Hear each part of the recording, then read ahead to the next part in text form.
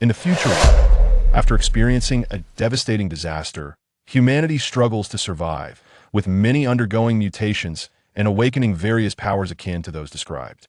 In books, meanwhile, plants and animals also undergo astonishing evolution. The once great civilization and buildings have nearly all collapsed. Oceans have dried up into deserts, forests have degenerated into barren lands, and the world has fallen into a severe shortage of resources. Survivors can only rely on their meager powers to collectively rebuild their homes and piece together fragments of civilization bit by bit. Among them is the overlooked war god Li Chenxi, who gradually loses hope amid daily struggles, until one day, a mysterious phone suddenly appears out of nowhere, and a voice, claiming to be the Pinduoduo system, resonates in her mind. Welcome to Log In. Your apocalypse money-saving strategy has been credited. Chapter 1. 9 yuan and 9 for free shipping. Ding dong, congratulations to the host for activating the Pinduoduo system. This box of biscuits is only 9 yuan and 9 for free shipping. Do you want it? Yes.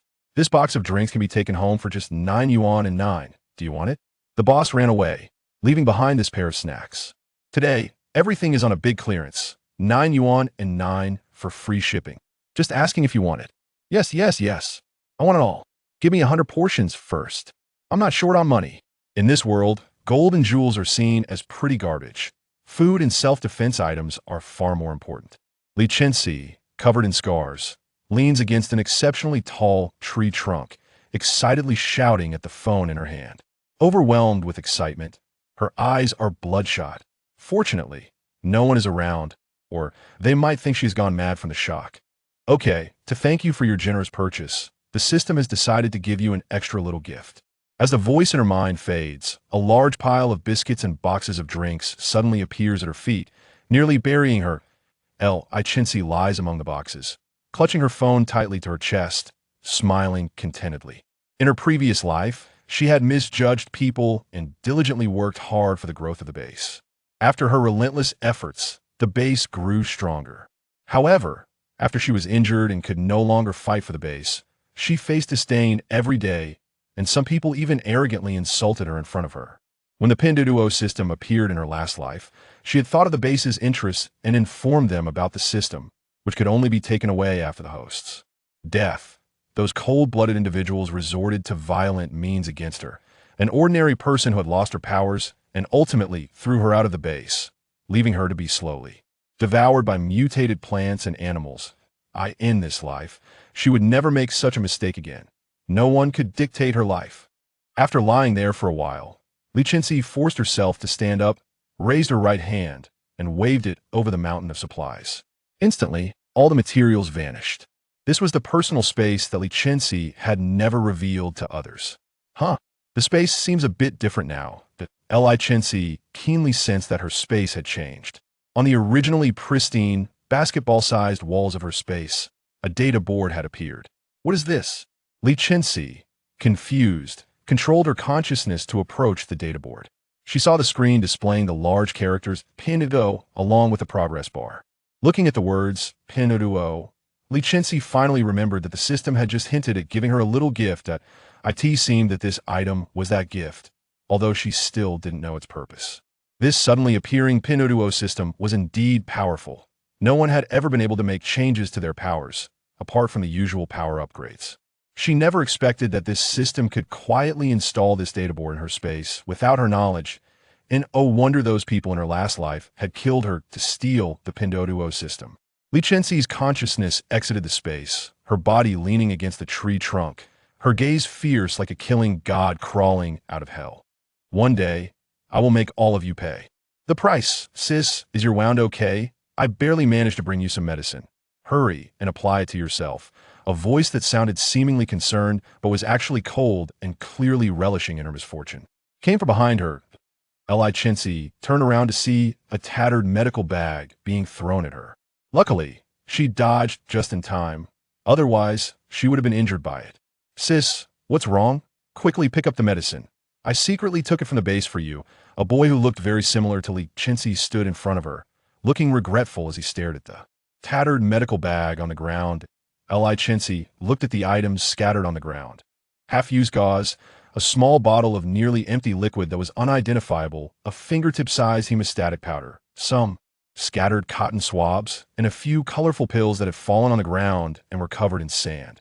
With such small quantities, they were even less effective than the medicine used by the lowest tier of people in the base. Did he really need to sneak this out? Ridiculous. She could probably find something better in a garbage heap. Li Chenxi looked at the boy who resembled her, but said nothing, merely gazing at him coldly with a smile. Li Ming felt a chill from her gaze, awkwardly touching his nose and asking dryly, "Sis, why are you looking at me like that?" "I'm waiting for your hypocritical mask to fall off." Li Chenxi gave him no face. There was no room for sentiment with enemies. Li Ming didn't expect her to be so straightforward, and he nearly lost his smile. His grin was no longer as sincere as before. "Sis, don't joke around. Are you still mad at me? I had no choice back then. When you left, I, a person without much use for my powers, had to show loyalty to stay in the base. I had no choice but to throw you out of the base. Besides, I'm here looking for you now, right?" Hearing Li Ming's usual coddling tone, Li Chenxi felt utterly disgusted. If she didn't have anything in her stomach right now, she would really want to perform a vomiting act right there, preferably on him. What does it mean to have no choice? To ensure he had better living conditions, a girl had been forced to become tougher than the boys, risking her life day and night battling those monsters, suffering injuries all over her body. For him, she never thought of resisting even when the people in the base made things difficult for her, fearing that some would trouble him because of it. But what about him? When others made things difficult for her, he didn't stand by her side. Instead, he humiliated her alongside them to please them, throwing her out of the base first to show loyalty. Was that his no choice? He certainly had plenty of choices. This is the good little brother she had desperately protected. How wonderful. Li Chenxi didn't want to look at him any longer. Even one more glance felt disgusting and dirty. She turned and forced her weak body to leave. "Sis, where are you going? You have no powers now." "Where can you go?" Li Ming shouted at Li Chenxi from under the tree, appearing reluctant, but secretly wishing she would leave quickly. The once mighty Li Chenxi was now like a stray dog. He couldn't be happier. Li Ming sneered as he watched Li Chenxi walk away slowly. So what if she was once a war god? She was still abandoned by the base. Once he confirmed that Li Chenxi had gone far enough, he immediately pressed a strange button in his hand, and a chubby man with big ears appeared out of thin air. Seeing the man appear, Li Ming smiled obsequiously. "Boss, I have successfully driven Li Chenxi away." The man nodded in satisfaction. "Huh, no wonder you're Li Chenxi's brother. You do things cleanly and quickly that you'll be rewarded when you return." Li Ming laughed obsequiously. "Thank you, Chief. This is what I should do." "Then no reward?" No. I still want a reward." While they were discussing whether or not to reward, Li Chenxi, who had just walked away, ran into trouble. Chapter 2. Saved. A chatty person detected that the host's health value is declining. The mall will provide the host with the cheapest, most useful, and comprehensive medical products. Welcome the host to purchase the Pinduoduo system, which had difficulty encountering someone like Li Chenxi who spent money extravagantly, surprisingly sounded lively. "You're quite intelligent." Hearing the prompt from the Pinduoduo system, Li Chenxi was quite surprised. She didn't expect it to recommend things based on her situation, which was quite thoughtful, even more so than her good brother. "Of course, this system is the most advanced in the universe," the Pinduoduo system replied proudly. At this point, Li Chenxi had opened the mall interface, and indeed, it was filled with medical products that existed before the world's civilizations were destroyed, even some limited edition medicines. Seeing these products, Li Chenxi's eyes sparkled. With these things, what was there to be afraid of? She immediately placed an order for all the medicines until her space could no longer hold them. "Host, based on your health condition, I recommend you choose this health gift package. It can display your health condition and provide you with the best treatment plan, completely intelligent with no side effects. And it works quite fast, but it's a bit expensive, costing $888. When it came to the price, the Pinduoduo system's confidence faltered. This package had hardly been purchased by its previous hosts, either because they felt it wasn't worth it or they didn't have the money. "Buy it. Money is not a problem for me." Li Chenxi immediately placed the order generously. Money was no issue for her. Thinking of the abundant gold and jewels in her space, Li Chenxi felt completely secure, grateful for her habit of collecting these beautiful things. Indeed, security comes from oneself. "Great. Thank you for your purchase, big spender." Li Chenxi's status in the Pinduoduo system skyrocketed, and it went from calling her host to big spender. That product was indeed good. As soon as Li Chenxi placed the order, she immediately felt a change in her body. In just 3 seconds, her internal and external injuries completely healed, and even the scars from the past faded significantly. Ah, it's a mutated mimosa. Help! Not far away, dust rolled up, and the cries for help reached Li Chenxi, who was still immersed in her rapid recovery. Shocking her, she climbed to the treetop and used her 5.0 vision to look into the distance, only to see a few people fleeing from the attack of the mimosa. One person was in serious danger, already wrapped in leaves by the mimosa, that if no one rescued him, he would soon bid farewell to this world, turning into spring mud to protect the flowers. Li Chenxi watched this scene, feeling very conflicted, to save or not to save. The survival rule in this world is to mind your own business and improve yourself, as you never know if the person you save is a kind deer or a venomous snake. Minding your own business is the best policy.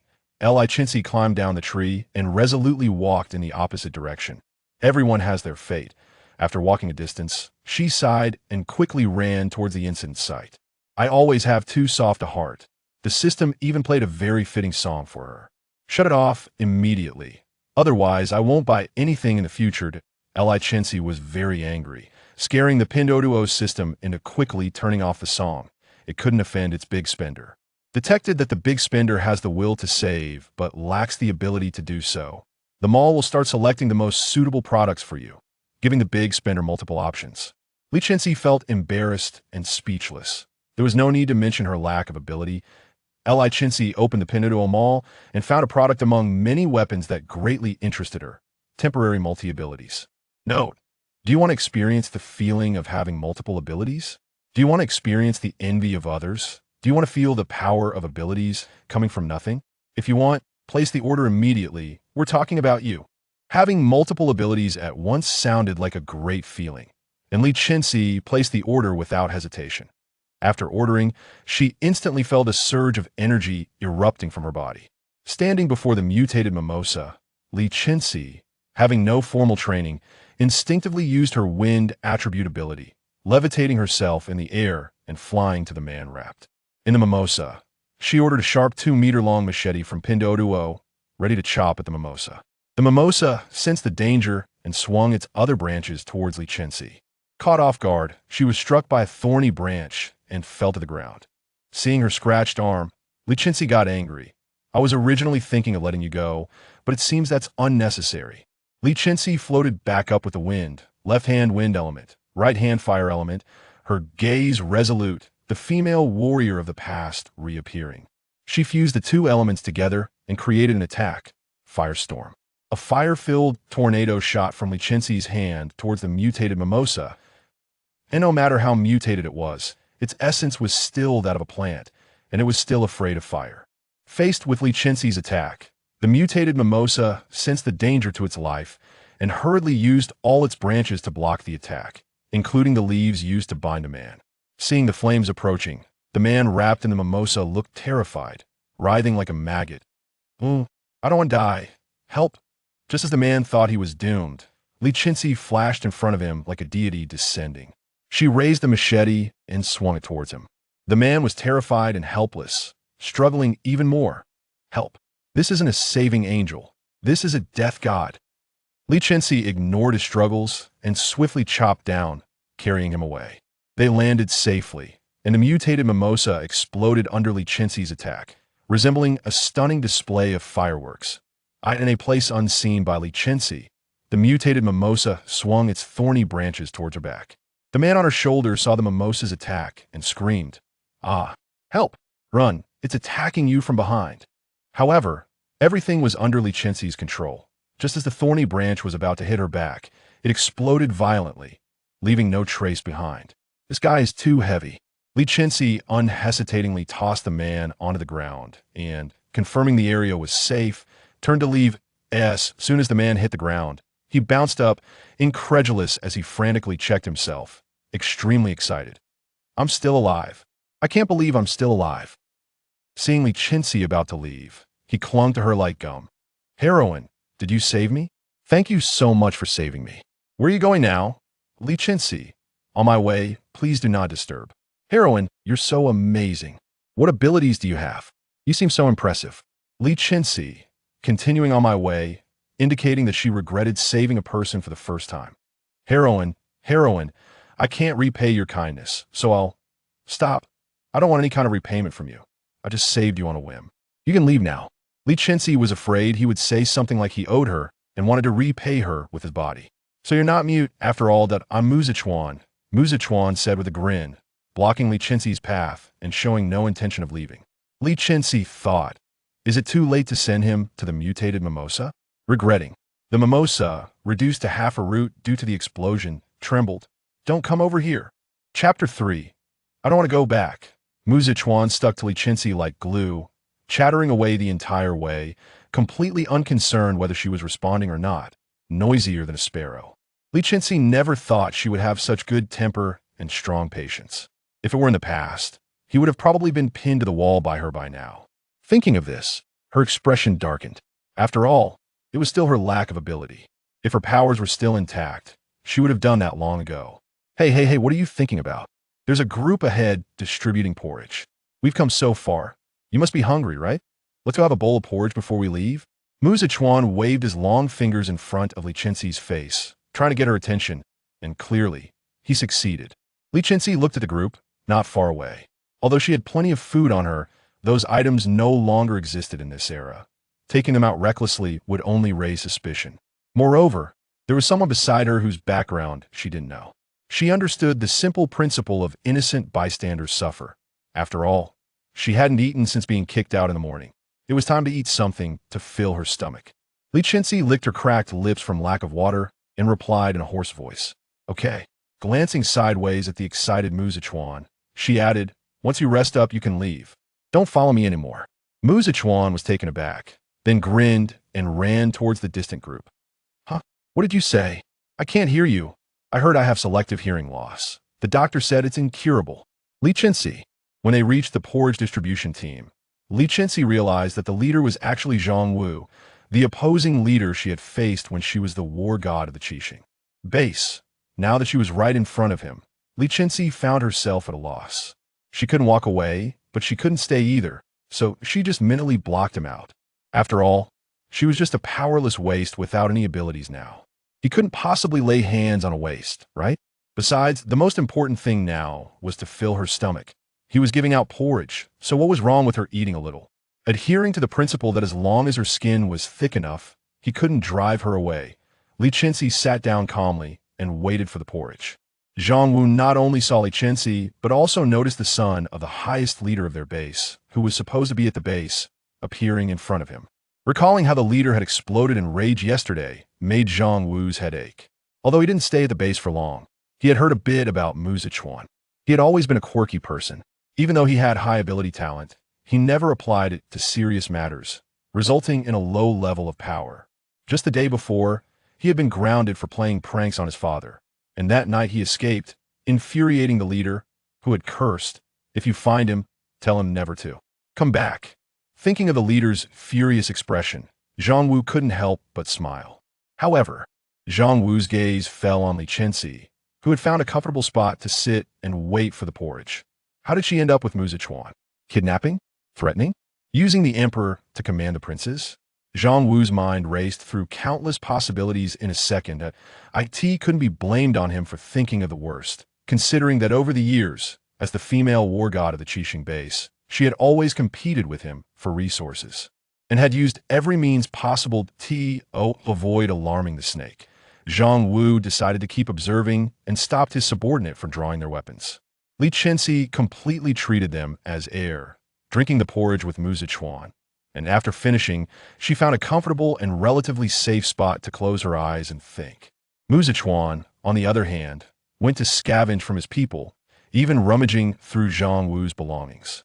Come on, hand over all the good food suitable for girls you have. I want to save it for my lifesaver, Muzichuan said, holding a torn bag and collecting items from everyone.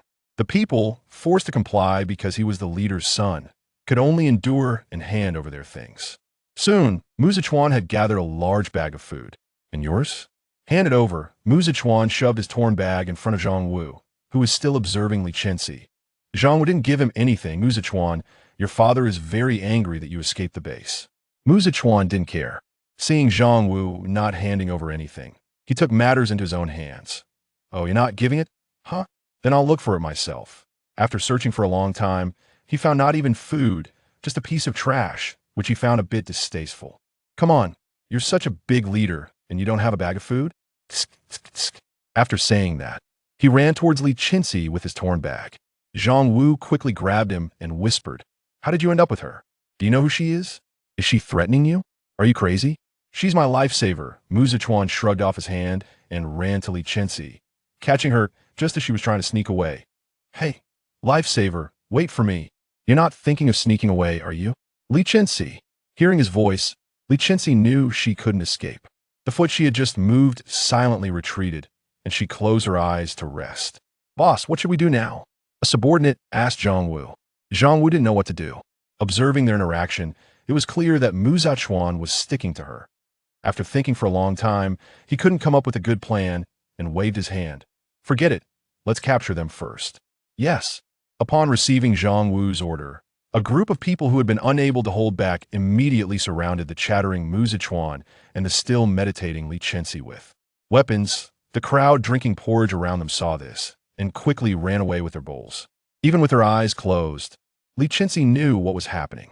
She slightly raised the corners of her mouth and opened her eyes slowly. "What does Team Zhang mean? Are you planning to attack a weak woman like me?" Zhang Wu stood in front of Li Chenxi, perplexed. "Li Team, who doesn't know how powerful your abilities are? Yulongbaoisme. Weak woman? Who are you talking about? Yourself?" The smile on Li Chenxi's face instantly froze. Powerful abilities? Why does that sound so harsh now? She was indeed a waste without any powers. Zhang Wu's subordinate silently reminded him. "Boss, I heard her abilities were lost due to an injury during an outing. She was thrown out of the base, so she is indeed a weak woman now." Zhang Wu. "Oh, I'm really dead. I'm really dead." Now that they were surrounded, what else could he do? Even if he didn't capture Li Chenxi, he had to take this rebellious Mu Zichuan back first. Ahem. Zhang Wu awkwardly coughed a couple of times. "Then please cooperate. We won't make things difficult for you. Take them away." Li Chenxi didn't mind going along. She wasn't sure where to go anyway. It didn't matter, but that Mu Zichuan beside her was too noisy. As soon as he heard that Zhang Wu was going to take him back to the base, his mouth never stopped. "Zhang Wu, you're being dishonorable. How can you sneak attack like this? You're the leader of a whole team. How can you use such despicable means?" I don't want to go back. I finally managed to sneak out. If I go back, my dad will definitely kill me. I'm begging you, I don't want to go back." Zhang Wu, "That's so noisy." Li Chenxi, "That now you know how I feel, right?" Others. At this moment, an unexpected change occurred. Thick smoke rolled in, covering the sky and blocking everyone's line of sight. Chapter 4. "So what if I don't have powers? I have Pinduoduo. Be careful." Zhang Wu immediately grabbed the hands of Li Chenxi and Mu Zichuan on either side of him, vigilantly looking around. Be careful not to get separated.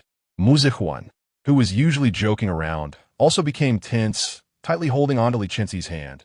"Benefactor, protect me." Li Chenxi, whose hands were being painfully held by the two, felt speechless. "Seriously, guys, I've never felt this speechless before." Coldly, she said, "Let go of me."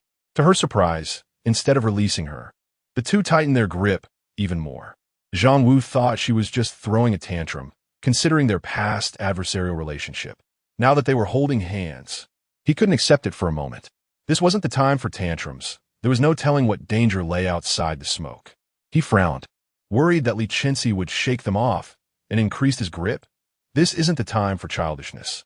Mu Zichuan was practically hanging onto Li Chenxi, fake crying. "Benefactor, do you find me annoying?" Hoo. Li Chenxi, speechless, where did these two idiots come from? She shoved her hands, which had turned purple due to lack of blood supply, in front of them. "If you don't let go, my hands are going to be ruined." "Sorry about that." When the two saw Li Chenxi's hands, they felt awkward and quickly released their grip. Fortunately, the surrounding smoke obscured visibility.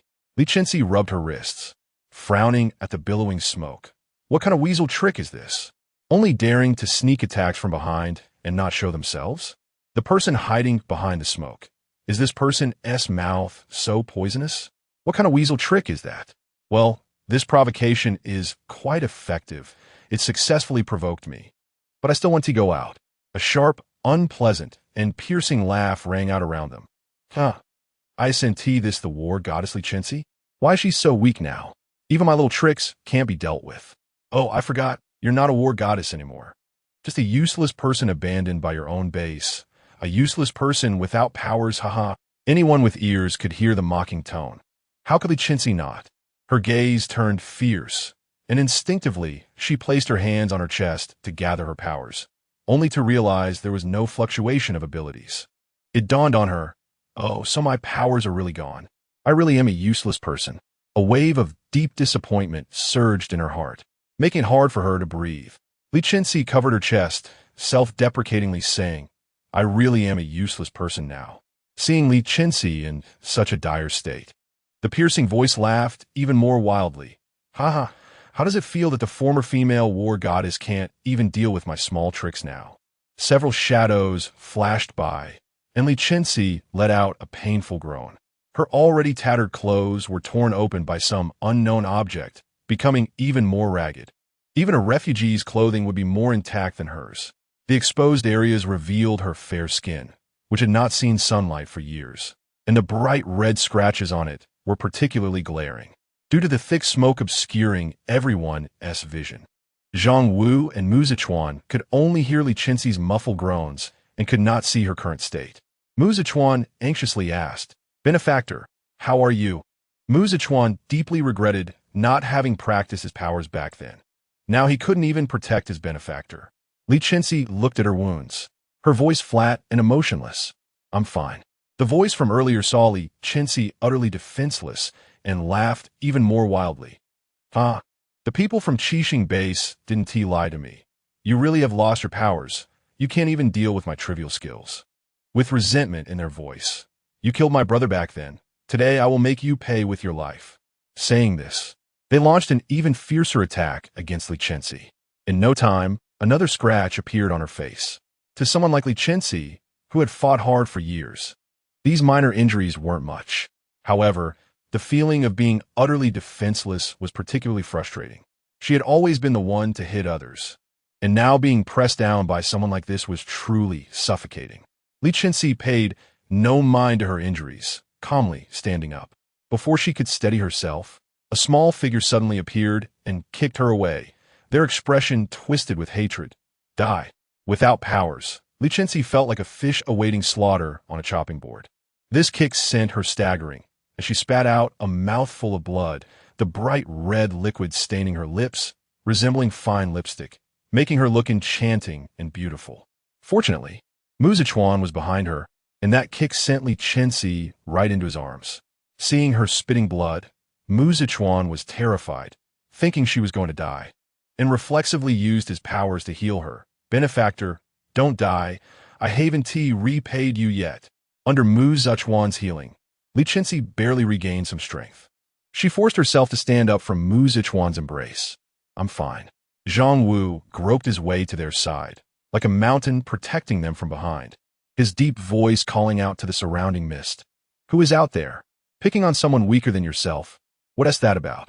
Come fight me if you have the guts. Zhang Wu, I advise you not to interfere. This is my matter with Li Chenxi. A seductive voice rang in everyone's ears, and with a flash of a fiery red shawl, an incredibly enchanting woman appeared before them. It's you? Zhang Wu clearly recognized the woman before him and firmly said, No way. I will take charge of this matter today. If you want to harm the people behind me, you must first get past me. Although Zhang Wu didn't know what had transpired between the two women, he knew that the son of his base leader cared deeply for Li Chenxi. On that basis alone, he couldn't allow anyone to harm her. Otherwise, it wouldn't be easy to bring Mu Zichuan back. Moreover, Li Chenxi was currently someone without any powers, which clearly made the fight unequal. And he simply couldn't stand by. If you insist on this, then don't blame me. The woman's flames surged in her hand, almost engulfing her. I will handle my own affairs. Li Chenxi stepped out from behind Zhang Wu, who was ready to strike, standing firm. Even without her powers, she wasn't weak enough to let unrelated people interfere in her matters and get hurt because of her issues. But Zhang Wu's words faltered. Li Chenxi instantly understood the unfinished words. But I'm just a useless person without powers now, right? Zhang Wu awkwardly scratched his head. I didn't mean that. Even if I no longer have powers, I don't need unrelated people to intervene. The woman in the fiery red shawl smiled. You're quite interesting. But is this really the time for you two to reminisce and chat? She yelled. Little brother, go. Yes. A shadow appeared behind Li Chenxi and kicked her hard, sending her disappearing into the smoke, completely cutting off Mu Zichuan and Zhang Wu's line of sight. Benefactor.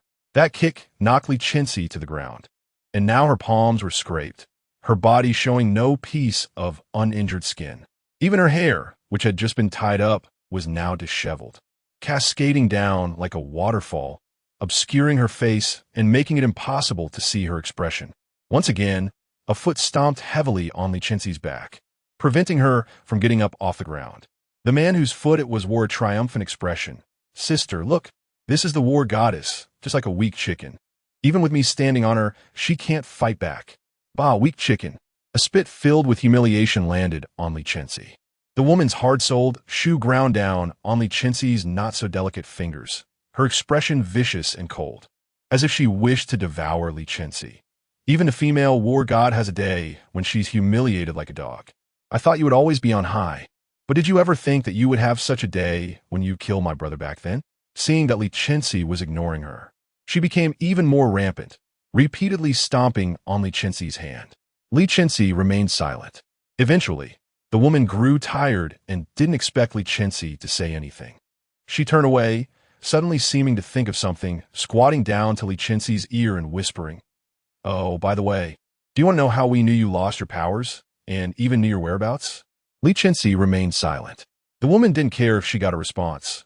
It's your brother, Li Ming, who told us. Otherwise, how would we know you lost your powers? Your brother is really too good. Afraid we wouldn't know. He even personally spread the word. I heard you love this brother the most, right? Haha. Upon hearing this, Li Chenxi finally reacted slightly.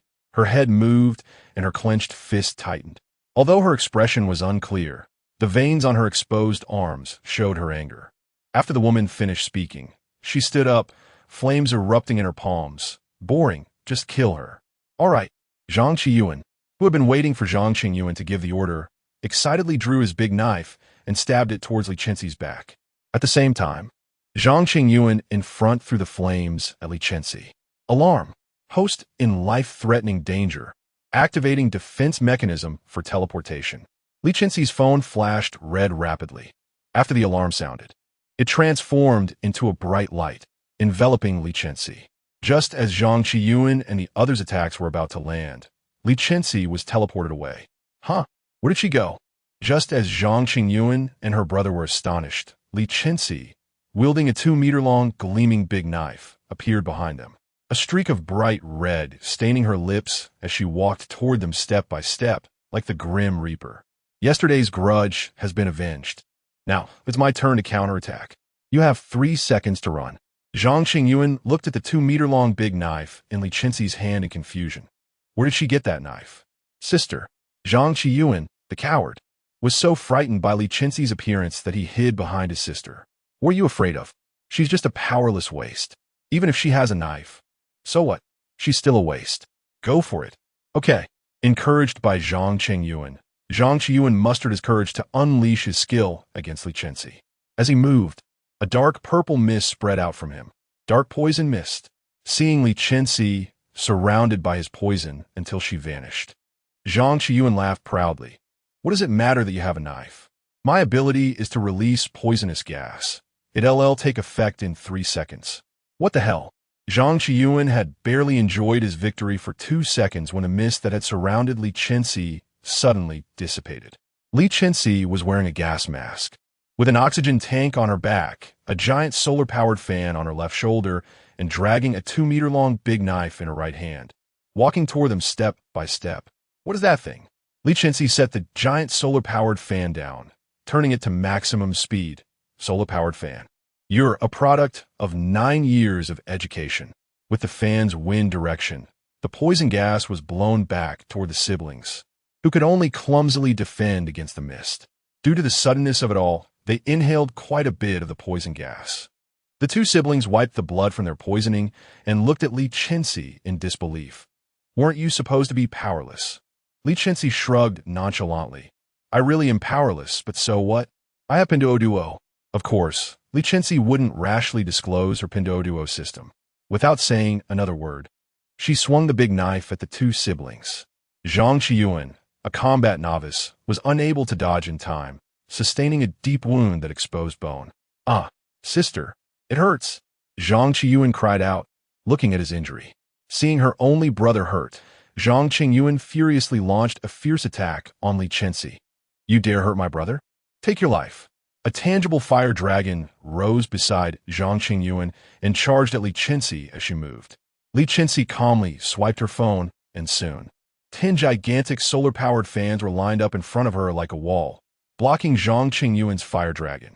With Zhang Qingyuan's fury, the fire dragon doubled in size. Li Chenxi, unblinking, pulled out a 2-meter-wide, 3-meter-long giant fire extinguisher, the nozzle as big as a head. Fortunately, Li Chenxi had great strength. Otherwise, she wouldn't have been able to manage it. She opened the extinguisher switch, and a white mist rushed toward the fire dragon. Soon, Zhang Qingyuan's ability could no longer hold up. The fire dragon gradually dissipated. Li Chenxi remained leisurely holding the giant extinguisher, even having time to browse the Pinduoduo Mall. Once the extinguisher ran out, Li Chenxi could just buy another one, but Zhang Qingyuan's ability was gone forever. In the end, Zhang Qingyuan fell weakly to the ground, covered by a vast amount of white powder, like a fish that had rolled in flour, with no face and no mouth. Watching Li Chenxi approach with the big knife, Zhang Qingyuan unwillingly shouted, Didn't you say you had no powers? You lied to us. Li Chenxi chopped her hand off without hesitation. I really don't have powers, but that doesn't mean I can let you bully me. Li Chenxi decisively aimed for her vital points, and a shadow flashed, causing Zhang Qingyuan to vanish, leaving behind two hands, one slender and white, the other with thick joints. Seeing the siblings disappear, Li Chenxi felt very regretful. If she had known, she wouldn't have hesitated and could have resolved it with one stroke. Now, she had let the tiger return to the mountain, not knowing when they would come back to bite her. As the two siblings vanished, the smoke slowly dissipated. Are you all right, benefactor?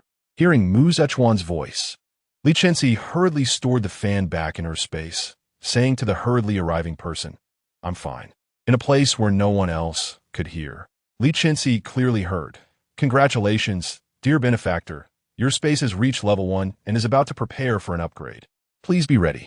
The next second, Li Chenxi fainted, her last memory stopping at Mu Zechuan's anxious face. Hey, what happened to you? Chapter 5, I hope you can stay ding. The space upgrade was successful, and the space has expanded to twice its original size. There are many fun stories about the space upgrade, and we welcome our benefactor to upgrade more. Hearing the sound, Li Chenxi groggily woke up, opened her dry eyes, and looked at the ceiling above. Her mind was blank. Who am I? Where am I? What was I going to do? Clatter.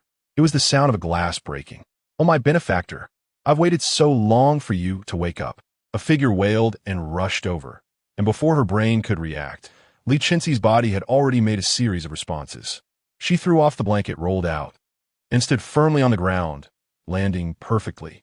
She saw a person, well-dressed and looking quite presentable, pouncing hard on the poor blanket.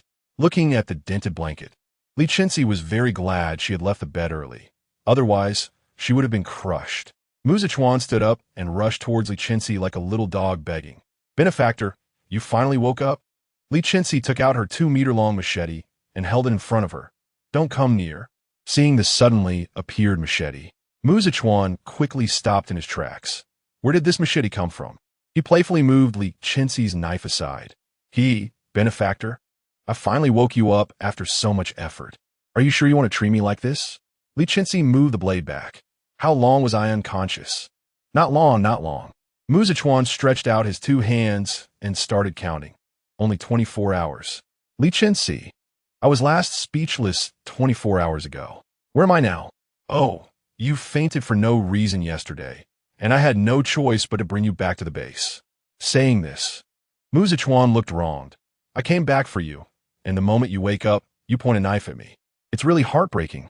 Li Chenxi didn't expect that one day she would end up in the base of her archenemy. Isn't this like a sheep entering a tiger's den? You brought me back, but did Zhang Wu and the people at the base object? Yes, but I said if you weren't allowed in, I wouldn't go back either. Then my dad agreed to let you in. Li Chenxi pondered. Oh, so I came in through the back door. I'm fine now. I want to leave the base. Don't. It's so dangerous outside. Just stay here for a while. Consider it a favor to me. Mu Zichuan, a big man, actually acted cute and pouted just to convince Li Chenxi to stay. Mu Zichuan's father, unable to bear seeing his son like this, pushed the door open. Huh? My son is right. If you don't mind, you can stay here for a few days before leaving. Guests are welcome. Although he said that, Li Chenxi keenly sensed the implication of wanting her to leave in his words. After all, who would want to see someone who once competed for resources with their base in their own home? To say that was already giving face. No need. I'll leave soon, so I won't trouble you. After saying this, Li Chenxi lifted her foot and walked outside, tightly gripping the knife handle and vigilantly watching the onlookers around. Seeing Li Chenxi's awareness, Mu Zichuan's father breathed a sigh of relief and felt very satisfied with her behavior. No, stay and keep me company. No one expected Mu Zichuan to suddenly throw a tantrum. He directly clung to Li Chenxi's thigh and rolled around. Stay with me. I hope you can stay. Mu Zichuan's father, watching his son throwing a tantrum, quickly closed the door, cutting off the curious and gossiping gazes from outside. In the end, under Mu Zichuan's tantrum, Li Chenxi relented and decided to stay for a week. Mu Rushu angrily twisted his son's ear and led him out of the study. All the way, Mu Zichuan's wails could be heard. Dad, my ear hurts. Dad, be gentler. My ear is going to fall off.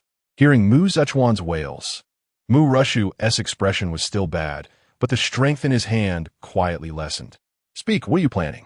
Why do you insist on keeping Li Chenxi at the base when you know the people at the base have a lot of opinions about her? Mu Rushu twisted Mu Zichuan's ear and entered the study, sitting down on a chair, taking a sip of the cold tea on the table to calm himself down. Ugh, it tastes bad. Mu Rushu secretly spat out the tea leaves in his mouth. Mu Zichuan rubbed his reddening ear, his smile no longer as innocent as before. Dad, Li Chenxi definitely has secrets we don't know about. Aren't you curious how a person without abilities made Zhang Qingyuan and his sister flee in panic? That's obviously unlikely, and she has something as solid as a brick by her side. Once we take it away from her by 10 meters, it will automatically disappear. I even saw her conjure many things that shouldn't exist in this era. Aren't you curious about all this? So, you're planning to study her? We could capture her and research her since she doesn't have abilities now. No.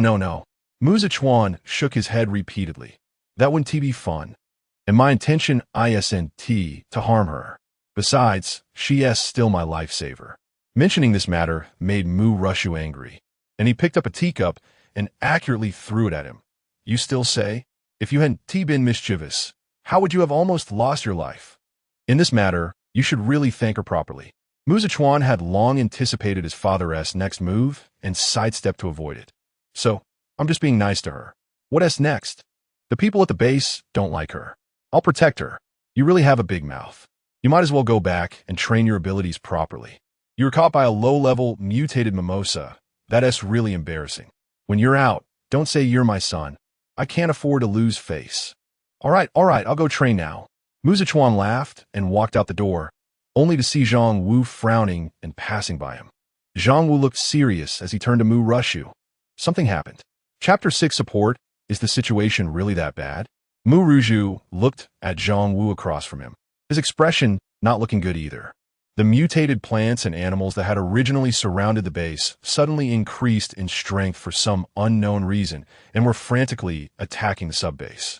The subbase probably couldn't hold out much longer. How long could they last with just the resources inside the subbase? At most 3 days. Hurry.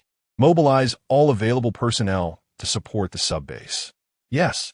Zhang Wu hurriedly ran outside, and after Mu Rushu opened the base's control system and arranged everything, he informed the people in the base, trying to reassure them. Due to the subbase being attacked by mutated plants and animals, we need to send some manpower and resources from the base to the subbase, which is part of our base and our partner. We should advance and retreat together with them. The base still has enough resources for everyone to use, so please rest assured. Li Chenxi listened to the broadcast, feeling impressed by the efficiency of the base's operations. Outside the door, a healer pushed a cart while chatting, and their voices clearly reached Li Chenxi's ears. Have you heard? What? Our sub-base is under attack. The broadcast already said it, of course I know. Actually, judging by how fast Zhang has been hoarding supplies over the years, the resources should be sufficient. Then why are they taking resources from our base now? I heard it's all because of Li Chenxi from the Qixing base, blaming her for constantly competing with Zhang for supplies. Otherwise, how could we be this desperate? Li Chenxi? Is that the Li Chenxi in this hospital? The voice suddenly lowered. Yes, it's her. I heard she no longer has abilities and was thrown out by her base. How can she still have the face to recuperate here? Exactly. You guys aren't busy at work, huh? You have time to gossip here. Mu Zichuan interrupted their chatter, glanced at the hospital room, gave an okay hand gesture, and signaled for them to leave quickly. Standing at the door, he adjusted his expression. Benefactor, I'm here again. Inside the hospital room, Li Chenxi was lost in thought and looked up to interrupt Mu Zichuan's chatter. When is the support team leaving? Huh? Mu Zichuan was taken aback, then replied seriously. We're leaving tonight. Did you hear something? Don't worry about those people. They're just bored and talking nonsense behind your back. I'm leaving with the team tonight. My dad says it's to train me, but I know I need to rest. You can go now. Oh, then you rest well. Wait for me to come back. Seeing Li Chenxi close her eyes and rest, Mu Zichuan left reluctantly, revealing a triumphant smile in a place where Li Chenxi couldn't see. On a dark and windy night, Li Chenxi took advantage of everyone's inattention and blended into the support team, heading towards the sub-base. At night, Li Chenxi drank the distributed food with a group of soldiers. One person took a big gulp of porridge and then spat it out. Pooh, this porridge tastes terrible. I just can't get used to it. Meat is the real culinary delight. He then pulled out a large piece of meat product from his pocket and happily started eating. The person across from him said, You should be grateful. We still have porridge to drink. I heard that over at the sub-base. They might have to eat tree bark soon. We might not even survive this time. It's going to be dangerous. Pooh, what nonsense are you saying? With Captain Zhang here, what is there to fear? Captain Zhang is formidable, but how can he fend off countless mutated beasts alone? Li Chenxi felt uneasy listening to this. After finishing the porridge, she stood up and found a quiet place to stay, leaning against a tree trunk, looking up at the moon above. If it weren't for her competing for resources with the Bishing base over the years, maybe, as they said, the sub-base wouldn't have fallen so quickly. The key was that the resources she brought back were all given to a bunch of ungrateful ingrates. Just thinking about it made her angry. Although their positions were different back then, even knowing that the sub-base of Bishing needed those resources, she could never give them up. After all, she bore some responsibility and should contribute, even if she no longer had abilities. Li Chenxi took out her phone from her pocket. I hope he can be of use. Hey, benefactor, what are you doing here? Mu Zichuan suddenly jumped out from behind, and Li Chenxi quickly hid her phone. It's nothing, just bored in the base. Came out to walk with you guys. Mu Zichuan curiously glanced at where Li Chenxi hid her phone, noticing she was clearly lying, but he didn't expose her. Oh, then benefactor you. Li Chenxi interrupted him. Stop calling me benefactor. I have a name. It's Li Chenxi. Being called benefactor so frequently was embarrassing. She had wanted him to change it for a long time, but never had the chance. Hey, can I call you Cece? Li Chenxi shot him a glare. Do you want to die? All right, I'll call you Chenxi. Is that okay? Mu Zichuan immediately pleaded for mercy, believing that without abilities, Li Chenxi had a way to take him down. We're about to depart. Mu Zichuan, where are you? Zhang Wu's voice echoed from a distance, and those who were resting began to get ready. Mu Zichuan pulled Li Chenxi's hand and ran towards where Zhang Wu was. Since you're going to the sub-base anyway, why not come with us? It'll all be safer, right? Li Chenxi stumbled and fell to the ground, ending up with a mouthful of grass and sand. Expressionless, Li Chenxi stood up, spat out the grass and sand from her mouth. Damn it! Mu Zichuan didn't expect this accident to happen, and seeing her stunned, he cautiously reached out. Chenxi, are you okay? Li Chenxi subtly dodged his hand. I can walk by myself. Oh, Mu Zichuan was extremely frustrated. This was nothing like he imagined. He had envisioned a beautiful scene of holding hands and running forward together, accompanied by the gentle breeze and moonlight.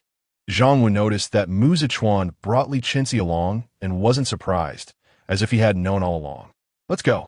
With Zhang Wu's command, the 5,000 strong team advanced under the cover of night. Outside the sub-base, a large group of frenzied, mutated plants and animals relentlessly attacked the base. The personnel resisting outside kept falling one after another, and those inside the base weren't doing much better. Everywhere were corpses and injured people, with no space left. They were directly placed on the streets. Even the young children were holding weapons, vigilantly observing their surroundings. Damn it, hasn't the rescue arrived yet? Someone who was boiling a pot of what was called porridge, but contained hardly more than boiled water, shouted in despair. The only response was silence and the fierce sounds of the attack outside the base, as the mutated beast crashed against the base's protective shield, like the tolling of a death knell for them. Report, we can't hold on much longer. The base's protective shield is about to break. A person with a limp crawled in to report. An elderly man with gray hair looked up at the sky and sighed helplessly. Are we really going to hold out? He stood up, looking at the exhausted people and the young children, his brow furrowed with both helplessness and determination. Everyone, after drinking this bowl of porridge, we will fight for our base. He then resolutely walked towards the base's entrance, and others followed suit, drinking what might be their last bowl of porridge, following him with expressions of sadness yet determination. Just then, the already overburdened protective shield of the base let out a final wail, shattering and disappearing into the night sky like scattered stars. The mutated beasts broke into the city. The elderly man with white hair roared, "Kill!" He unleashed his powers to attack the otherworldly beast. Kill! The colorful abilities surged toward the beast that had breached the city. But these attacks were no more effective than raindrops in the ocean, having no impact whatsoever. The crowd was exhausted, calmly facing their deaths. A young girl, clutching her small knife, charged at the beast, her tender voice echoing in the base. Kill! To the beast, the girl appeared like an ant, completely disregarded. Just as the beast's attack was about to send the girl flying, Mu Zichuan appeared and saved her. Seeing Mu Zichuan's arrival, hope surged among the people in the base. Someone shouted, "Rescue has arrived! Rescue has arrived! Our base is saved!"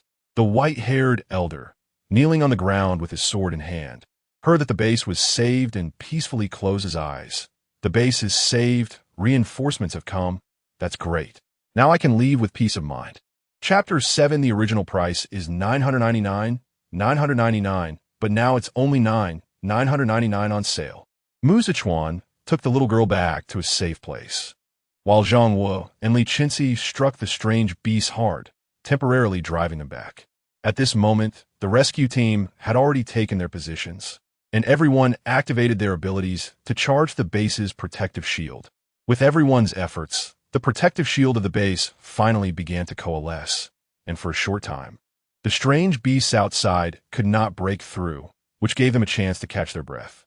The originally tense crowd relaxed upon seeing the protective shield rise and the arrival of the rescue team, collapsing onto the ground in exhaustion. Grandpa! The little girl in Mu Zichuan's arms saw the old man with white hair fall to the ground and struggled to run towards him. But unfortunately, the old man had already lost his breath. Mu Zichuan used his healing skills to treat him, and when he placed his hand on him, he already knew that the old man had no life signs. Seeing the little girl's sad expression, he still tried his best to save him until his abilities were exhausted. Mu Zichuan withdrew his hand, unable to meet the little girl's watery, hopeful eyes, and with a difficult tone, he uttered the heartbreaking fact, "Your grandpa has no life signs."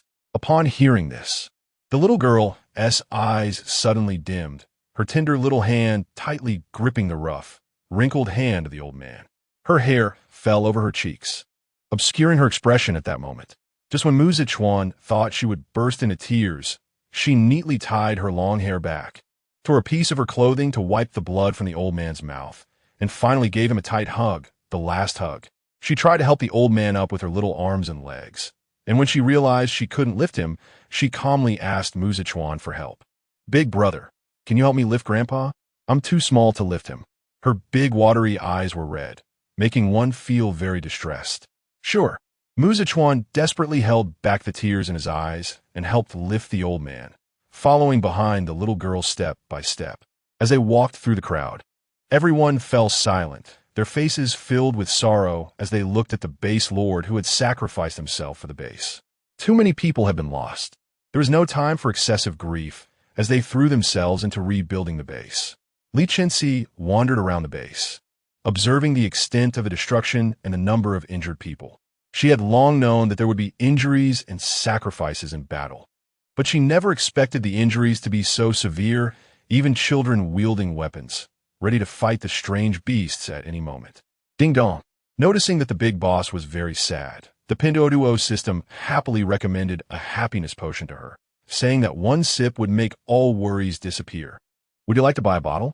The cheerful recommendation sound of the Pinduoduo system appeared in Li Chenxi's mind at an inappropriate moment. Do you believe I'll throw you away? Li Chenxi's threatening voice transmitted through the Pinduoduo system's waves, instantly making it understand what fear was. And it quickly changed its product recommendations. I'm sorry, let me recommend something else for you. Please don't be angry. The Pinduoduo system immediately scanned Li Chenxi's surroundings. Ding dong. Based on the environment around the big boss, the Pinduoduo Mall believes you need medicine, food, and building materials right now, and is now recommending suitable products for you. Upon hearing this, Li Chenxi took out her phone and started browsing.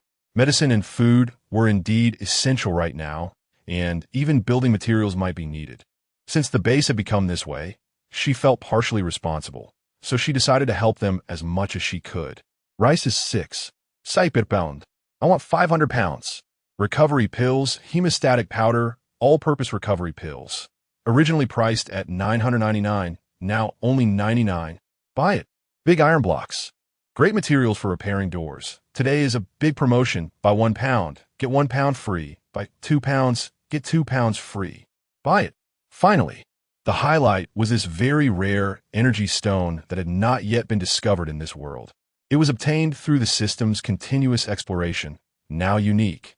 Originally priced at $999 gold, but since the big boss has upgraded to VIP status, is now only $999 gold. Isn't that a great deal? $999 gold? That's a bit expensive. Li Chenxi gritted her teeth. Buy it. I'm not sure on money, nor gold or jewels. Okay. Thank you very much for your generous spending. All the products have been delivered to your space. Hope you give a good review. The mobile purchase page popped up a review form.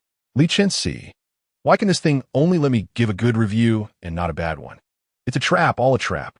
After giving it a good review, the Pinduoduo system left very satisfied. Thank you for the good review from Big Boss. Li Chenxi looked at her full space, very thankful that her space had been upgraded before. Otherwise, she really wouldn't have been able to fit all these things. After realizing she was out of space, Li Chenxi sneakily made her way to the food storage area, mixing the rice she bought into it. The Pinduoduo system had recommended products based on the surrounding environment, and since this rice was something that should exist in this era, it blended in without a trace. After Li Chenxi left, a person coming to get food looked at the fully stocked warehouse, somewhat puzzled. Why does it seem like there's more food today? It wasn't tea this full before, was it? Another person carried a bag of rice. What are you dawdling for? More is more. Isn't it good to have more? Hurry up, don't slack off, we need to cook. Oh, but this much is a bit too exaggerated.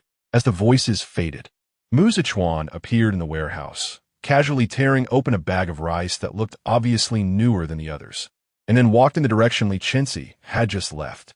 At this moment, Li Chenxi stealthily dropped the powdered pills she had ground into the large pot for brewing medicine. This was the most expensive medicine that the Pinduoduo system had just recommended, which could quickly heal wounds, whether external or internal. Li Chenxi didn't dare to put too much in. If they healed too quickly, it would raise suspicion.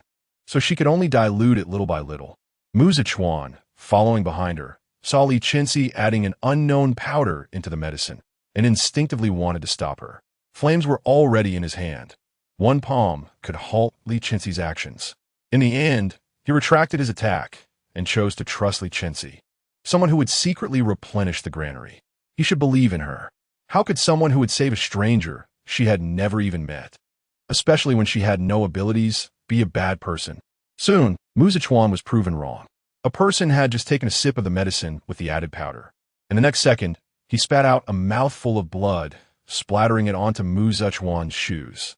Without saying a word, Mu Zichuan immediately restrained Li Chenxi, one hand holding her hands and the other gripping her neck tightly. What kind of medicine did you give them? Chapter 8 Energy Stone. Li Chenxi, gasping for breath as he was being choked, exclaimed, "Damn, this kid wants to kill me." Trembling, he pulled out a medicine bottle, showing the label to Mu Zichuan while frantically slapping his hand, trying to make him let go. Looking at the words on the bottle, healing pill, Mu Zichuan loosened his grip slightly, allowing Li Chenxi a moment to breathe. Then wisely spitting blood, Li Chenxi would not let anyone control him. After catching his breath, he swept Mu Zichuan's legs out from under him, knocking him to the ground. Taking advantage of his moment of confusion, he used his full weight to pin him down and then delivered a sharp elbow strike to his back, with a force that was merciless and brutal. Thinking about how he had done a good deed only to be doubted and embarrassed, Li Chenxi felt furious. He had calculated the blow perfectly. If it were his past self, Mu Zichuan would probably be dead by now. Don't you ask about the situation before doing things? Did that person say he was going to die from spitting blood? If you can't think, you might as well donate your decorative brain to a goldfish.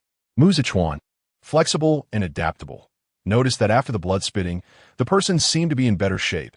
Realizing he had misunderstood Li Chenxi, he quickly begged for mercy. "Oh, I know I was wrong. Chenxi, little Cece, please forgive me." Li Chenxi twisted his arm hard.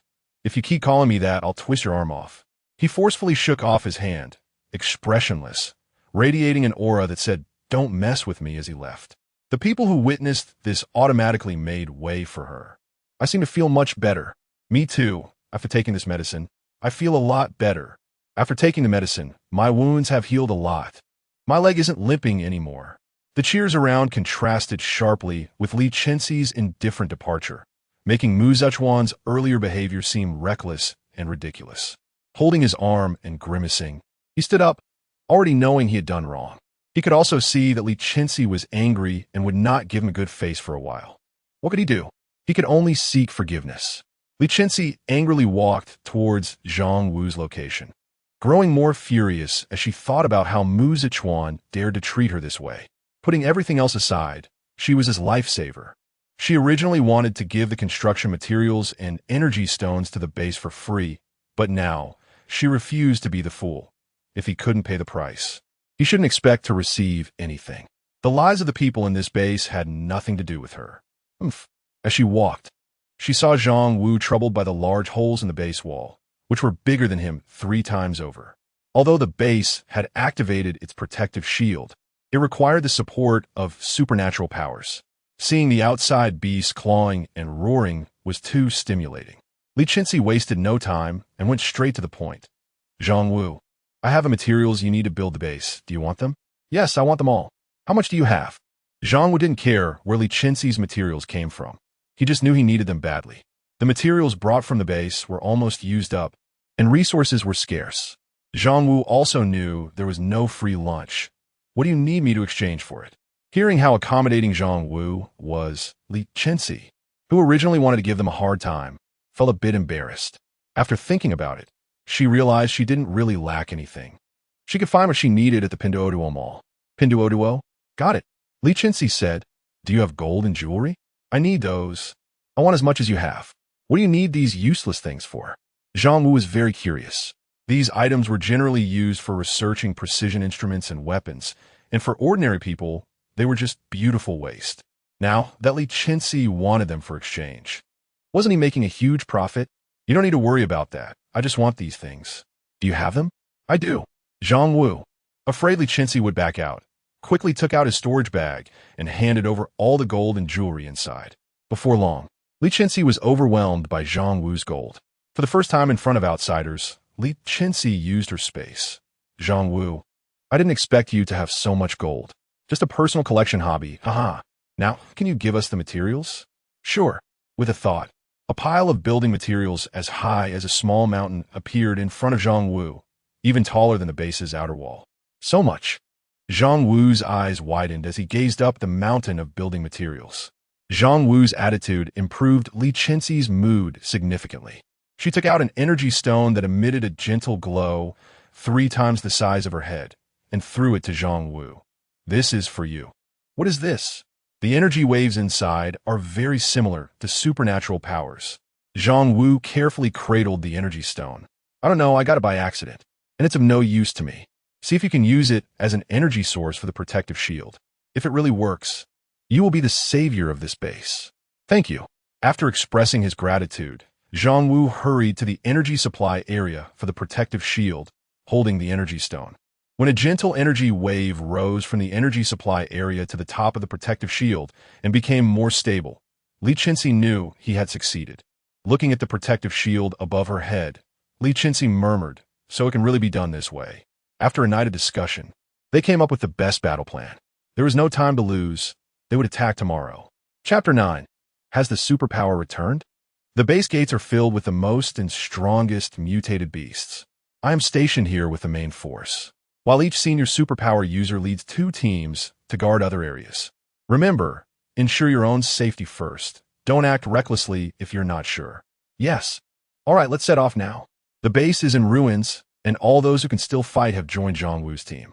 The remaining injured, elderly without powers, and young ones stay behind to support logistics. Everyone is busy working for the future of the base, with no complaints. "Big brother, good luck."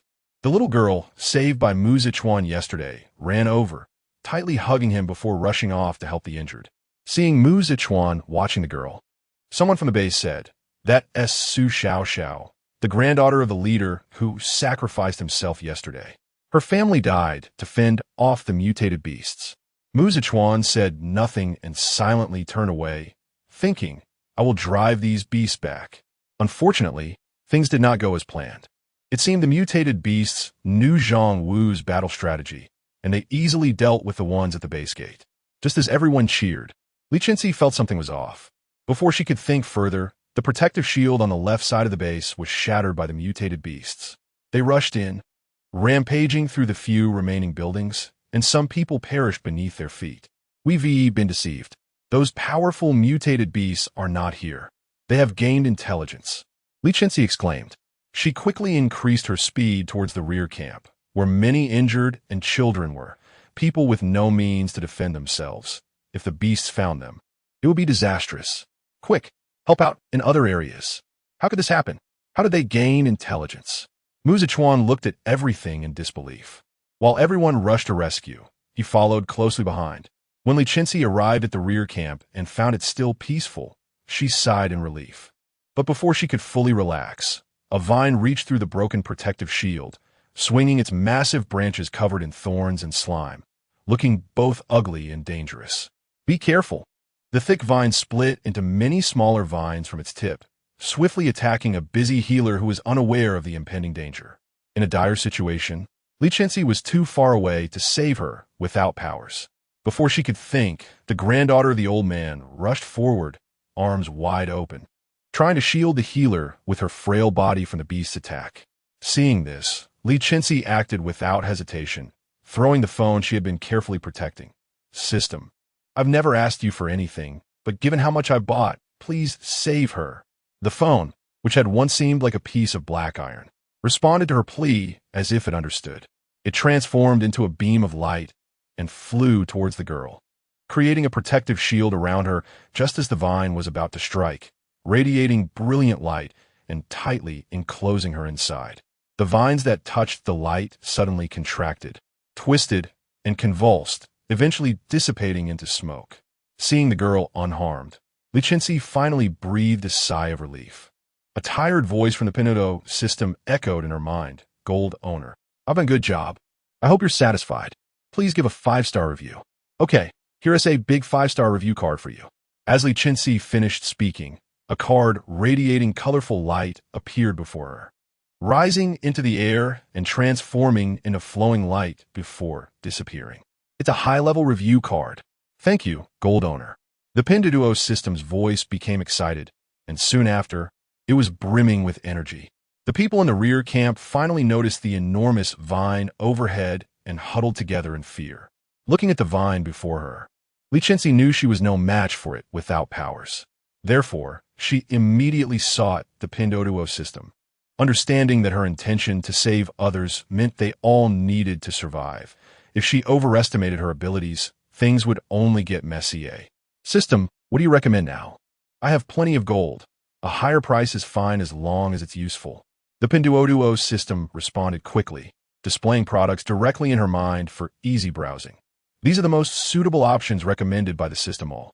Li Chenxi quickly locked onto the indestructible protective shield from Pinduoduo, which is a bit expensive, costing about half her gold, but there was no time for bargaining now. With her eyes wide open, she placed the order, and the protective shield quickly formed around everyone. Due to the immense space, the formation took a bit longer.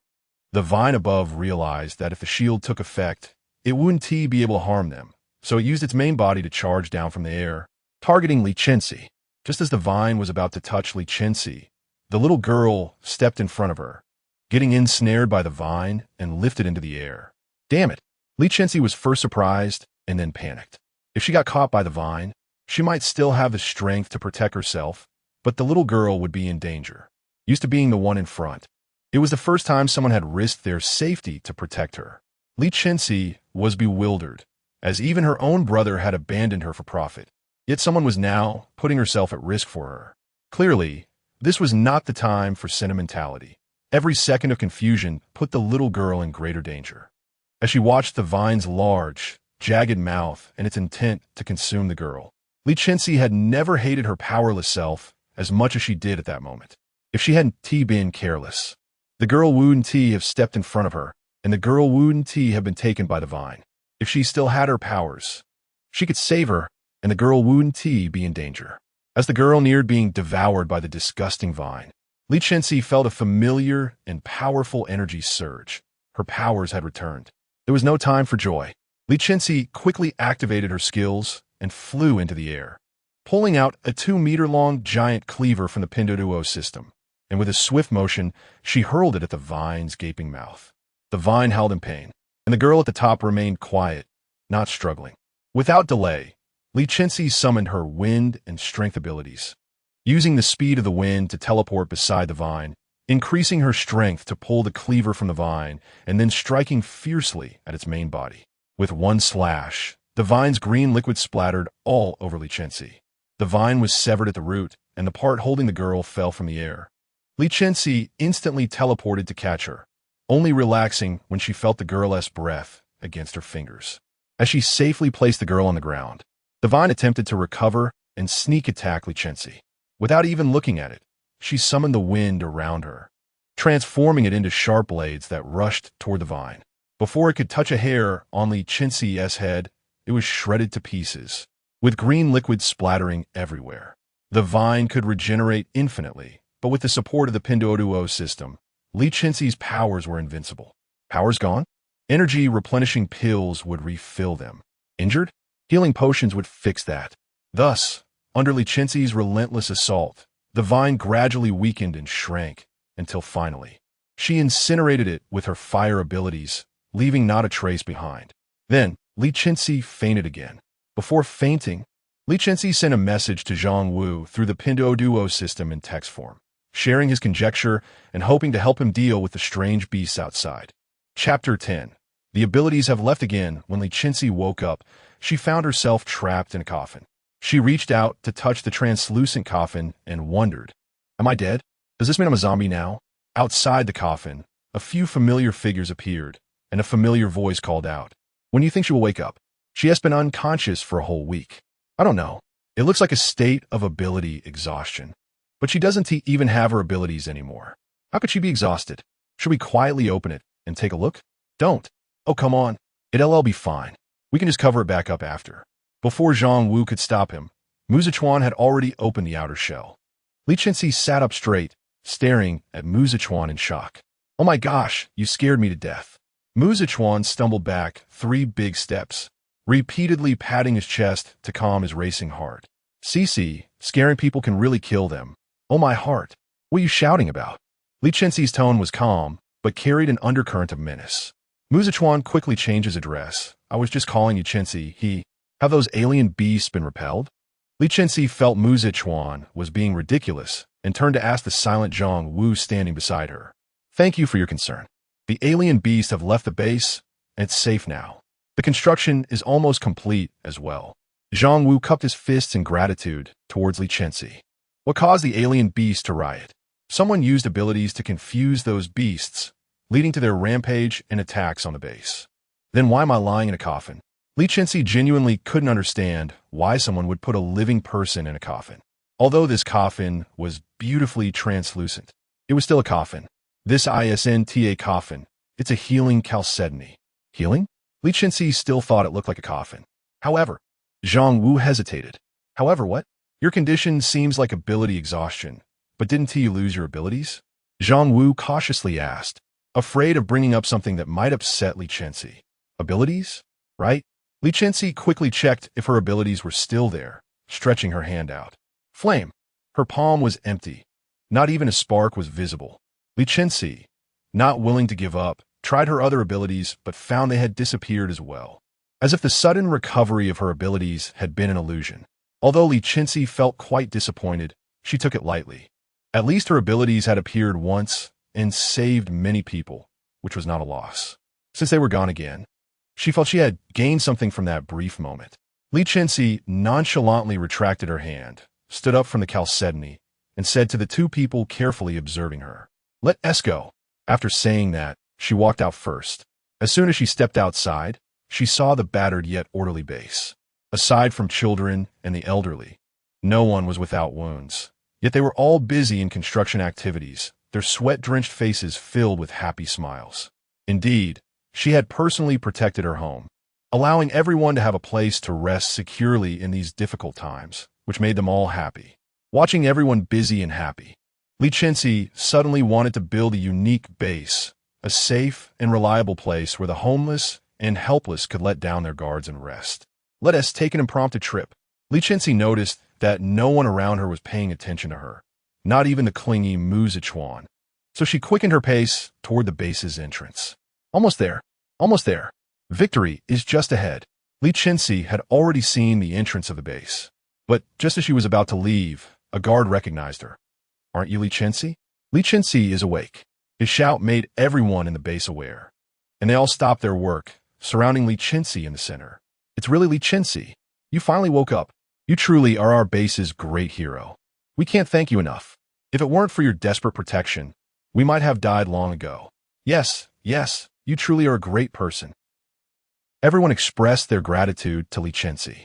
Through their words, Li Chenxi learned that some were people she had saved from the vines. Some came to thank her for saving their relatives, and others knew that the alien beasts left the base so easily because she had warned them. "Well, it seems I can't leave now." These people were too enthusiastic, and in the end, it was Mu Zichuan who pulled her out. Mu Zichuan asked her, "Do you want to leave?" Li Chenxi honestly replied, "Yes, the base is safe now. My promise to stay here for a month is up. It's time for me to go." Not knowing what Mu Zichuan was thinking, he said, "Then I want to leave with you. Are you sure your dad will let you go?" Li Chenxi really didn't want this chatterbox around her. She would eventually get neurotic from his incessant talking. "My dad can't control me. If you don't take me with you, I won't let you leave." Fine. Li Chenxi had no choice but to reluctantly take this chatterbox, Mu Zichuan, along and set off. They headed north. "Hey, what's that? So cute." Chapter 11 Contract Stone. A fluffy white rabbit, shining like a diamond, was nibbling on a giant carrot while occasionally shaking its long ears. When Li Chenxi saw the rabbit, she wasn't as excited as the silly Mazequin. Based on her previous experience, the rabbit's snow-white fur indicated it was a young one. Wherever there were young animals, adult ones would surely be nearby. Li Chenxi pulled the overly excited Mazequin, who was ready to rush over. "Be careful. There should be large beasts around." "No way." Mazequin looked around skeptically. "Even if there are, it's just a rabbit. How big can it be?" "I'm coming, little rabbit." Ignoring Li Chenxi's warning, Mazequin darted forward. Li Chenxi shook her head. "I can't stop him. I really regret bringing him along at this moment." Ding dong. The system detected that the big spender is currently regretting it. Pinduoduo recommends a regret potion worth 9,999 gold bars for you. Can drinking it really make me regret? No deception here, big spender. Drinking the regret potion will definitely make you regret successfully. Bye. After pressing the order button, An ordinary bottle of transparent liquid appeared in Li Chenxi's palm, along with a piece of black stone. Thank you for your purchase, big spender. The system needs maintenance for 3 days, during which it will be offline. Thank you for your understanding.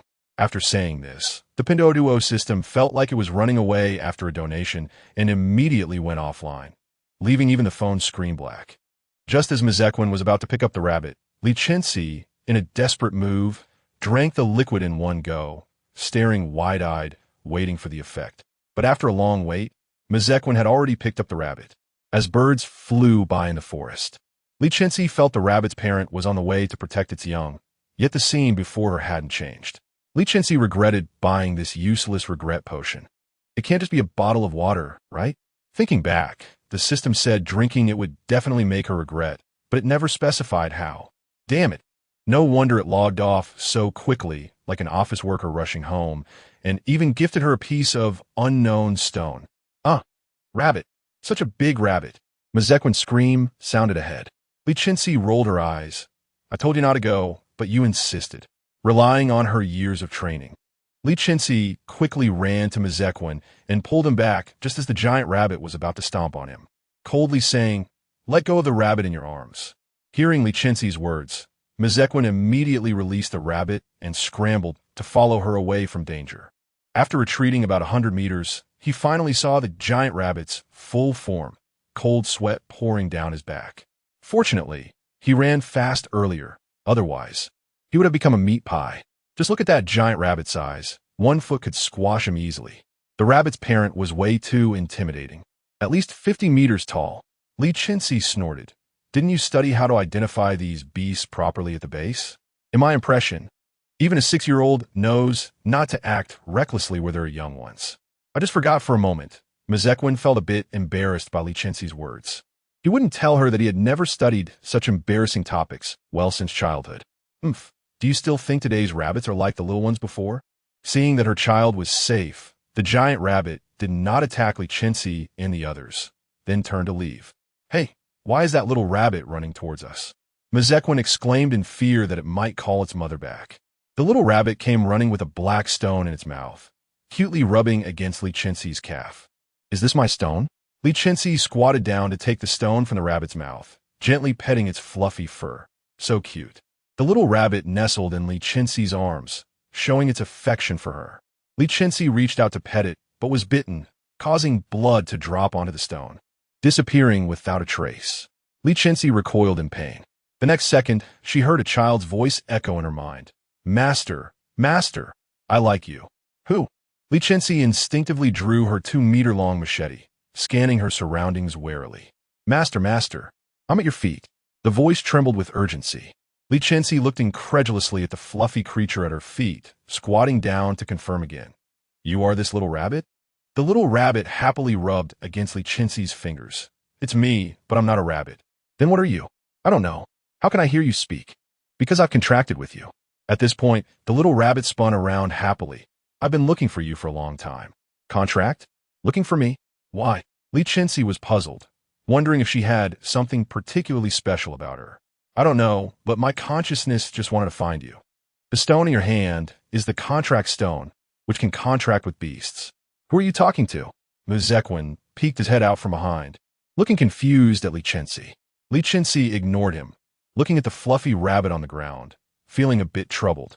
Now, with this clingy person beside her and another little rabbit, what should she do? Sensing Li Chenxi's unhappiness, the little rabbit obediently said, Master, I eat very little. I can also not eat. I won't waste your food, and I'm very strong. I can protect you. Please don't abandon me. Being voiced by a small animal. Li Chenxi felt a bit embarrassed. Since you followed me, I will not abandon you. You don't have a name yet, right? No. You look fluffy and your fur is snow white, so I'll call you. Under the little rabbit's expectant gaze, Li Chenxi finally said the name that would accompany it for a lifetime. I'll call you Mao Mao since you're the fluffiest and prettiest. Do you like it? Mao Mao smiled wryly. I like it very much. Chenxi, help. Save me. Just as Li Chenxi was chatting with Mao Mao, Mizequin's voice of distress rang out behind them. Li Chenxi was speechless. She really couldn't have a moment of peace. How unfortunate. Chapter 12. The mysterious figure the giant rabbit had returned, its eyes blood red as it stood before Muzichuan. Not only that, it had brought with it mutated daughter, which was golden yellow and tightly wrapped around the giant rabbit. Its tendrils bound Muzichuan securely, much like a cicada pupa. Don't you know that rabbit? Why did it suddenly attack? Li Chenxi looked at the equally puzzled Mao Mao at her feet, voicing her soul's question. Mao Mao, fearing that Li Chenxi might misunderstand it, jumped up and down anxiously. I don't know. Looking at the abnormal eyes of the giant rabbit and its frenzied aura, which was inconsistent with its usual gentle demeanor. Mao Mao seemed to realize something. Hey, could it be that it's been enchanted by something? It's really different from usual. Muzichuan was tightly bound by the daughter, taking a deep breath through one eye and one nostril. Seeing that Li Chenxi had not yet moved, he couldn't help but feel a bit anxious. She won't think I'm a nuisance and take this opportunity to abandon me, will she? As he struggled violently, the daughter tightened its grip on him even more. This is troublesome. Although he said it was troublesome, Li Chenxi still took out her 2-meter-long machete, leveraging against the nearby trees to jump up high, raising the machete forcefully to chop at the main root of the daughter that was wrapping around Muzichuan. Didn't he cut through? Li Chenxi was surprised to see that the daughter had only sustained minor surface injuries. This was unexpected. This machete was from a popular online shop, and since she got it into her hands, there had been nothing it couldn't cut through. Now, this little daughter couldn't be cut. Landing steadily on the ground, Li Chenxi still looked at the machete in disbelief. It really can't be cut? Mao Mao bounced over to Li Chenxi's side. Based on the color and thickness of the daughter's vines, it should have reached the highest level. A normal knife can't cut it. That's troublesome. Li Chenxi glanced at the machete in her hand, and then at Muzichuan, who was tightly bound, feeling quite distressed. This situation had arisen because she hadn't been paying attention, and now the system was offline, meaning she couldn't access the store for a while. Her abilities were also unavailable. What should she do? Wait 3 days in place? No way. Not to mention how dangerous it was for him to be tied up like that. But waiting 3 days would mean starving to death. What to do? Master, I have a way. Mao Mao, who was at her feet, spun around as if to take credit, and a pair of white wings gradually sprouted from its back. Flapping its large wings, it flew toward Muzichuan at high speed, albeit somewhat clumsily. Seeing this, Li Chenxi tried to climb up along the giant rabbit's legs. But the giant rabbit was very alert and shook her off in a couple of moves, baring its 2 massive front teeth at her threateningly. It seemed ready to bite her if she made any more unsatisfactory moves. Li Chenxi was thrown off onto a nearby large tree and then fell heavily to the ground. Fortunately, the ground was covered in soft grass, so she wasn't seriously injured. Unable to get close to the giant rabbit, Li Chenxi could only place her hopes on the little rabbit she had just met today, even though it claimed it wasn't a rabbit. It was all her fault for being so weak now. Without the help of the online shop system, she felt like a fish on a chopping board in this world, at the mercy of anyone. Anyone could easily manipulate her. She never wanted to be manipulated like in her past life again. She needed to work hard to improve her own strength. Even without abilities, she wanted to have the ability to protect herself in this world, instead of being someone who could only survive by relying on external factors. Relying on others could become a habit, and that was not good. Relying on others is not as good as relying on oneself. One must always leave a way out for oneself. This realization was something she had learned with her life in her past life. She couldn't repeat the same mistakes in this life. Surprisingly, the giant rabbit did not attack Mao Mao, who was flying up but merely looked at it with its blood-red eyes, and one could even see a hint of affection in them. Muzichuan watched as Mao Mao flew up with wings. The rabbit can fly. Mao Mao looked disdainfully at Muzichuan, who was bound and barely resembling a human. What a waste. You can't even deal with a small high-level daughter. How can you qualify to stand next to the master? Muzichuan couldn't tell if he was seeing things, but he seemed to catch a look of disdain from the rabbit's eyes. Mao Mao opened its mouth, revealing its sharp teeth, and without a word, bit toward Muzichuan's head. Seeing this, Muzichuan's adrenaline surged, and he instantly twisted into a pretzel. Whoa, don't come over. The rabbit is going to eat me. As he watched the giant mouth coming toward him, Muzichuan closed his eyes in despair. Was he really going to die here? If he had known, He wouldn't have run around. If he could do it all over again, he would definitely listen obediently. Woo-woo. He didn't know how much time had passed. Woo-woo. Chenxi, I will listen to you from now on. I won't run around anymore. Please come save me. Would you really let someone as handsome and suave as me disappear here? I can talk. Realizing he could speak, Mu Zichuan opened his eyes in surprise and found his field of vision was very broad. The daughter that had bound him was slowly breaking apart, leaving only some stubborn daughter wrapped around his hands and feet, as if it was reluctant to let go of this hard-earned meal. Mao Mao was gnawing away. If it weren't for the master wanting to save you, I wouldn't want to use my precious teeth to gnaw on these vines. Yuck, it's not tasty.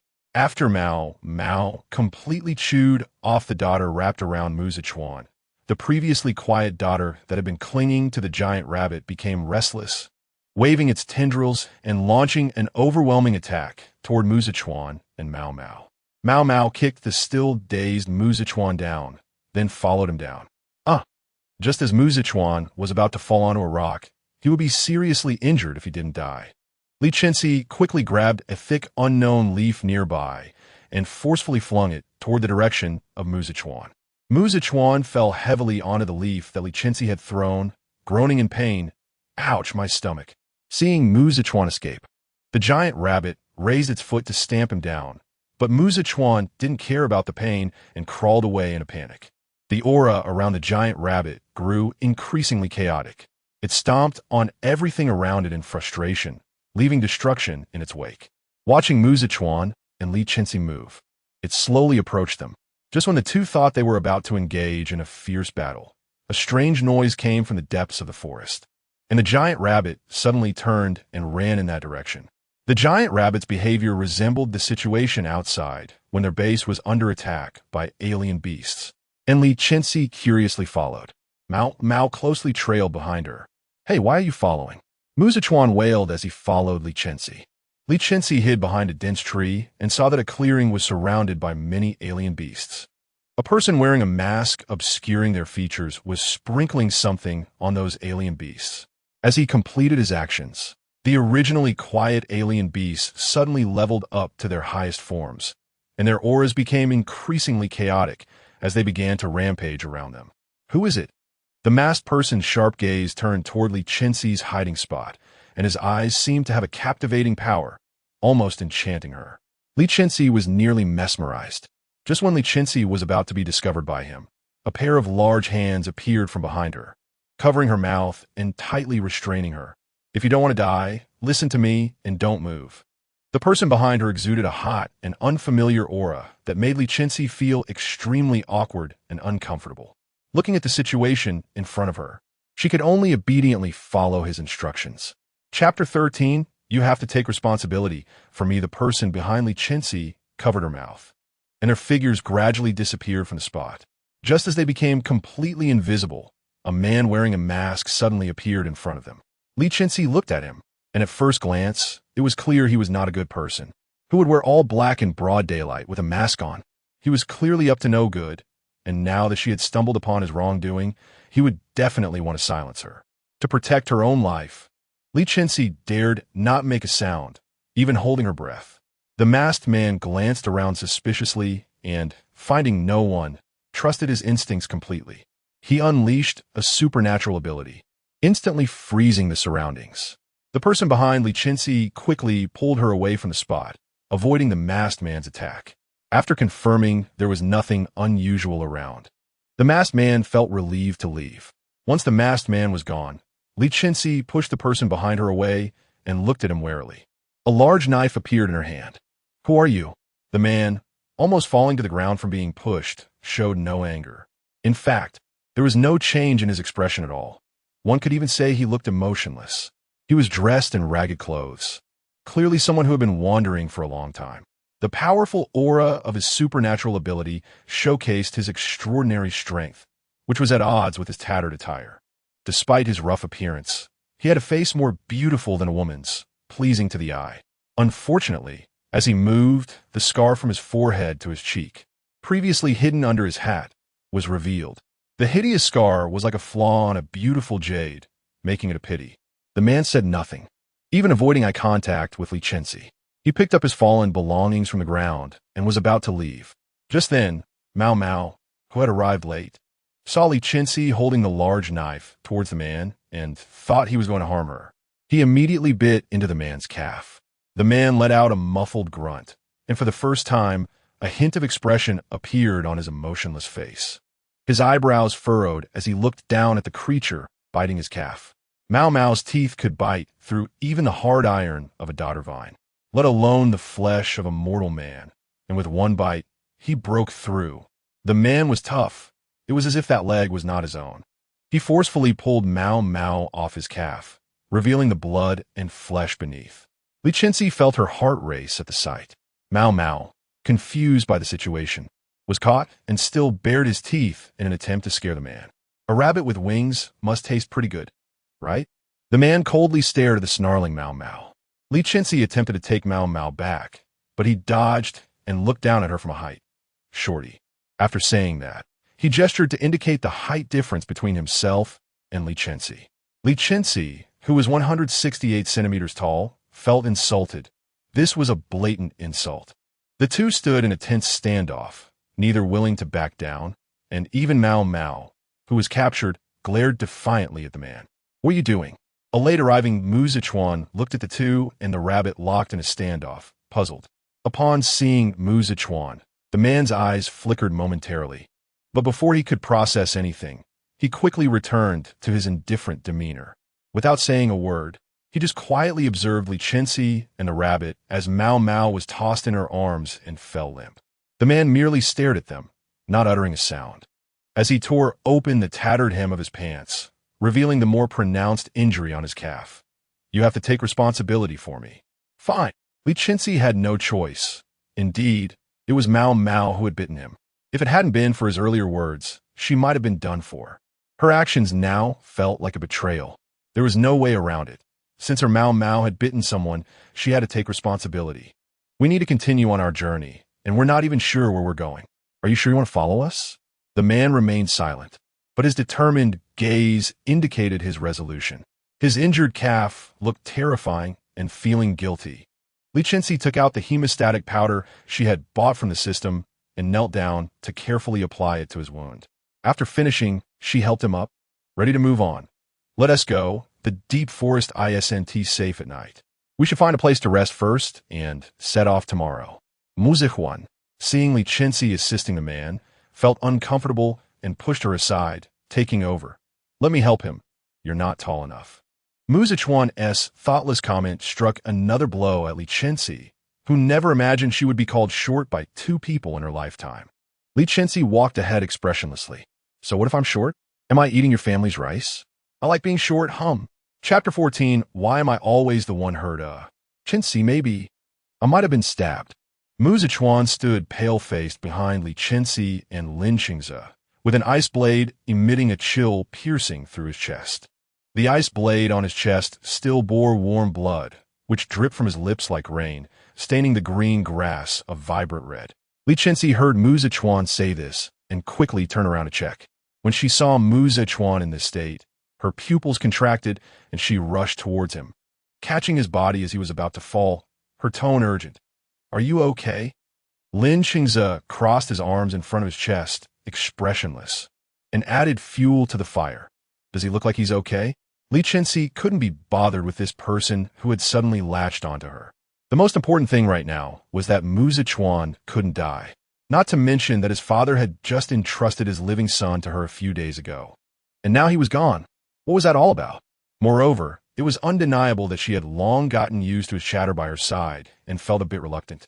She had treated him like half a family member by now. "I knew my intuition was right. You all have to die. Blame yourselves for seeing what you shouldn't have seen."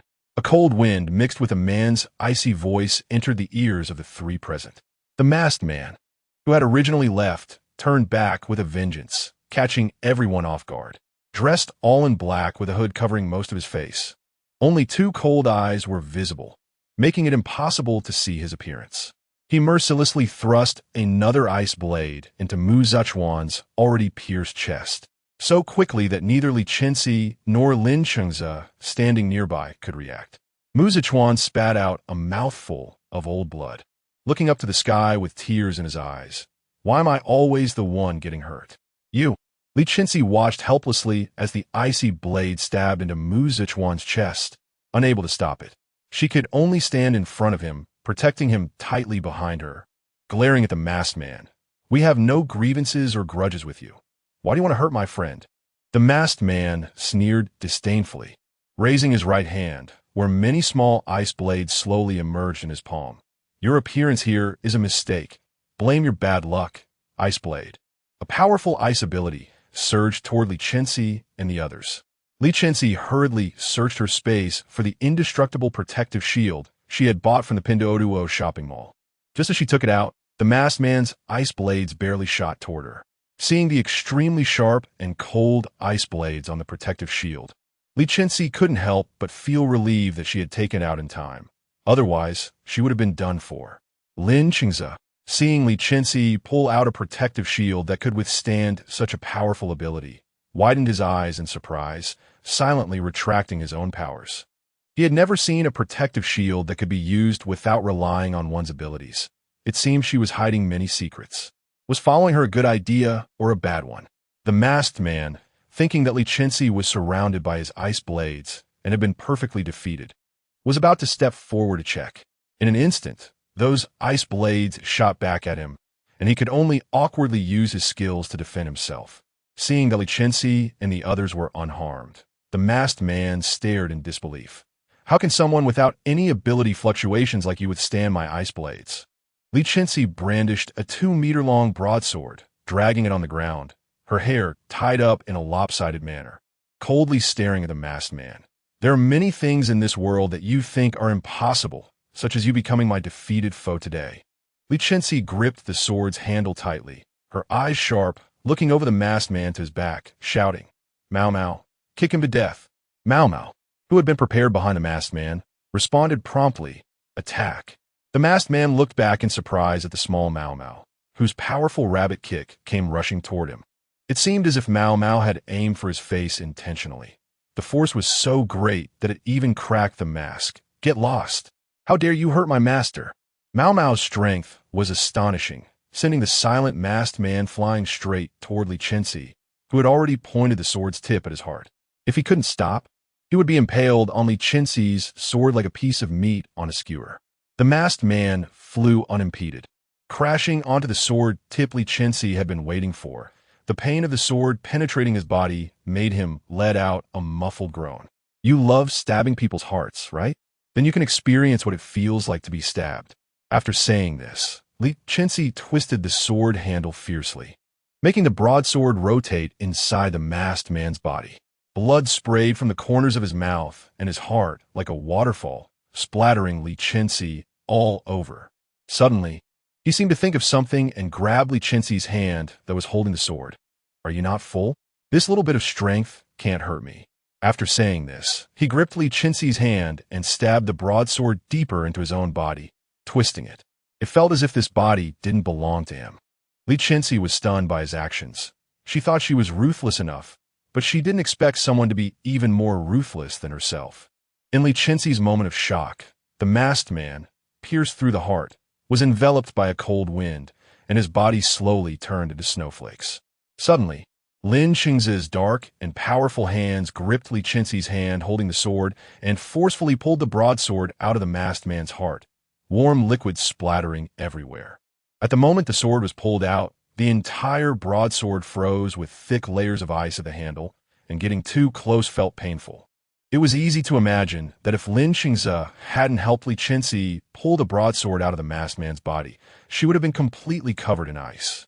The masked man coughed up blood, kneeling on the ground while covering his heart, glaring fiercely at Li Chenxi and Li Chenxi. Next time, I will definitely kill you. Struggling to get up, the ignored Mao Mao spread its wings and flew into the sky, seizing the opportunity to bite hard on his thigh. Ow, let you bully my master. I'll bite you to death. The masked man screamed and violently shook Mao Mao off his leg, leaving in a disheveled manner. After the masked man left, everyone finally turned their attention to Mu Zichuan, who lay on the ground, unsure if he was dead or alive. Li Chenxi propped up his head, letting him lean against her. Mu Zichuan, Are you still alive? She tentatively reached out a trembling finger to check his nostrils. There was no doubt that he had already lost his breath. Looking at Mu Zichuan's cold body leaning against her, Li Chenxi's eyes were filled with confusion. How could he be gone? Just a short while ago, he was a lively person who annoyed her. How could he now lie lifeless and cold before her? If I hadn't been so curious and followed him, would he still be alive? For the first time in her life, Li Chenxi regretted her recklessness. If she hadn't followed him, she wouldn't have encountered the masked man, and if she hadn't encountered the masked man, Mu Zichuan wouldn't have died. Perhaps if she had left earlier and not fought with Li Chenxi, Mu Zichuan might not have died either. Ding dong. The scan indicates that you are currently in a state of deep regret. The regret remedy is about to take effect. After the prompt, the scenery around Li Chenxi began to rapidly reverse, witnessing everything as Mu Zichuan was brought back to life. Sigh, how'd I come back to life? Chapter 15 again. It's me. Mu Zichuan was surprised as he touched his chest, discovering that the two holes that should have been pierced through were gone.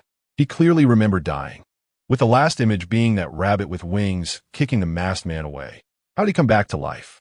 Mu Zichuan began to doubt himself. Could it all have been an illusion? Yet the pain from the two holes was still vivid in his memory. Li Chenxi looked at the resurrected Mu Zichuan with astonishment. Today had brought him many surprises. It seemed that following this woman was the right choice, and the journey ahead would likely be quite interesting. Li Chenxi was also very surprised to see Mu Zichuan standing alive in front of her. When she thought that Mu Zichuan would soon be stabbed in the heart again, she immediately pulled him away. Let's go. Just as they had just run far, the masked man appeared again, looking at the empty ground with confusion. Did I come here just now? The surroundings were silent, and no one answered him. After an unknown amount of time, he finally left. Chenxi, you saved my life again. You truly are my chosen benefactor. I will recognize you for the rest of my life. If anyone dares to bully you, just come find me. If worst comes to worst, I'll get my dad to help you out. His old face should still hold some weight. Mu Zichuan clung to Li Chenxi, still feeling the lingering fear, not even minding when Mao Mao bit at his clothes out of jealousy. You saved my life. If there's anything dangerous in the future, just tell me. After saying this, he patted his chest, which had very little flesh, and ended up coughing from it. Li Chenxi looked at him coughing and expressed her disdain. Weakling. A rumbling sound of hunger came from Li Chenxi's stomach, echoing in the deep forest. Li Chenxi quickened her pace, her face flushed with 2 shades of pink. Hurry up. Why are you dawdling? Do you want to wait for the masked man to give you a heart-stopping surprise? Hearing the sound from Li Chenxi's stomach, Mu Zichuan thought, here's my chance to repay her. With a quick turn of his eyes, he volunteered to run ahead.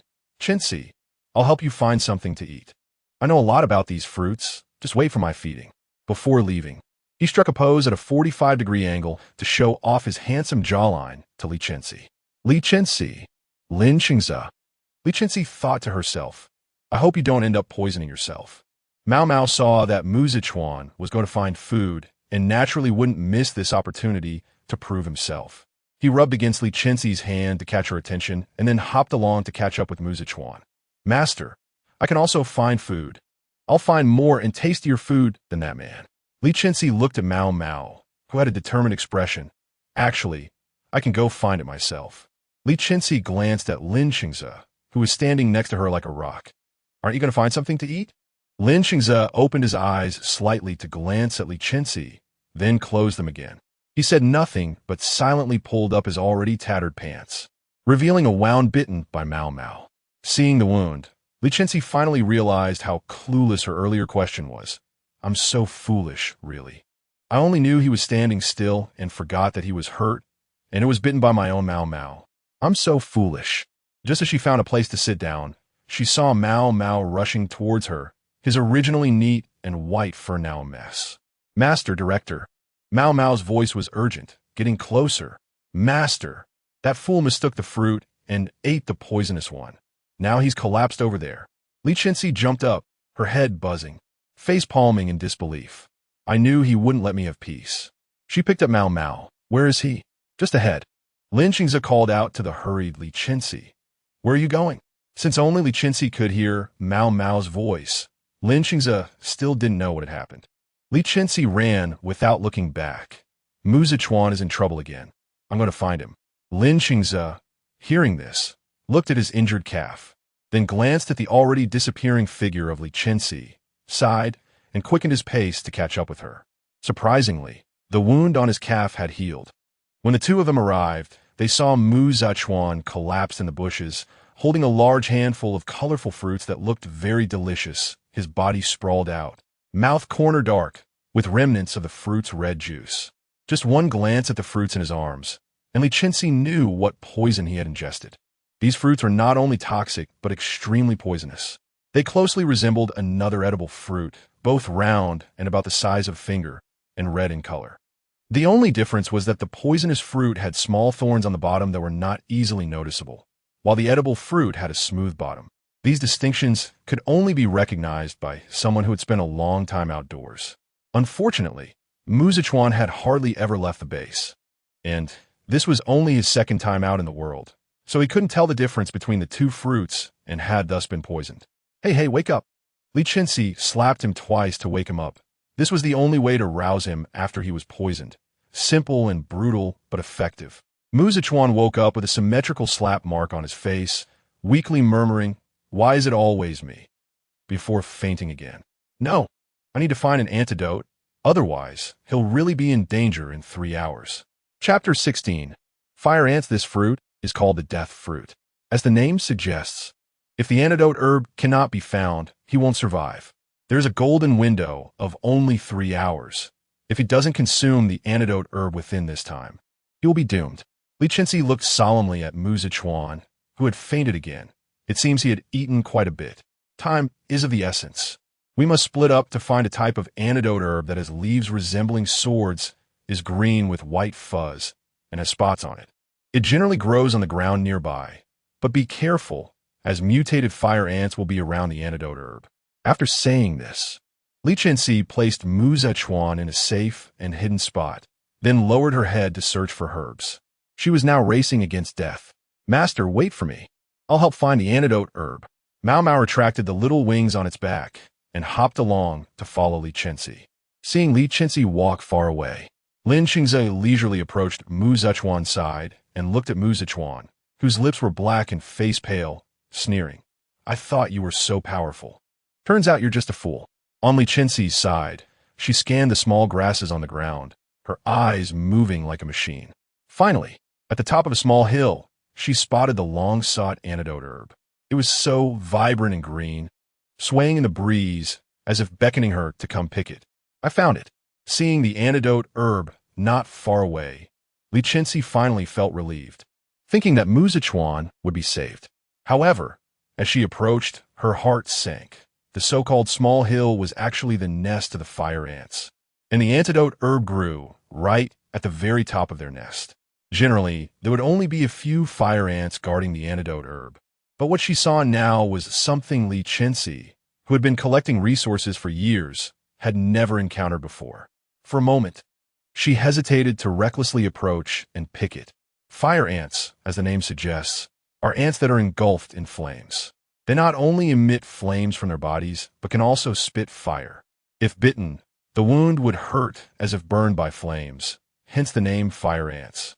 Li Chenxi could generally deal with regular fire ants. She just had to use their fear of water to drive them away. Even without abilities, it would only take a bit more time. The key issue now was that the antidote herb grew right on their nest, and the ground would definitely be loose, making it difficult to pick. Furthermore, where there are fire ant nests, the fire ant king must also be present, and that would be a tougher opponent. Fire ants are not only larger than regular ants, but are also quite unafraid of water. The flames they spit are equivalent to a novice fire-type ability user, which is quite troublesome. After thinking for a long time, Li Chenxi ultimately decided to give it a try. What else could she do? The antidote herb only grows near the death fruit, and if she gave up on this one, she wouldn't know when she would find another. By the time she found one, Mu Zichuan would likely be dead, and it wouldn't matter anymore. Mau Mau, seeing Li Chenxi's worried expression, was also anxious and had already cursed Mu Zichuan 1,000 times in its heart, told him not to eat it, yet he insisted. I had already discarded the fruit, and that fool still went to pick it. What a moron, and now he is making my master worry and toil. "Master, what should we do now?" Li Chenxi suddenly thought of something. Regular fire ants are afraid of water. If there is a large group of them that she can't handle, she can use their fear of water to drive them away, which would make things simpler. Without hesitation, Li Chenxi took out her precious machete, stroked its blade, and silently thought, "I can only put you through this." She raised the machete and began to dig a pit around the ant nest. The originally shiny blade became dirty and dull under Li Chenxi's efforts. As she worked, the machete moved chunks of earth, creating a small pit in the ground. Watching Li Chenxi laboriously dig, the flying dirt made Mao Mao's white fur dirty. Mao Mao shook off the dirt frantically and flew up. "Master, what are you digging for? Preparing a pit for that fool ahead of time? Aren't you going to pick the antidote herb?" While Li Chenxi was digging hard, taking a moment to respond to Mao Mao. "No, I'm digging a pit to divert water here later, then trap the small fire ants in this area. This way, I can reduce the difficulty of picking the antidote herb." "Oh, I see. No wonder you're my master. You're so smart. I'll help." Mao Mao praised Li Chenxi and joined in the digging effort. With Mao Mao's help, the digging progressed quickly. It was unknown how Mao Mao's paws were so efficient, digging up a mound of dirt as high as a small hill, leaving Li Chenxi in awe. Li Chenxi thought, could it be that Mao Mao was a bulldozer in a past life?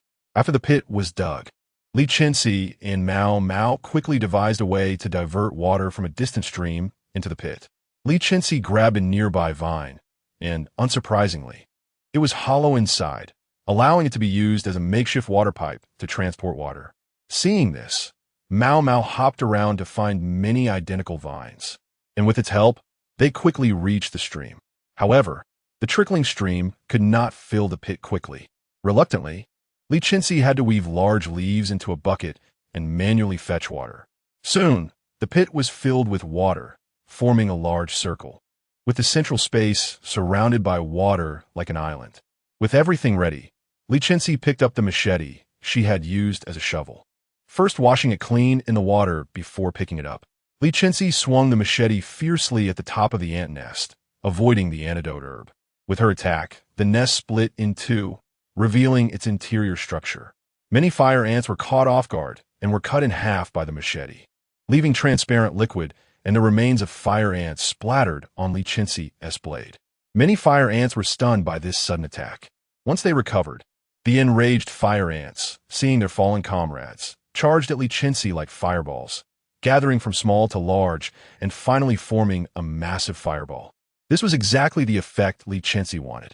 Watching the fire ants rolling towards her, Li Chenxi first sliced them in half, killing as many as she could, making them smaller, and finally leading them into the water-surrounded area, where she pulled away the planks used to cross into the area. Seeing a large group of fire ants frantically spinning in the water-surrounded space, Li Chenxi smiled in satisfaction, her gaze shifting to the nest where the fire ant king, 2 meters long and 1 meter high, fully engulfed in flames, had appeared. Now, she just needed to deal with it. Chapter 17. You are too fat. The flame ant king was different. Upon seeing its subjects trapped, it did not react with anger, but instead observed its surroundings with great caution. The flame ant king, engulfed in flames and sporting a massive head, slowly extended its antennae to communicate with the trapped flame ants. Once it confirmed that they were unharmed, it shifted its gaze to Li Chenxi. When it sensed that there was not a hint of energy fluctuation from Li Chenxi, she could even feel its eyes becoming disdainful, as if to say she was overestimating her abilities. Without warning, a gigantic fireball erupted from the flame ant king's mouth, hurtling towards Li Chenxi. Wherever the fireball passed, the vegetation withered. Fortunately, Li Chenxi was always on alert and narrowly dodged the attack. Facing the flame ant king without any powers was still too daunting. Although she skillfully evaded the fireball, the heat scorched her arm, leaving a gruesome wound that made Mao Mao jump around anxiously. "Master, are you okay? It's all my fault for being too weak to protect you. Woo, I'm so useless." Seeing Mao Mao almost sticking to her wound, Li Chenxi pushed it away. "You're going to stick to my injury." Feeling rejected, Mao Mao looked at its fluffy white fur and whimpered, "I didn't mean to," glancing at the arrogant flame ant king. Li Chenxi was unsure of her chances of defeating it. In the past, she could have done so, but now she didn't know. For the sake of that detox herb, even if it seemed impossible, she had to give it a try. Without hesitation, Li Chenxi jumped into the water pit she had dug, soaking herself thoroughly before climbing out. Water was the flame ant king's greatest fear, and she could only rely on this method to mitigate the damage. Soaked, Li Chenxi picked up her machete and the solar-powered fans she had purchased from the Pinduoduo mall. Dozens of fans, each larger than a person, were lined up on her side. She turned them to maximum, and in an instant, clouds of dust filled the air, leaves fluttered down, and the flames on the flame ant king's body were blown away from its back. Seeing that her plan was working, Li Chenxi smiled broadly. Yes, in addition to using water to control fire, she could also utilize wind power.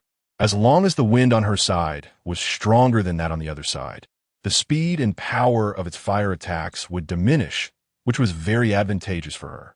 Seeing Li Chenxi unharmed and even provocatively smiling at it, the Flame Ant King felt its dignity was challenged. The flames on its body surged instantly, and fireballs began to spew from its mouth like they were free, hurling towards Li Chenxi. Due to the wind's influence on her side, the fireball's attack speed slowed down, giving Li Chenxi a chance to evade. When the Flame Ant King saw that Li Chenxi was not harmed in the least by its attack, it became furious. A massive, extremely high-temperature fireball began to form slowly above its head, growing larger and larger, eventually surpassing its own size. This is bad. It's about to unleash its ultimate move. When Li Chenxi saw this scene, she knew trouble was brewing because this was its trump card, a life-saving technique used when faced with mortal danger. Once unleashed, it would take half a year to recover from using this technique. Not only did the fireball grow enormous and scorching hot, but it also had a tracking function. As long as the target did not die, the fireball would pursue relentlessly until external force detonated it. As the fireball was about to take shape, Li Chenxi could no longer afford to hesitate. If it fully formed, things would get even more troublesome. She soaked her clothes again with water, picked up her machete, and approached the Flame Ant King. The intense heat dried and reddened her skin, even causing blisters, yet she continued to close in on the flame ant. Drawing on her strong will, she struck at its weakest point, its abdomen, but she was also severely injured in the process. Her entire body was covered in burns and blisters, a sight that horrified Mao Mao. It screamed, "Ah, master, does it hurt?" At this point, Li Chenxi was too weak to respond to Mao Mao. She looked hazily at the now fully formed fireball, her body burning with pain. She could no longer specify where it hurt because everything was in agony. As she saw the fireball flying towards her, Li Chenxi struggled to run away. Am I going to die again so soon after just living? Facing the Flame Ant King without any powers is indeed too much. If I have another life, I will never save anyone again. The heat behind her continued to close in, and even without looking back, Li Chenxi knew the fireball was not far behind her. Glancing at Mao Mao, whose originally white fur had turned singed yellow, she used her last bit of strength to throw it towards the nearby river. Mao Mao, thrown aside, widened its little eyes and shouted, "No, master!" The temperature behind her grew closer, and Li Chenxi could even see the red glow from the flames on the leaves nearby and smell her own skin being scorched. Strangely, it smelled good. She never expected to smell her own flesh in her lifetime. With that thought, Li Chenxi even smiled. Originally, Li Chenxi had been numbly walking forward, but in the end, she simply gave up and stood still, waiting for death to come. Just as the fireball was about to engulf her, Li Chenxi appeared, his voice as cold as ever. Standing there waiting for death. Do you want me turned into a kebab? With Li Chenxi's arrival, the fireball behind Li Chenxi seemed to be squeezed down, shrinking little by little until it completely vanished. Li Chenxi looked at Li Chenxi and hoarsely said, "Thanks, and remember to get the detox herb." After saying that, she fell face down, causing Li Chenxi to quickly catch her. When he saw her wounds and tattered clothes, which were worse than his, he was puzzled. Why was a stranger fighting so hard? Mao Mao struggled to climb out of the water, seeing Li Chenxi like this and thinking she was dead. It cried out and rushed over, "Master, please don't die." Seeing the little chubby figure, Li Chenxi thought that if it really pounced on her, even if she had survived, she would lose half her life. Without hesitation, he extended his large hand and swatted Mao Mao away. With a bayou, Mao Mao flew back into the river, struggling to get up and angrily confronting Li Chenxi. "What did you do that for?" Li Chenxi was busy putting the detox herb into his pocket and delivered a final blow to the flame ant king. You are too fat. I'm afraid you'll crush her. Mao Mao glanced at its fluffy body, feeling unjust but knowing he spoke the truth. Woo-woo. That's unfair. This detox herb was raised by us. If you want to take it, you'll need to offer something of value in exchange. Otherwise, just leave the detox herb. A delicate voice accompanied by a heavy hammer smashed down near Li Chenxi's feet. A woman, dressed in tattered but neat clothes, appeared atop the oldest tree. She crossed her arms, looking down at Li Chenxi. The red mark on his forehead was glaringly obvious, while in the other hand, she held a hammer as large as her head. If Li Chenxi dared to take a step forward, that hammer would definitely crush his skull. Seeing the red mark on the woman's forehead, Li Chenxi's heart sank. It's the Savage Team. The Savage Team is not just a squad, but a special organization. In this harsh survival era, people formed bases and built high walls to enclose themselves for survival. The Wild Team is different. They believe in adapting to nature and finding ways to live in harmony with it.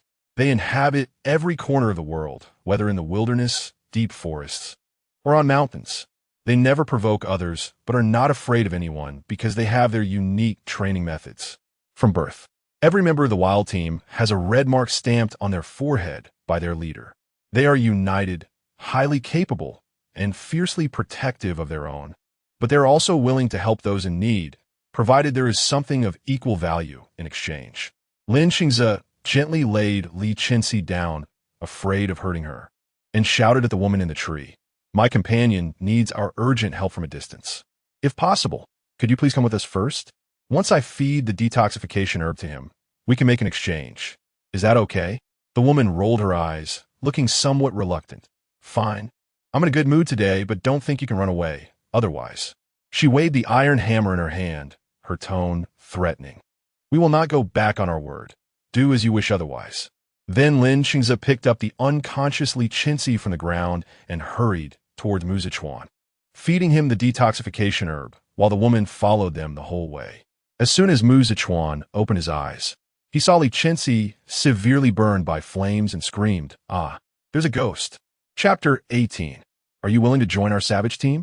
Hearing Muzichuan's strange shout, the worried Mao Mao, who was concerned about Li Chenxi, became displeased and kicked him in the face with a spinning kick, poking his nose with his little paw.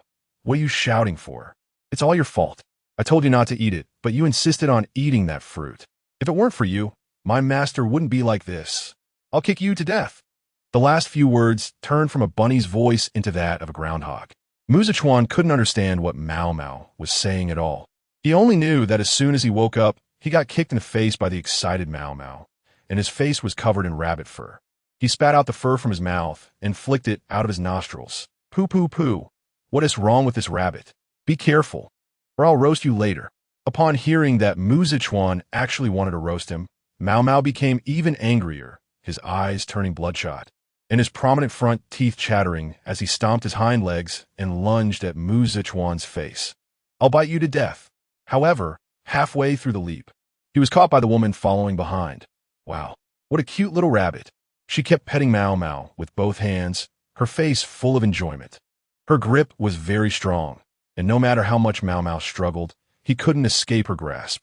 In the end, he could only stay in her arms, filled with despair, while glaring fiercely at Muzichuan and occasionally baring his teeth at him. Muzichuan patted his chest, still feeling a bit frightened. Is this rabbit crazy? Li Chenxi pulled him over like he was a little chick, pointing at Li Chenxi, who was burned beyond recognition, and said succinctly, treat her. At this moment, Muzichuan came to his senses, looking at the familiar yet tattered clothes that were burned, and realizing that Li Chenxi was no longer here. He understood that this person, who was burned beyond recognition, was Li Chenxi. Although he had just woken up and hadn't rested well, he immediately activated his special ability to help treat Li Chenxi, asking while he did so, what happened to her? I just took a nap. How'd she get burned like this? Did she go put out a fire? Li Chenxi was about to explain when the woman beside him answered first, casually stroking Mao Mao. Don't you know? You ate that deadly fruit. If you don't eat the detoxification herb within 3 hours, you'll die. She fought the flame ant king all by herself and ended up like this. Thanks to her, or else you wouldn't be able to stand here alive. You'd have been lying stiff on the ground long ago. For me? Mu Zichuan looked at the burned Li Chenxi in disbelief. He should be a somewhat familiar stranger to her. After all, they had only spent about a month together. Did she really need to disregard her own life to save him? Was it worth it? Mu Zichuan's heart was somewhat moved. She risked her life to find the detoxification herb for him. How important is one's appearance to a girl? Even in this difficult time, she got burned while trying to save him. Yet he was just someone who had ulterior motives towards her. From today onward, could he still treat her as just a person to explore endless secrets with? If it weren't for you, would it be for me? The woman couldn't help but retort. Isn't it obvious who she saved? Why are you asking? As if you're a fool. After being retorted, Mu Zichuan obediently shut his mouth and focused on treating Li Chenxi. Mu Zichuan was still somewhat useful. Although he looked frail, he actually was frail. The abilities in this world seemed to be divided into low, medium, and high levels. And Mu Zichuan's abilities were only at the low level for now. Even though his ability level was low, his energy fluctuations were quite large. Under his treatment, Li Chenxi's previously burned, swollen, and charred skin gradually healed, and her skin even became more delicate and smooth than before. As Li Chenxi recovered, Mu Zichuan's ability was about to run out. Sweat beaded on his forehead, and his fingers, which were releasing energy, began to tremble. It was only when Li Chenxi's wounds had healed that he finally stopped. The woman looked at Mu Zichuan as if she had found a treasure, suddenly pulling him up from his half-kneeling position, excitedly asking, "Kid, my name is Yin Yin. Your ability is quite good. Do you want to join our savage team as a healer? We also provide matchmaking services, so you won't have to worry about not finding a wife."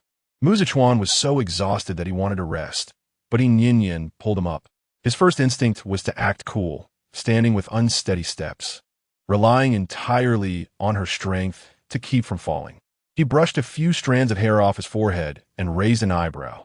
"Sister, I know I'm very popular, but no can do." Yin Yin completely ignored Mu Zichuan's words and turned to Li Chenxi, who was watching the show. "Hey, didn't you say you would trade something for that detoxification herb? I don't want anything else. I just want this person. After all, he only survived because he ate my detoxification herb. Roughly speaking, it means I saved his life, so he should come with me." Li Chenxi raised an eyebrow, watching the drama unfold. "If he wants to, then you can take him." Mu Zichuan didn't care about acting cool anymore, struggling like a fish caught by someone. "I don't want to go with you. I can have my dad find you anything you want." Far away at the base, Mu Zichuan's dad suddenly felt a chill down his back. "Who is plotting against me from behind?" Yin Yin became unhappy. "The things I want have never been out of reach. If he doesn't come with me, that's fine, unless..." Her voice suddenly turned ominous. Mu Zichuan, unaware of the impending danger, still smiled foolishly. "Unless what? As long as you don't force me to go with you, you can have whatever you want. Unless you give me back the detoxification herb." Mu Zichuan was dumbfounded. "I already ate it. How can I get it back to you?" Yin Yin smiled mysteriously, her hands suddenly claw-like. "I have my ways." With that, she lunged at Mu Zichuan's stomach, preparing to give him a heart extraction. "Ah, help!" Li Chenxi sensed something was wrong and quickly intervened, snatching Mu Zichuan away.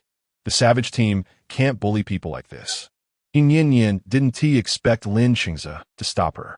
She rarely went out, and didn't know that there were people who wouldn't just go along with her wishes. Injured by Li Chenxi, she felt wronged.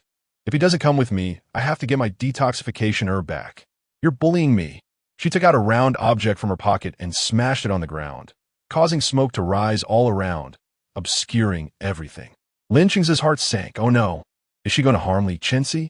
Sure enough, when the smoke cleared, Yin Yin was gone, and even Li Chenxi, who had been resting against the tree, was nowhere to be found. Yin Yin's triumphant voice echoed from above. "If you want to find her, come to the biggest tree in the forest. Hurry up, or else I can't guarantee what I will do to her." Chapter 19 almost married Li Chenxi and Mu Zichuan exchanged glances. Mu Zichuan broke the silence. "What now?" Li Chenxi replied, "Chase." "Oh." Mu Zichuan lowered his head to search for Mao Mao's trace. As in his eyes, Mao Mao had already become Li Chenxi's pet. He didn't want to rescue Li Chenxi only to find that Mao Mao had gone missing again. That would be hard to explain. "Hey, where did that rabbit go?" Li Chenxi observed his surroundings sharply and suddenly remembered that Mao Mao was just held by Hin Yin Yin, so it was likely that she took it with her. Let's catch up to Hin Yin Yin. After saying that, Li Chenxi jumped up onto a large tree, swinging through the branches and vines like a monkey living in the mountains. Mu Zichuan, forcing himself to run despite his exhausted body from using his powers, called out, "Big brother, wait for me." This shout of "Big brother" caught Li Chenxi off guard. He slipped and almost fell, but quickly steadied himself and continued swinging away. Hin Yin Yin had already run back to her home base with Li Chenxi in her arms. This little girl, despite her small size, had quite a bit of strength, carrying a 168 centimeters tall Li Chenxi and running a long distance without breaking a sweat, as if it were just a casual drink of water. She tossed Li Chenxi into a room filled with festive decorations. "Hey, why is it so festive at home? Is someone getting married? Let me check." Hin Yin Yin put Li Chenxi down and skipped towards her home's main hall, completely forgetting about Li Chenxi. Not long after she left, a large group of people carrying things covered with red cloth flooded into the room. "Oh dear, why is the bride asleep? Her clothes are all torn. We need to change her quickly." "Yes, hurry and change her, or we might miss the auspicious time."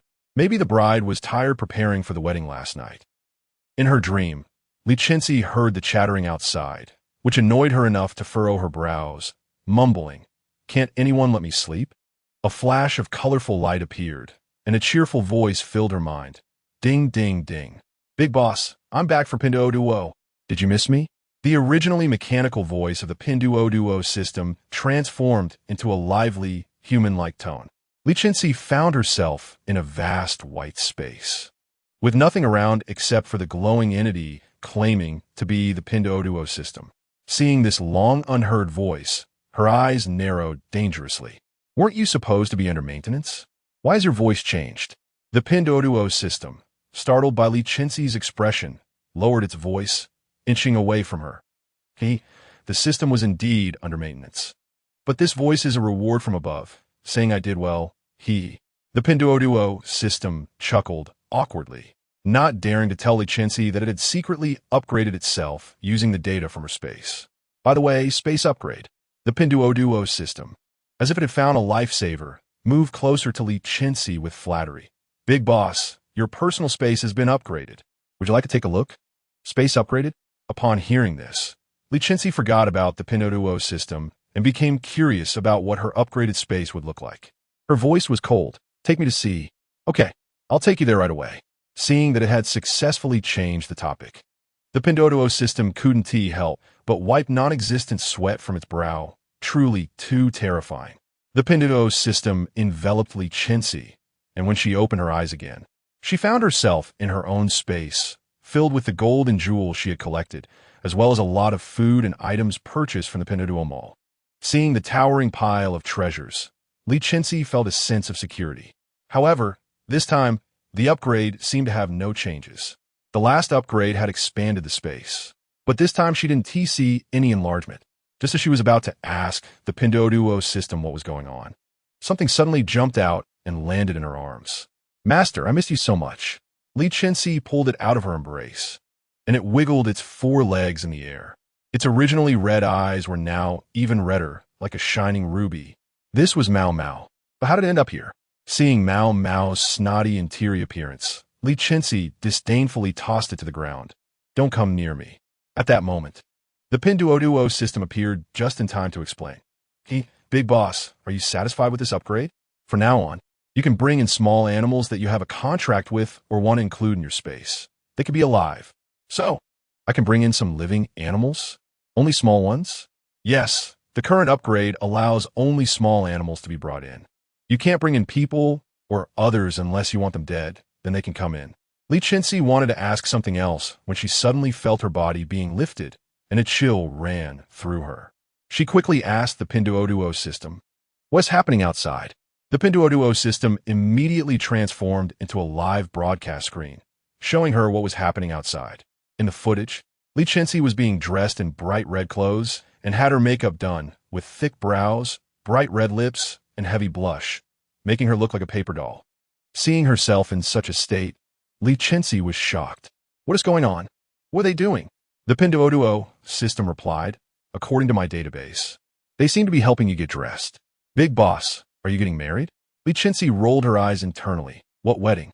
I've lived 2 lives, and Haven T even held a boy's hand.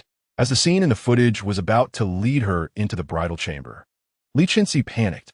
How can I wake up? The Pinduoduo system had no way out either. I can only keep your consciousness awake here. If you want to wake up outside, you'll have to rely on yourself. Seeing that she was about to be taken into the bridal chamber, Li Chenxi anxiously chanted, I want to wake up quickly. At that critical moment, a woman in a bright red wedding dress burst into the wedding venue. She immediately twisted the groom's ear.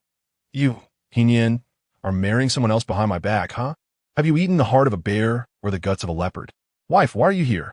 Shouldn't you be marrying me?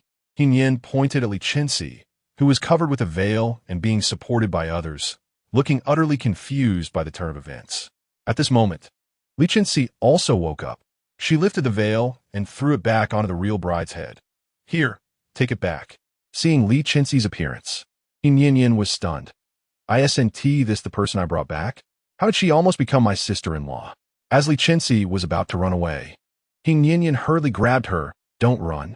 At this time, Li Chenxi and Mu Zichuan, who had hurriedly made their way over, burst into the wedding venue. Mu Zichuan shouted, Pinyin, quickly hand over Chenxi to me. I want tea. Unless you join our wild team. Pinyin's grip on Li Chenxi was as strong as iron, refusing to let go. At that moment of stalemate, the leader of the wild team, who was also Pinyin's grandfather, recognized Li Chenxi's appearance and exclaimed in surprise, Patriarch, how did you get here? Patriarch! His call of clan leaders stunned everyone present.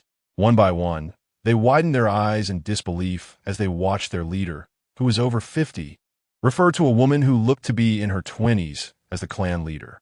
What could be more shocking than this? Chapter 20. All-around abilities. The relatively young Pinyin couldn't stand it anymore. She asked her grandfather, Grandpa, why do you call her the clan leader? Our wild team has never had a clan leader. Impudent. Let go of the clan leader. He Quansheng did not answer Pinyin's question, but instead pried her hand away from Li Chenxi. Faced with her grandfather's reprimand, Pinyin could only reluctantly let go of Li Chenxi, saying, Grandpa, you're so annoying. He Quansheng, an elderly man over 50, suddenly knelt before Li Chenxi. Is the clan leader here to take over the wild team? Li Chenxi quickly helped He Quansheng up, as she couldn't bear to let someone who could be her grandfather kneel to her. It would be a loss of life. You should get up. I can't handle this bow. The clan leader can handle it. In light of this unexpected situation, not to mention Mu Zichuan, even the stoic Li Chenxi couldn't help but open his mouth in shock. Oh, so Li Chenxi has such a big background? According to Li Chenxi's request, they finished the wedding before everyone sat together. He Quansheng explained to everyone why he called Li Chenxi the clan leader. The clan leader is recognized as the leader of our wild team by all its leaders.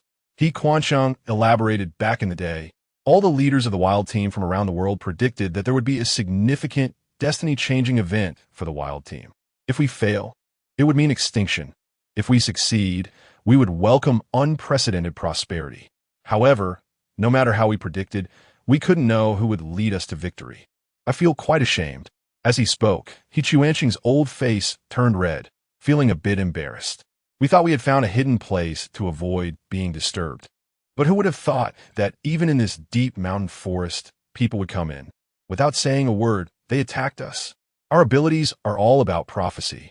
We had no power to resist them. Just when we thought we were done for, the clan leader appeared. In no time at all, she dealt with those people and saved us.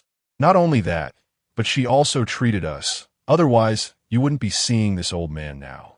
As He Quansheng spoke, he looked at Li Chenxi with gratitude. Li Chenxi wasn't good at handling such situations and said stiffly, This is what I should do. The appearance of the clan leader was like a light in the fog, instantly dispelling the doubts in our hearts. It turned out she was the person we were looking for. According to an ancient prophecy, a person with all-around abilities and a kind heart would become the clan leader of the wild team. Li Chenxi is not only the one who will lead us to victory, but also the clan leader we have been searching for. Pinyin was unhappy. Grandpa, she's just an outsider. Why should she be our clan leader? Just because the clan leader is the first person to possess all-around abilities. Speaking of abilities, Lin Chenxi and Mu Zichuan both looked at Li Chenxi's face simultaneously, both knowing that Li Chenxi was currently an ordinary person without any abilities. They were really afraid that if she got upset, she might pick up her big machete and start swinging it. "Grandpa, are you mistaken? She doesn't even have any abilities right now." At this point, Yin smiled smugly. "How can an ordinary person be our wild team's clan leader?" "Clan leader? Your abilities are gone? What happened?"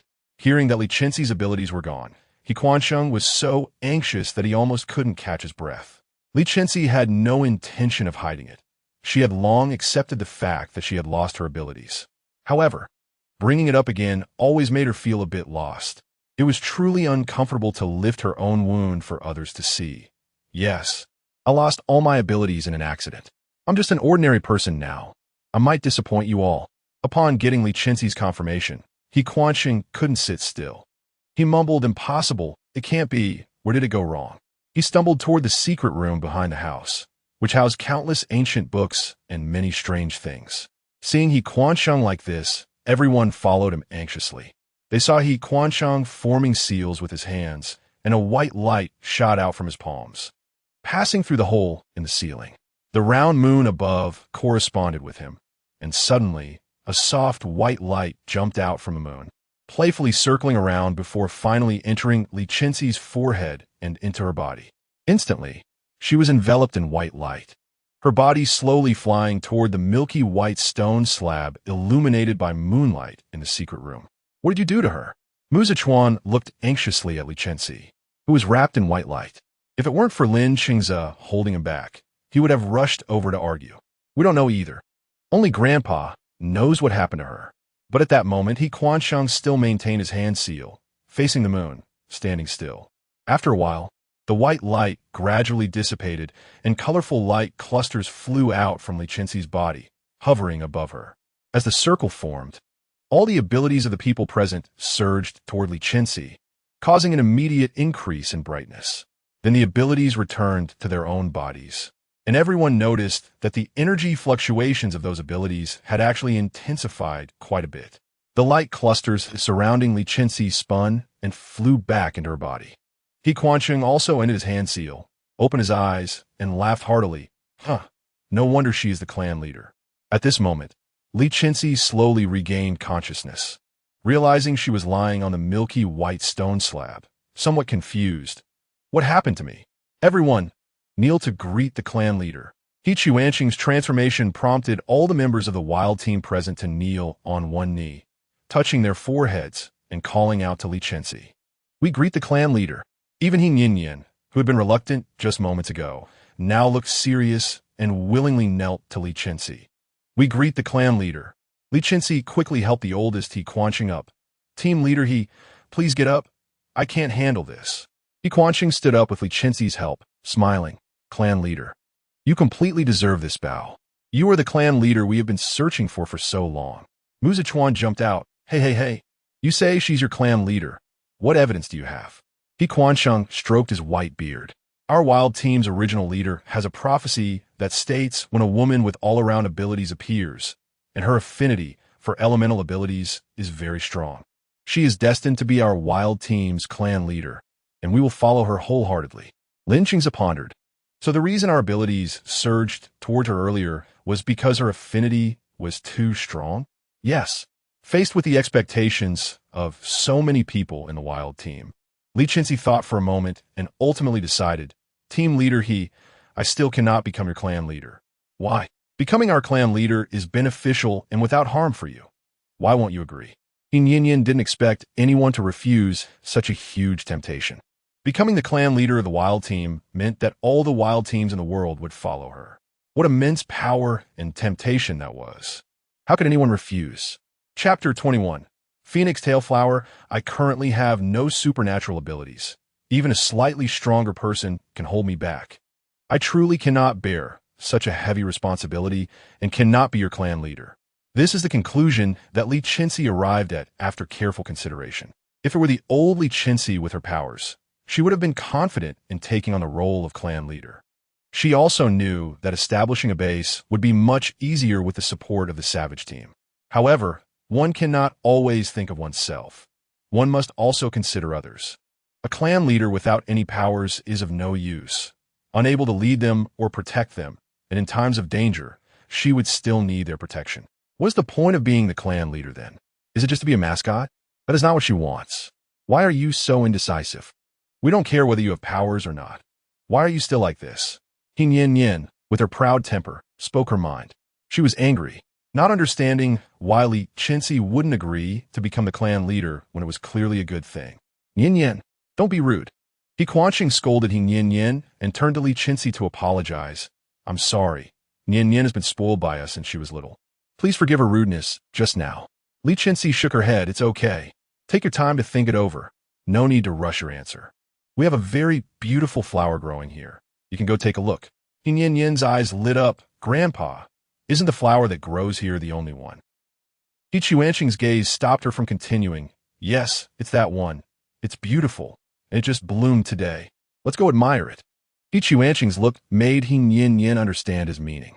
She smiled and took Li Chenxi's hand. Yes, that flower only blooms once every 100 years. It's so beautiful. Let's go see.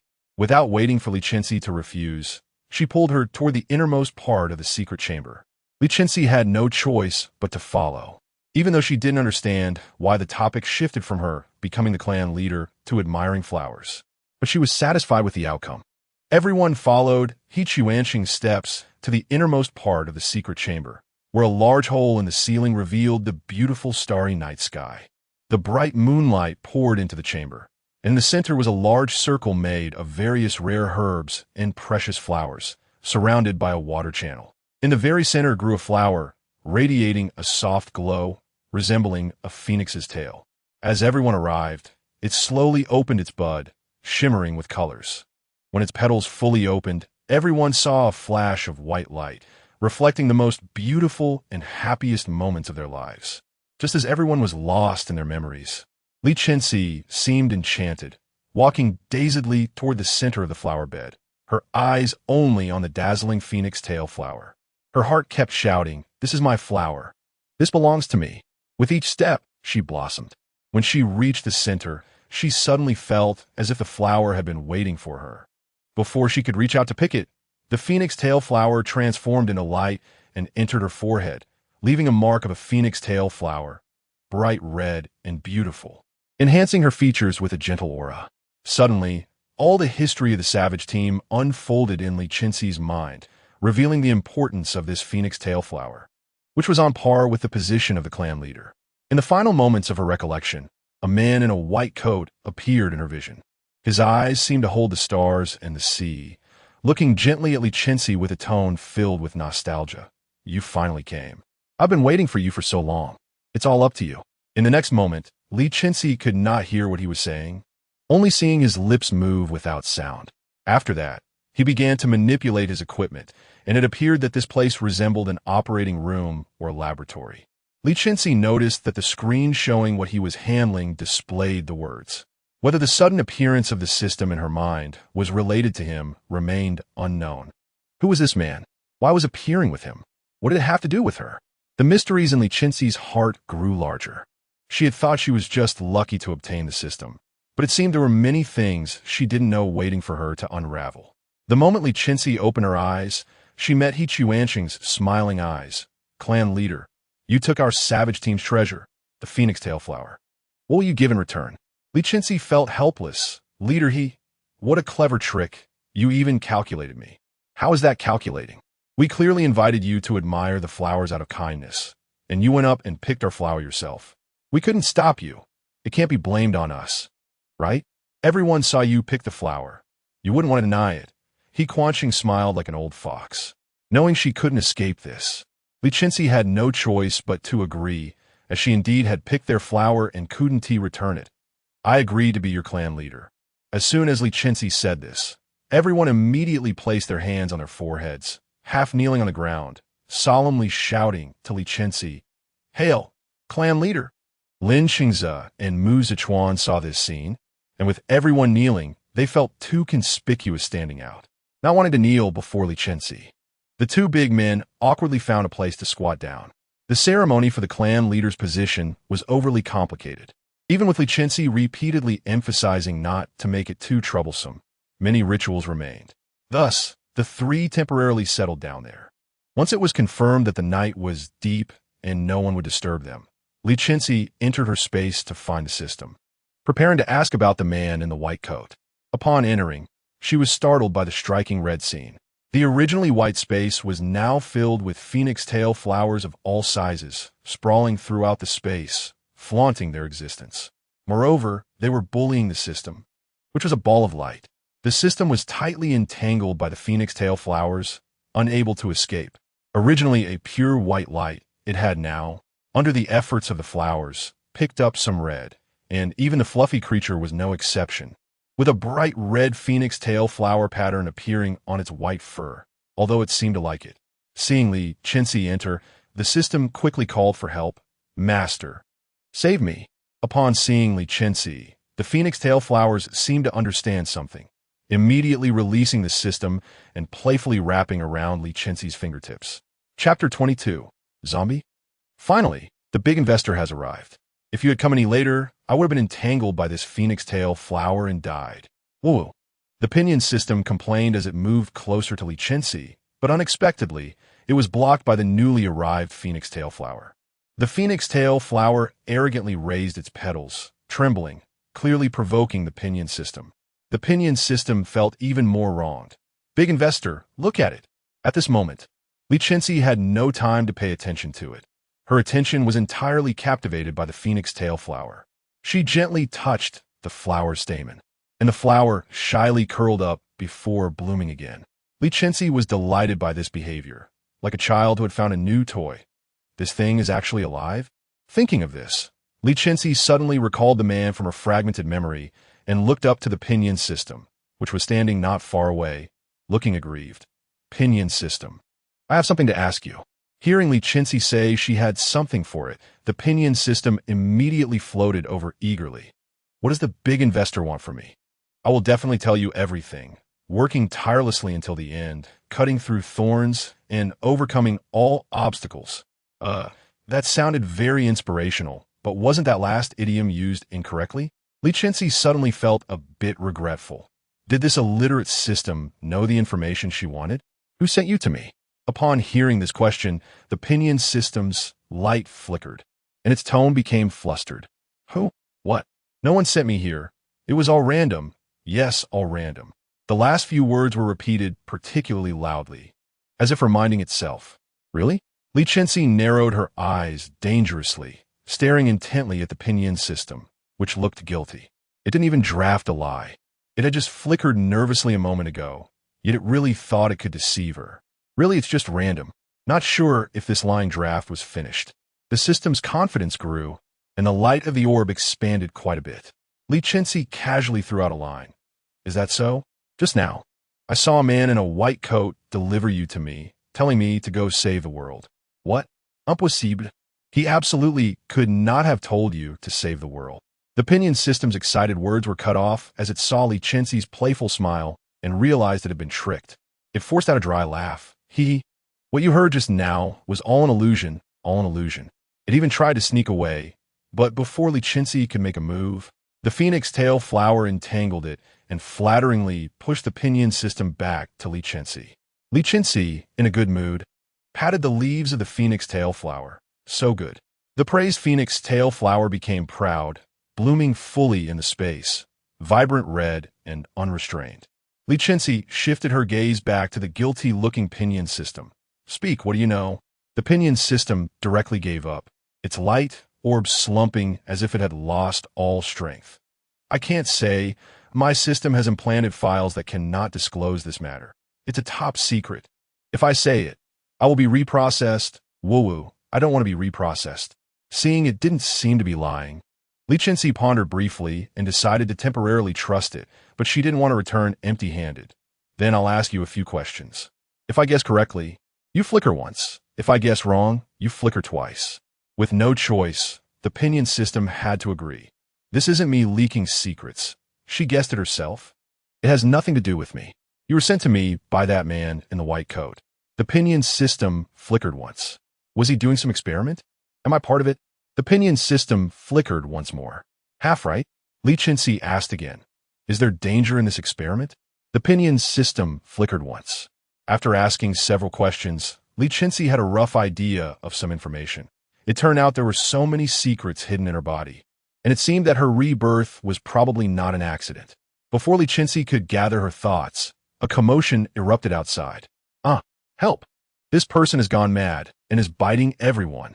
She saw a house simply built of wooden boards was destroyed, and the furniture inside was visible from the outside. A trembling woman stood in front of a figure that was extremely twisted.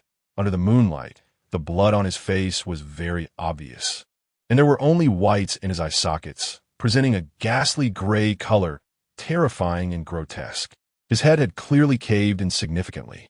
However, his movements were unaffected, as if he had no sensation and felt no pain.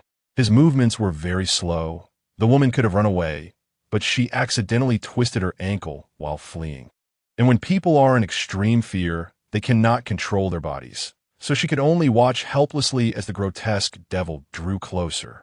Just when she thought her life was about to end there, Yin Yin arrived in time, swinging a hammer and smashing that strange person onto the already shaky house. Unable to knock him down. Even so, that person could still move. What is that thing? Seeing this scene, even the usually bold Yin Yin became terrified. The group finally arrived. When the pinyon system inside Li Chenxi saw this thing, it screamed in panic. This is impossible. How could zombies appear here so quickly? They shouldn't have shown up at this time. What went wrong? Zombies? Li Chenxi looked at the thing that was embedded in the house, but was still waving its hands, baring its teeth to bite. It seemed that things were far from as simple as she imagined. As someone approached the zombie, the pinyon system screamed directly in Li Chenxi's mind. No, don't go near the zombie. Tell them not to get close to it. The pinyon system scream caught Li Chenxi off guard, and her head buzzed instantly. She forced herself to suppress her discomfort and stop the person wanting to approach the zombie. Don't go near that zombie. It's dangerous. Li Chenxi's current identity was the clan leader. No one present had a higher status than her.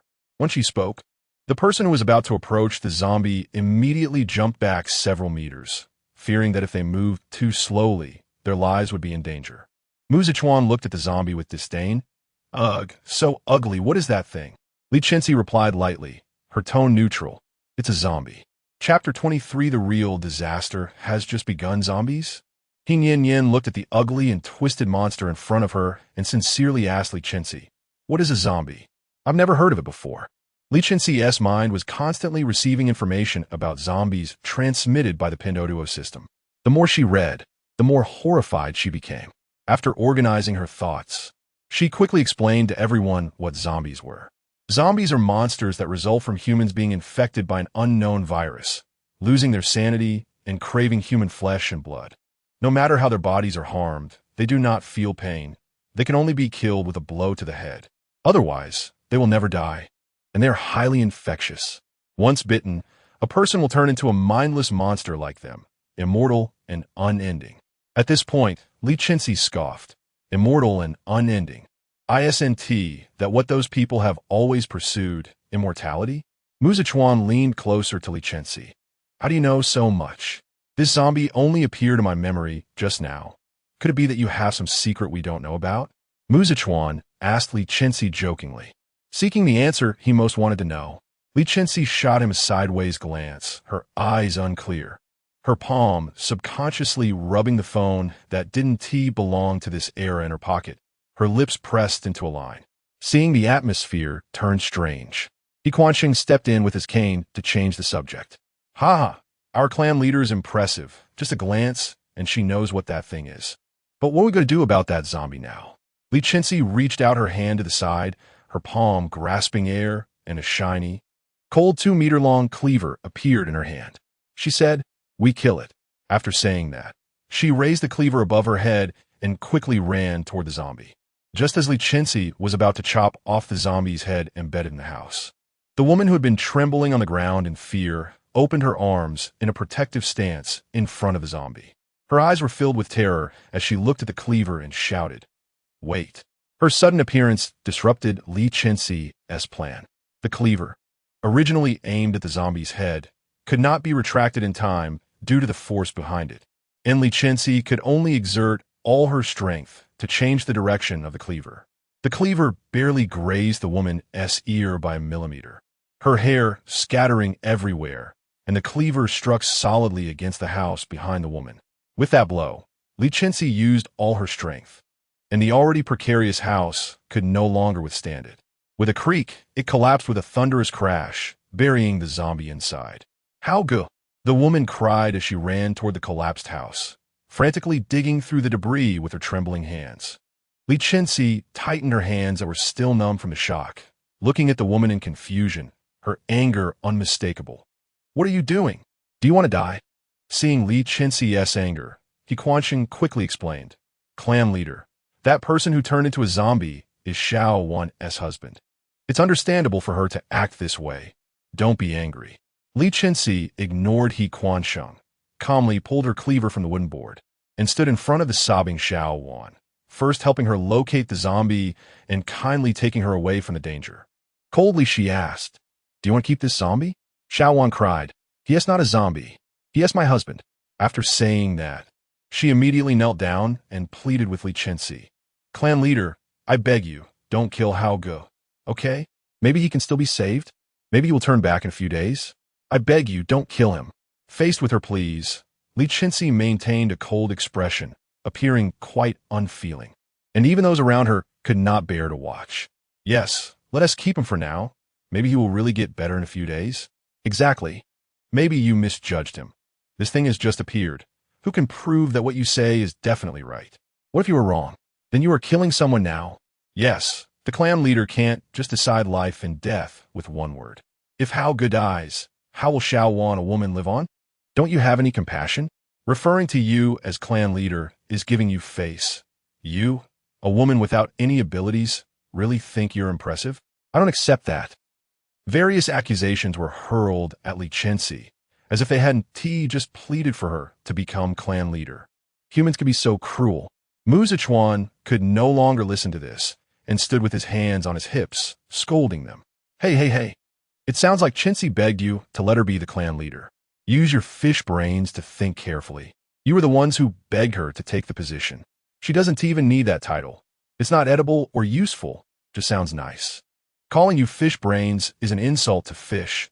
Fish have a 3-second memory, and you don't even have that. Your brains are as smooth as oil on a tile. Also, isn't it for your safety that we need to kill the zombies? Haven't you heard that if you get bitten by a zombie, you'll be infected? Or are you tired of living, wanting to try a new identity, not wanting to be human anymore, wanting to be zombies that eat people? You really are taking 3 points of color to open a dye shop, giving you a bit of sunshine and you're shining bright, thinking a glance means someone likes you. Mu Zichuan's attack was strong. Everyone present was scolded like grandchildren. They didn't even dare to speak, let alone lift their heads, all bowing down as if there were gold on the ground. Li Chenxi didn't care what others said about her, and repeated once again, "Do you want to keep this zombie?" Xiao Wan, with tearful eyes and a determined gaze, replied, "I want to keep him." Li Chenxi smiled lightly. Good. Just when everyone thought she had compromised and would keep the zombie, she raised the cleaver and mercilessly chopped off the zombie's head. You want to keep him, but I don't want to keep him. I will never let go of anything that threatens my life. After saying that, she left. After Xiao Wan was stunned, her sorrowful cries echoed throughout the village. Everyone present was shocked by Li Chenxi's coldness. She had always appeared harmless, at most a bit cold. But they never expected her to have such a decisive and ruthless side. Even Mu Zichuan, who had always been beside Li Chenxi, was frightened by this side of her.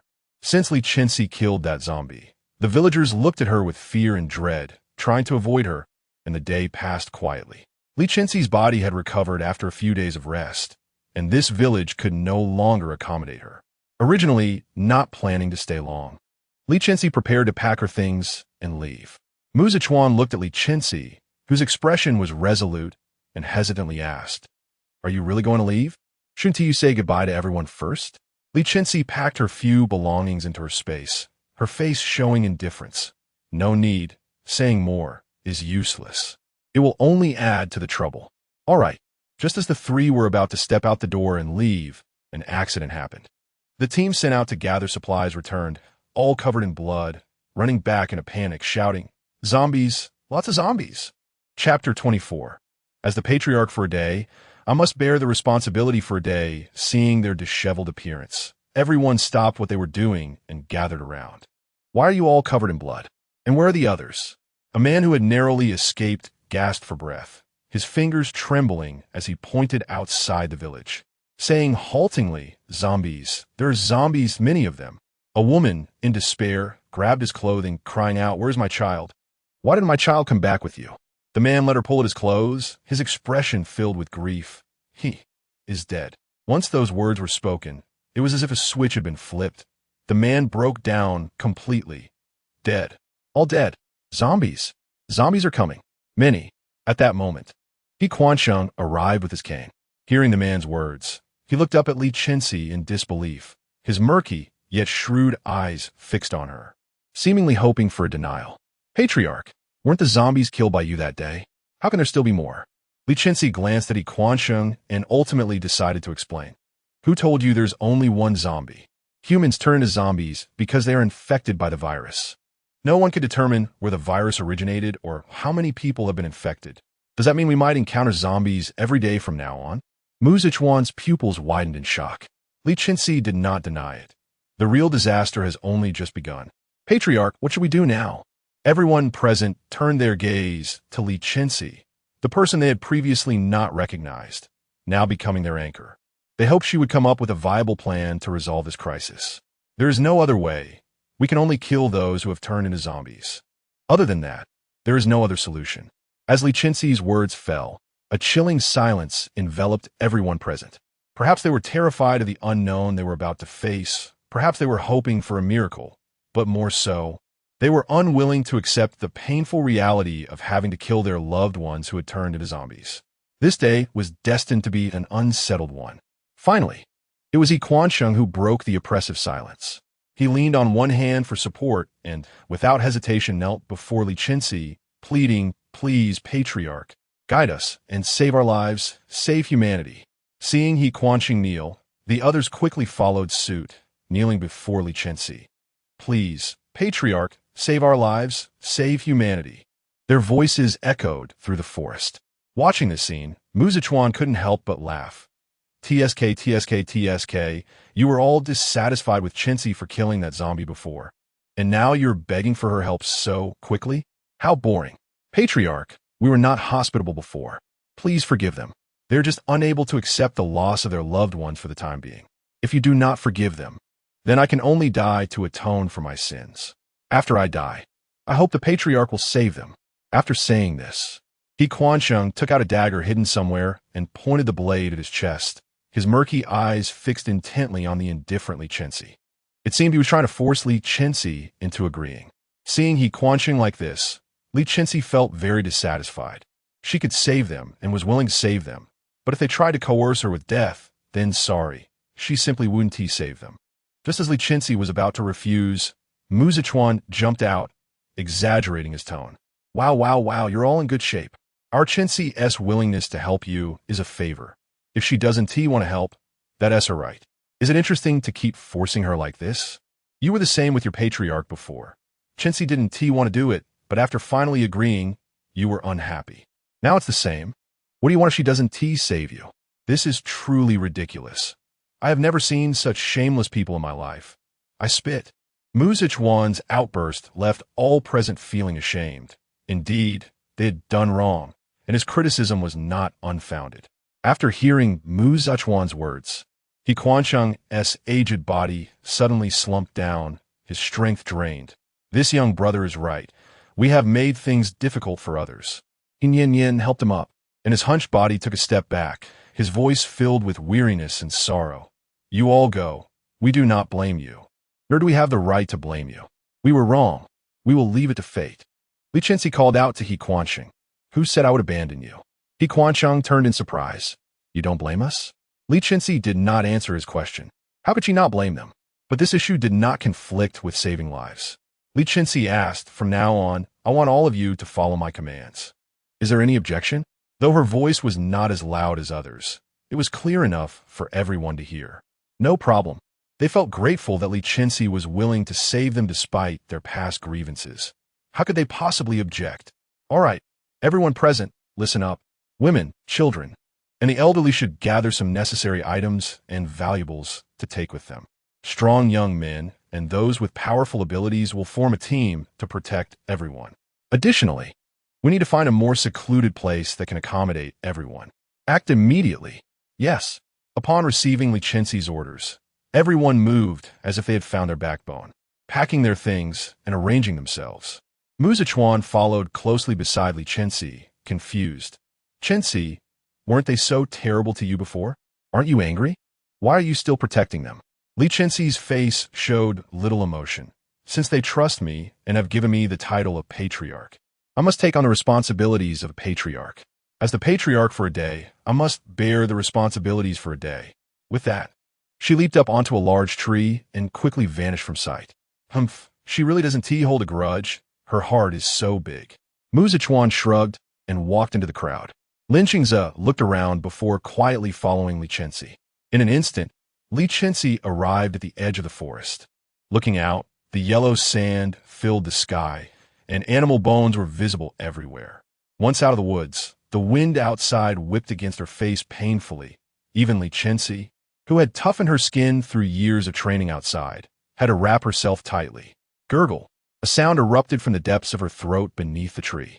Li Chenxi looked down and saw a zombie with half its head missing, its face smeared with blood, staring intently at her. Upon making eye contact, the zombie became even more excited, black blood oozing from the corners of its mouth. Gurgle.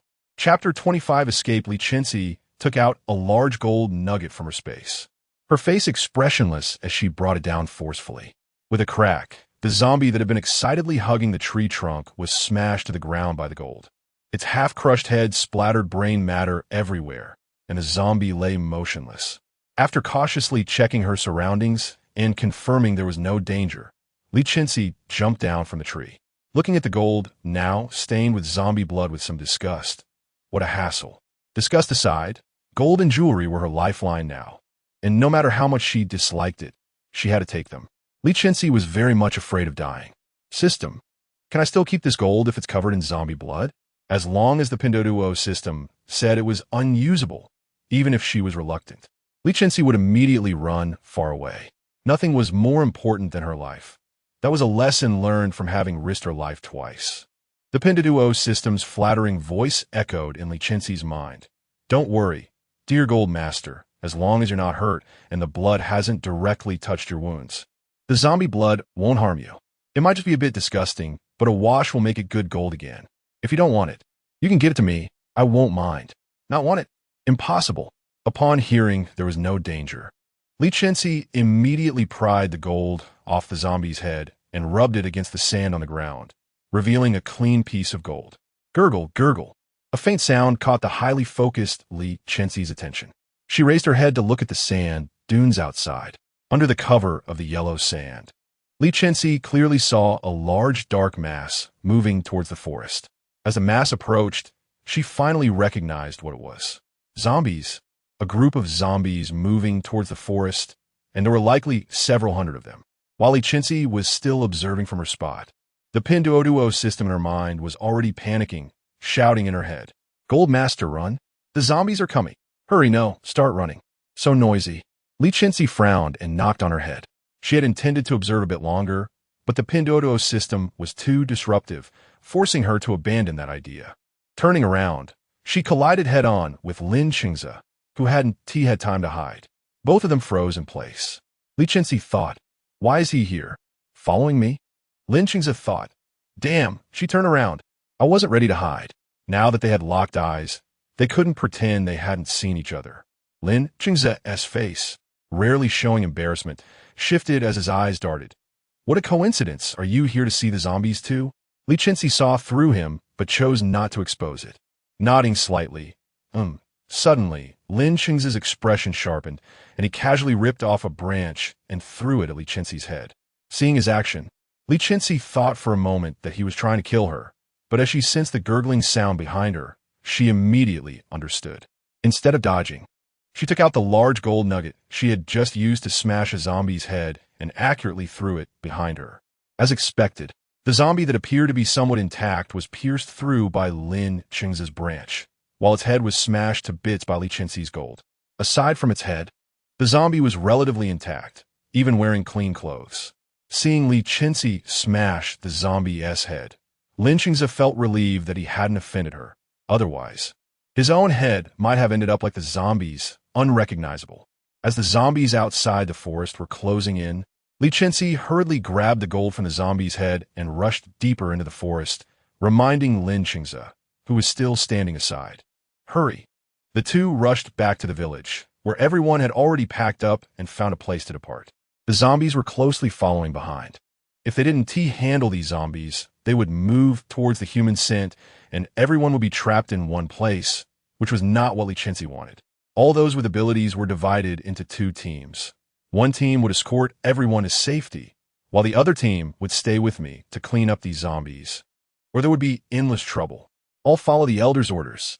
A group of people set off in an impressive manner. Li Chenxi led those who stayed behind, vigilantly checking the surroundings to prevent zombies from ambushing them. Mu Zichuan and Li Chenxi naturally stayed with Li Chenxi. Mu Zichuan stayed to follow Li Chenxi, while Li Chenxi stayed for Mu Zichuan, each with their own motives, yet unexpectedly in sync.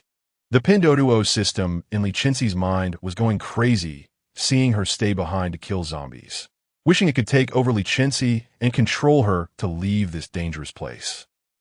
Gold Master, please leave. Zombies are very dangerous. You can't get hurt. Hurry and go. Li Chenxi, you need to leave now. It wasn't until the Pinduoduo system called out her full name for the first time that Li Chenxi realized her safety was indeed very important. And these zombies were truly dangerous. Even so, Li Chenxi had no intention of backing down. If you keep being noisy, be careful, I might lose focus and die. As soon as she said this, the system immediately quieted down, fearing it might be its fault if Li Chenxi got hurt. The Pinduoduo system sounded aggrieved. But these zombies are really dangerous. Can you explain more about these zombies? Maybe I could die slower, or even not at all. Upon hearing about Li Chenxi's life and death, the Pinduoduo system perked up and spilled the details about the zombies like beans pouring from a sack. Zombies were the result of a virus accidentally leaked by an organization trying to develop biological weapons. It spread rapidly, and once infected, the only outcome was to become a zombie. Some people had antibodies to the zombie virus, but they were few and far between. Zombies were classified into low, medium, and high levels. Early zombies were only low level. They would only move following the scent of human flesh. As they consumed more humans, they would enter an upgrade state. Low-level zombies moved slowly, only biting and eating with no consciousness. Medium-level zombies moved faster and could engage in simple communication. High-level zombies were indistinguishable from regular humans and could even possess abilities. Once zombies reached a high level, they became frightening. The Pinduoduo system's tone was fearful, as if it had already envisioned the scene of high-level zombies appearing. Hearing that high-level zombies could even possess abilities and were indistinguishable from regular people shocked Li Chenxi as well. At this point, the zombie horde was already closing in. The leading zombie seemed very different from the others around it. It moved slightly faster, its head showed signs of having been restructured, and even the clothes it wore looked very familiar. Chapter 26. Injured Li Chenxi was momentarily stunned when he saw the zombie. Wasn't this the one you just killed? Li Chenxi also noticed something was off. Clearly, she had just smashed its skull, and logically it should be dead. So how is it now reappearing in front of her? The zombie moved quickly, directly exposing its sharp fingernails to Li Chenxi's face, with bits of flesh from some unfortunate victim caught under its nails. It wore a somewhat manic expression as it viciously clawed at Li Chenxi's neck, clearly intent on killing her. Li Chenxi reacted quickly, brushing past the zombie's claws, managing to kick it as it lunged. The zombie's claws scattered her high ponytail, dark hair cascading down like a waterfall. Having narrowly avoided the zombie's attack, Li Chenxi didn't feel too worried. Fighting this zombie, which only engaged in close combat, was much easier compared to her previous battles with ability users. However, the Pinduoduo system in her mind was stimulated by the scene, as if it were the one almost clawed by the zombie, screaming in her head. Big boss. Let's escape. You don't have any abilities. Why are you confronting it? Let's run for our lives first. As the old saying goes, as long as the green hills remain. One need not fear a lack of firewood. Let's leave first and come back when you've improved your strength. Hurry up. Li Chenxi didn't respond to the system. She weighed the gleaming large machete in her hand, and with the other hand, she gathered her waist-length hair, ruthlessly swiping the machete across her neck. What are you doing? Seeing Li Chenxi raise the machete to her neck, both Mu Zechuan and Li Chenxi shouted simultaneously, Mu Zechuan's tone filled with panic, while Li Chenxi was full of surprise. They both sighed in relief when they saw that Li Chenxi had only shortened her hair. Without her long hair, Li Chenxi appeared less delicate and more spirited. Her short hair made her look more reliable. The system couldn't understand Li Chenxi's decision to cut her hair. Long hair looks so good. Why did you cut it? Although the short hair looks good too. It's a bit of a pity after growing it so long. Li Chenxi held her hair in her hand, her thoughts drifting away. She had always kept her hair short because long hair was too troublesome in battles and could easily be grabbed by others. However, because of a comment from the dawn of her past, other people's sisters all have long hair, but you have short hair. They all tease me. She had let it grow. Unfortunately, that sincere sentiment had gone to waste. Li Chenxi threw her hair away. It's in the way. She picked up the machete and charged at the zombie she had kicked away, which retaliated fiercely, entangling itself with her. While fighting the zombie, Li Chenxi didn't forget to instruct everyone. Everyone, listen up. You must kill all the zombies here. Only by attacking the head can they be killed. Yes, a swarm of zombies had already arrived on the scene. Even if Mu Zechuan wanted to help Li Chenxi, it was too late. He desperately used his limited abilities to attack the surrounding zombies. Li Chenxi's powers were unfathomable. He used his spatial abilities to suck the air away from the zombies around him, then utilized the principle of atmospheric pressure to crush their heads, creating a bloody scene with headless zombies everywhere. Li Chenxi appeared quite relaxed, occasionally helping Li Chenxi clear out any zombies trying to ambush her. The other zombies were still low-level and manageable, but for some reason, even though the zombie tide had just appeared, indicating that the virus had leaked not long ago, middle-level zombies were showing up. Had someone been secretly researching zombies before this? Li Chenxi couldn't understand, and neither could the Pinduoduo system. The biggest challenge now was to eliminate all the zombies in front of them. Otherwise, once they grew stronger, it would be a problem not just for the barbarian team, but for the whole world. Big boss, this is a middle-level zombie. Are you really okay? The Pinduoduo system was highly tense, keeping a close watch on the scene outside, fearing that if it let its guard down, Li Chenxi would be in danger. Li Chenxi wasn't very sure of her chances either. To reassure the system so it wouldn't scream in her head anymore, she could only say, I'm fine. No, I'm very anxious. Let me find something useful. These goggles are good. Wear them to protect your eyes from zombie attacks. This bulletproof vest is also good. Put on. This mask is nice too. Wearing it will prevent zombie blood from splattering into your mouth. And this armor is also good. Although it's a bit heavy, it offers great protection. Besides, this helmet is also nice. Seeing the increasingly ridiculous items the Pinduoduo system pulled out, Li Chenxi had to pay attention to what the system was trying to equip her with while fighting the zombie. She quickly interrupted the overly eager system in her mind. Enough, you don't need to pick out more items for me. Otherwise, I might get crushed by all this before the zombies even get to me. The Pinduoduo system glanced at Li Chenxi, who was loaded with items. Feeling a bit awkward, it seems like there are too many items, Li Chenxi stored all the items in her space, leaving only the bulletproof vest. What did you trade for all these? Free? Of course not. Then you're gold. As the Pinduoduo system trailed off, it sounded guilty. Li Chenxi. Just at that moment, when Li Chenxi was distracted, the zombie found an opening, raising its sharp claws high, preparing to perform a deadly strike on her chest. Li Chenxi, be careful. Li Chenxi's voice snapped Li Chenxi out of her daze. When she regained her focus, the zombie's claws were already at her chest, and there was no time to dodge. She could only watch helplessly as it reached for her heart.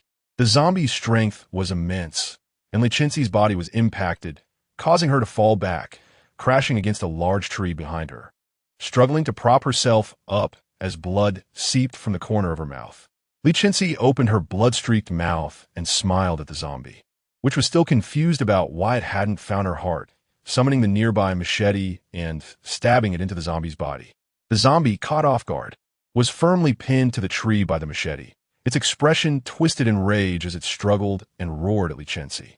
Suddenly, the surrounding zombies, for some unknown reason, all surged toward Li Chenxi. The current system detected that the number of dangers surrounding the big boss was too high and began searching for suitable weapons for her. The system detected the following weapons for the big boss: laser sword, instant kill, cannon, grenade, bomber, pistol, fairy flower soft needle. Which one does the big boss need? Considering the scene, I recommend the grenade, as it has high damage, and the pistol is also good, with less impact on the surroundings. I want the pistol. How much? Not much, just $999, $999, $999, and the bullets are unlimited, so it's a good deal. Li Chenxi blinked and took out a piece of gold from her space to exchange with the Pinduoduo mall. A hand for money, a hand for goods. The moment Li Chenxi completed the transaction, a finely crafted pistol appeared in her hand. The moment she got her hands on the handgun, the usage method appeared in her mind like a movie: one shot for one zombie, one shot for one headshot. With Li Chenxi at the center, a large number of zombies fell, creating an extremely spectacular scene. Li Chenxi walked like a hellish Asura, stepping over one zombie after another until she stood in front of a zombie that was impaled on a tree by a large machete. Upon seeing Li Chenxi in front of it, a rare look of fear appeared on the zombie's face. Knowing it couldn't escape this fate, it desperately clawed at Li Chenxi's unprotected arm. At the same time, Li Chenxi took out the golden weapon that had once smashed a zombie's head and began to strike the zombie's head again and again. She clearly had a way to make this zombie completely dead, but chose not to let it die easily. After smashing the zombie's head, she patiently waited for it to regenerate, during which she cleaned up the surrounding low-level zombies. Then, she picked up the already bloodied gold and smashed the zombie's head again. This repeated until all the low-level zombies around were cleared away. After which she took out the freezer she had just purchased at a high price from shopping app to seal the zombie inside. Everyone was scared by Li Chenxi's frenzied side, unconsciously keeping their distance from her. Mu Zichuan asked, "Aren't you going to kill that zombie? What if it comes back to life?" Li Chenxi raised an eyebrow with a playful glint in her eyes, casually wiping the gold in her hand. "What I want is for it to come back to life." A hint of paleness appeared in Mu Zichuan's eyes as he noticed that Li Chenxi's arm had been injured at some point. "You're hurt." Chapter 27. Heartbreak. Li Chenxi calmly glanced at her wound and casually wiped the blood on her clothes. "It's nothing. Let's leave here first." However, Mu Zichuan looked at Li Chenxi, who was already far ahead, and finally swallowed the concern in his mouth, silently following the group. Following a supernatural being from the wilderness team, they arrived at a place that looked very desolate on the outside, which could be described as ruins. The person circled the area beneath his feet several times before confirming the entrance's location. This place was indeed well hidden. Even their own people had a hard time finding the entrance, let alone outsiders, unless they accidentally stumbled upon it. The supernatural being from the wilderness team had powers related to strength and was very strong.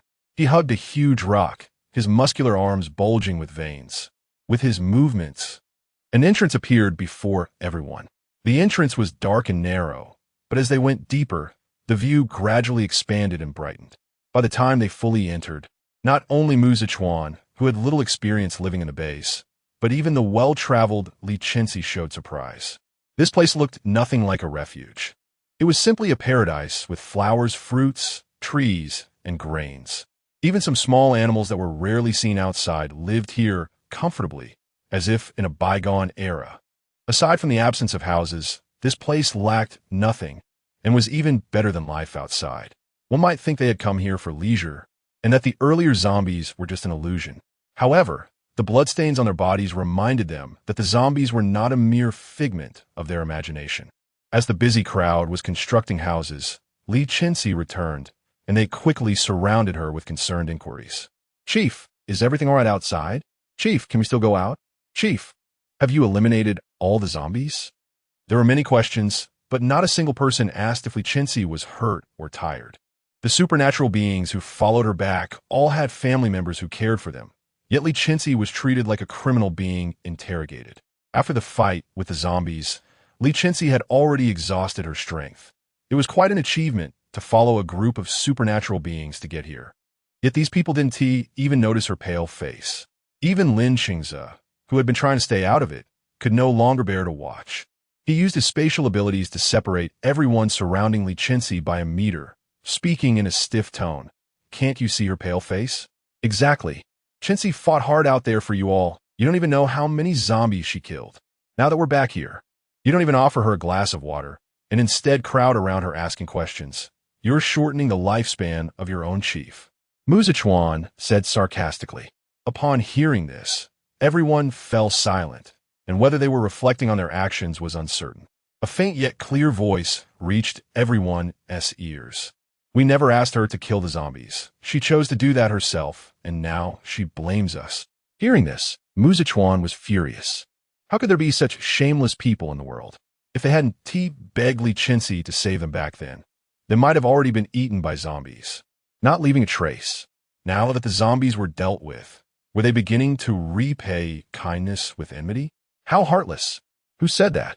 If you have the guts, step forward. Don't just talk without standing up. Li Chenxi originally wanted to stop Mu Zichuan, but after thinking about it, since these people were ungrateful, she had nothing to lose by letting Mu Zichuan scold them. It would make her feel better, so she retracted her hand that was meant to stop him. So what if I said it?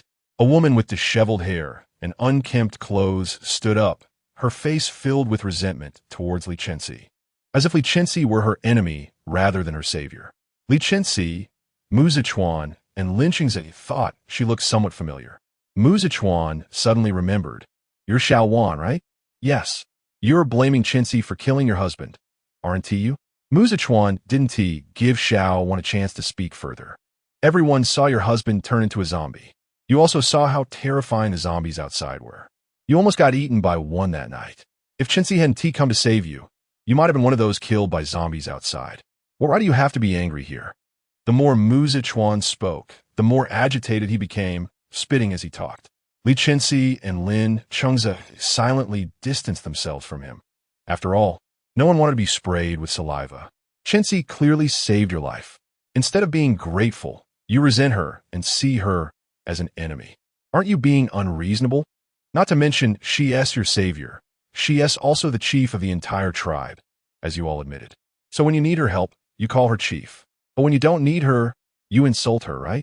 If you truly cared about your husband, why don't you go outside and let those zombies take a bite out of you? Then you and your husband would be the same kind of thing. With a bit of luck, you could immediately join him in the underworld and drink the soup of forgetfulness. Why are you running now? It's safe here, and your courage has grown, right? He scanned the crowd, who looked more cowardly than quails. You're all the same. Thinking that staying silent means you can avoid this situation, you have no gratitude at all. The moment someone speaks ill of Chenxi, you should defend her. Otherwise, why did she risk her life to eliminate the zombies for you? Moreover, she is a supernatural being whose powers haven't fully recovered. Is there anyone here who can protect themselves better than her? She risked her life to remove the danger for you, and now that you're safe, you can just ignore your chief, right? I say, you're worse than the mutated beasts outside. Chenxi, let us go. Mu Zichuan pulled Li Chenxi, who had been watching the scene with a face of amusement while eating sunflower seeds, and turned towards the cave entrance. Just in time, Li Chenxi had rested enough and didn't plan to stay, so she followed Mu Zichuan out. Wait. He Quan Sheng emerged from somewhere, leaning on his cane. He stuffed a pile of rare herbs into Li Chenxi's arms, speaking heavily. Chief, are you really leaving? Without hesitation, Li Chenxi accepted the herbs into her space. After helping them kill so many zombies, what was wrong with collecting a bit of interest? Yes. He Quan Sheng fell silent for a moment. Is there really no turning back? Li Chenxi glanced at Xiao Wan, who was still standing there with a face full of resentment, and replied firmly, yes. She had risked her life to eliminate a major threat for them, yet some people not only resented her, but even hated her. She felt no respect here. They did not see her as one of their tribe. So why should she stay? If they hadn't forcibly kept her here back then, she might not have even known where she would have ended up.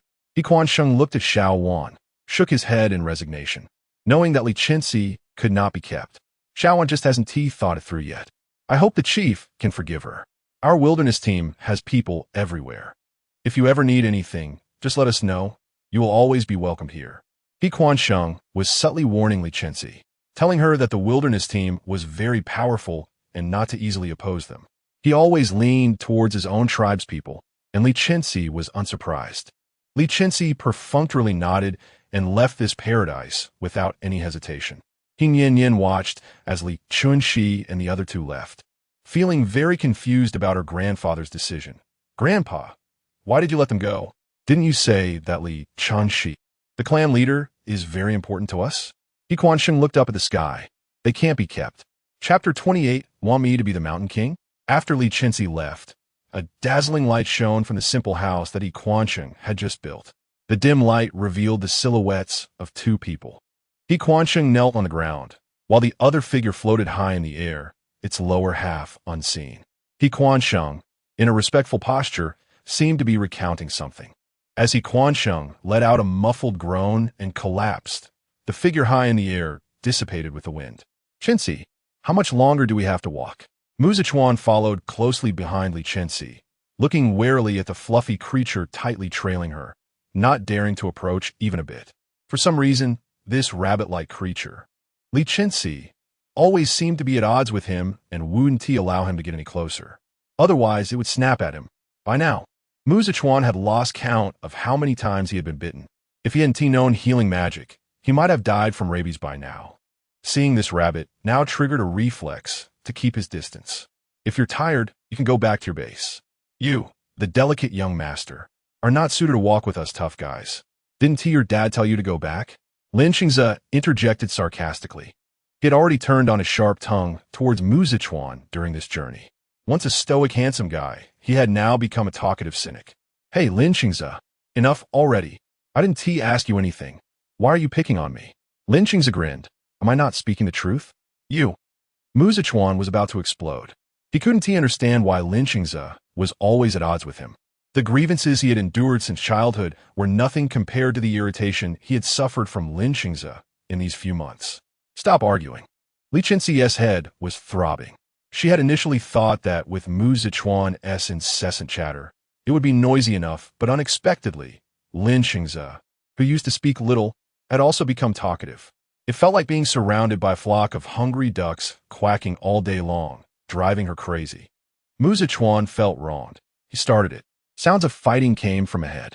While Mu Zichuan was still wallowing in his grievances, Li Chenxi and Li Chenxi had already instinctively drawn their weapons, unhesitatingly crouching down on the sand dune, covering themselves with sand.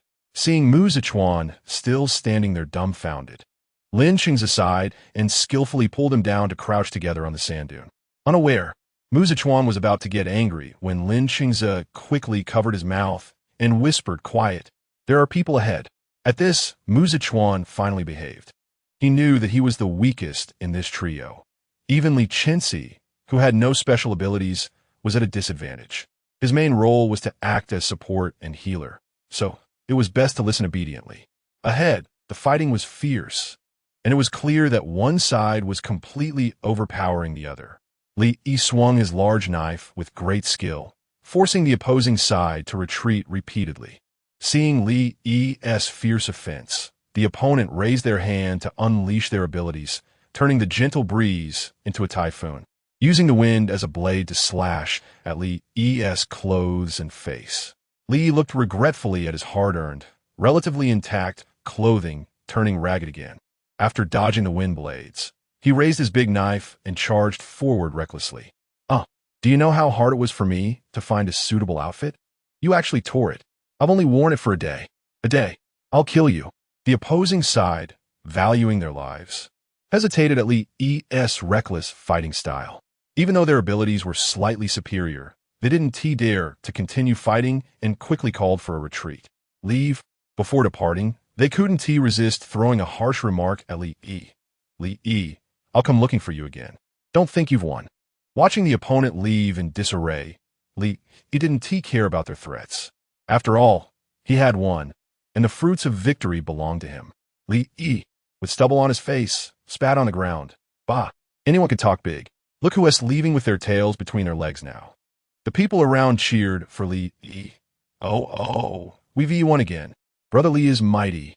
Brother Li is mighty. Brother Li will surely win." As Li Yi basked in the admiration of the crowd, His sharp eyes caught sight of a dark head peeking at him from a nearby sand dune. Like a little mouse. His expression turned serious, and his tone became harsh. Is that little mouse sneaking a look at us on the dune? Come out, and I'll spare your life. Though he said this, his large knife was already flying through the air with lightning speed. Aimed precisely at the spot where Mu Zichuan was hiding. A chilling blade of air rushed toward him, causing Mu Zichuan to retreat in fright. Ah, Chenxi helped. Just as the large knife was about to strike Mu Zichuan's forehead, Li Chenxi stood up, firmly grasped the knife handle, and calmly met Li's gaze from a distance. Brotherly, long time no see. Your knife skills have improved. A hint of a smile curled at the corners of her mouth. Li Chenxi now felt more relaxed than ever, seeing the blade so close. Mu Zichuan rolled and crawled behind Li Chenxi, occasionally peeking out. Hearing the familiar voice, Li couldn't help but squint his already small eyes and cautiously approach Li Chenxi, his tone uncertain. Is that you, Team Li? Upon hearing the familiar address, Li Chenxi smiled warmly. Brotherly, you're still so formal. Just call me Chenxi. She threw the knife back to him. Here. The force with which Li Chenxi threw the knife was comparable to Li's, and it even felt slightly stronger. Once he confirmed it was Li Chenxi, Li, with tears streaming down his face, rushed over as fast as he could, grabbing her shoulders and inspecting her from head to toe, like a worried mother checking on her child returning home. Are you hurt anywhere? Have you been eating well? You've lost weight. And what kind of clothes are you wearing? They're all torn. How are you two big men taking care of her? Li Chenxi and Mu Zichuan, who were inexplicably being scolded, felt wronged but said nothing, biting their handkerchiefs, teary-eyed. Li Chenxi brushed off Li's little gesture of pinching her cheek. I'm fine. It's just. Li Chenxi looked behind Li at the group of familiar faces and hesitated to ask. But how come you're here? You shouldn't be at the base. Don't mention it. It's really bad luck. Li became angry at the mention of this. After you left, those people started to ostracize us everywhere. We couldn't stand it anymore and left. Anyway, we didn't have any family at that base. If you hadn't rescued us one by one back then, we would have left that cursed base long ago. Li was reluctant to bring up the matter. By the way, since we've all left the base, how about creating a base that completely belongs to us? Let us call it Chenxi Base, and you can be in charge, Chenxi. Everyone here will listen to you. Yeah. Team Li, we've already established our own stronghold in this wild mountainous area. As long as you come with us, you'll be the Mountain King. Li Chenxi's eyes widened. Me? The Mountain King? Chapter 29, Building the Base. Everyone looked at Li Chenxi as if it were the most natural thing in the world. Yeah, if you hadn't saved us back then, we might not even be alive. How could we have the chance to stand here? We're totally fine with you being the boss. We left the base just to find you. Li Chenxi looked at this group of people who were so concerned about her, and her eyes became a little teary. It turned out that someone cared about her, and the things she did in the first half of her life were not in vain. At least these people were thinking of her. Li stepped forward and patted Li Chenxi on the shoulder. Come on, just come with us. At the very least, we can provide for you there. For a moment, he forgot that Li Chenxi was now a person without abilities. The force he used was still as great as before. And the consequence was that Li Chenxi was directly knocked off balance and fell onto the sand dune. Li Chenxi, so embarrassing. Li looked confused. No, I didn't use that much strength. After a moment of thought, Li remembered that Li Chenxi had lost her abilities. He laughed heartily to ease the awkwardness and picked up Li Chenxi like a chick. Sorry, I used too much strength. You're not hurt, are you? Li Chenxi smiled. It's fine. That's good. Then you should come back to our base with us. Without waiting for Li Chenxi to protest, he threw her over his shoulder and started walking toward his base. Li Chenxi, feeling hopeless. Wait, when did I agree to that? Mu Zichuan and Li Chenxi looked at the large group, taking Li Chenxi away, exchanged glances, and decided to follow them. What else could they do? She had been carried away, and they were familiar faces. They couldn't fight, so they could only follow. The ignored Mao bit Li's, but let go of my master. But it was useless. Its bite was like a tickle to the tough-skinned Li, who didn't even notice its existence. Li scratched his, but in confusion. Huh? Why is my butt so itchy? I just took a shower yesterday. When the group arrived at what Li called a base, they fell silent collectively. Li Chenxi looked at the house built from stones and branches. which looked like it could collapse at any moment without a gust of wind, and the shabby wooden sign made from a broken board and grass juice that said Morning Light Base. She was silent. This place was not even suitable for resting. Just standing beside it made her fear it would collapse. This was what Li called a base. After pondering for a long time, Li Chenxi said, Li Ge, is this the base you mentioned? Li didn't think it was anything wrong and happily introduced a few dangerous buildings to Li Chenxi. He casually opened one stone house, filled with grains, and opened another, which was packed with daily necessities. See, we gathered all this. It's enough for us to use. When you come here in the future, you'll be the Mountain King. Just focus on eating and drinking, and we'll take care of the base. After saying that, he looked at Li Chenxi with a face full of praise. What do you think? Li Chenxi, not much. Li Chenxi surveyed the group of people she had saved. They all looked at her with hopeful expressions, wishing for her to stay. She didn't know what would happen in the future, but at least they genuinely hoped for her well-being, and that was enough. Li Chenxi said seriously to Li Ge, I know you all mean well and want me to stay, but I have my dreams. I don't want to be trapped in this small place. In the past, she had devoted herself to making the base that abandoned her better. After this experience, she realized she wanted to see all the scenery in this world, even if it might not be beautiful. So, I appreciate your kindness, but I don't want to stay. Hearing Li Chenxi's unwillingness to stay, Li felt disappointed but understood her thoughts. All right, since that's the case, we won't force you to stay. We can at least have a meal together. Yes. When are we eating? Before Li Chenxi could speak, Mu Zichuan jumped out to answer, afraid that if he hesitated for a second, Li Chenxi wouldn't agree. It was no wonder Mu Zichuan was so anxious. He had eaten only a little fruit when he opened his eyes and then rushed on the road. Knowing his stomach was already empty, if he didn't eat something soon, he feared he would become the first ability user to starve to death, which would be so embarrassing to admit. Li Chenxi couldn't bear to look at Mu Zichuan. This guy was only about eating and sleeping or complaining. She introduced him to Li. This is Mu Zichuan. Then she pointed to Li Chenxi. This is Li Chenxi. They're my companions I met on the road. After the introductions, in light of Mu Zichuan's starving state, Li quickly called for people to start cooking, fearing that if they delayed even a second, Mu Zichuan would start eating people. The way he looked, it seemed like he was about to drool, which was indeed frightening. After eating and drinking enough, Mu Zichuan comfortably fell asleep. Seeing how comfortably he slept, Li Chenxi couldn't help but roll his eyes at him. He really didn't understand how this carefree person had made it this far. In such an unfamiliar place, he dared to sleep so soundly, not fearing that he might wake up in another world. All right, he had his dad protecting him. No wonder he could be so carefree. Thinking of this, Li Chenxi couldn't help but show a trace of a sarcastic smile. Looking at this desolate place, Li Chenxi had an idea. Li Ge, if we have the materials, would you want to build a base? Yes, of course. It's just that I don't have materials, which is why it's so simple. If we could build a base, the brothers could sleep more soundly without worrying. Why wouldn't we build it? Then I'll provide the materials to build the base.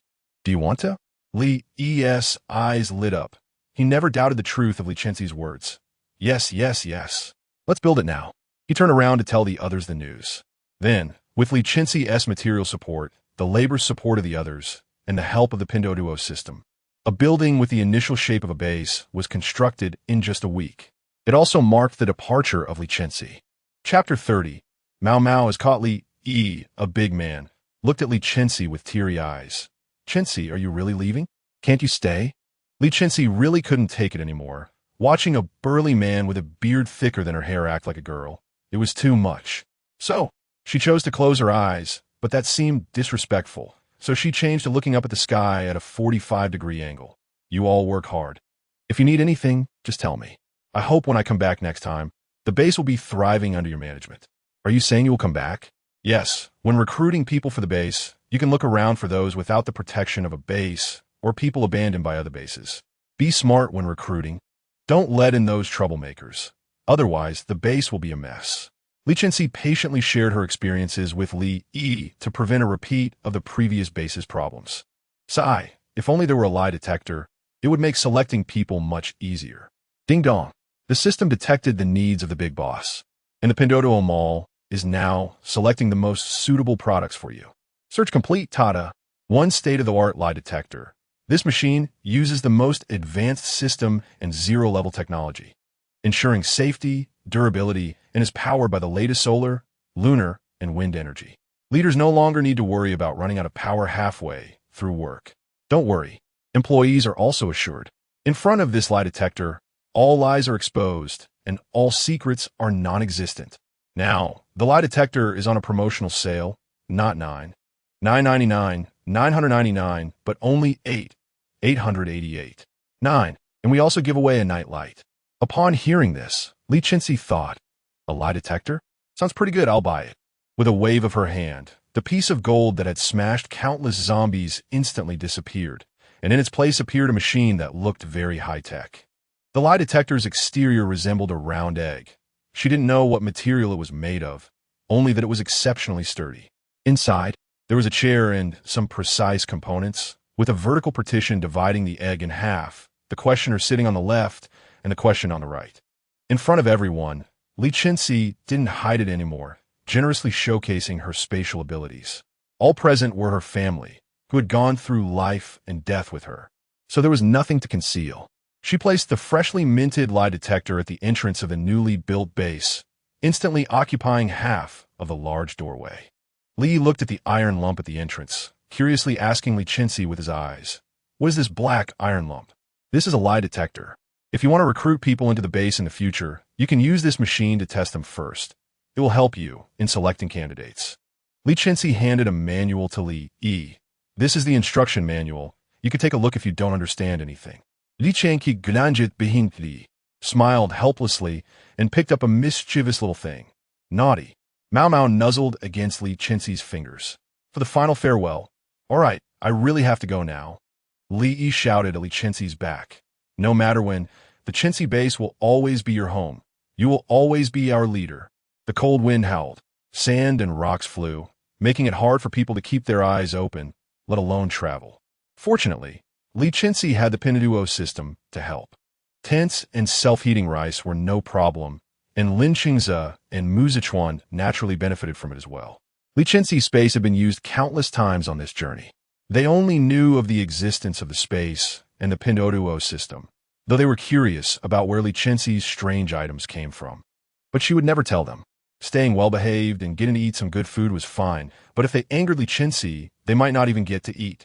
Mu Zichuan and Li Chenxi weren't fools. They understood this reasoning.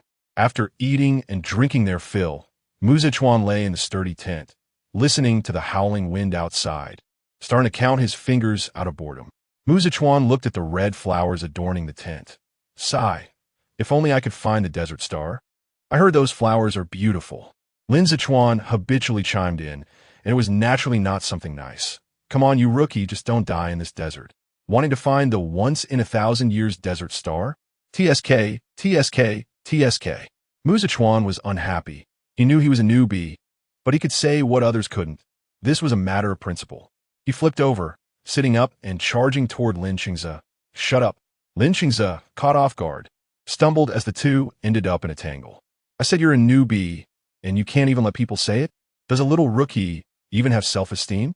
"Ha ha ha. Don't say that about me." Mao Mao finished its food and watched them bicker with annoyance. Two deadweights, so annoying. Hearing them talk about the desert star, which sounded precious, it matched its master's status perfectly. I must find the desert star to give to my master. They will definitely praise me. Thinking of how Li Chenxi would praise, it made Mao Mao's ears perk up with happiness.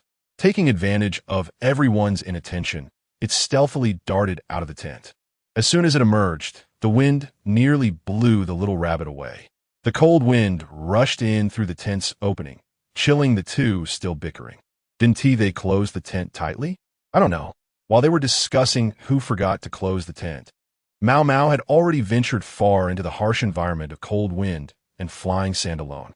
Mainly, it had been blown up into the sky by the wind and had just landed, now unable to distinguish east from west.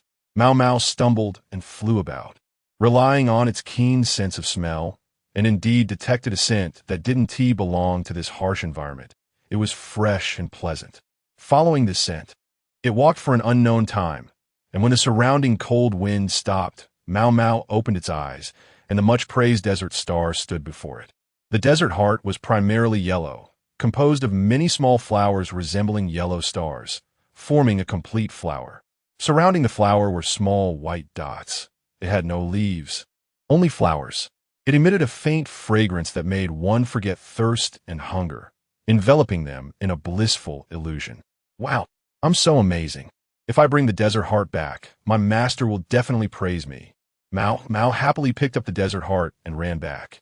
It had signed a contract with Li Chenxi, allowing it to sense her direction. While running, the ground suddenly rose beneath it. Mao looked at the ground, getting higher and higher.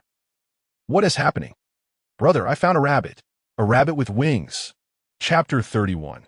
The wanderer, the girl raised the object in her hand high to show her older brother, who was following behind. To make sure he could see it, she kindly hugged it close to the front, looking at his sister holding a rabbit with long wings. Han Yuan genuinely felt that his sister was the cutest little girl in the world. Be careful, don't fall, he said, but his hand was always ready to protect Han Yuan from falling. Han Yuan tightly hugged the fluffy rabbit and proudly said to Han Yuan, I won't fall. I'm not a little kid anymore. Han Yuan noticed that the rabbit had something in its mouth and curiously reached out to take it away. Hey, brother, what is this? She was surprised to find a flower in such a harsh environment. It looked quite beautiful, but why couldn't she take it out? Han Yuan tried to take the desert star from the rabbit's mouth with one hand, but how could the rabbit give it up so easily? It had searched for a long time to find the desert heart, which it intended to present to its owner for praise.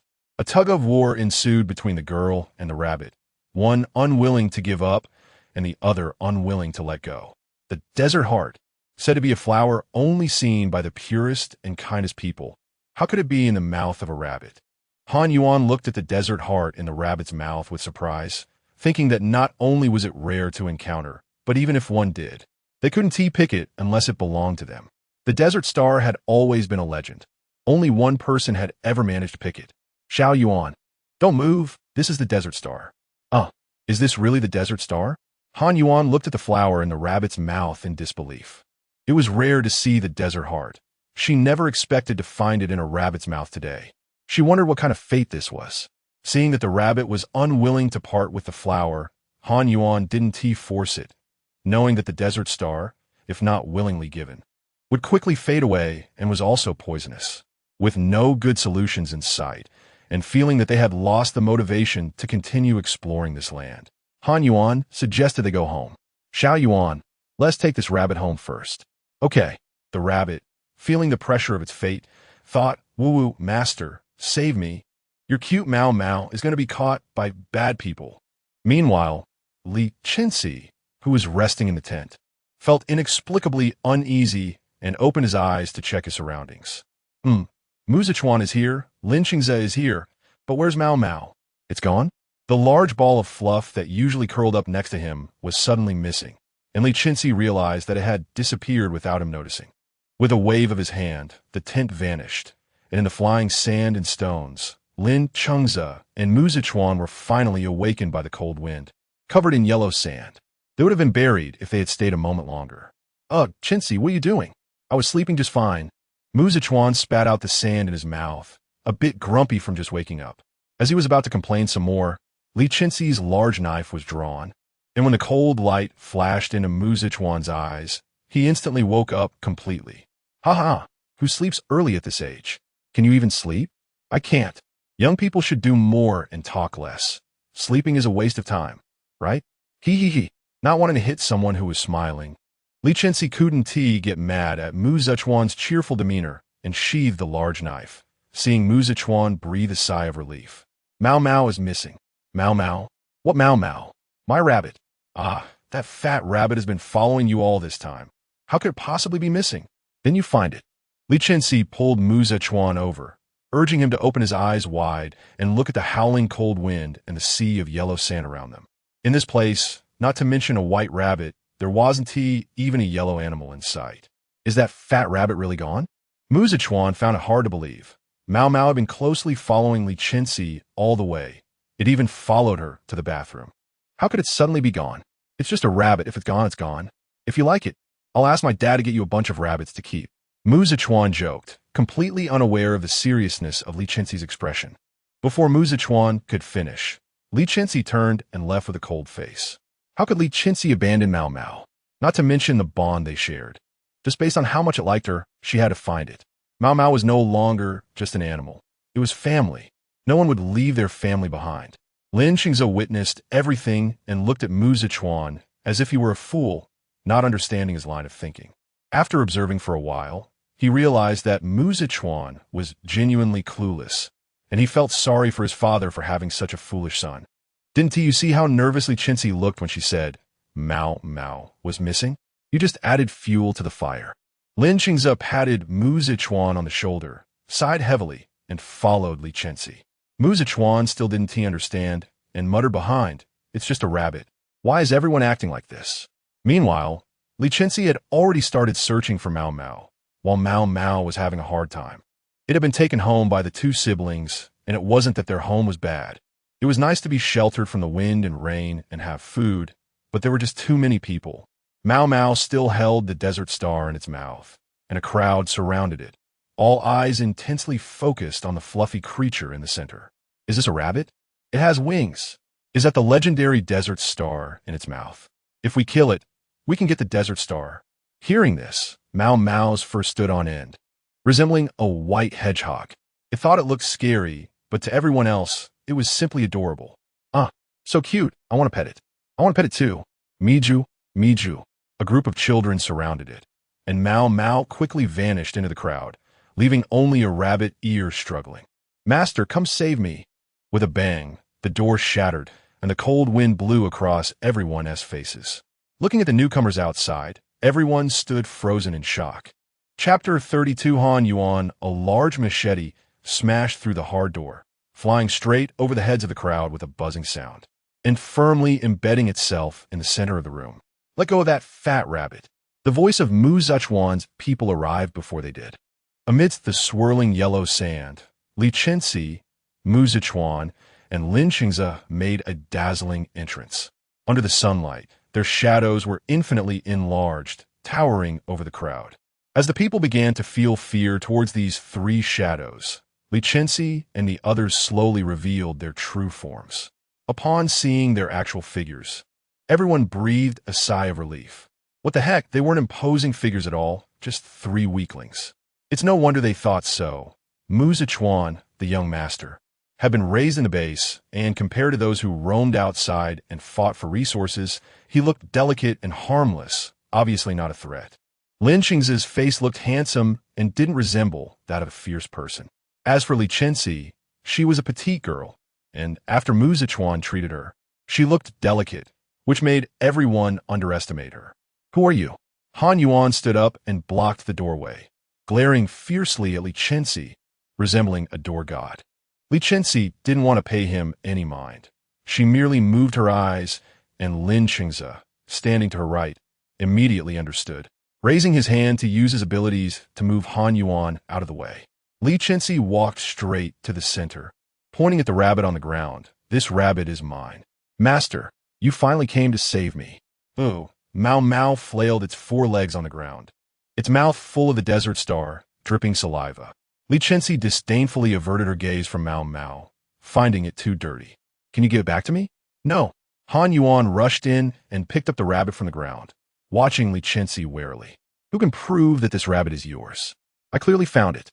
Li Chenxi directly took Mao Mao from his arms, her voice cold. "What I say is mine. Why should I explain to you?" Mao Mao, in Li Chenxi's arms, immediately presented the desert star it had been holding in its mouth.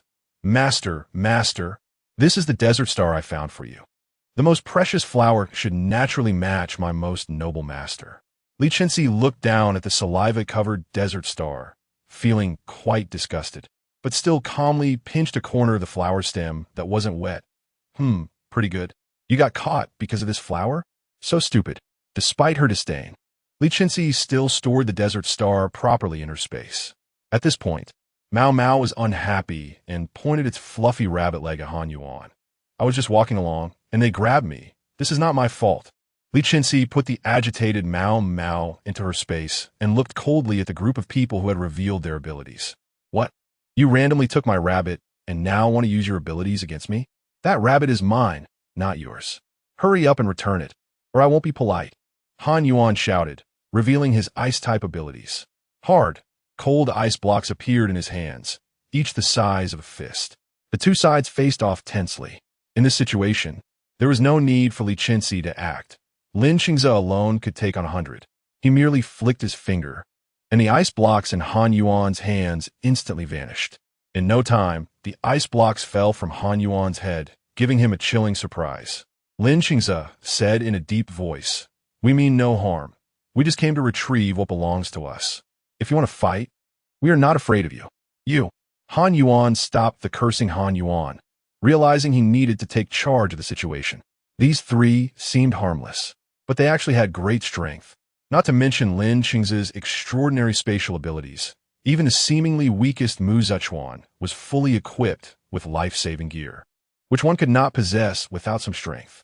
Even if he was weak, he couldn't easily harm him. Who knew he might be someone from the base? It's best to proceed with caution. Finally, regarding Li Chenxi, although she hadn't displayed her abilities from the beginning, judging by the depth of the machete embedded in the wall and her calm demeanor, her strength was likely not to be underestimated. These are not people one could provoke. With both parents deceased, she was now the leader. It was better not to cause trouble. After weighing the pros and cons, Han Yuan decided to let them go. "I'm sorry, my younger sister is young and doesn't understand. I hope you can forgive us. You can leave at any time. We won't do anything to you." He turned and scolded the people behind him. "Put away your abilities. You are quite sensible. Chenxi, let's go." Seeing that Han Yuan didn't dare to act against them, Muzhichuan became proud, showing off. Chenxi? Could it be that the female war god Chenxi from the Qixing base? Upon hearing this name, Han Yuan was very excited, his voice trembling as he bravely stopped Li Chenxi and the others.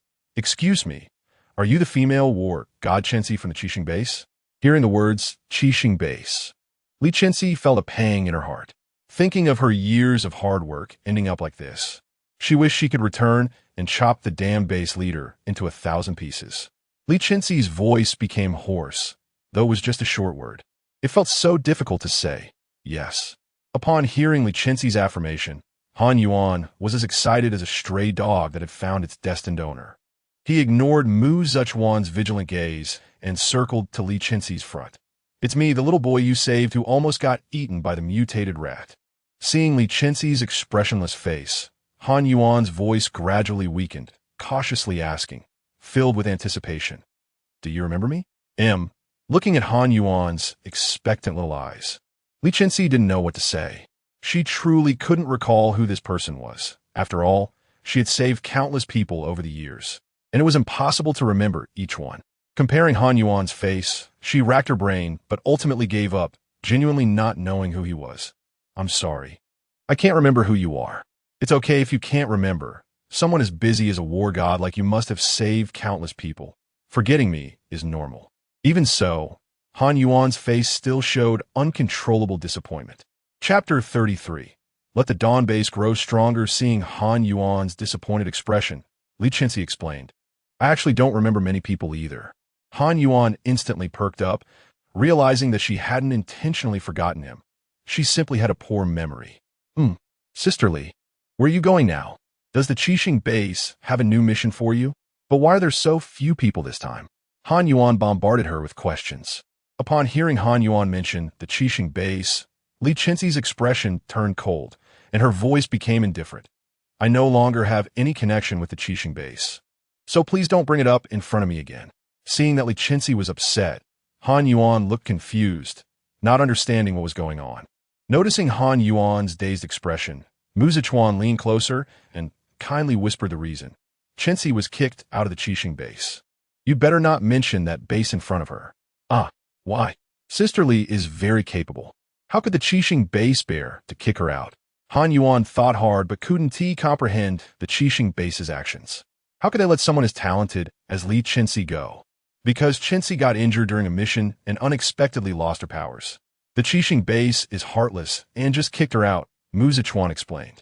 Hearing that Li Chenxi had lost her powers, Han Yuan looked at her with a pained expression. She had been so proud and glorious, and now she had lost all her powers overnight. How heartbroken and sad she must be. Han Yuan couldn't imagine how she had endured it. Han Yuan looked at Li Chenxi with deep sympathy. The way he gazed at her made it hard for Li Chenxi to ignore. She awkwardly cleared her throat and turned to meet Han Yuan's gaze. "Can you stop looking at me like that?" "Oh, I'm sorry." Han Yuan scratched his head awkwardly, shifting his gaze. Feeling overlooked, Han Yuan was unhappy. Her brother had always listened to her, so why was he being so nice to this woman today? She leaned over and claimed her territory by hugging Han Yuan's arm. "Brother, who is she?" Han Yuan smiled at his obedient sister, saying, "She is the amazing sister who saved me before. You should call her sister too. Without her, there wouldn't be me." Han Yuan looked at the expressionless Li Chenxi with impatience. "No, not just anyone can be my sister. I only have you as my brother." Xiao Yuan. Han Yuan was puzzled by why his adorable sister had such hostility toward Li Chenxi. "Don't say that about her." After speaking to Han Yuan, he immediately apologized to Li Chenxi. "I'm sorry, Sister Li. My sister is still young and doesn't understand." Li Chenxi raised her eyelids and looked at the provoking Han Yuan with disdain. Did she really think she was trying to take her brother away? So childish. Your sister looks to be around 14 or 15. Is she still considered young? Still doesn't he understand? Did she forget to bring her brain when she was born? At that age, I could already handle things on my own, Li Chenxi said sarcastically. Since she was shameless, there was no need for her to be kind. She was just a spoiled little girl, not worth her time. Realizing he was at fault, Han Yuan could only smile awkwardly. "It's fine. I'll take my leave now." Li Chenxi lifted her foot to walk out, but after taking a couple of steps, she was called back by Han Yuan. "Sister Li, can I follow you?" Han Yuan quickly ran in front of Li Chenxi to recommend himself. "My powers are now quite good, and I have healing abilities. If you get injured, I can heal you anytime, so you won't have to worry about being hurt without anyone to treat you." Muzichuan, oh no, this is directed at me. Muzichuan was about to speak up to reject Han Yuan on behalf of Li Chenxi, but before he could, Han Yuan's sister rushed over to stop him. Han Yuan's voice changed from her usual sweet tone to a harsh and unpleasant one. "Brother, are you crazy?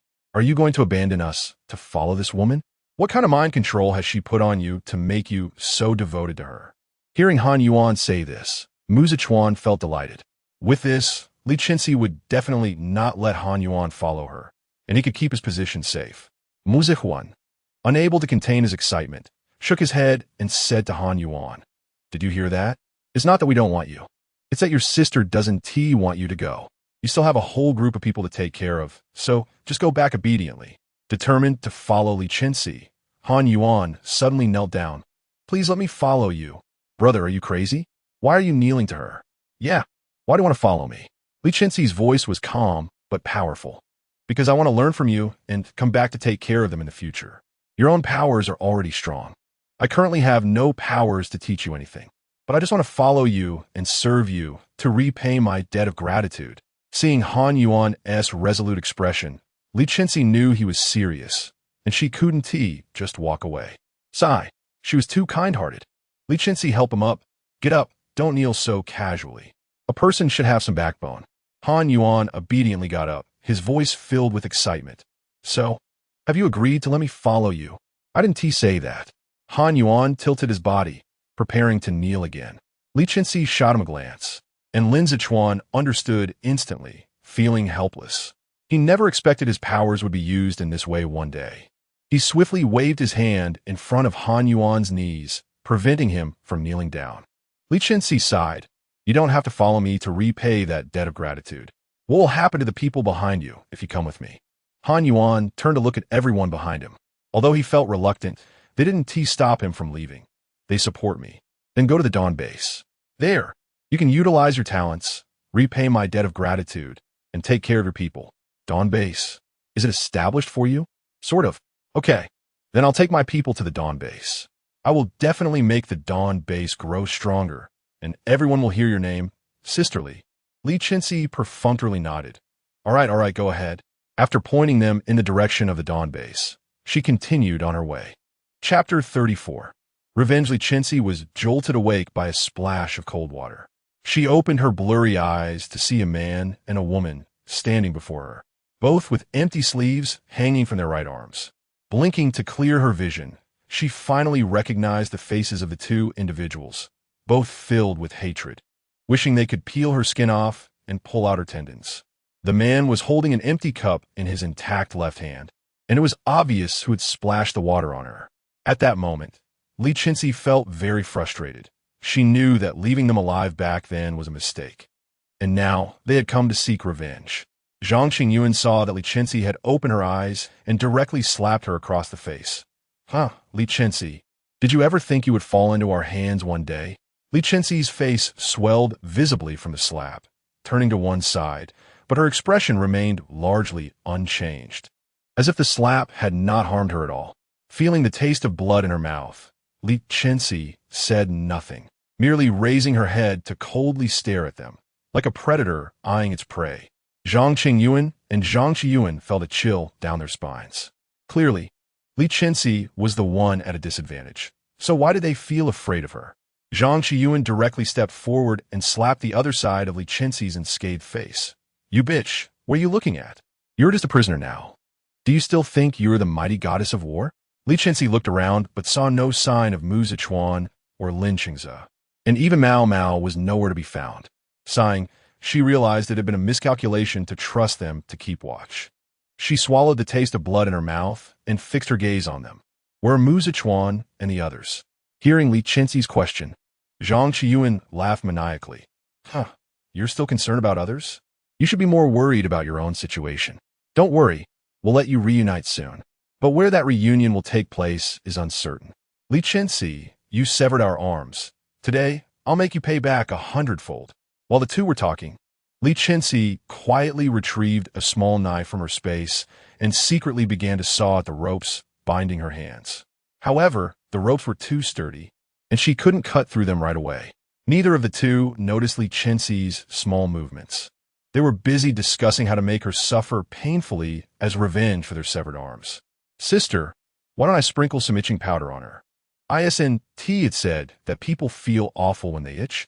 Zhang Qiyuan's idea received Zhang Qingyuan's support, and she nodded in agreement. All right, you sprinkle some itching powder on her first. I'll think of a more torturous method. We can't let her have it easy.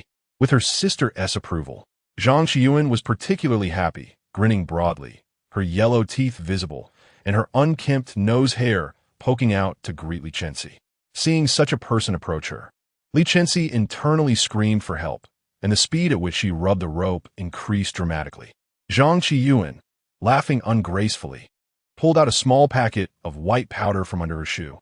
The packaging was discolored due to frequent contact with the shoe soles, and as she took it out, an unknown odor spread through the air. Hee. Soon you'll experience the effects of my itching powder, specially prepared just for you. Aren't you happy? Li Chenxi quickened her movements, filled with deep resistance towards the powder, not because she feared the itching powder, but mainly because it had come from the soles of this apparently filthy person's shoes, which she couldn't overcome psychologically. Zhang Qiyuan evenly sprinkled the powder over Li Chenxi, doing it more uniformly than seasoning food at a barbecue. The powder was fine and pungent, drilling into Li Chenxi's nose, making her involuntarily sneeze. Achoo! As her body shook, the white powder flew onto Zhang Qiyuan, who had been too slow to dodge, covering her face and causing her to panic as she hurriedly pulled out an antidote and stuffed it in her mouth. Yaya, Li Chenxi, are you trying to harm me? After swallowing the antidote and seeing Li Chenxi's disheveled state, she laughed triumphantly, waving the antidote in front of Li Chenxi. Now, ISNT it itchy? ISNT it worse than death? I have the antidote. Do you want to eat it? Li Chenxi was itching unbearably and wished she could immediately chop down this smug little person in front of her. However, bound by the ropes, she could only submit to their torment. Since she couldn't attack him, it didn't mean there weren't other ways to humiliate him. Li Chenxi directly spat in his face, watching him jump up and curse, and suddenly the itching sensation diminished somewhat, leaving her feeling remarkably refreshed. She finally understood why those Annies were so rude when they argued. Although it wasn't elegant, it felt great. Seeing her foolish brother being bullied, Zhang Qingyuan unleashed her abilities. With a wave of her hand, a ball of flames appeared out of nowhere and smashed onto Li Chenxi, igniting her. Li Chenxi, you need to recognize your current situation. You're just a powerless waste without abilities. How dare you insult my brother? The flames burned at Li Chenxi's skin, and without looking, she knew her skin would be blistered, likely ruined again. This body had truly suffered alongside her. The flames burned on Li Chenxi for 5 minutes. Her clothes were charred to rags, blood and flesh stuck to her, and the liquid from her burns flowed down her body. The blisters were growing larger, and in places without blisters, her skin was already a bloody mess, with the smell of charred flesh wafting through the air. Li Chenxi's originally short hair had burned to a singed yellow curl, no longer smooth. Li Chenxi was cursing in her heart. The ropes were almost cut through from the fire, and she endured the pain in her arms, working hard to cut the ropes. Just wait until I cut these ropes. You'll regret it. Seeing that Li Chenxi had been burned to such a state, yet remained silent, Zhang Qingyuan felt furious, devoid of any sense of satisfaction from her revenge. She pinched Li Chenxi's chin with her sharp fingers, forcing her to meet her gaze. Scream. Why aren't you begging for mercy? If you're willing to kneel and plead for mercy, I might consider letting you off the hook after breaking 2 more arms. Chapter 35, the Pinduoduo system appeared with that man. Answering her was still the saliva of Li Chenxi. Zhang Qingyuan screamed as he wiped the saliva off his face, glaring angrily at Li Chenxi. Since you're so clueless, don't blame me for being ruthless. He turned and directly ordered his foolish brother Zhang Qingyuan. Brother, quickly use your best poison on her, no matter what poison it is. Just use it all. I want her to suffer so much that she wishes she were dead. All. Ukai. Cease. Zhang Qingyuan obediently followed his sister's orders, using his good left hand to pull out a bunch of strange powders and bugs from various unexpected corners of his body. One wonders how his skinny body could hide so many things. Zhang Qingyuan didn't care whether her brother was prepared or not. Her anger had made her lose her reason. She might not even be aware of what she was doing right now, as rage had taken over. She grabbed a packet of powder, wanted to tear it open, but found she couldn't muster any strength. Looking down at her empty right sleeve, she realized her arm was gone, the culprit being Li Chenxi in front of her, which made her even angrier. She simply used her mouth to tear open the powder's packaging, and her speed was so quick that even Zhang Qingyuan couldn't stop her in time. Sister, you can't tear that open with your mouth. By the time he spoke up, it was too late. The powder dissolved in her mouth, and she could even taste a sweet flavor. Zhang Qingyuan angrily sprinkled the powder on Li Chenxi and then turned to Zhang Qingyuan, who had tried to stop her. What's wrong? Zhang Qingyuan swallowed hard, gathering his courage to explain. That's a special laxative I've been researching recently. It takes effect in half an hour, but it only works if ingested. I haven't made the antidote yet. Zhang Qingyuan's voice got smaller and smaller until it was completely inaudible as his sister's face grew darker. Zhang Qingyuan directly pinched Zhang Qingyuan's ear, doing it painfully. Why do you always mess around with these things? Why didn't you make the antidote? What else are you good for? Zhang Qingyuan cried out in pain, but didn't dare resist Zhang Qingyuan. Sister, I'm sorry, my ear hurts. Zhang Qingyuan twisted his ear hard before letting go. Go back and get the antidote immediately, or I will kill you. Oh, while they were chatting, Li Chenxi had already cut the ropes, and now she just needed to wait for an opportunity to leave. Her companions, Mao Mao and Mu Zichuan, had disappeared, and Li Chenxi was a bit worried about their situation. Although Lin Qing's powers were strong and posed no concern, it was mainly Mu Zichuan, who was foolishly unreliable. Even the Pinduoduo system, which had always been seeking a sense of presence in her mind, was unresponsive today, making Li Chenxi feel uneasy. Holding a short knife in her hand, she waited for a chance. Despite the itching and pain all over her body, Li Chenxi's expression remained calm, showing no signs of distress.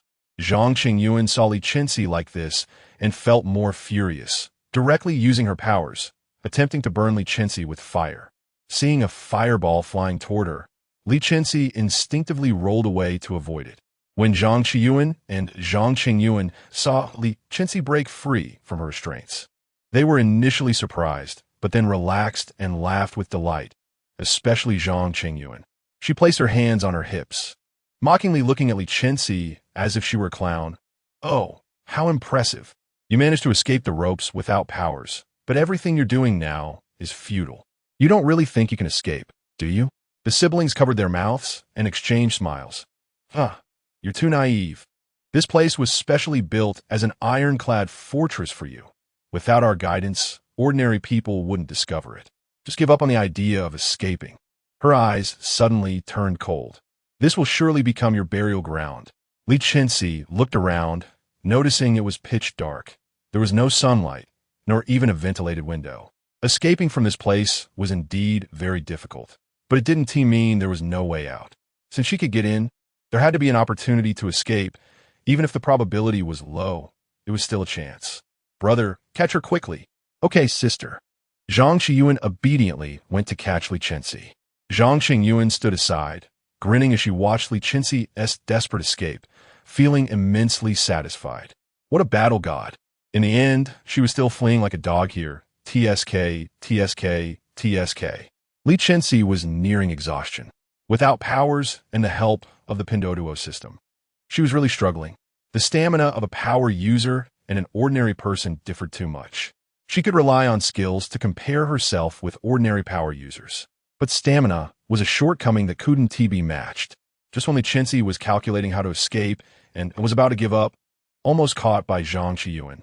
At that critical moment, the contract she had been wearing around her neck suddenly burst forth with brilliant light, dazzling and radiant like the sun in her hands, making it hard for anyone to open their eyes, forcing them to shield their eyes with their hands. During this time, Li Chenxi heard the long-lost voice of the Pinduoduo system in her mind. Big boss, I'm back. Did you miss me? I brought you a surprise. Hearing the voice of the Pinduoduo system, Li Chenxi couldn't help but smile. Where have you been? Unknowingly, the Pinduoduo system had become a part of her heart. Had she subconsciously accepted it? It was something that had suddenly appeared in her life. I want to gather people for you. Gather people? A big question mark rose in Li Chenxi's mind. Gather what people? As the light slowly faded, Li Chenxi gradually opened her eyes. And what came into view was a tall, slender figure like bamboo. The voice was pleasant, like a clear spring, soothing to the ear. Are you bullying a weak woman? If you want to bully her, you'll have to get past me first. It sounded casual yet very assertive. When Zhang Qiyuan and Zhang Qingyuan saw the man's face, their mouths dropped in surprise, as if they had seen something earth-shattering. It's you. You are. The man raised a hand to stop them from continuing. Chapter 36, The Truth and the False Shoe. Don't speak recklessly. The man's voice was indeed pleasant to hear, but Zhang Qingyuan and Zhang Qiyuan's hearts felt as cold as falling into an ice cave. They dared not ignore the man's words, falling silent and behaving like obedient children. Li Chenxi looked at these two siblings who suddenly became so docile, feeling quite incredulous. She stared at the man's slender back, curiosity about his identity reaching its peak. Who on earth is he? Even these two are afraid of him? Is he good or bad towards me? With countless doubts in her heart, she could only ask the Pinxi system. System, who is he? The Pinxi system stammered, clearly unwilling to reveal the man's identity. How should I put it? Sai, I don't really know how to say it. If I put it that way, it seems not quite right, Sai. How should I say it? Upon hearing the system's hesitant tone, Li Chenxi realized she wouldn't get any answers and stopped pressing it. The current situation was still quite favorable for her. In this pause, Zhang Qiyuan and Zhang Qingyuan had already knelt on the ground, pleading for mercy, their expressions sincere, banging their heads on the ground louder than the last. In this airtight space, the sound echoed again and again. We didn't know Li Chenxi knew you. We're truly sorry. Please let us go. The man pushed his glasses, which were about to slip down, with his long, pale fingers and casually replied, Oh, if you weren't people I knew, would you be able to act this way? As soon as these words fell, Zhang Qiyuan and Zhang Qingyuan, who were kneeling on the ground, froze in place, their shoulders drooping as if they had lost all support. Realizing they couldn't escape today, the two exchanged glances, understanding each other's thoughts, and suddenly unleashed their abilities towards Li Chenxi. Since they couldn't escape death, they might as well find someone to take the blame. Be careful, Gold Master. Li Chenxi watched the flames and poisonous gas charging towards her without any fear. She had been keeping an eye on Zhang Qiyuan and Zhang Qingyuan's movements because she didn't trust such people. Who knows what tricks they would pull in places she wasn't aware of. The moment they launched their abilities, Li Chenxi noticed that there was enough distance for her to dodge. The man standing in front of Li Chenxi felt that his authority was being trampled when Zhang Qiyuan and Zhang Qingyuan acted against Li Chenxi in front of him. His anger surged. "You're seeking death." He picked up something in his hand and fiddled with it. And suddenly the flames and poisonous gas aimed at Li Chenxi vanished without a trace. Even the two who had just knelt begging for mercy disappeared, as if they had never existed in this world at all. Looking at the empty ground, Li Chenxi was extremely shocked and looked up incredulously at the man blocking her view. "Who on earth are you? What kind of ability is that? How could two living people vanish so silently into thin air? Who are you? Why are you helping me?" Upon hearing Li Chenxi's question, the man chuckled softly. His laughter like clear spring water between bamboo, pleasant to the ears and soothing to the heart. "Are you very curious? After piquing your curiosity, I want to tell you." Li Chenxi. She stared intently at the back of his head, convinced that if he turned around, she would see his face, and if she saw his features, she would surely recognize him. However, the man seemed to see through her thoughts, remaining still with his back to her. He smiled and said, "You're not waiting for me to turn around, are you?" "Li Chenxi." "He sees through me." She sighed deeply, her tone tinged with helplessness. "When the time comes, you will know everything. Knowing some things in advance won't benefit you. You must understand, everything I do is to protect you, for your own good." Suddenly, the man's body flickered, like an old television losing signal. He looked at his gradually becoming transparent body, reluctantly glancing back at Li Chenxi. "I must go now. See you next time. Remember, just follow your heart, and we will meet again one day. I hope by then you will have succeeded." The moment he turned around, Li Chenxi finally saw his appearance. He was actually the boy in the white coat who had appeared in her dream last time. But hadn't he only existed in her memories? How could he now appear vividly in her life? Also, what did he mean by success? Surely her memories weren't missing anything. Li Chenxi was only momentarily stunned. The world is vast, and such occurrences shouldn't be too surprising. She realized her experiences were still lacking. The most pressing issue now was to escape. She didn't know how the others were doing, especially Mao Mao, who clung to her every day. It had been a day since she last saw him. She could only imagine how anxious he must be. "System, where are Mao Mao and the others?" "I'm sorry, Goal Master, I don't have that function. However, you can purchase our latest tracking system available in the Pinxi store." The Pinxi system was indeed dedicated, not forgetting to promote items from the Pinxi store even at this moment. In the brief pause while it spoke, it quickly listed the products on Li Chenxi's phone, the items jumping continuously, warming up in her hand.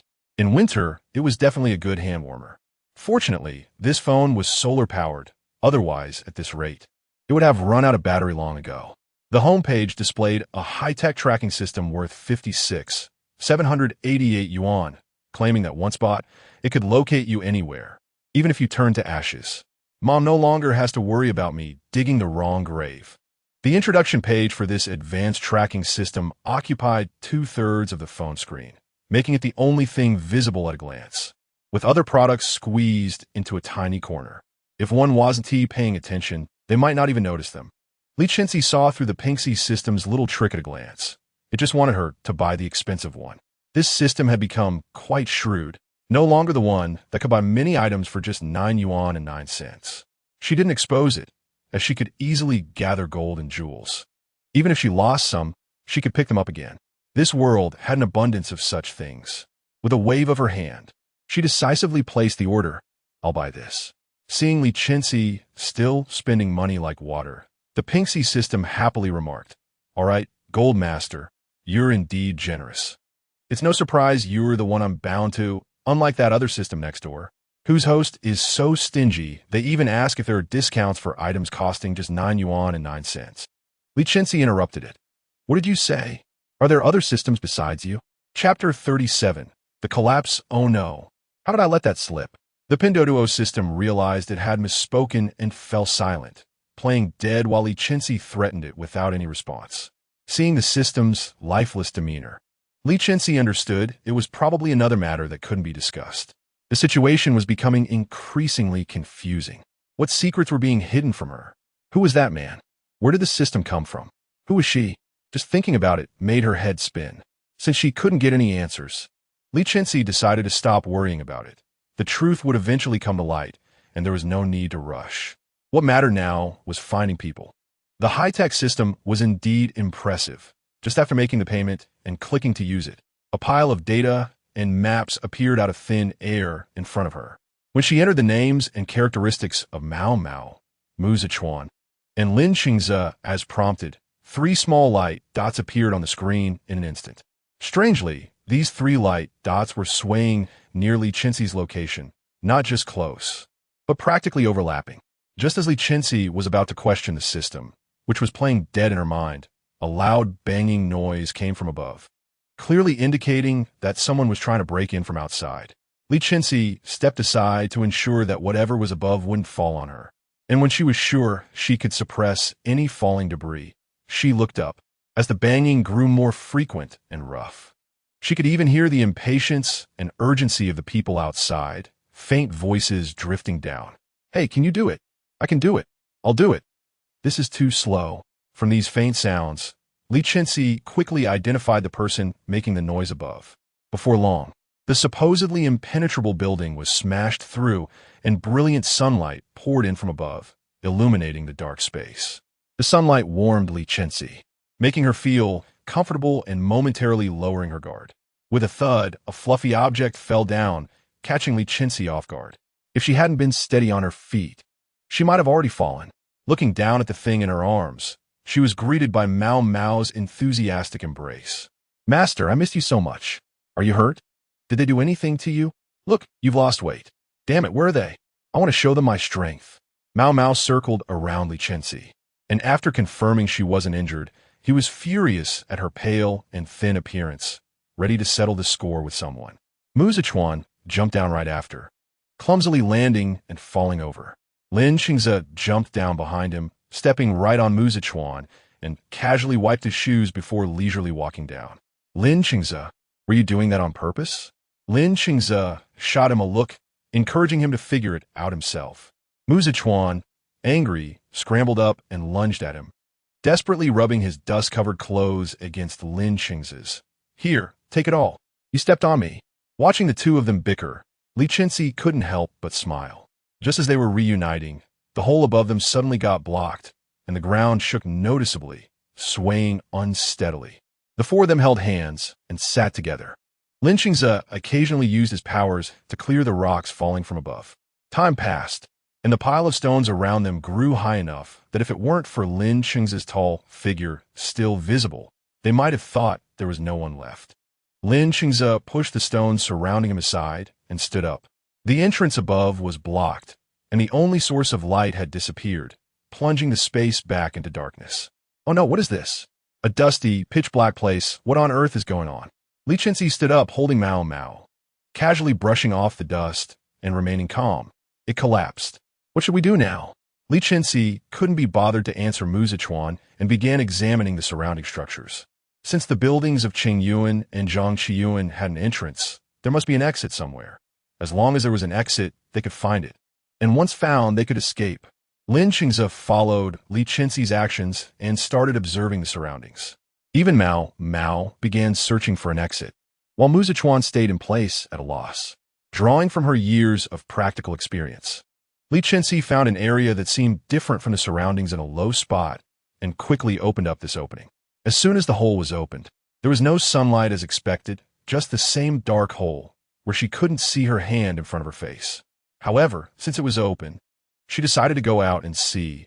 As they couldn't find any other exits here, they might as well take a chance. Who knows? They might find a way out. Li Chenxi turned back and succinctly said, "Let's go." Without waiting for others to respond, she walked ahead alone, quickly disappearing into the darkness. Mao Mao immediately followed. "Master, wait for me." Seeing the dark hole, Mu Zichuan gulped nervously and tightly grasped Li Chenxi's arm. "Lin Ge, do you think there will be anything scary inside that hole?" Li Chenxi immediately saw through Mu Zichuan's fear, prying his fingers off one by one and smiling nonchalantly. "What? Are you scared?" After saying that, he stepped in a hole, not forgetting to mock Mu Zichuan. "If you're scared, just stay here and wait for us. No need to force yourself." Unable to withstand the mockery, Mu Zichuan steeled himself, closed his eyes, and thought to himself, "What nonsense! I've never known the meaning of fear in my life." But once he entered, he immediately regretted it. Upon opening his eyes, all he saw was darkness, instantly imagining countless monsters. Wait for me. Chapter 38. The Peach Blossom Land. The cave was dark and damp, and due to the landslide, the entrance was blocked. After much effort and force from Li Chenxi, another exit was finally found, with a poor machete in hand acting as a makeshift hoe. As the entrance was smashed open, light flooded in, driving away the darkness inside. Feeling the long-lost sunlight on their bodies, the three felt as if their souls had been cleansed. They stood in line at the cave entrance, feeling light and taking a deep breath. Mu Zichuan looked at the scenery before him, excited. This must be the Peach Blossom Land. Following the direction of his hand, it was easy to see a lush landscape outside, with flowers covering the valley, green grass stretching endlessly, and various small animals happily playing around. There were all sorts of familiar and unfamiliar fruits and food everywhere. It had been so many years since he had seen such a sight outside. Even in the villages of the barbaric team, he couldn't see trees as thick as his waist. Yet here they were everywhere, with even thicker trees present. In the outside world, let alone trees, even small grass struggled to survive. Without special means or a plant-based supernatural being to nourish them, those plants couldn't survive at all. Even if they did, they wouldn't grow like they were malnourished. The environment here was like a sudden windfall for someone extremely impoverished, leaving them at a loss. Not only was Mu Zichuan, who was always dramatic, excited, but even the usually composed Li Chenxi and Li Chenxi showed rare surprise. If people outside knew of this place, how many lives could be saved from starvation? As the three prepared to step inside, an invisible force pushed them back, with Mu Zichuan running the fastest and being flung the farthest. Ouch! Why but my back? It hurts so much. What is going on? Mu Zichuan sat on the ground wailing, occasionally rubbing his shoulders and tailbone. Li Chenxi approached, slowly placing her hand on the invisible barrier. Waves radiated outward from her palm. It seemed something was protecting the inside. Li Chenxi said calmly, "There's a barrier blocking it." Mu Zichuan was shocked, scurrying to Li Chenxi's side while covering his backside, mimicking her by placing his hand on the barrier. Indeed, something blocked his progress as ripples spread from his hand. Does that mean we can't go in? Such a beautiful sight right in front of us, but we can't experience it? I wish I hadn't seen it. He stared longingly at the fruits inside, his stomach growling loudly, drawing the attention of Li Chenxi and Li Chenxi. Mu Zichuan, usually thick-skinned, felt embarrassed. "I haven't eaten anything all day, so it's normal for me to be hungry." Li Chenxi and Li Chenxi didn't say anything outwardly, but silently judged him in their hearts. Suddenly, the tail flower that had been quietly swirling in Li Chenxi's mind became restless, looking very excited, as if it had seen an old acquaintance. The lively flower blossomed in her mind, and in an instant, her consciousness was filled with the fiery red tail flower, everything turning red. The system was squeezed into a small corner, looking pitiful against the surrounding red. "Gold Master, your tail flower has gone crazy." Noticing the change in her mind, Li Chenxi split a bit of her consciousness to enter, only to be tightly wrapped by the tail flower, which rubbed against her face like a spoiled child. Li Chenxi frowned in confusion, grabbing the mischievous tail flower. "What is wrong?" The tail flower swayed excitedly, trying to communicate, but being just a flower, it couldn't talk. Seeing Li Chenxi not moving, it anxiously scattered its petals all over the ground. Watching Li Chenxi grow increasingly impatient, the tail flower regretted not having the ability to speak and finally summoned the pitiful system from the corner to act as its mouthpiece.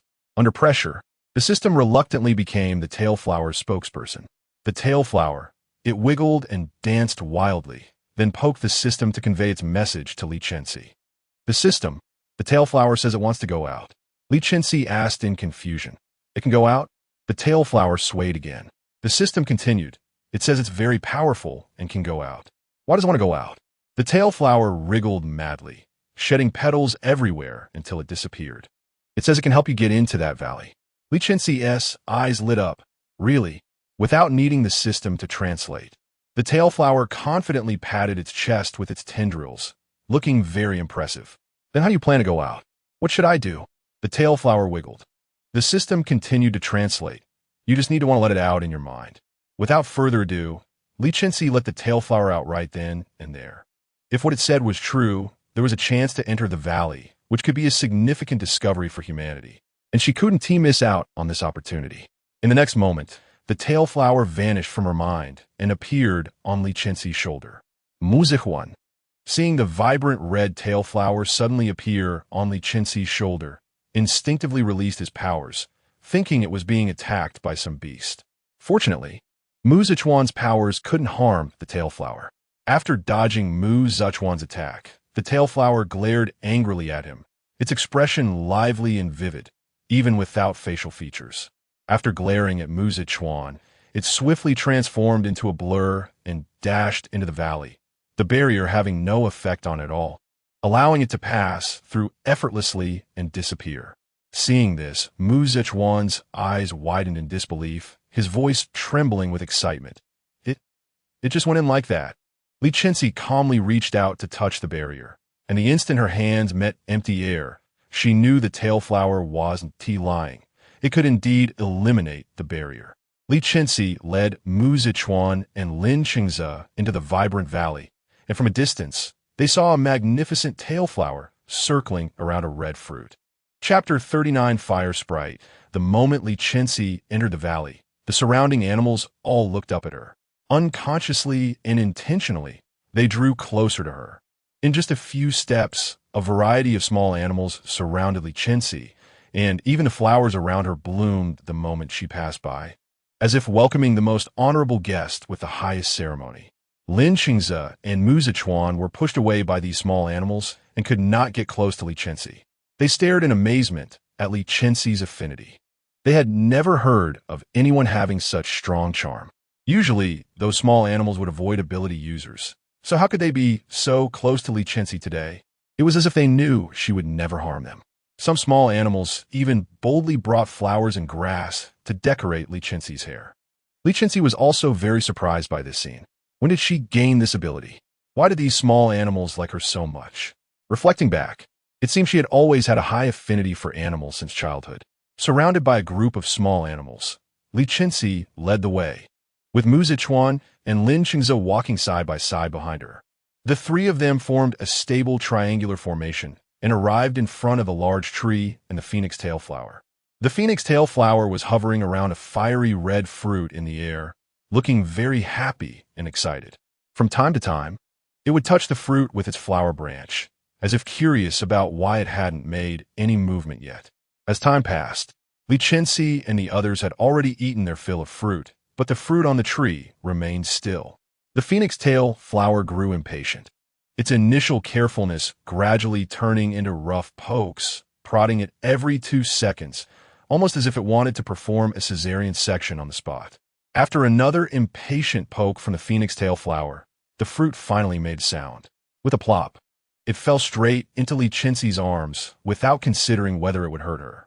Seeing the fruit drop, the phoenix tail flower hurriedly followed down, nervously watching the fruit in Li Chenxi's arms, rubbing against her palm, hoping she wouldn't be angry and wouldn't throw the fruit away. Seeing the phoenix tail flower's anxious appearance, Li Chenxi, who had been a bit annoyed, immediately calmed down. Sigh, why bother with a plant? It couldn't even talk. Suddenly, the fruit in Li Chenxi's arms cracked open, and a small child with a human shape, resembling a doll and surrounded by flames, emerged. At the moment the fiery child was born, the petals of the phoenix tail flower trembled with excitement. It stretched out its soft branches and carefully touched the little boy who was covered in flames. The little boy opened his eyes, dazed, and reached out his soft hands to grab the branch the phoenix tail flower extended, instinctively calling out in a baby voice, "Hungry." The phoenix tail flower felt its heart melt at his call and eagerly snatched him from Li Chenxi's arms, holding him tightly and tearing off its own petals to place on the little boy. As the petals disappeared from its body and landed on the boy, it seemed like the little boy's flames grew larger after absorbing the phoenix tail flower's petals. The increase in the boy's flames was as if the phoenix tail flower had been injected with hormones. It began frantically tearing off more petals from itself, placing them on the little boy over and over again. As the flames on the little boy grew bigger and more vigorous, the phoenix tail flower's petals completely vanished, ultimately transforming into a stream of fire that entered the boy's body. Once the little boy fully digested the energy from the phoenix tail flower, he truly opened his eyes for the first time, a pattern of phoenix tail flower appearing as a decoration on his head. Muzichuan, Li Chenxi, and Li Chenxi were all shocked, unable to intervene in what was happening. As soon as the little boy saw Li Chenxi, his eyes lit up. "I've found you." He suddenly leaped into Li Chenxi's arms and pouted. "Why did you take so long to find me? I was so bored here alone." Li Chenxi warily pinched the little boy who had jumped into her arms. After all, this creature had just absorbed her phoenix tail flower right before her eyes. Who knew what it was and whether it was dangerous? "What are you?" The little boy, suspended in the air with no support, looked very aggrieved at Li Chenxi's threat, and even the flames on his body dimmed significantly. "I'm not anything bad. I'm a fire sprite." Suddenly, the fire sprite seemed to sense something and looked at Li Chenxi with concern.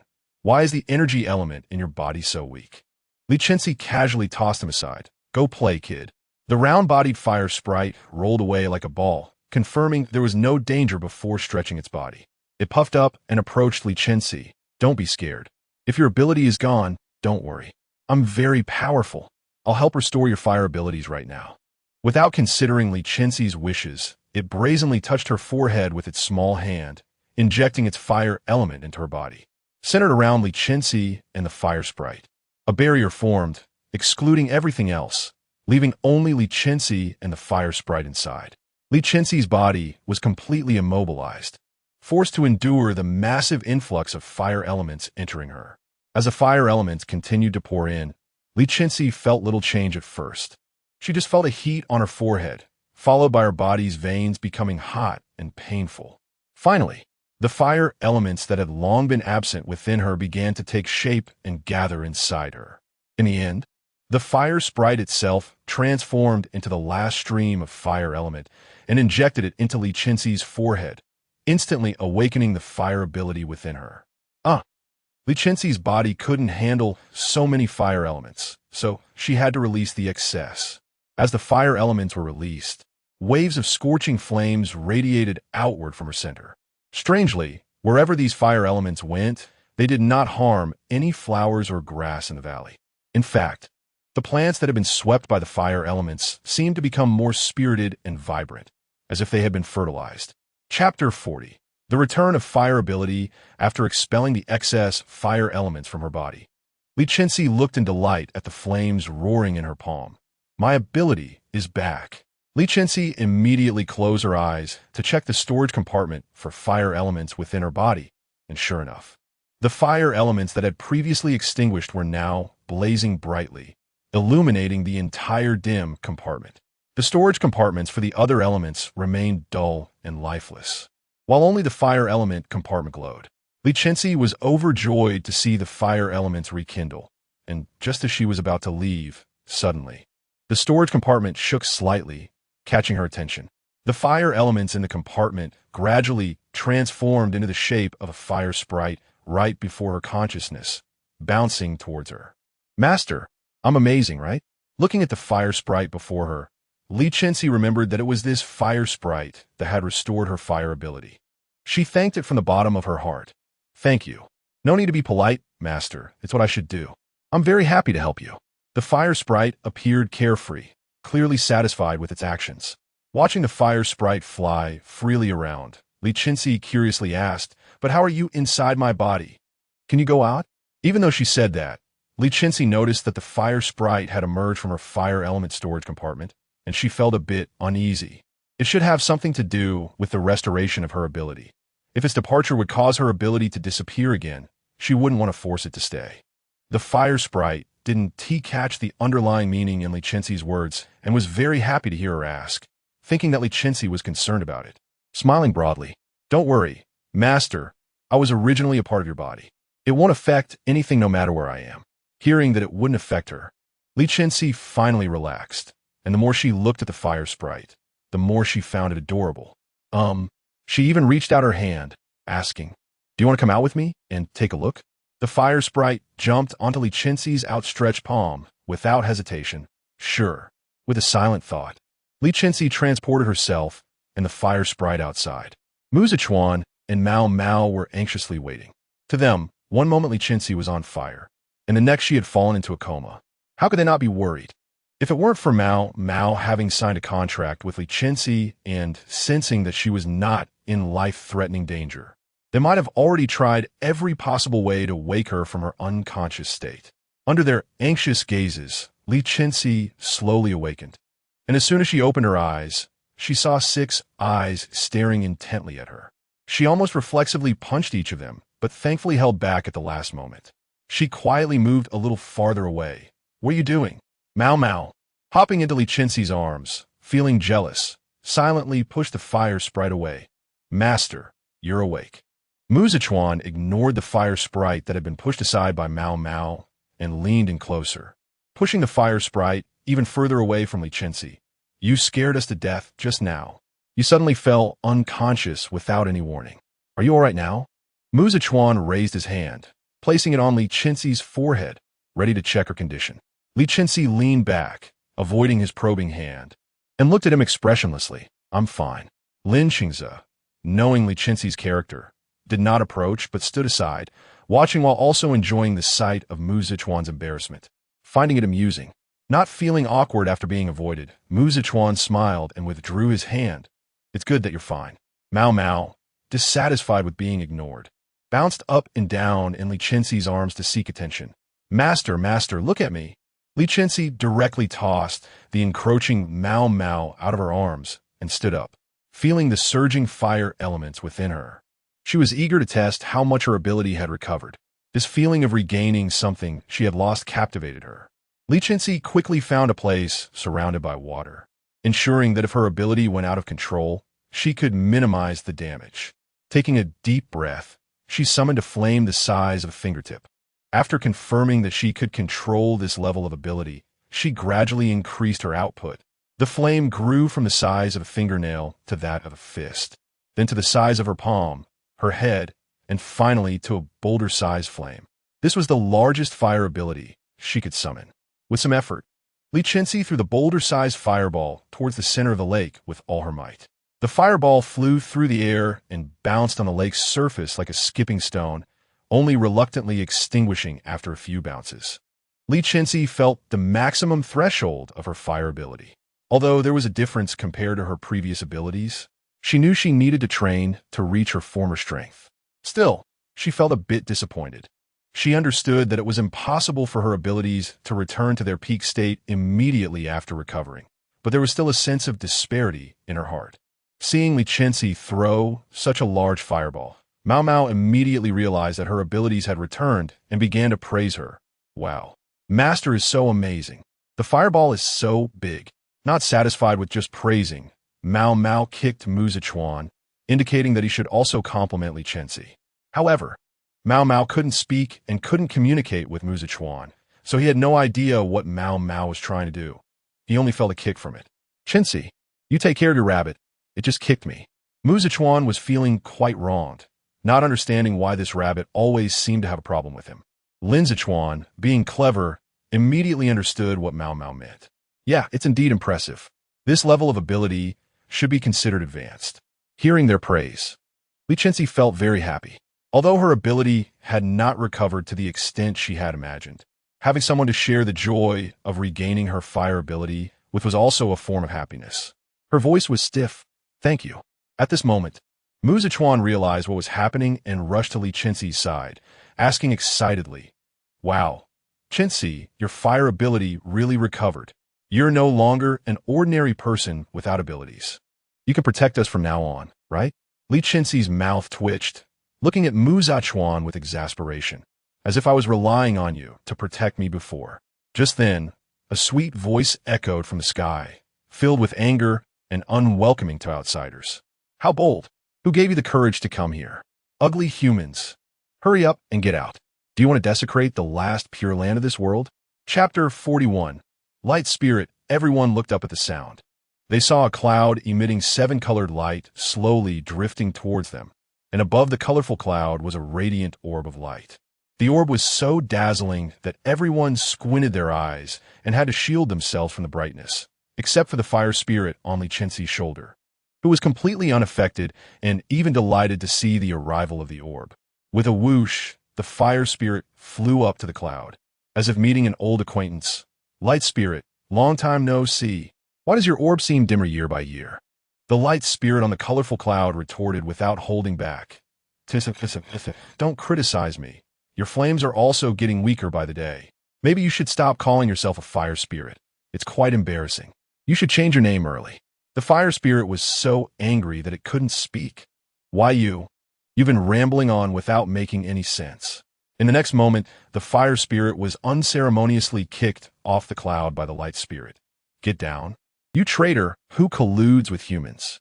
The light spirit was genuinely furious. To her, humans were villains, the pests of the world. If it weren't for human greed, the world wouldn't be in such a state of decay, and she wouldn't be trapped here struggling. Now the fire spirit was actually colluding with those who had entered through some dirty means, with souls filled with evil. How could she not be angry? If this pure land were also destroyed by outside humans, then the world would truly be hopeless and all spirits would vanish. Before the fire spirit could explain Li Chenxi's identity, it was kicked down by the light spirit. It was furious and pouting, planning to let the light spirit discover Li Chenxi's identity on her own and see her make a fool of herself. The light spirit descended slowly on the cloud, and petals of flowers fell from the sky to pave her way. On the cloud stood a little girl with fair skin, wearing a white dress and holding a staff, glaring at everyone with a stern expression. She pointed her staff at Li Chenxi's nose. Ugly human, no matter how you got in here, get out now. The staff's light surged. As long as Li Chenxi and the others did anything wrong, she would not hold back. Li Chenxi and the others were also on high alert at the appearance of the light spirit, not relaxing for a moment. Even though the fire spirit seemed familiar with this newly appeared light spirit, as long as they were not one of their own, they had to be cautious. Even among their own, in this era, they couldn't trust completely. Li Chenxi's previous experiences were the best example. Faced with the light spirit's aggressiveness, Li Chenxi and the others also took out their abilities and weapons, standing ready. Li Chenxi patiently explained, "We mean no harm. We just happened to come in here." The light spirit didn't want to hear their explanation at all. In her eyes, all humans were bad, inherently corrupt, and not worthy of trust. The light from her staff surged. "Get out." Before she could finish her threat, she was suddenly pounced on by the fiercely protective Mao Mao, who knocked her down, causing her to drop her staff. "How dare you threaten my master? Are you looking for trouble?" Mao Mao growled, trying to pin the light spirit down with its weight. The light spirit was caught off guard and struggled to open her eyes to see what was on top of her. When she spotted Mao Mao, which looked like a rabbit with wings, her eyes widened in surprise. "It's you?" Li Chenxi, seeing the situation, quickly picked up Mao Mao, who was on top of the light spirit, and apologetically helped the light spirit to sit up. He even kindly straightened her up and placed the staff back in her hand. "Sorry about that." Li Chenxi knew he was in the wrong. If this paradise was intentionally preserved by someone, and if there was a master here, then his actions were akin to trespassing, which was indeed wrong. So an apology was warranted. When the flower on Li Chenxi's forehead, previously obscured, came into view of the light spirit, she was stunned and murmured, "Is it you who has returned?" To confirm her thoughts, the light spirit instantly teleported to hang upside down on Li Chenxi's head. "Yes, you read that right." The light spirit was observing the red flower on Li Chenxi's forehead by hanging upside down. She even dipped her hand in some water and poked it. Watching her actions, everyone was both vigilant and curious, utterly confused about what the light spirit was up to. Suddenly, the light spirit broke into a joyful smile, crying tears of joy and joyfully kneeling before Li Chenxi. "Welcome back, master." The crowd, who had expected a fierce battle, was left in shock. Li Chenxi was bewildered. Mu Zichuan's eyes widened.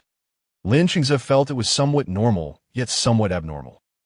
The fire spirit, seeing through everything and chuckling to herself. "Haha, I didn't expect the light spirit to have this day." Mao Mao still angry. "Humph. How dare you bully my master? You've never seen me angry, have you?" After a moment of silence, Li Chenxi, having seen many storms, calmly helped the kneeling light spirit up. How could he bear to let such a cute little thing stay kneeling? Plus, she was just a delicate little girl. Get up. Then he turned to the fire spirit, who was snickering on the side, to explain the situation. When the topic came up, the fire spirit became serious.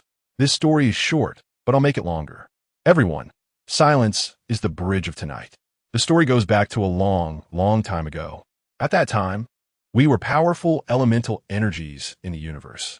One day, the earth beside us suddenly exploded, and after the explosion, the earth emitted a strong gravitational pull, sucking us elemental beings drifting in the universe inside. Just as we were about to disappear, a voice said it could save us, with the condition that we protect a person. The fire spirit looked at Li Chenxi. That person was the master. Later, for unknown reasons, we were forced to separate from the master's body again. It turned out the earth had faced another global disaster, leaving it riddled with wounds. In the end, we used the last of our energy to preserve the last pure land of the earth, which is here. Only now has the arrival of the master opened up this world. Chapter 42, Blade of Light Muzichuan. Wait, does this mean that Chenxi knew you before? Fire spirit, you could say that. The current master is the reincarnation of the previous master, which means it's the same person. For some reason, we 7 spirits were forced to separate from our master, and we all need to return to her body in the future to help her complete her tasks. What tasks? Dominate the world? Save the world? Something like that, more or less. The main issue right now is that the other spirits are still missing. After that disaster, they scattered across the world, so finding them all is a bit difficult. After a long while, Li Chenxi finally understood that she must have been an impressive figure in the past, carrying an important mission. Her main task now is to gather the other spirits. Perhaps that will help her unravel the mysteries surrounding her and the identity of that man. In that case, there's no time to waste. Li Chenxi looked at the light spirit. Let's begin. The light spirit was confused. What? Aren't we supposed to return to your body in the end? We can start now. Oh, okay. The light spirit finally realized what Li Chenxi was talking about. She touched Li Chenxi's forehead, and the light elements within her body flowed down her arm to her fingers, eventually entering Li Chenxi's body through her forehead. Time passed little by little, and the light elements in Li Chenxi's body noticeably increased. The light elements within the light spirit dwindled, and the most obvious change was that the originally dazzling brightness of the light elements gradually dimmed. It was like a newly installed light bulb at home becoming dimmer over the years. Eventually, just like the fire spirit before, the light spirit transformed into the last remaining light element and entered Li Chenxi's body. In an instant, the storage of light elements within Li Chenxi surged with brilliance, washing over her body from the inside out, creating an unprecedented sense of comfort that rippled through her. The light elements and fire elements surged out from the top of her head without any operation from Li Chenxi, enveloping the large axe she had placed into space. A blinding light flashed, and when the large axe reappeared, it was no longer the crude product from Pinduoduo. It had been refined and had gained a new identity. It was now transparent, even emitting a faint glow, with its handle made of a half-gold, half-red phoenix tail flower. Who would not say it was a sacred weapon? Who could imagine that its former self was just a large axe made of steel? Once this weapon appeared, all present looked at it with excitement in their eyes. Li Chenxi was particularly thrilled. He flashed over to the axe handle, bending down to examine it closely, afraid of missing even a tiny detail. What kind of weapon is this? For some reason, when Li Chenxi saw this weapon, she felt no sense of unfamiliarity. The moment she held it, all the information about the weapon automatically appeared in her mind, as if she were looking at a long-lost friend, her expression soft with nostalgia. It's called the Blade of Light. Muzichuan looked at the Blade of Light with sparkling eyes. Wow, what a cool name. Seeing that they seemed eager to snatch her Blade of Light away, Li Chenxi quickly stored it back in her space. After the Blade of Light disappeared, Li Chenxi and Muzichuan looked at Li Chenxi with resentful eyes, as if accusing her of being heartless. Li Chenxi silently avertit hergaze. Adhering to the principle of what I can't see, I don't know, and summoned the light spirit from within her. The light spirit appeared, looking noticeably smaller than before and much cuter, appearing soft and chubby. This was understandable, as the light spirit had consumed quite a bit of light elements to help Li Chenxi restore her light-based abilities, resulting in a noticeable change in its size. After being summoned, the light spirit naturally flew to Li Chenxi's shoulder, wanting to get closer but afraid of being rejected, maintaining a half-hugging posture that was incredibly adorable. Li Chenxi held the slightly proud light spirit in her palm and squeezed out a smile she considered gentle. Light spirit, what should we do next? The light spirit, cradled in her hand, had a joyful blush on its face, looking cuter than ever. In a babyish voice, it said to Li Chenxi, Master, our next step should be to find the other 5 remaining spirits. Only by gathering them all can we know what we need to do in the end. Mu Zichuan muttered, we know we should look for the other remaining spirits, but the key is that we don't know where they are or where to search. It's like looking for a needle in a haystack. Fool! The light spirit had super sensitive ears and immediately scolded Mu Zichuan. Since Mao Mao was in tune with the feelings of the spirits, it naturally knew about the foolish things Mu Zichuan had done before. So calling him a fool was justified. After venting her frustration, the light spirit felt much better and explained to Li Chenxi, Master, we spirits have a way to connect with each other. Although the recent disaster severed our links, we can still vaguely sense where they are. We can use this clue to search for the whereabouts of the other spirits. Li Chenxi looked at this paradise and felt a bit troubled. The barrier here had already been broken by her, and if outsiders found out, this last pure land would probably not exist for long. Was there any way to protect it? The one who understood Li Chenxi best was, of course, Mao Mao. Mao Mao, noticing Li Chenxi's expression, flew in front of her, even pushing Mu Zichuan aside so that Li Chenxi's view was solely on him. Master, are you thinking about how to protect this place? Do you have a solution? Master, you can set up a barrier here, one that no one except you can enter. Li Chenxi looked at her hands with a lack of confidence. Me? Am I really that powerful? Li Chenxi felt unsure, although she had regained 2 types of abilities. She knew her own limits, and setting up a barrier seemed impossible. Barrier? Right? There's that thing. Excited, Li Chenxi rummaged through her space and pulled out the indestructible protective shield she had bought from Pinduoduo. This was a good item. However, when she placed it outside, the protective shield could only cover a portion and completely failed to encompass the entire valley. Ding dong. The system detected the needs of the big spender and is now searching for the most suitable product for you. Chapter 43 Departure to find the water sprite, the long-silent Pinduoduo system spoke up again. Ding dong. A suitable product has been found. Please, great benefactor. Open the mobile mall to select the item. Li Chenxi immediately took out her phone and opened the Pinduoduo mall. She saw only one product listed, with the words upgrade in bold and large font. Note, this product is an upgrade, which, as the name suggests, is used to upgrade things. Anything can be upgraded. There's nothing the Pinduoduo system can't do, only things you can't think of. Li Chenxi was ready to place an order blindly as usual. After all, she had plenty of gold and jewelry in her space and didn't have to worry about money. However, this time the price truly shocked her. She casually glanced at the price of the product, which stated, 1 ton of gold, fixed price. When Li Chenxi saw this price, she couldn't believe her eyes and rubbed them, thinking she must have seen it wrong. Opening her eyes again, the price was still 1 ton of gold. Was this just blatant robbery? What could possibly cost so much? Where did that 9 yuan Pinduoduo go? It had changed. Li Chenxi immediately questioned Pinduoduo system. What do you mean? If you don't want to give it to me, don't mess around. What does this price mean? The Pinduoduo system, feeling guilty yet trying to act bold, floated in front of Li Chenxi. Great benefactor, this price is fixed. There must be a reason for this product to be so expensive. If you don't need it, you don't have to place an order.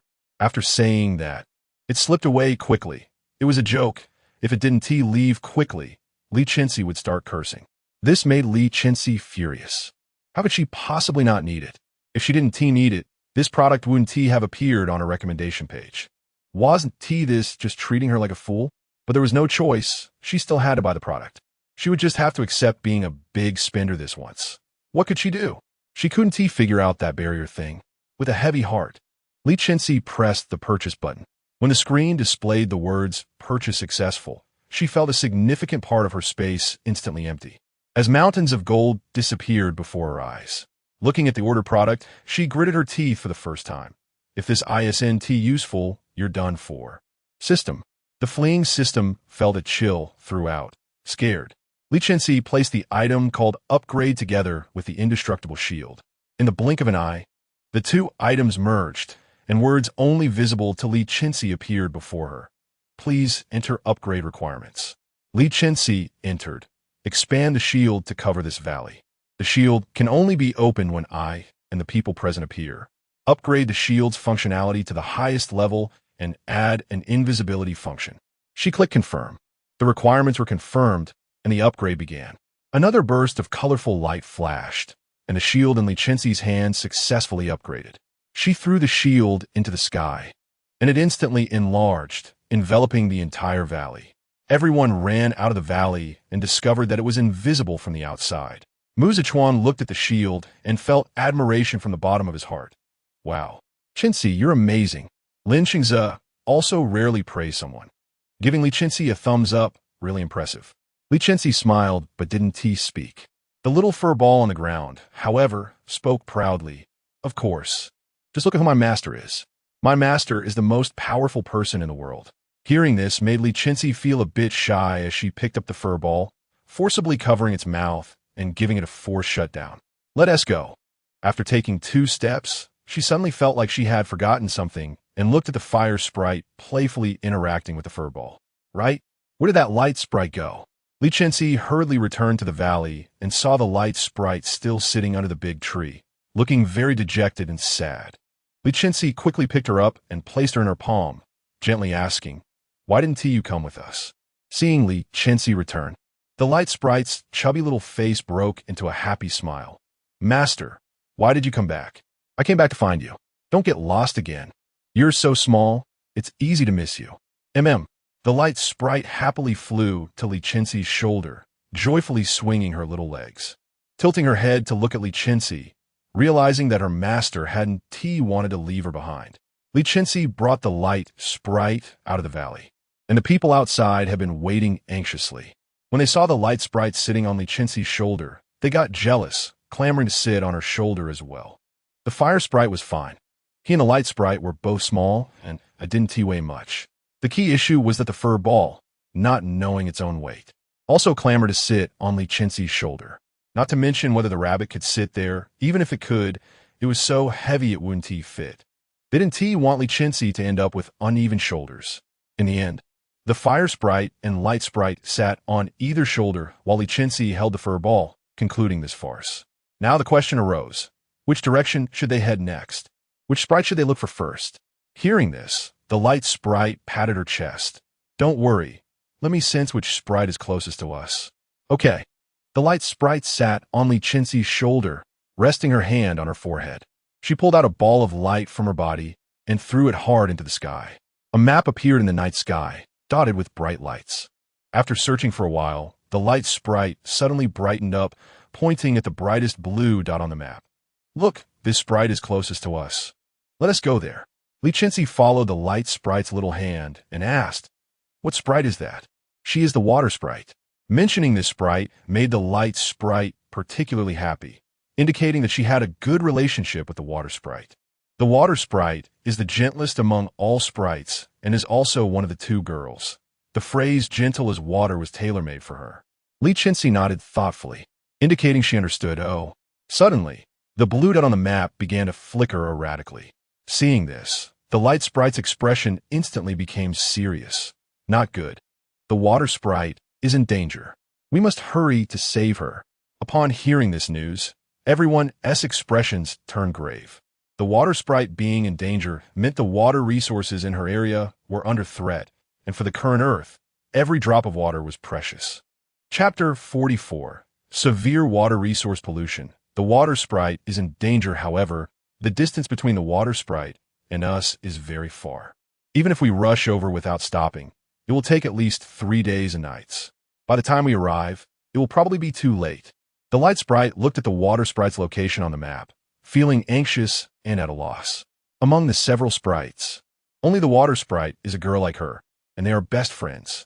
If something happens to her, she would be extremely worried and wish she could be by the water sprite's side immediately. The light sprite looked at Mutations and the others, feeling very dissatisfied. It's all those despicable humans' fault. If it weren't for their greed, the water sprite wouldn't be in danger, and the world wouldn't have turned out this way. If it weren't for Li Chenxi being human and also their companion, the light sprite would have dealt with them long ago. Now, with the water sprite facing these issues, the light sprite finds them unbearable. Hearing that it would take at least 3 days and nights to get there, everyone present fell into a long silence. Everyone understood that at this speed, they wouldn't be able to save the water sprite after arriving. Li Chenxi suddenly looked up at Li Chenxi. He has space abilities. You should have a way, right? Li Chenxi asked hopefully. Li Chenxi, you have space abilities, you should have a way, right? Can you teleport us to the water sprite? Li Chenxi was momentarily taken aback by Li Chenxi's question, then smiled bitterly and replied, I do have space abilities, but they're not that powerful yet. I can only move smaller items into nearby space. I'm not able to teleport people yet. I'm sorry. When the light sprite heard that the most likely person was also powerless, her little mouth pouted, tears welling up in her eyes, her voice trembling. Then what do we do now? Are we going to abandon the water sprite? Are you going to give up on her? Seeing the light sprite cry made Li Chenxi's heart ache. She gently wiped the tears from the light sprite's face and patiently comforted her. We want to give up on the water sprite. I don't believe it. The light sprite cried and transformed into a ball of light. Flying into Li Chenxi's body, you humans are all big liars. How can we save the water sprite if we can't even get there? You humans just make empty promises. Oh, this little thing has quite a temper. The fire sprite saw the situation and hurriedly flew back into Li Chenxi's body. I'll go in and comfort the light sprite. Actually, he was just afraid that Li Chenxi would get angry and take it out on him. Only Li Chenxi, Muzichuan, and Li Chenxi remained on the scene, along with a little creature named Mao Mao that didn't know where to go, as it couldn't enter Li Chenxi's body unless she wanted to recall it to her space. Now, Mao Mao was as quiet as a bride waiting to be married, not daring to make sound. Even Li Chenxi didn't dare to stick close to it, and its little wings were tightly pressed against its body. Looking at the empty shoulder, Li Chenxi sighed. She now understood just how deep the light sprite's resentment towards humans was. Just when she was troubled, the Pinduoduo system pushed a product notification. Ding dong. The system detected the needs of the big benefactor and is now recommending the most suitable products. Please remember to check it out. The products are as follows. A 1,000-mile horse, 900 gold bricks. A flying cow, which can take you to the sky and experience flying speed, 900 gold bricks. Transmission array, draw it where you want to go. Materials need to be purchased separately. Array diagram is free. Materials 1,000 gold bricks. Teleportation portal. It will take you to your desired location only once with a certain probability of minor issues. But it's not a big deal. It's on sale now with a 10 yuan discount for immediate purchase, and the second item is 10 off. Only 10,000 gold bricks. Produced by Pinduoduo, absolutely top quality. Don't miss out. Li Chenxi looked at the product prices, which were rising daily. Her mouth twitching. This system is getting better at scamming people. I already missed the days when things were only $9.99. Li Chenxi hesitated for a moment, glanced at her dwindling gold, and within less than 3 seconds of hesitation, the dog-like Pinduoduo system started a countdown. She didn't know where it learned this skill. This activity has a time limit. Only 1 minute left. If you need it, please place your order quickly. Li Chenxi rolls eyes. I'll peel off a layer of your system skin sooner or later. 10. As soon as Li Chenxi heard the countdown, her rebellious mentality kicked in. I can buy it, but you can't force me to buy it. I just want to buy it. Let us see what you do. Without saying a word, she closed her eyes and silently stared at the system in her mind. 9. Unaware of what was happening, Muzichuan and Li Chenxi suddenly saw Li Chenxi closing her eyes. What is going on, family? Why is she closing her eyes in the next second? 8. The system began to feel guilty. 7. Li Chenxi stared at the system without being swayed. 6. The system tried to escape, but was pulled back by Li Chenxi. 5. The system forced a smile, tried to evoke Li Chenxi's pity. 4. Li Chenxi said nothing, just silently fixed her gaze on the system. 3. The system started to flicker. 2. Li Chenxi continues to stare. 2.9. The system couldn't take it anymore. 2.8. The system gave up resistance and ended the countdown. Ding dong. The system had an error earlier, bringing a poor experience to the big benefactor. Now we will compensate the big benefactor with a huge price drop, 50 off. After saying this, the Pinduoduo system twisted in pain, looking like it was at its lowest price. Having achieved her goal, Li Chenxi was extremely satisfied. Her original intention was just to force the Pinduoduo system to stop the countdown, but she didn't expect to gain unexpected rewards. Li Chenxi was very pleased now. She immediately placed an order for the teleportation portal. Li Chenxi withdrew her consciousness from her mind, opened her eyes, and with a snap, through the recently purchased teleportation portal in front of Li Chenxi and mutations. Without saying much, she swiftly opened the portal. "Hurry, come in." After saying that, she dove into the portal without looking back. Seeing Li Chenxi pull out this strange door and dive in without an explanation, Li Chenxi and mutations were stunned.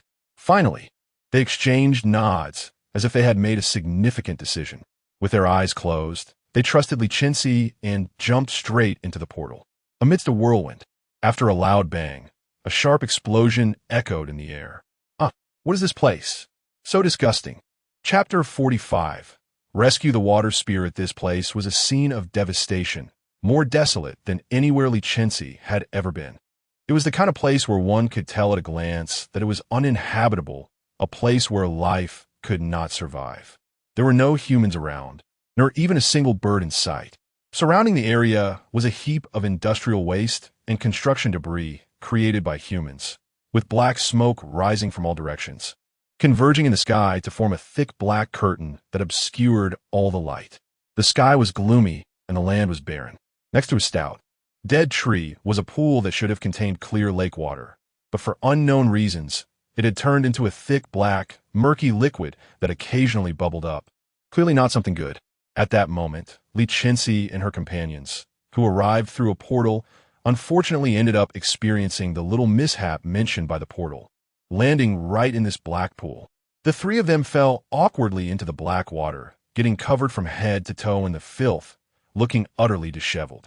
Not only were they completely blackened, but they also carried an unpleasant odor that was quite overwhelming.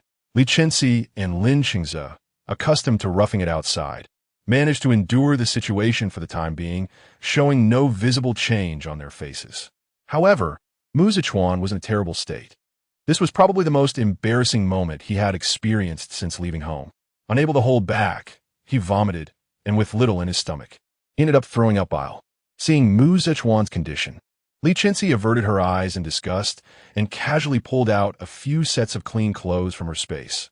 One set for Li Chenxi, one for herself, and one tossed to the weak, vomiting mutations. "Change into clean clothes, and then we will go find the water spirit," Li Chenxi said, and without waiting for the others to agree, she began searching for the whereabouts of the water spirit, calling forth the light spirit and fire spirit.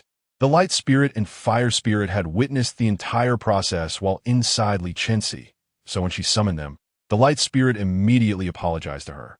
While sensing the water spirit's location, it sincerely said to Li Chenxi, "I'm sorry, I shouldn't have lost my temper and said hurtful things." After apologizing, the light spirit looked at Li Chenxi's expressionless face and felt quite anxious. Although in her previous life, Li Chenxi was a very easygoing person, the different environment could create a different person, and the light spirit was uncertain whether Li Chenxi's character remained the same. It also realized that its extreme and one-sided views on humans were wrong. Knowing that it had upset Li Chenxi, the light spirit hoped she would forgive it. Li Chenxi glanced at it and patted its head. "Let's go find the water spirit first." With that, she ran to the front.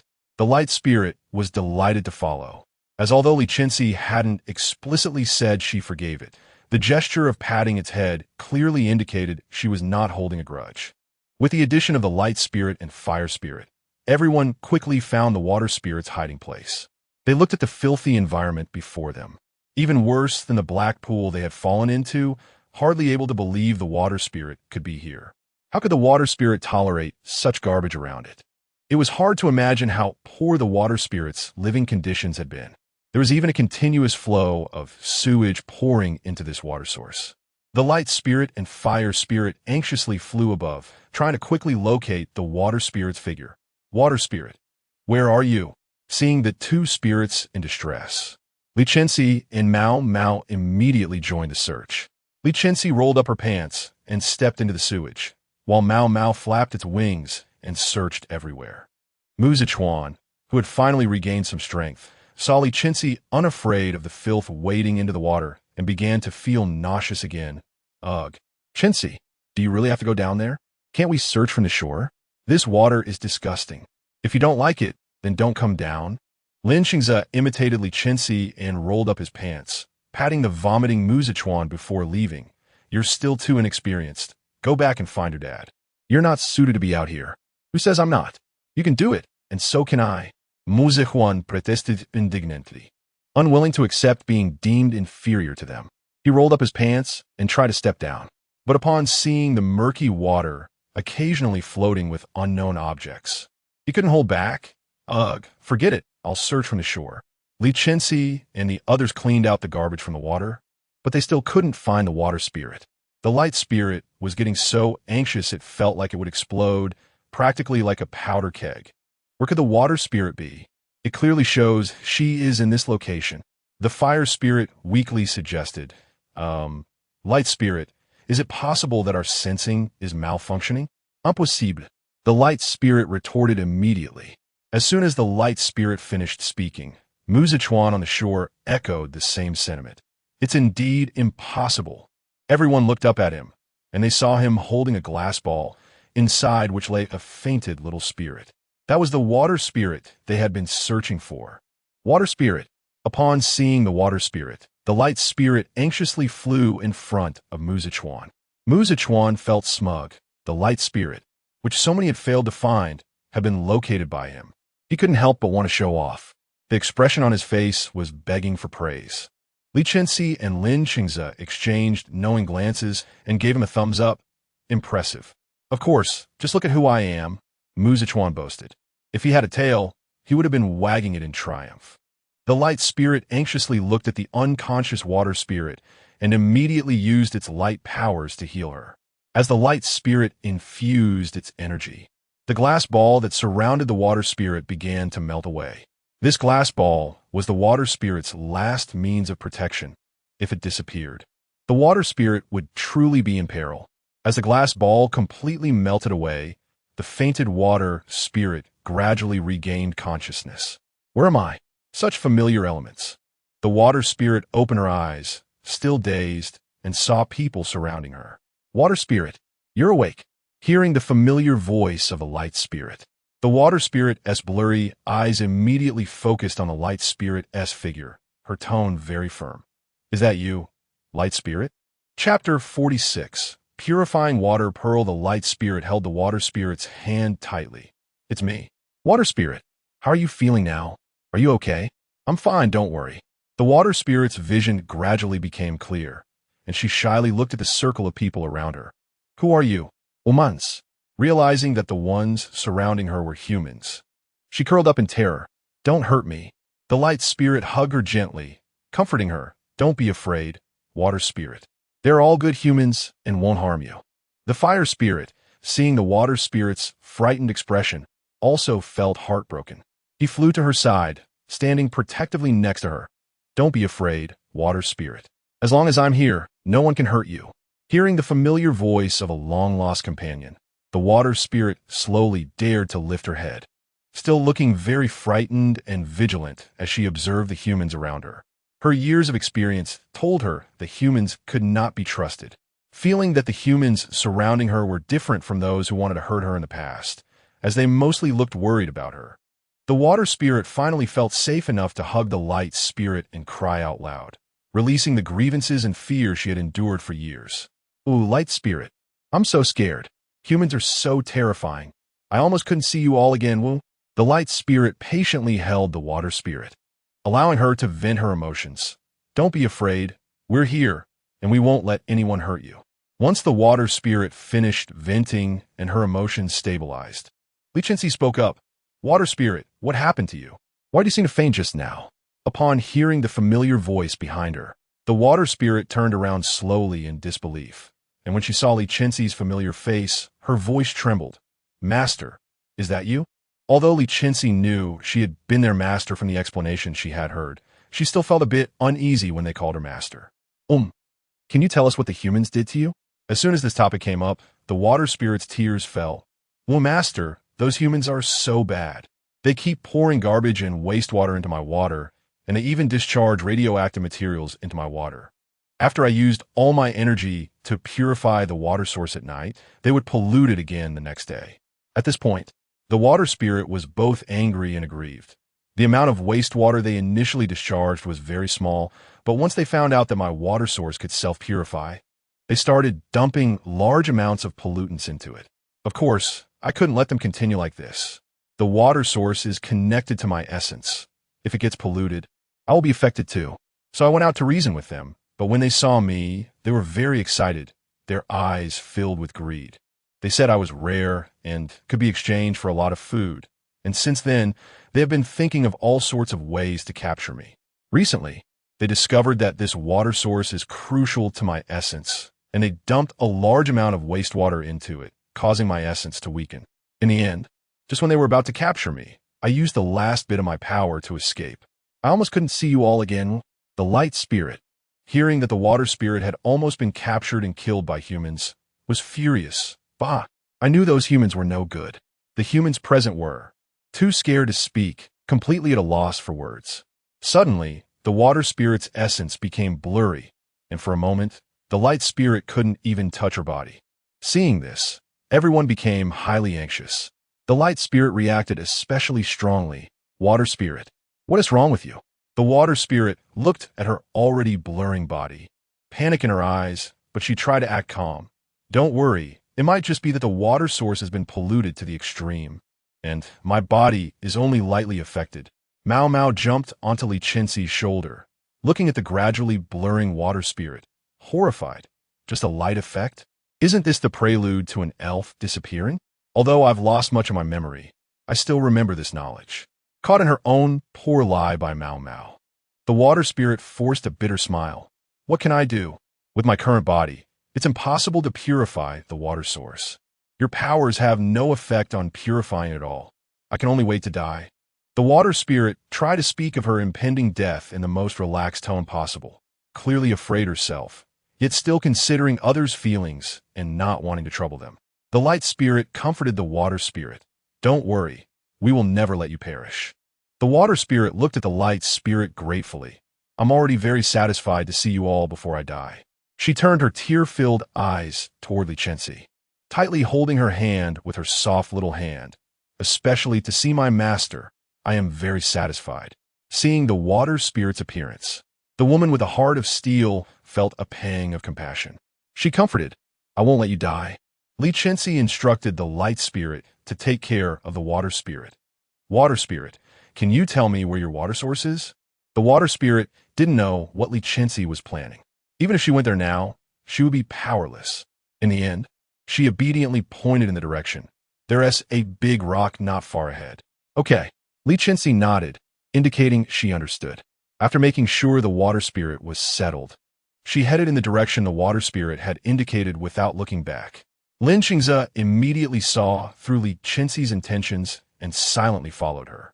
Even though the pollution of this water source had nothing to do with him, he couldn't escape the fact that it was caused by humans. The sins created by humans should be solved by humans. Moreover, he couldn't bear to watch a creature lose its life due to human ignorance. Humans are already heavily burdened by sin. Saving a life is saving a life. Mao Mao had already happily followed Li Chenxi, leaving Mu Zichuan behind, looking bewildered. He stared blankly at the two of them as they walked away. Hey, where are you going?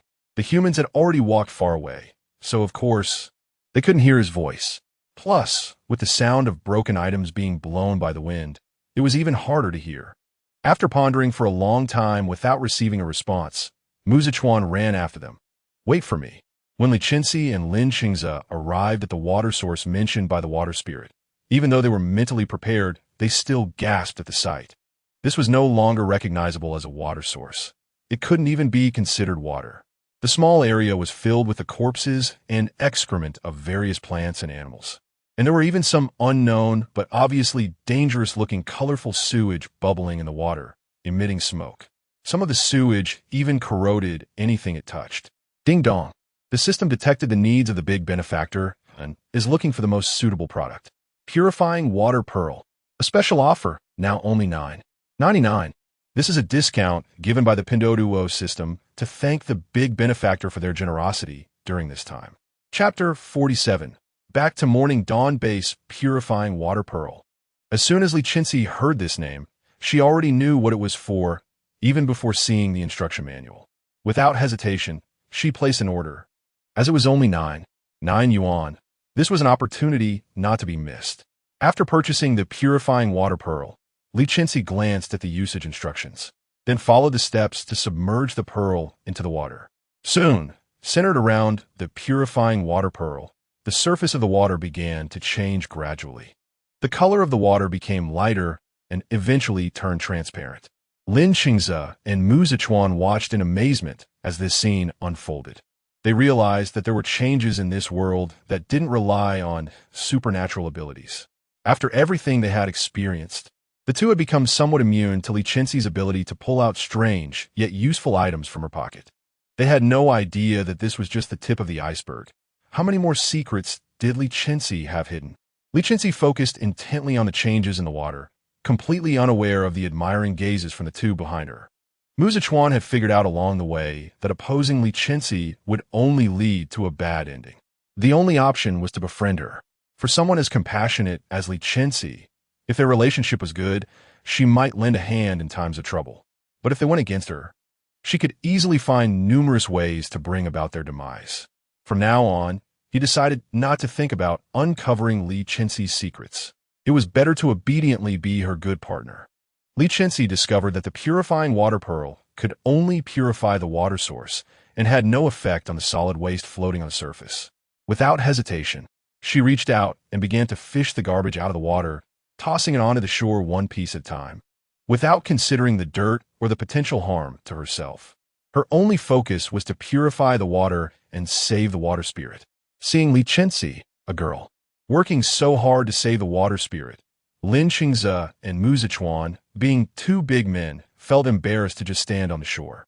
They exchanged glances and, in tacit agreement, rolled up their pant legs.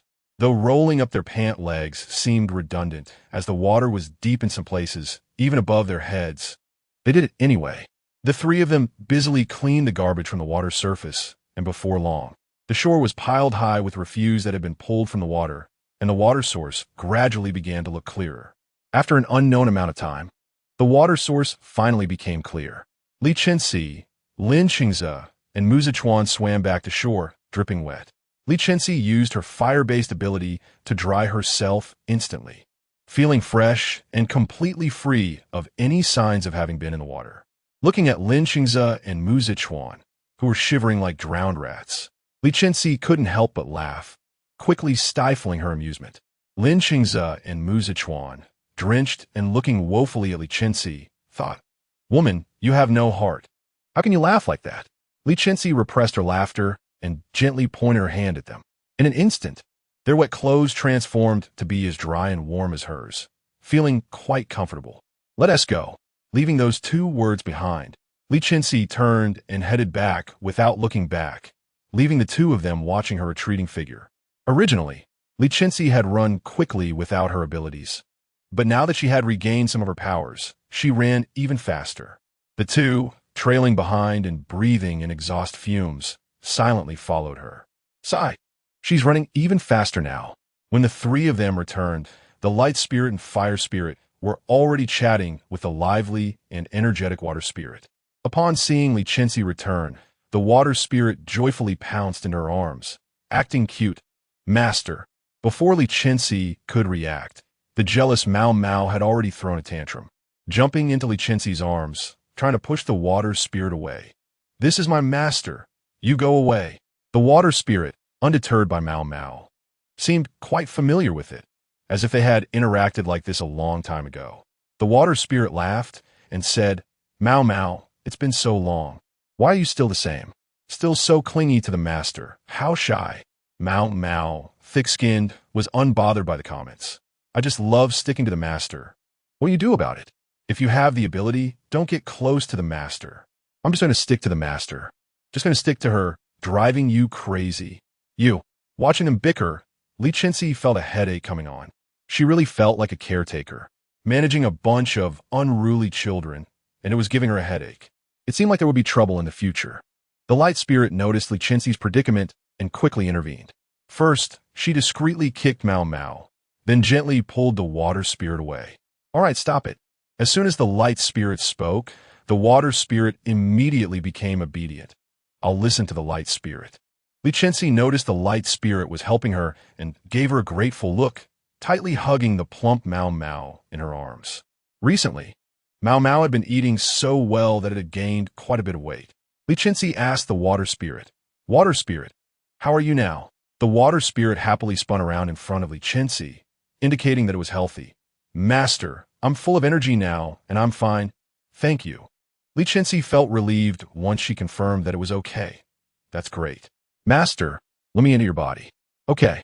After the previous 2 spirits, Li Chenxi understood the process and found a safe place to sit down, allowing the water spirit to enter her body. Following the same procedure as before, the water spirit entered Li Chenxi's body, and her previously dim storage compartment glowed once more, restoring her water-based abilities. Once everything was finished, Li Chenxi wanted to leave, but worried about the impact on the water spirit. She summoned the water spirit again. "Water spirit, I want to take you away from here." "Will it affect you?" "No, that water source was just my living place. Now that I'm back in a Master-S body, only the Master will affect me from now on." "That's good." Finally, the group could take a proper break. However, they had barely rested when, in the middle of the night, the summoning device Li Chenxi had left at the Morning Dawn base suddenly vibrated violently. This device vibrated according to the emotions of the other party, and since it was shaking so frequently now, there was definitely a major problem at the base. Without caring about resting any longer, the group set off overnight back to the Morning Dawn base. Chapter 48. The Return of the Masked Man Morning Light Base. It was a calm and peaceful day.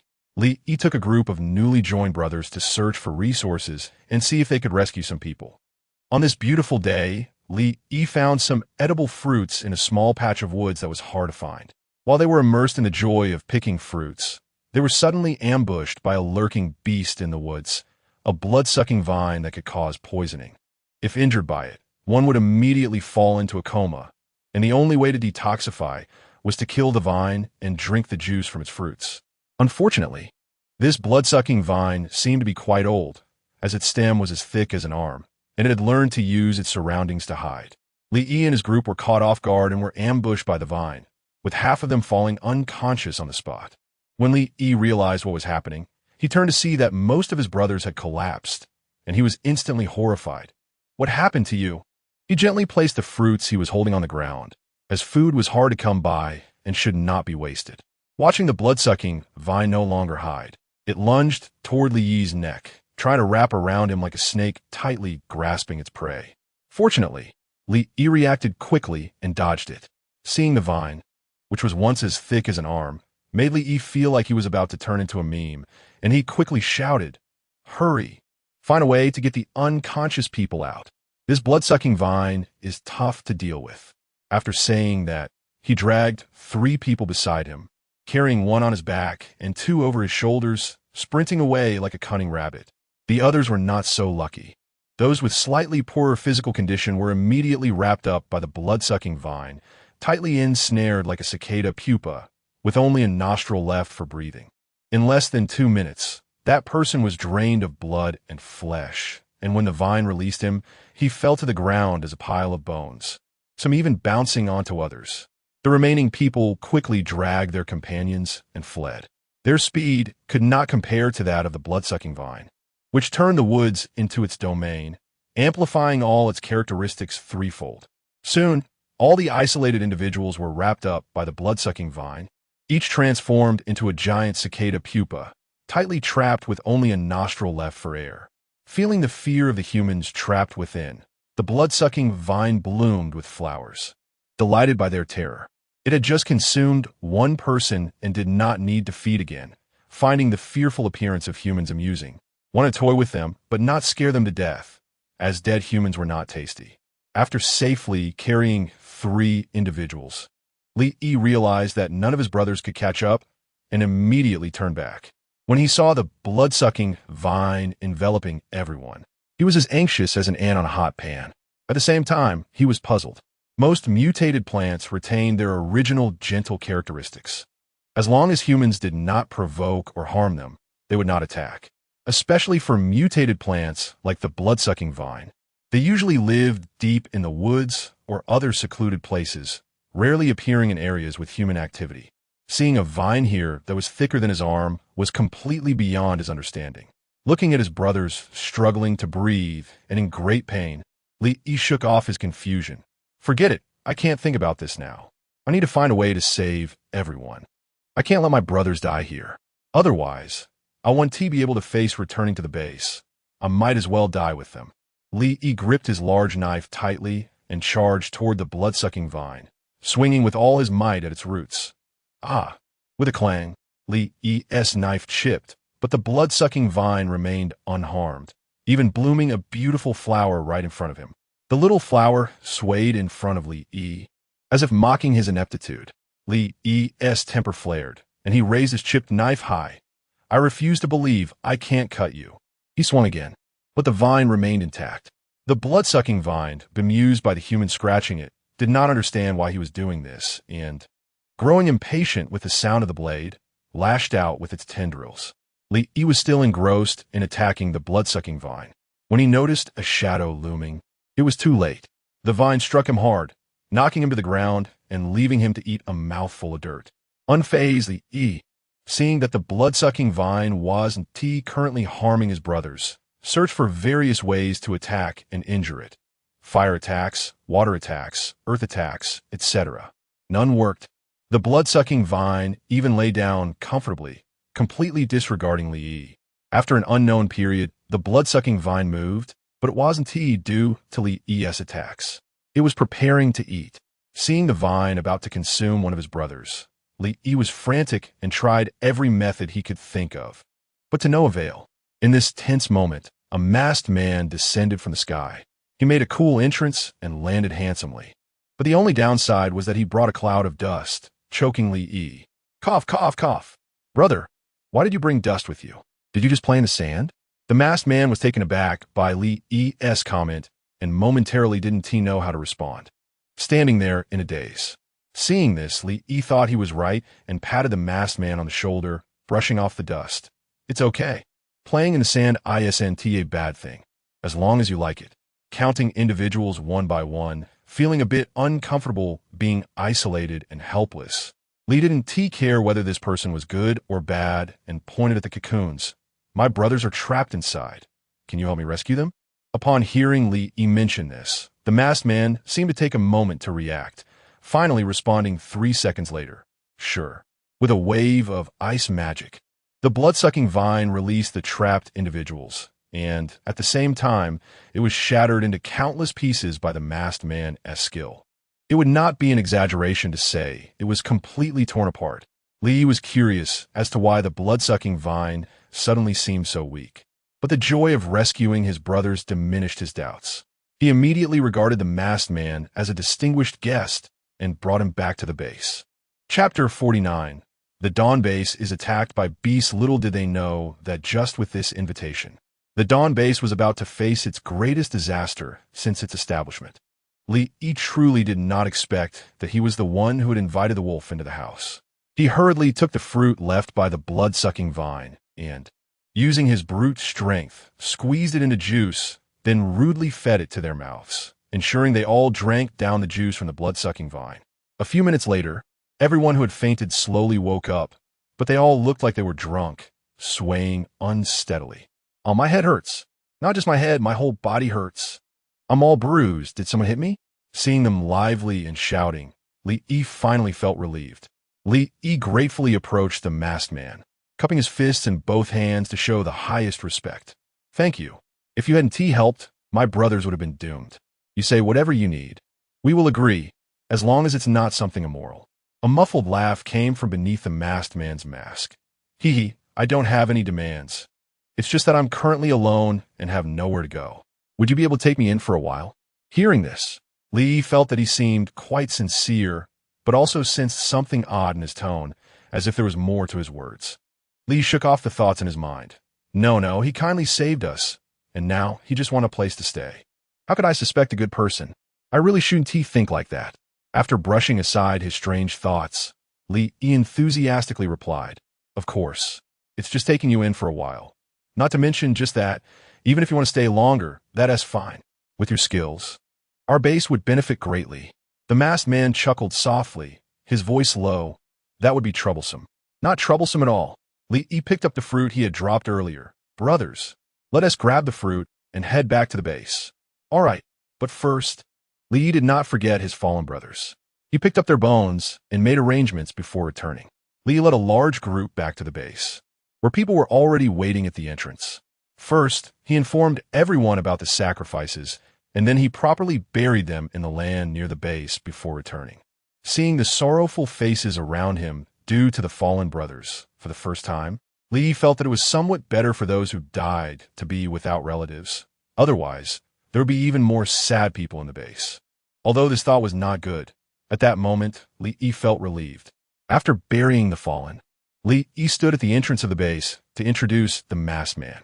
"This person is our benefactor. If he hadn't arrived in time, our brothers might not have come back. Let us give him the warmest applause to welcome him." As soon as Li finished speaking, the crowd erupted into intense applause, warmly welcoming this benefactor. The masked man seemed unable to accept such a passionate atmosphere, stepping back a couple of paces to create distance, but he was not successful. Before he could retreat, Li hugged him tightly, as if they were long-lost brothers. "Hey, don't run. We are welcoming you." The masked man, social anxiety, "Don't come near me." In the end, the masked man was still pulled into the crowd, overwhelmed by their enthusiasm. As night deepened, everyone prepared to leave. The rules of entering the base could not be broken. As usual, Li took the masked man to the lie detector. Before taking him in, he carefully explained the process. The masked man curiously glanced at the instrument that could not be produced in this era, and as expected, he passed the test. Everyone slept soundly throughout the night. It was unclear how much time had passed, but the masked man gradually became familiar with the base, and everyone regarded him as one of their own. He knew all the secrets of the base, including the origin and usage of the lie detector at the entrance. Even though everyone still didn't know his name and called him the masked man, they were never curious about his name. Everyone had their own stories and secrets, and there was no need to force someone to reveal their secrets. The masked man did not just take advantage of the base. He would always join the team in searching for supplies. As long as he was there, the team never returned empty-handed, especially when it came to edible small animals. Since the masked man arrived, the living standards of the base had greatly improved. Everyone called him the lucky charm of the base, and whenever this was mentioned, the masked man would fall silent, never responding to the title. Just when everyone thought that good days would continue like this, on a dark and windy night, a sudden commotion erupted outside the base, accompanied by the sound of a giant crashing against the wall. Everyone was awakened by the noise, hurriedly throwing on clothes and grabbing weapons to rush outside. "What is happening?" He didn't even have time to put on his clothes properly and stood on the wall of the base with his machete. Looking down from the city wall, he saw countless small beasts below, relentlessly battering the wall as if they felt no pain, determined to break through. Looking further out, the outer city was also densely packed with beasts. Li was shocked. "What the hell is this? I've never heard of such a situation." Li was not afraid of the small beasts. Everything left by Li Chenxi at the base was sturdy and wouldn't be broken by these beasts. The people inside the base could also deal with these small beasts, but the sheer number was overwhelming. It would take an eternity to kill them all. Moreover, the food in the base could only last for half a month at most. Eventually, they would have to go out. But how could they eliminate these beasts once they left? Li felt overwhelmed. He didn't hide the situation outside from the people inside the base. They would share both blessings and misfortunes, and they had the right to know what was happening outside to come up with the best solution. Li truthfully informed everyone about the situation outside and emphasized the seriousness of the matter. Everyone was worried, but they were united, working hard to find a solution to the problems outside, with no one willing to back down. The masked man flew up to the city wall and stood in front of Li, looking down at the densely packed beasts below. "What do you plan to do?" Chapter 50. Li gets hurt. Li looked seriously at the city below. "We can only endure it. What else can we do?" The masked man asked tentatively. "Don't you have any other options?" During his time at this base, the masked man noticed that everything here was of higher quality than in this era. He speculated that the base must have some undiscovered secrets that made its resources better than elsewhere. He couldn't believe that there was no way to deal with these minor alien beasts. There must be some hidden cards up their sleeves. After the masked man's reminder, Li suddenly remembered something. He slapped his forehead. Oh, right, I have another method. Gratefully, Li shook the masked man's hand. Brother, thank you for the reminder. After saying that, Li hurried into the base. The masked man watched Li leave and revealed a confident smile beneath his mask, closely following behind him. Li rushed to his room, pulled out a strange object from a hidden corner, dialed a number, and then put it to his ear. After a series of beeping sounds, Li Chenxi's voice came through the strange device. Hello, what's up? Li excitedly recounted the situation at the base to Li Chenxi. After listening, Li Chenxi replied, Okay, I got it. I'll come back right away. All right. What are you doing? Just as Li was still on a call with Li Chenxi, the object in his hand was knocked away by an ice spike, numbing his arm. He looked up angrily at the masked man at the door, who was still holding his hand in a threatening gesture, no longer hiding his malicious intent. What do you mean, what? Of course, I'm here to take your stuff. Li couldn't believe that his trusted brother had suddenly betrayed him. Memories of their past and the masked man's strange behavior flooded his mind, and he suddenly realized something. He stared hard at the masked man at the door. The alien beasts outside were summoned by you. Li already knew the answer in his heart, but still asked, his tone more like a statement than a question. The masked man sneered, stepping closer to Li. So what if it was me? Isn't it a bit late to realize it now? Li, we haven't done anything wrong to you, have we? The masked man crossed his arms expressionlessly, looking down on Li, mocking his naivety. You haven't done anything wrong, nor have you done anything to hurt me. In fact, this has been the easiest and happiest time of my life. Then why are you doing this to our base? Everything else is irrelevant. The key point is that my original task was to take down your base.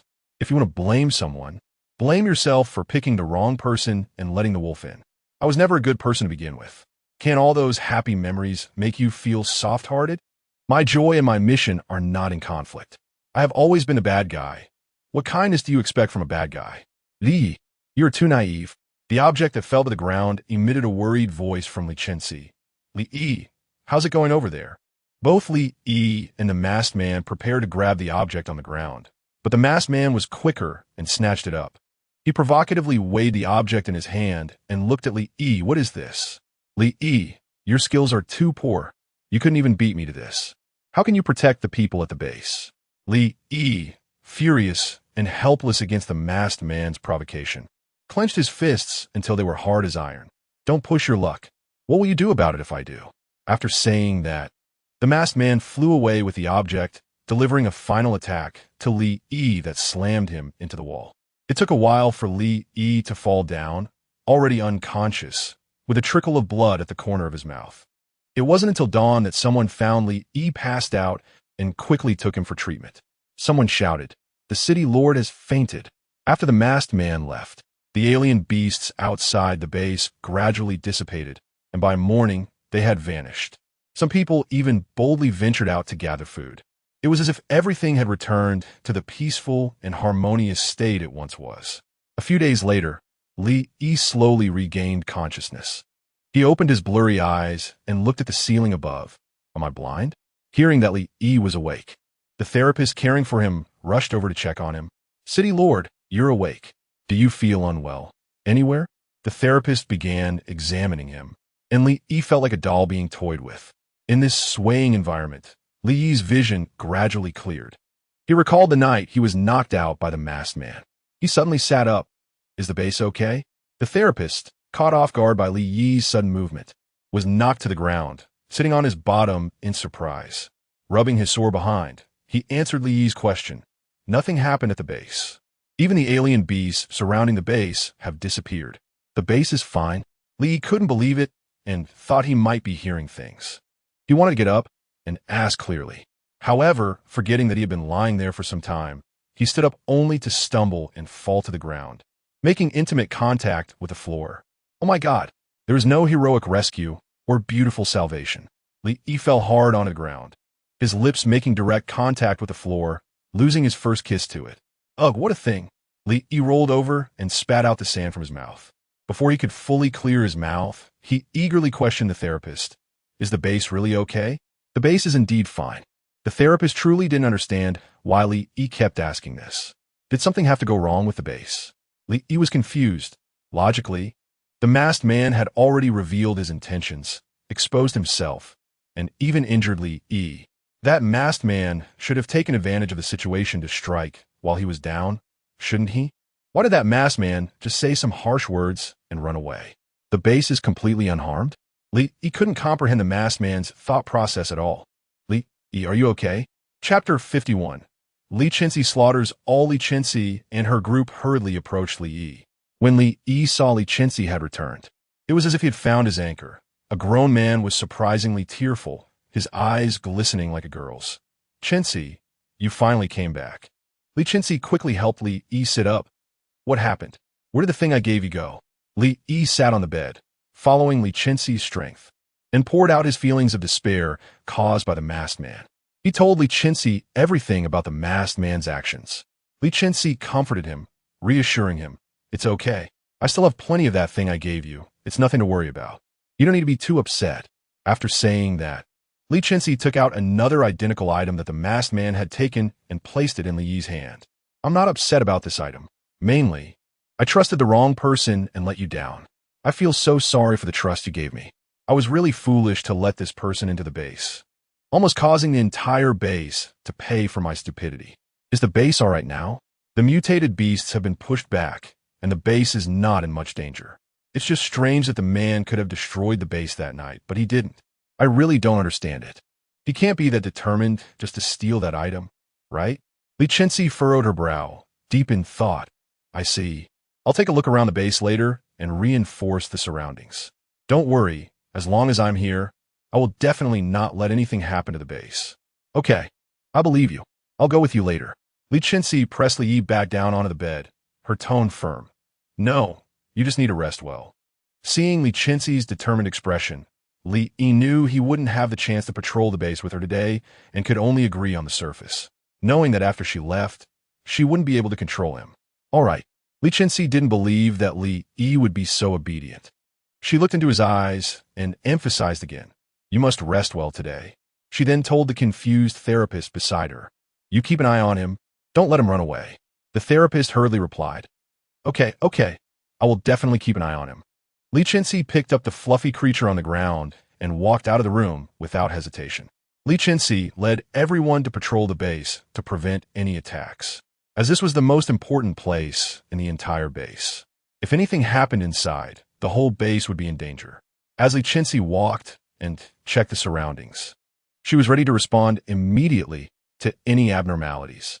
Halfway through the patrol, someone suddenly ran past her from behind. Li Chenxi turned around and felt a sense of dread because at that moment, the base's main gate suddenly closed, leaving only a crack. Based on past experience, the gate would automatically open if someone ran through that crack, but why wasn't it opening now? Li Chenxi quickly realized, could the masked man be inside the gate? If that were the case, it would be disastrous. Li Chenxi activated her fire abilities, ensuring she wouldn't be detected by the masked man while using them. If she was discovered, it would be the end for her. Li Chenxi exchanged a glance with Li Chenxi and Mu Zichuan, signaling them to help intercept the masked man. As the masked man saw Li Chenxi approaching, he reached for the gate to open it, but when his hand touched the door, he realized he couldn't control it at all. Li Chenxi could guess the masked man's thoughts. If you seek death, then I'll oblige. The fireball in Li Chenxi's hand gradually grew larger, eventually reaching the size of a basketball. Just as the masked man placed his hand on the gate, the fireball shot toward him in an instant. The masked man was caught off guard and was soon knocked unconscious, blood covering his face. Li Chenxi watched as the masked man rolled on the ground, feeling quite relieved. Li Chenxi and Mu Zichuan hurriedly approached. Using the ropes that Li Chenxi had previously bought from the Pinduoduo system, which claimed to be fire and water resistant, to securely bind the masked man. The masked man, bound by the ropes, was not flustered. He sneered. Do you think this will stop me? As soon as he finished speaking, the base's main gate opened without warning. The mutated beasts outside saw the gate open and immediately noticed the masked man inside the base, charging toward it in droves. What's going on? Why are the mutated beasts rushing in? I don't know. What do we do? What do we do? Muzihuan panicked. If the base gate was opened by the mutated beasts, they would definitely be torn to shreds. Li Chenxi immediately engaged in battle with the spirits. Although their numbers were fewer than the mutated beasts rushing in, they surprisingly held their ground and did not fall behind. While Li Chenxi was fighting the mutated beasts, the masked man was still up to no good behind her, secretly using his unbound hand to shoot an ice spear at Li Chenxi. Li Chenxi felt a gust of wind coming from behind and quickly dodged. In fact, she had already noticed the masked man's actions, but she didn't expect him to suddenly shoot an ice spear at her. If she had reacted just a bit slower, the ice spear would have struck her. Li Chenxi was currently focused on dealing with the mutated beasts and didn't have time to deal with him. But as her methods of killing the beasts became faster and more ruthless, it was clear she was very angry. The others watched in astonishment as Li Chenxi pushed the mutated beasts back. How is this possible? Why are these beasts suddenly so weak? Sister Chenxi is truly the lord of our base, a heroine. Sister Chenxi, you are amazing. After a fierce battle, Li Chenxi led her team to kill all the mutated beasts. These creatures were so weak that she could easily take them down. It was really boring. After saying this, Li Chenxi ordered Li Chenxi and Mu Zichuan to take the bound masked man to Li Yi, leaving a group of bewildered people in disarray. After Li Chenxi left, everyone began to clean up the battlefield, moving all the mutated beast corpses aside to start the cleanup. Chapter 52. The masked man offline. Li Chenxi and his group dragged the masked man in front of Li Yi, unceremoniously pushing him to the ground. Looking at the masked man in such a disheveled state, appearing almost useless, Li Chenxi found it hard to believe that this was the same person who had defeated Li Yi and taken away the item she had given him. She knew Li Yi's abilities. They mainly enhanced his physical capabilities, and sometimes he could even match her. Now, she found it hard to accept that this masked man, whom she had subdued so easily, was the one who had taken something from Li Yi. Li Yi looked at the kneeling masked man with clenched teeth. Filled with hatred. Yes, it's him. Even if he turned to ashes, I would recognize him. Li Yi wished he could torture the masked man for his betrayal, especially since this man not only betrayed him, but also deceived his feelings, which made it even more despicable. The masked man looked at Li Yi, who appeared fierce and menacing, and instead of showing fear, he seemed to express disdain through the eye holes of his mask, as if he were the one in control. Li Yi angrily grabbed his collar and lifted him off the ground. What are you so proud of? Do you believe I can make you wish you were dead right now? The masked man seemed unconcerned about his predicament, casually flicking his fingernails behind Li Yi's back. Of course I believe you. After all, you are the lord of this base. How could I not believe you? As Li Yi tightened his grip, increasing the pressure, the masked man's face contorted further. Just as Li Yi was about to choke him to death, Li Chenxi rushed over to stop him. What are you doing? He is still useful. Don't kill him. Hearing her words, Li Yi slowly calmed down.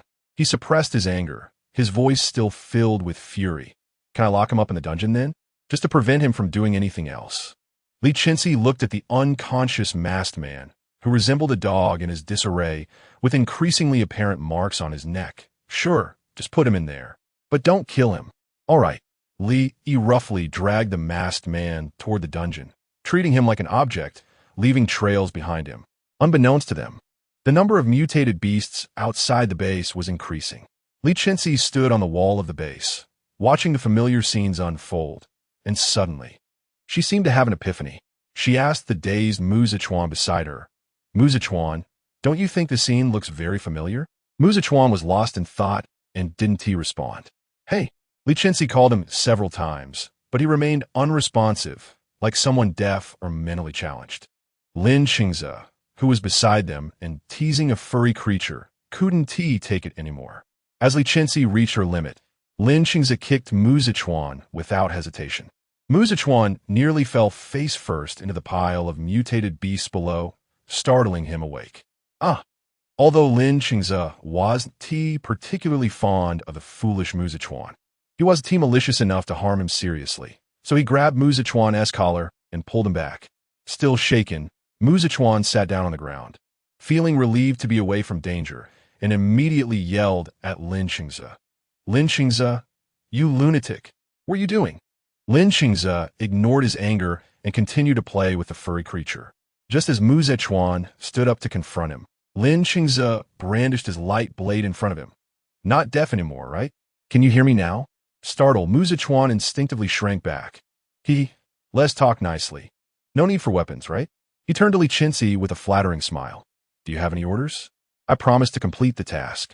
Li Chenxi, sumawat spaklas, retracted her light blade. I ask you, looking at these mutated beasts below, don't you think this scene looks very familiar? Mu Zichuan looked down at the beasts, answering nonchalantly. Isn't this just like when those mutated beasts attacked our base back then? But what is the reason for this? Mu Zichuan shrugged. Who knows? Li Chenxi suddenly recalled that the masked man also looked familiar. Wasn't he the one who almost killed Mu Zichuan back then? Why would he randomly show up in this tiny place called Chenxi Base? There must be a secret behind it. Have you noticed? This masked man looks very familiar. Li Chenxi said. Mu Zichuan and Li Chenxi exchanged glances, as if they had discovered something significant. Are you saying this masked man is the one who almost got me Mu Zichuan killed back then? Li Chenxi nodded. Then why did he come to Chenxi Base? Li Chenxi looked up at the sky, squinting her eyes. I don't know the reason for now, but the truth will eventually come to light, right? Let us go. Let us meet that masked man in the dungeon. Without hesitation, Li Chenxi walked off, and a group of people quickly followed. When Li Chenxi arrived at the dungeon, Li had already tortured the masked man to the brink of death, rendering him unrecognizable. Yet he was still weakly struggling. Let me go, I don't want to die. The masked man looked at Li Chenxi in terror, his eyes filled with despair. Li Chenxi observed the despair in his eyes, showing no mercy. A person like this deserved to die. What is your purpose? She asked bluntly, without any preamble, addressing the nearly lifeless masked man. At this point, the masked man no longer had the calm demeanor he initially possessed. Li's methods of torture were far more effective than those of his own organization. Originally, he thought that if he failed his mission, he would simply be punished upon returning, but it turned out that the punishments here were even more varied than those in his own organization. The masked man truly regretted his choices. He would have been better off returning to his organization. Now, when he looked at Li Chenxi, it was as if he saw a savior. If I tell you everything, will you let me go? Li Chenxi replied, you don't have the right to negotiate right now. The masked man realized he had no choice but to reveal his mission. He was part of an antisocial organization, and his task was to use certain powders to provoke the mutated beasts into aggressive behavior, attacking these bases. After the masked man finished speaking, Li Chenxi swiftly killed him. In his final moments, she whispered in his ear, why would you think I would kindly let you go? The only safe way to deal with threats against me is to eliminate them. Blood splattered all over Li Chenxi and Li. Li did not expect Li Chenxi to kill the masked man so decisively and was momentarily taken aback. Chapter 53. Fragments of Memory. Since the moment Li Chenxi killed the masked man, a flood of memory fragments suddenly surged into her mind. Ding dong! Li Chenxi successfully unlocked the time portal. The last thing she remembered was this sentence appearing in her mind, and then she finally couldn't hold on any longer and fainted. In the end, it was Mu Zichuan who carried Li Chenxi back to her room, where he carefully took care of her. Strangely, after the masked man died, the strange beasts outside the base gradually faded away day by day, until they finally disappeared completely, effortlessly resolving the crisis at the base.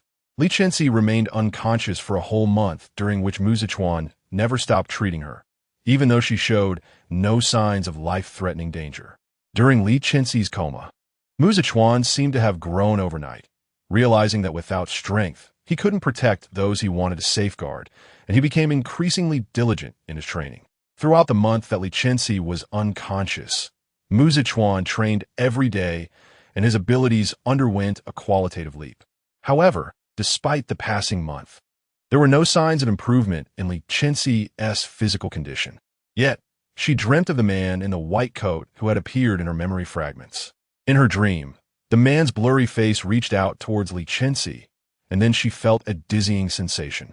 When she opened her eyes, she found herself still lying on the hospital bed. The wall clock showed it was 4 in the afternoon. Chenxi, you finally woke up? Do you know how worried I was? I thought you. A concerned voice came from beside her.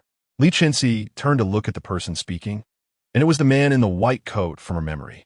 This time, she finally saw his face clearly. He had a gentle and elegant appearance. His features were distinct, with clear lines, like a masterpiece in the hands of a master. He had a head of black hair that was smooth and shiny. His attire was simple yet tasteful. He wore a minimalist metal brooch that reflected the rainbow colors of sunlight, making him stand out. What happened to me? Where's this? Li Chenxi hurriedly asked. This is the hospital.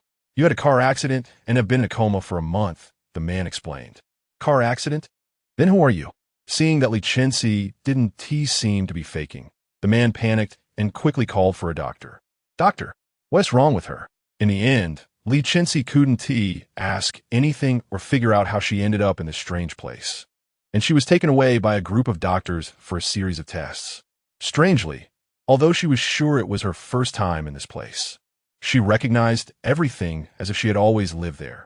Li Chenxi knew that she had indeed lived in a very harsh world. That world was not as beautiful as this one, and this must be a dream. Or perhaps it was the last trick left by the masked man, and she absolutely couldn't be deceived. After a troublesome series of tests, the doctors concluded Li Chenxi had lost her memory. The man was stunned for a moment, but accepted it well. Then he sat in front of the bed, looking gently at Li Chenxi. You just lost your memory. It's okay. You can remember later. Also, my name is Yuqi, your brother. Brother? Li Chenxi repeated these 2 words, surprised that one day she would have a brother to call. Previously, she had only a troublesome younger brother. Before Li Chenxi could ask Yuqi some questions, the scene suddenly became blurry and fragmented, and Yuqi also disappeared. Before Li Chenxi could feel panic, she found herself in another scene. In this scene, there was a joyful amusement park, with her parents smiling beside her, laughing cheerfully. Yuqi was not far away, holding an ice cream and smiling at Li Chenxi. However, this image lasted only a few seconds before disappearing, and then Li Chenxi found herself back in the hospital room. Looking at her parents' worried expressions, Li Chenxi felt a deep sense of sadness and wanted to cry. But she found that she couldn't cry at all, just like in the previous dream. She could only passively accept information. Even though she didn't know why she wanted to cry, the physiological tears were still flowing. She felt like a mere spectator, unable to change anything. Li Chenxi realized that her head was fine this time, but she could feel that her body was on the verge of death, lifeless, with various tubes inserted into her and machines surrounding her. Although Li Chenxi didn't know what these machines were for, she instinctively felt they were important. Seeing her parents crying behind a glass, Li Chenxi felt helpless. What kind of dream was this? When would she wake up? The next moment, the scene began to shatter again. In the last second before the scene broke apart, Li Chenxi saw the familiar white coat. The next moment, Li Chenxi found herself in a place that looked like a hospital room, but it wasn't quite a hospital room because it was decorated warmly, like home. The next second, Yuqi came to Li Chenxi with a bowl of porridge, dressed in protective clothing, wrapped up tightly. Drink some porridge. I've let it cool down, so it won't be too hot. As a newcomer, Li Chenxi didn't know how to react, so she just observed Yuqi's reaction. Seeing that Li Chenxi didn't take the bowl of porridge, Yuqi habitually sighed and set it aside. You can't keep doing this. You need to eat something. Otherwise, it won't be good for your body. If your body doesn't recover well, you won't be able to do what you want to do. Li Chenxi wanted to remain silent and draw out more conversation, but suddenly, her mouth lost control. Li Chenxi heard her own voice, weak. Yuqi, I want to go to that experiment. Upon hearing this, Yuqi fell silent and turned to leave. I want to allow you to go. This scene was hazy, and the next moment, Li Chenxi found herself in a new scene. This time, Li Chenxi looked down from the high tower of her home, and the city below was unrecognizable, like hell. The crowd below was not the usual normal people, but had transformed into something that could not be called human, covered in bruises, with vacant eyes, madly attacking their own kind. Li Chenxi felt a sense of helplessness in her heart towards this scene. Yuqi approached Li Chenxi from behind. It's time to go back. Li Chenxi stubbornly said, Yuqi, did you see the hell on earth below? I want to go to that experiment. This time, Yuqi did not refuse her quickly. His tone was filled with helpless concern. Okay. Chapter 54. The truth in the final moments of her memory, Li Chenxi saw herself lying in a chamber, her body filled with various tubes. Yu Qi, wearing a familiar white coat, was sitting not far away, operating something on the computer.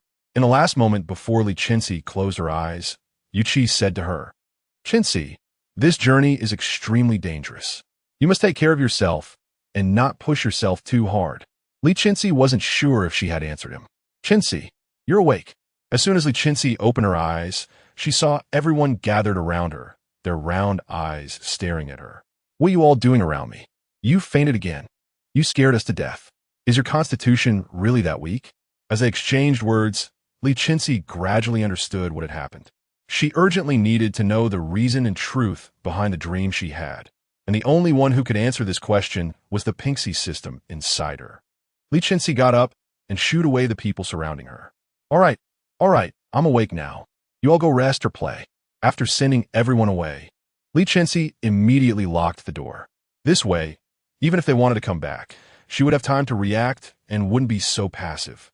Once the door was securely locked, Li Chenxi sat down on the spot and began to search for the Pinxi system in her mind.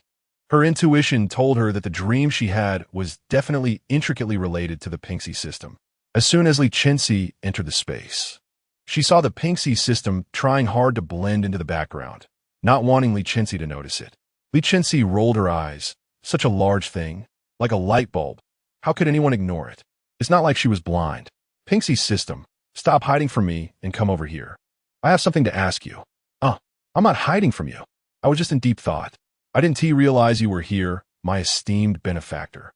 Seeing that it couldn't hide anymore, the Pinxi system scampered toward Li Chenxi, looking eager to please. As if it had a face, it would probably be grinning widely now. Li Chenxi didn't care about the Pinxi system's current feelings. She was impatient to know the answer. Cut to the chase. Who is Yu Qi? As soon as this name came out, the Pinxi system was so startled that the lights on its body almost flickered out. Huh? Yu Qi? What Yu Qi?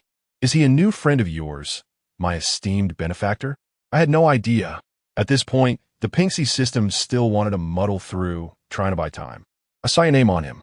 This statement made the Pinxi system's disguise fall away completely. There was no point in hiding any longer. Upon hearing this, the Pinxi system sighed. "I'm not sure if I can say it, because there's an order in my system that prevents me from disclosing everything about this matter." "That's fine. Just say whatever you can." Actually, Li Chenxi had a vague idea of some truths in her heart. She just needed confirmation. The Pinxi system tentatively began to speak. Uncertain if it could say this name, Yu Qi sighed. "Seems I can say it now." To its surprise, the order in its body had lost its effect at some point, and nothing was stopping it from telling anything anymore. "Stop wasting time, just say it." Li Chenxi's patience had reached its limit. She urgently needed to know some things from the Pinxi system to confirm her suspicions. "Oh, let me explain." Li Chenxi's sudden outburst scared the Pinxi system. "Yu Qi is my creator, and he should be the man who appeared in your dream. You were originally from the same era as Yu Qi, but some events occurred in the world, and you asked Yu Qi to make you a test subject and send you to this era. You were originally in a very happy time. Both you and Yu Qi were researchers in the country's technology sector, mainly studying the possibility of time travel. Suddenly, one day, you discovered a mysterious virus in the world. Those infected would lose their sanity and become living dead. They would attack living beings crazily, which is the zombie virus we saw before. In order to solve the world's crisis, you and Yu Qi worked tirelessly day and night. Finally, one day, your body, having been immersed in a laboratory for years, was permeated by radioactive substances, leaving you physically drained and ill. Meanwhile, your research had significant breakthroughs. You detected brainwaves that did not belong to this world. And along these brainwaves, you saw scenes from another world. From those scenes, you discovered why the zombie virus suddenly appeared in your world. It was because someone in another world was also researching time travel, and their world had been overrun by zombies. The most infuriating part was that this person had thrown concentrated zombie virus into a time rift, which then came to your world, resulting in the zombies spreading everywhere. When the country learned about your research, they urged you to continue in hopes of finding the most suitable time and space to relocate people to a safer time. In the end, You did successfully research a method for time travel, but it came with certain risks. Since this experiment had never been conducted before, no one knew what consequences could arise. It was possible to be torn apart by time and space during the travel, or to land in an unsuitable time for humans, ultimately leading to a painful death in isolation.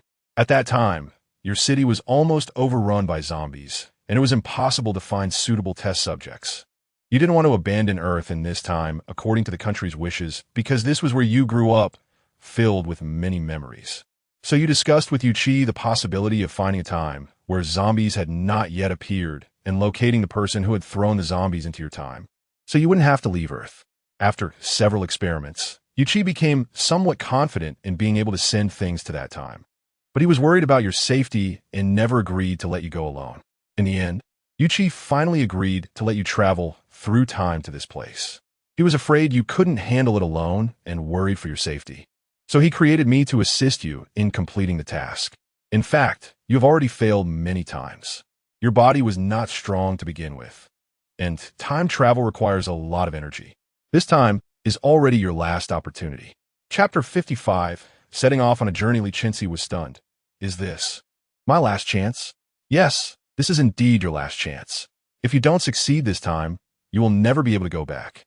At this point, the Pinduoduo system cautiously checked Li Chenxi's expression. It actually felt quite sorry for her. It was surprising to see such a small person carrying such a heavy burden. Originally, when Yuchi put her in this situation, it already felt that Li Chenxi was quite pitiful knowing her experiences in this timeline. But it turned out that her other identity was even more tragic, evoking both sympathy and great admiration.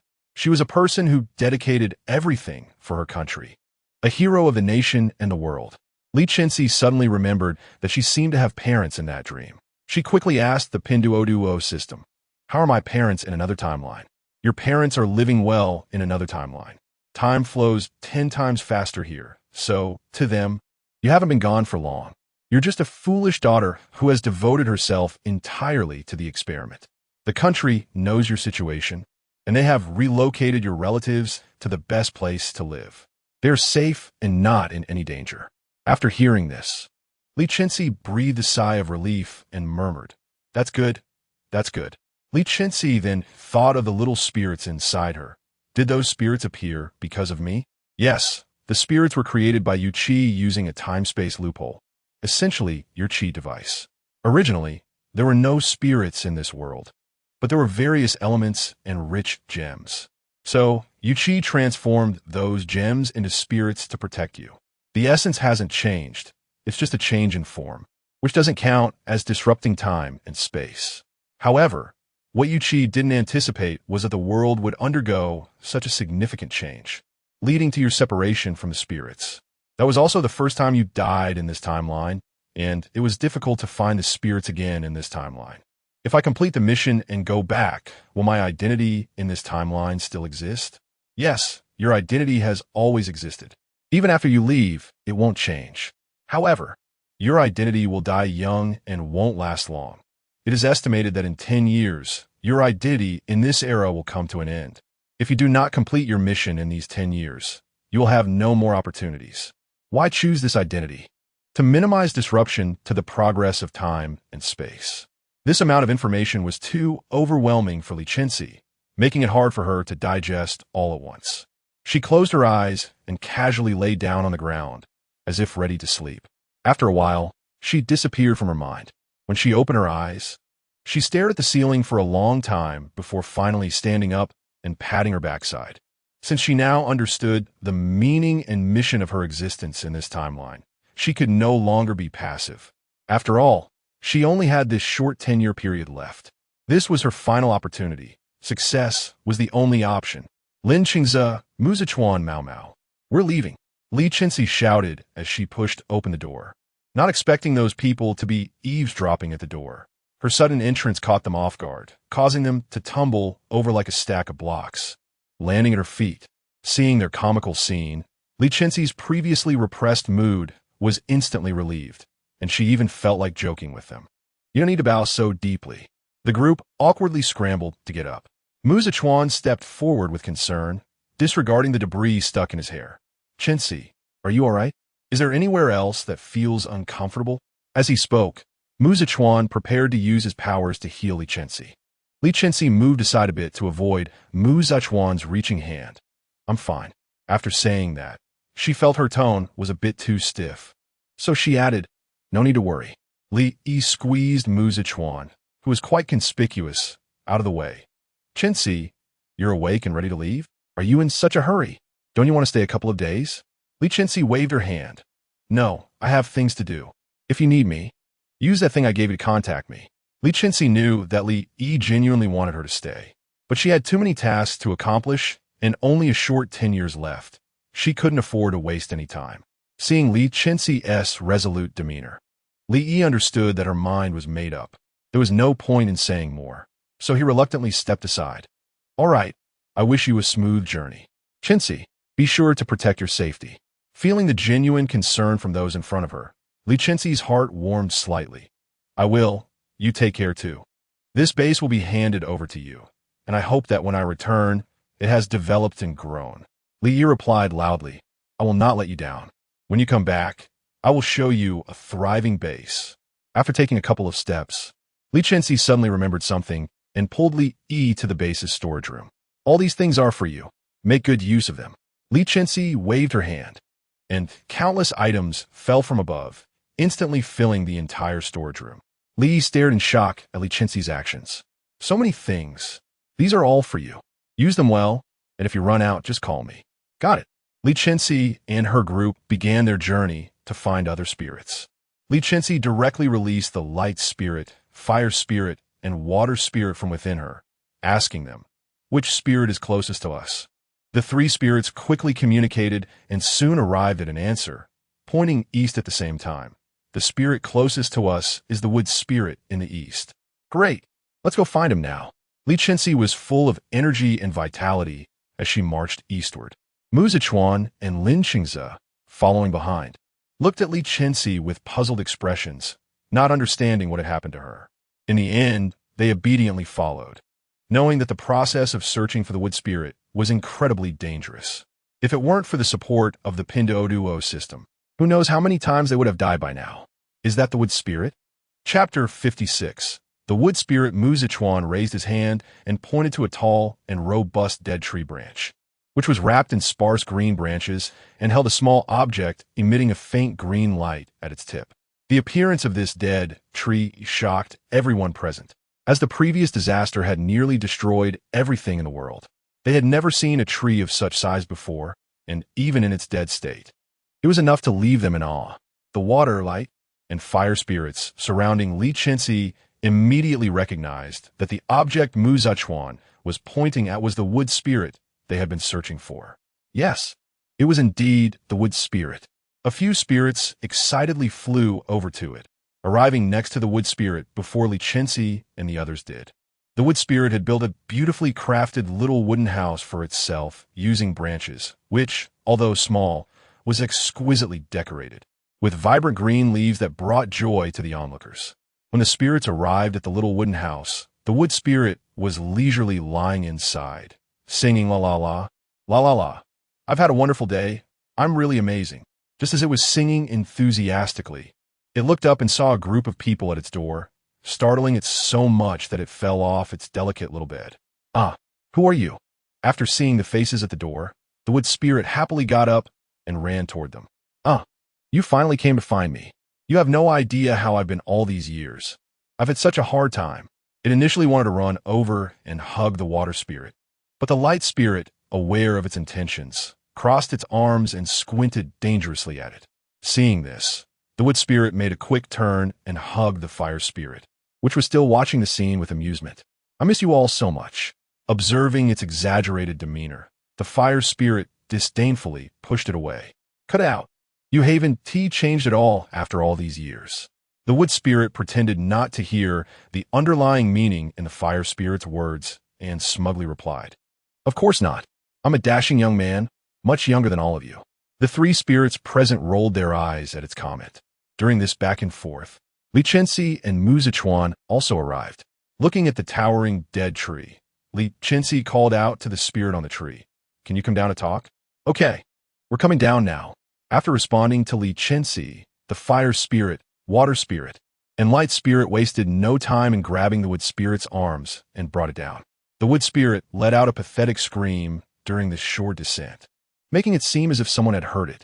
Once on the ground, the wood spirit was so frightened that its legs went weak, unable to stand steadily. With a trembling voice and dazed eyes, it exclaimed, You are murdering me." Mu Zichuan squatted down and poked the wood spirit's weak legs. Still shocked. "Is this the wood spirit we are looking for? It's so timid. Is it really the one we want? We didn't get the wrong one, did we?" Hearing Mu Zichuan question its identity, the wood spirit immediately snapped to attention, its gaze pinpointing Mu Zichuan. "I am the wood spirit. The wood spirit is me. No one in this world is as handsome as I am." Seeing the wood spirit's vain behavior, Mu Zichuan felt a bit disdainful. This little thing is way too full of itself. Li Chenxi, noticing that Mu Zichuan was about to tease the wood spirit again, directly grabbed its collar and pulled it up. "Stop messing around." Mu Zichuan retorted, "I'm not messing around. This is just the truth. Also, why do you sound like a parent educating a child?"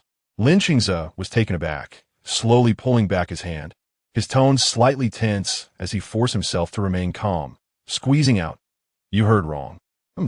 Don't think I don't know you want to be my dad. The most you can be is my grandson." Mu Zichuan didn't believe Li Chenxi's explanation, thinking Li Chenxi just wanted to take advantage of him, and he wouldn't fall for it. Seeing that Mu Chenxi seemed to have an inkling but not fully realized it, Li Chenxi let out a long breath. Thank goodness he didn't guess right. Li Chenxi had gotten used to the two of them bickering and ignored them, squatting down to look at the now-awake wood spirit, gently extending her hand. "Hello, I'm Li Chenxi." The wood spirit looked up at this woman, who wasn't smiling much and had a rather forced smile. It still gazed at it with what she believed to be a kind expression. Following the principle of politeness, the wood spirit shook her hand. "I'm the wood spirit." The moment it touched Li Chenxi's skin, a familiar feeling that seemed to penetrate its soul made the wood spirit realize the identity of the person in front of it. It couldn't believe its eyes and suddenly looked up at Li Chenxi, exclaiming with great excitement, "Master, is it really you?" Its tone was filled with cautious excitement, as it had encountered countless individuals resembling Li Chenxi over the years while living here, and had faced countless disappointments, having lost hope long ago. Li Chenxi was momentarily taken aback, then her demeanor softened. "It's me." With Li Chenxi's acknowledgement, the wood spirit immediately broke down in tears. "Master, I've been looking for you for so long. During the days when I couldn't find you, I couldn't eat or sleep well, and I've lost so much weight." The other spirits looked at the wood spirit with disdain. "Attention seeker." The light spirit stepped forward without hesitation and gave it a punch on the head. "Crying like that is embarrassing." The wood spirit cried even louder, feeling wronged like a child. Clearly, it had been so desperate and had thought it would never find its master again. Why was its master standing right in front of it now? After searching for its master for so long, it had finally found them, and it was overwhelming joy. But why did its master have a strange smell? It was awful. The wood spirit directly voiced its question. "Master, why do you smell so weird? It's so unpleasant." "Smell? What smell?" Li Chenxi asked as she tugged at her clothes, trying to figure out what smell it could be, but she couldn't detect anything. "There is no smell. What smell do you smell?" Chapter 57. Tracking the wood spirit carefully asked Li Chenxi about his surroundings and suddenly covered his nose, falling to the ground. My nose has been attacked." Everyone looked at the wood spirit in confusion, as there was clearly no smell. "You really can't smell it?" "Can't smell it. No way. You can't smell such a stinky smell." The light spirit directly approached and gave him a symmetrical hit on the head. "Hurry up and say it. Don't keep me in suspense." Having received 2 symmetrical hits, the wood spirit dared not hesitate. "Not only does the master have this smell, but you all have it too. It smells like lifelessness, the rotten scent of dead animals and plants. It's truly unbearable." As soon as the wood spirit finished speaking, a group of masked men jumped out. "Ha! Since you've discovered us, we won't hide anymore. That's right, the smell on you is the tracking powder we scattered." They wore masks identical to the dead masked man from before, but they were indeed foolish. Li Chenxi and the others hadn't even asked anything, and they revealed everything. Their backers must really trust them, not fearing that they would mess things up. Seeing the masks on their faces, Li Chenxi recalled the strange hand-rubbing motion of the masked man before he died. It turned out he was waiting for himself here. Careless. Who are you? Why are you following us? Li Chenxi wanted to extract some useful information from these seemingly foolish masked men. Us? You can consider us as bad guys or good guys. As for why we're tracking you, that's not important. What's important is that you are about to die. After saying that, they rushed forward to attack the wood spirit, trying to seize him. Li Chenxi and the others immediately rushed forward to block them. Li Chenxi directly threw a fireball from his palm, knocking back the leading masked man, quickly protecting the already stunned wood spirit in his embrace. Seeing this, the others quickly joined Li Chenxi to protect the wood spirit. The main reason was that the wood spirit had not yet returned to Li Chenxi's body. He was just a powerless little child now, very easy to kill. Li Chenxi raised his hand and threw a water ball forward, but the masked man directly blocked it with his sword, dispersing the water ball. However, that brief delay allowed the masked man to use some means to snatch the wood spirit away from Li Chenxi's arms. A desolate wail from the wood spirit echoed in the air. Help! Li Chenxi and the others rushed to try to get him back. But they didn't expect the masked man to use ice-type abilities to create an ice shield, freezing all of them inside. Looking at the thick ice surrounding them, seeing the wood spirit about to be taken away, they still didn't know the reason why those people wanted to take the wood spirit. If the wood spirit was taken away by them, who knows how much torment he would suffer. In a panic, Li Chenxi momentarily forgot about his abilities and directly smashed the ice with his hands, turning his palms red and bloody. Mu Zichuan, seeing Li Chenxi's injured hands, was heartbroken and immediately used his abilities to heal her, loudly stopping her from continuing to smash the ice. Chenxi, don't be anxious. Don't use your hands to smash the ice. Use your fire abilities. Hearing Mu Zichuan's reminder, Li Chenxi finally realized, yes, she had fire abilities to use. Why was she using her hands? It hurts so much. Li Chenxi immediately used her fire abilities to melt the ice. Perhaps because of her anxious heart, her fire abilities were used very quickly today, melting the ice in less than 2 seconds. Everyone quickly got out of the ice ball and searched for the wood spirit's figure. At this moment, the wood spirit had already been taken to the masked men's base, and Li Chenxi and the others did not hear the wood spirit's wails, probably because he had been captured by those masked men. Li Chenxi and the others wanted to rescue the wood spirit, but were a step too late. By the time they arrived, the wood spirit had already been taken to their base, the masked men's base. Those masked men looked at the wood spirit in their hands and laughed triumphantly. We thought this task would be difficult, but it turned out to be so easy. The last guy who went on the mission was really stupid. He couldn't even handle them, and ended up dead. The other masked men looked at the fierce, but non-threatening wood spirit and curiously asked, why does the boss want us to follow Li Chenxi and then steal what they're looking for? This little thing is cute, but it doesn't seem useful. Are we going to use it for alchemy, like in ancient times? Don't ask about the boss's matters, just do your job. Alchemy. Hearing this word, the wood spirit widened his eyes in horror, struggling even more. They want to roast me. Master, help. He bit down on the masked man's rough finger. But not only did he fail to hurt him, he ended up hurting his own teeth. Helpless, the pitiful little spirit slowly shed tears, feeling hopeless. By the time you see me, I will probably have turned into ashes. Don't worry. Seeing the wood spirit in such a pitiful state, the other masked men laughed heartily. I've never seen such a stupid and cute little thing. It's so amusing. Soon, this group took the wood spirit to the most central and secretive location of their base. Here, there were layers of guards, very solemn and serious. Inside was an open area. The environment surrounding it was very dark, and at the top was a throne with a dark wind. On the throne sat a man with his eyes closed, resting his head on his hand, wearing a mask. Upon closer inspection, his mask was of better quality, with different patterns. Boss, we've brought back the wood spirit. Arriving at this place, the previously arrogant masked man subconsciously lowered his voice, afraid of angering the man above. The man on the throne slowly opened his eyes, leisurely dusted off the non-existent dust on his body, and his voice, processed in a special way, sounded very deep and hoarse, making it hard to discern his true voice. Bring that little thing up. He raised his hand. signaling the masked man below to pass the wood spirit to him. Yes. The masked man respectfully jogged to present the wood spirit to the man on the throne. The man looked at the wood spirit in his hand, expressionless, and poked the wood spirit's face. What exactly are you? That makes them come looking for you. Chapter 58. The sickly girl. The wood spirit opened its mouth to bite the man who poked its hand, but he dodged it.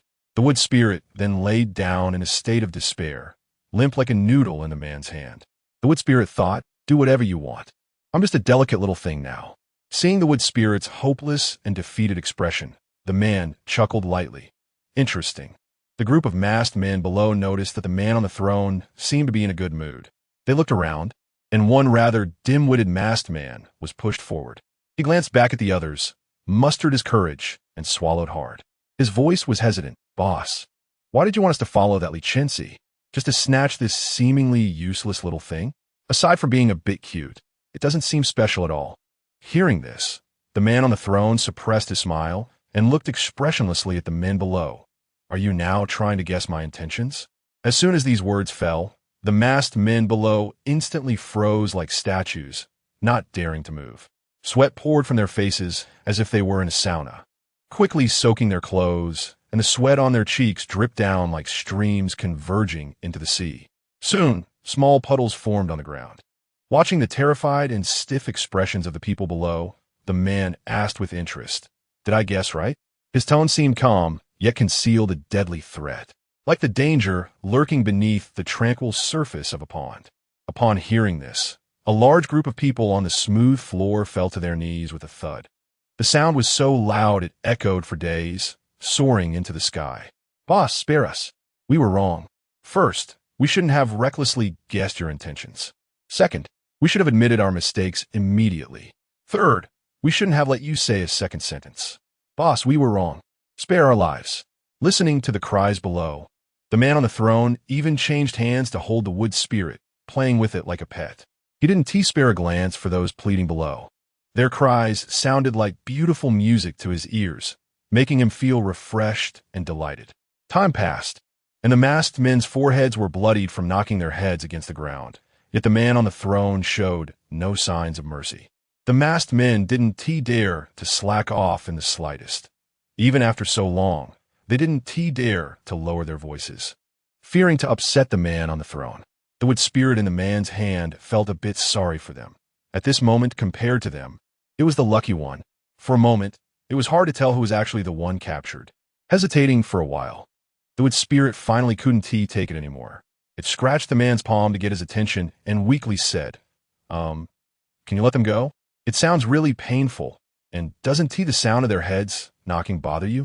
Seeing the man's smile fade with its words, as his emotionless gaze fixed on it, as if it were about to be sentenced to death, the wood spirit's voice grew smaller until it completely vanished. Noticing the wood spirit had fallen silent, the man brought it closer to his face, his breath warm against the wood spirit. Are you ordering me, little thing? The wood spirit pretended to be dead, thinking it might not be harmed for now and that it was better not to meddle, lest things go awry. Seeing the wood spirit feigning death in his hand, the man quietly watched it for a long time. After a while, he sneered. Using his ice powers, he formed a small ice ball around the wood spirit, carefully leaving space for it to breathe. After securing the wood spirit, the man finally lifted his gaze to the group below, who were still frantically kowtowing and begging for mercy. Since the little one pleaded for you, I'll give him face. You may leave. These people, who thought they were doomed, were unexpectedly saved by the wood spirit they had captured, leaving them with complicated feelings. The instinct to survive triumphed above all, and they shouted their thanks while scrambling to leave. Thank you, Lord, for sparing my life. Thank you, Lord, for sparing my life. After this group left, the vast space was left with only the man on the throne and the wood spirit lying helplessly inside the ice ball. Do you think Li Chenxi will come to save you? No one answered. The man wasn't angry. He picked up the ice ball without fear of freezing his hands, gazing at the wood spirit inside as if it were a precious treasure. Mantuning Li Chenxi. His usually calm eyes sparkled, and the corners of his mouth involuntarily curled up. Li Chenxi is so kind. She will definitely come to save you. The wood spirit thought. No matter what you say, I just want to speak. I heard that Li Chenxi has regained 3 of her powers. Every time she regains her powers, a little creature, just like you, appears beside her. I guess you're the reason for her regaining her powers. The man's tone was very certain. He already knew the reason. Upon hearing this, the wood spirit's heart tightened. What? He knows even this? Who exactly is he? Now, it was the wood spirit's turn to be curious about the man before it. The news of its master losing her powers was something it had just learned from the light spirits. How could this person know about her regaining her powers? Could it be that he had been following her all along? Seeing the wood spirit finally react inside the ice ball, the man smiled. I guess right, didn't T.I.? Now, can you guess if she can break through to me and rescue you? Can she, after all, take you away alive? The wood spirit stood up, looking at the man through the ice ball. Who are you? The man twisted the ice ball in his hand, playfully tossing the wood spirit into the air before catching it again, repeating this motion. The wood spirit inside the ice ball felt dizzy and was about to throw up. Who am I? You will know in the future. Brother, what are you doing? A sweet, soft girl-esque voice came from the doorway. The girl was wearing a pink lace dress, sitting in a wheelchair, with someone pushing her from behind. She had a delicate, comforting smile on her face. But her pale complexion was frightening, and her frail body looked as if a gust of wind could blow her away. The girl's pink dress added much life and vitality to the dark and gloomy environment, brightening the place. Upon seeing the girl's arrival, the man hurriedly descended from the throne to greet her. What are you doing here? Your health is weak. Didn't T the healer tell you to rest more in your room? Chapter 59. Method. The girl playfully grabbed the man's hand and said, I lie in bed every day until I feel like I'm getting moldy. I just wanted to come out and get some fresh air, so please don't be angry. The man, with a pampering smile, gently poked her forehead with a finger and said, all right, you're right. I really can't do anything about you. The girl coyly leaned her head on the man's arm and said, I knew you cared about me the most, brother. Oh, what do you have in your hand? Is it a doll? The girl, seeing the wooden spirit in the man's hand, asked curiously. Her big eyes looked at the man, full of the words I want to see, making it hard for him to refuse her. Of course, the man would not refuse her. He smiled gently and said, Your eyes are really sharp. He then unhesitatingly handed the wooden spirit to the girl, treating it as if it were an inconspicuous item. Here you go. The girl looked at the wooden spirit trapped inside the ice ball, which was pouting angrily, and was very surprised. Wow, what is this? It's so cute. The man pushed the girl's wheelchair, saying, If you like it, you can play with it. Thank you, brother. The girl was very happy. She had never seen such a rare little thing before. The wooden spirit, treated as a gift by the man, was unhappy and began to act mischievously inside the ice ball. It made all sorts of funny faces, grimaced, twisted, struggled, pretended to be dead, and even pinched its nose, which was particularly concerned about its appearance. Unexpectedly, this action backfired. Instead of making the girl dislike it, the wheelchair girl became even more attached to the wooden spirit. Brother, look, it's so interesting. Is it performing acrobatics in there? The man, pushing the wheelchair, saw through the wooden spirit's intentions at a glance. He directly gave it a stern look while still speaking gently to the girl. It should be doing acrobatics to make you laugh. The wooden spirit was scared by the man's gaze and froze, then laid down in a lazy state, not moving as if it were dead, no matter how anyone called it. Seeing the wooden spirit like this, the wheelchair girl thought it was her fault that it had become this way and became anxious. Brother, what's wrong with it? She was so frightened that tears began to fall. Seeing his dear treasure crying because of the wooden spirit, the man was displeased. He suppressed his anger and gently took the wooden spirit from the girl's hands. Let me check for you. It must not be your fault. Don't cry.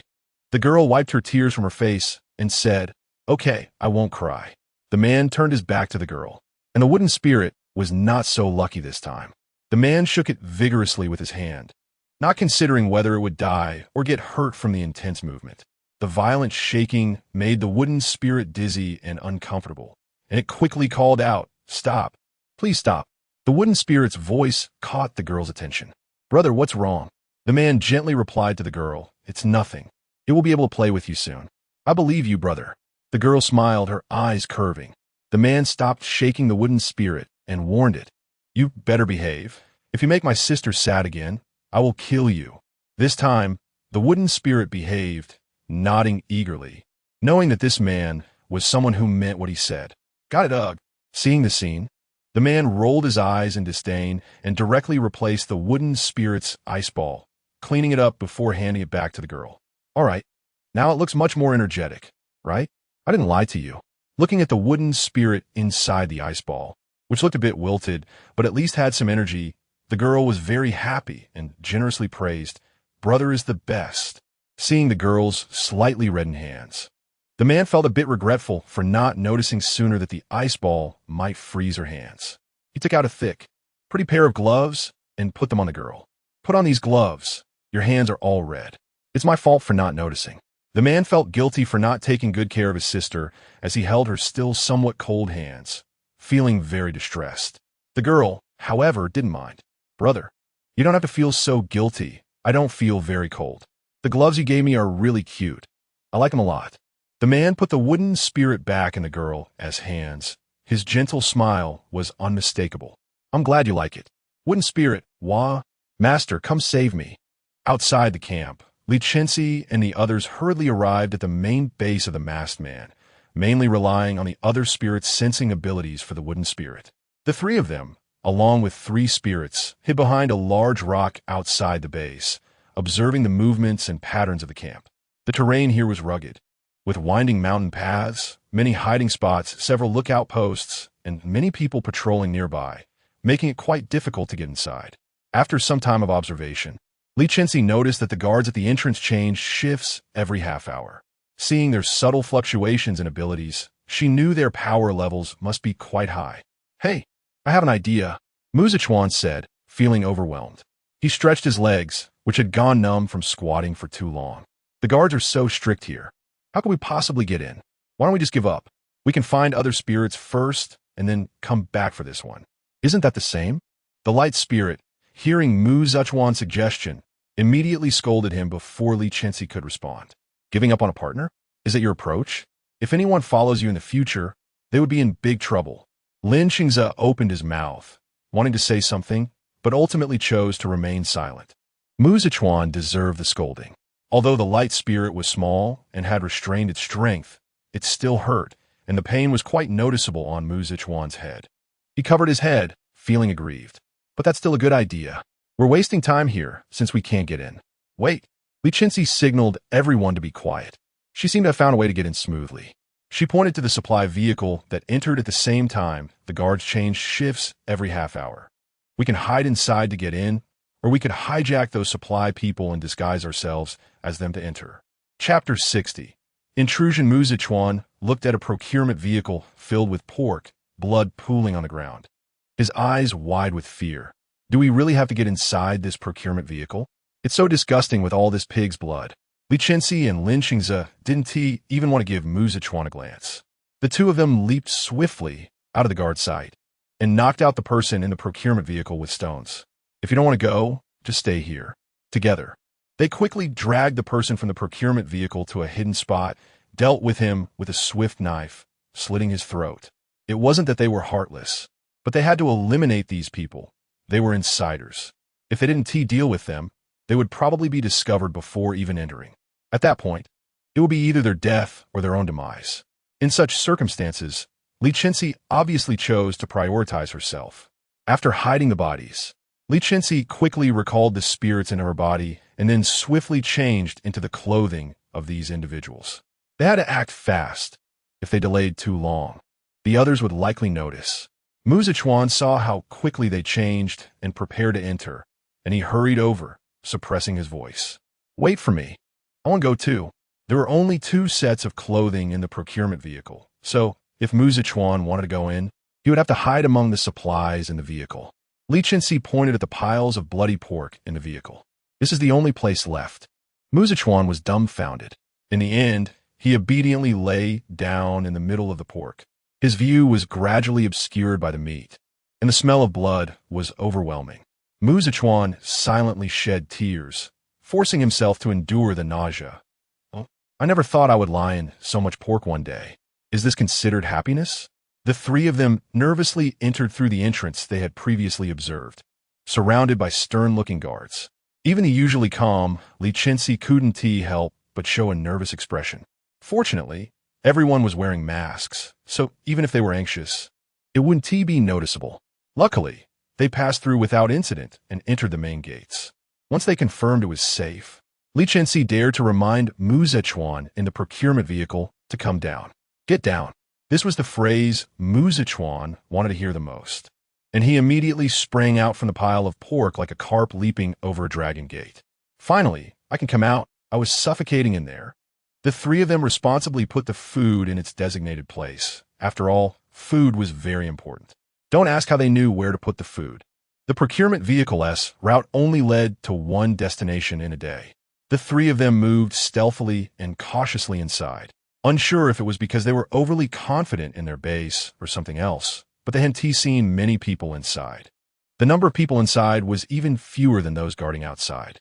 One characteristic of the people here was that they all wore the same masks. Mu Zichuan even managed to find a full outfit and mask to wear, but neither Li Chenxi nor Mu Zichuan knew when he had left the group.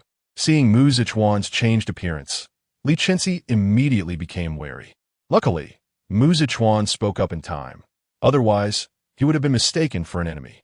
Li Chenxi softly asked, "Where did you get that outfit?" Mu Zichuan proudly puffed out his chest, which had developed from the training over the past few days. "I found it myself." "All right then. Having clothes is better than not having them." After changing, the chances of being discovered decreased a bit. The three of them turned left and right inside, finally finding a door that led to a room. After cautiously checking, they confirmed it was safe before daring to enter. Once inside, they saw a collection of bottles and jars containing various strange items, some familiar and some completely unknown.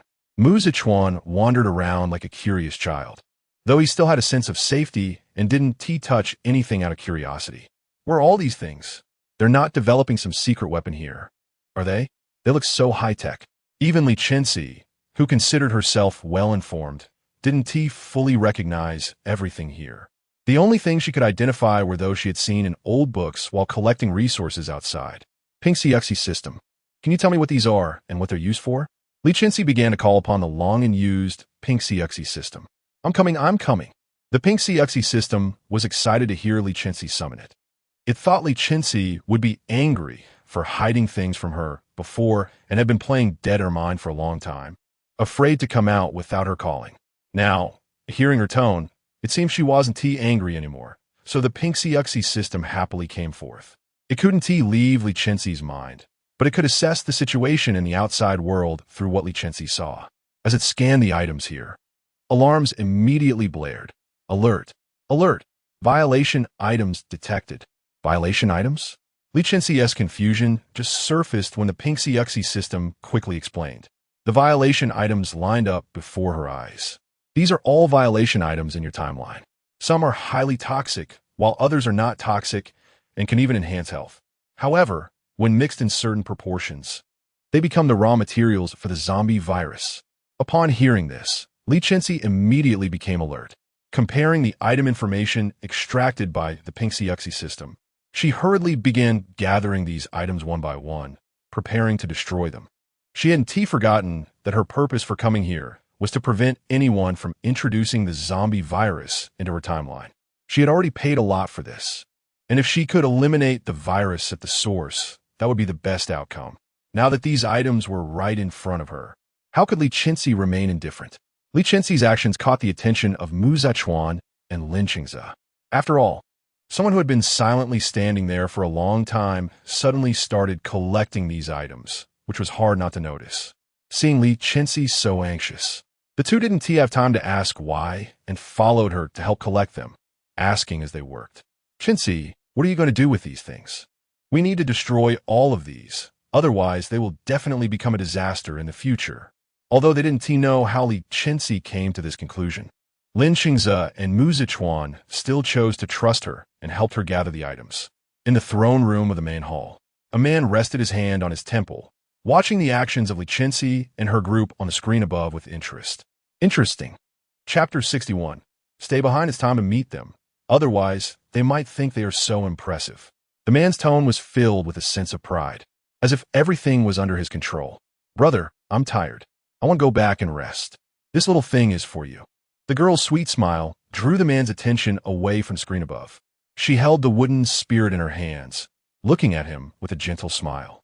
Seeing his precious little sister calling for him, the man waved his hand to turn off the screen. These matters should not be seen by his sister to avoid polluting her pure heart. If you like it, you can take it and play with it. It's not something important. The man squatted down beside the girl, speaking to her at eye level, his voice as gentle as always.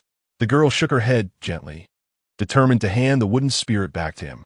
No, the things brother brought back must be very important. Although she had always lived in this corner of the world without much contact with the outside, she vaguely sensed that her brother was a very capable and busy person, just overly indulgent toward her. She understood that some things should not be taken lightly. Unable to refuse the girl, the man had to take the wooden spirit and casually tuck it into his pocket. All right, brother will keep it safe. Noticing the fatigue in the girl's eyes, he walked behind her to help push her wheelchair. Are you tired? I'll take you back to rest now. Brother, you can let others do these things. You don't have to do everything yourself. Who else can be as considerate as brother? Are you starting to dislike me? The man wanted to tease the girl in rare good spirits. Sure enough, this comment provoked her playful pout. Brother, you're so annoying. You clearly know that's not what I mean. Oh, then what do you mean? Brother, oh, where are you all planning to go? Do you think you could just come and go as you please here? Li Chenxi and the others had almost destroyed everything, with just a little left, and the three were already preparing to sneak away. Suddenly, a masked man appeared silently at the door without anyone noticing. Who are you? Li Chenxi asked cautiously, instinctively wrapping his arms around Mu Zichuan and Li Chenxi, pulling them tightly behind him. Seeing Li Chenxi, who was half a head shorter than himself, Li Chenxi was momentarily stunned, then slowly moved out from behind Li Chenxi, positioning himself in front of her, watching the man warily. Mu Zichuan, unwilling to be outdone, tried to step forward but was stopped by Li Chenxi. Don't cause trouble. Mu Zichuan protested. That's unfair. Why can he do it, but I can't? I want to look cool in front of you too. The man watched Li Chenxi and the others united in their stance and sneered, pulling out the wooden spirit trapped in an ice ball from his pocket. You don't need to know who I am. You just need to know who he is. The wooden spirit. Everyone gasped at the sight of the imprisoned wooden spirit. Li Chenxi asked, what is your purpose? They all knew there was no such thing as a free lunch in this world. Even asking acquaintances for favors required treating them to a meal. Li Chenxi would never believe that this person had no ulterior motive. As for my purpose, the man stuffed the wooden spirit back into his pocket. Of course I have one. I'm not just bored and bringing you here for no reason. Hearing this, everyone realized they had been drawn into a trap from the very beginning and that they had been seen through. Li Chenxi stepped out from behind Li Chenxi, staring intently at the man. What do you want us to do? The man looked at Li Chenxi and suddenly burst into laughter. Huh, truly a battle god. You're so bold and straightforward. I like people like you. Mu Zichuan also stepped out from behind Li Chenxi, standing side by side with Li Chenxi. Cut the nonsense. Tell us what you want, and then quickly return the wooden spirit to us. Seeing Mu Zichuan come out, the man's smile widened. He rudely tilted his chin at Mu Zichuan. Mu Zichuan, right? When you see your father, remember to send my regards. Oh no, how does this person even know who my dad is? From this brief exchange, Li Chenxi and the others understood the man's depth and knew they must not act rashly.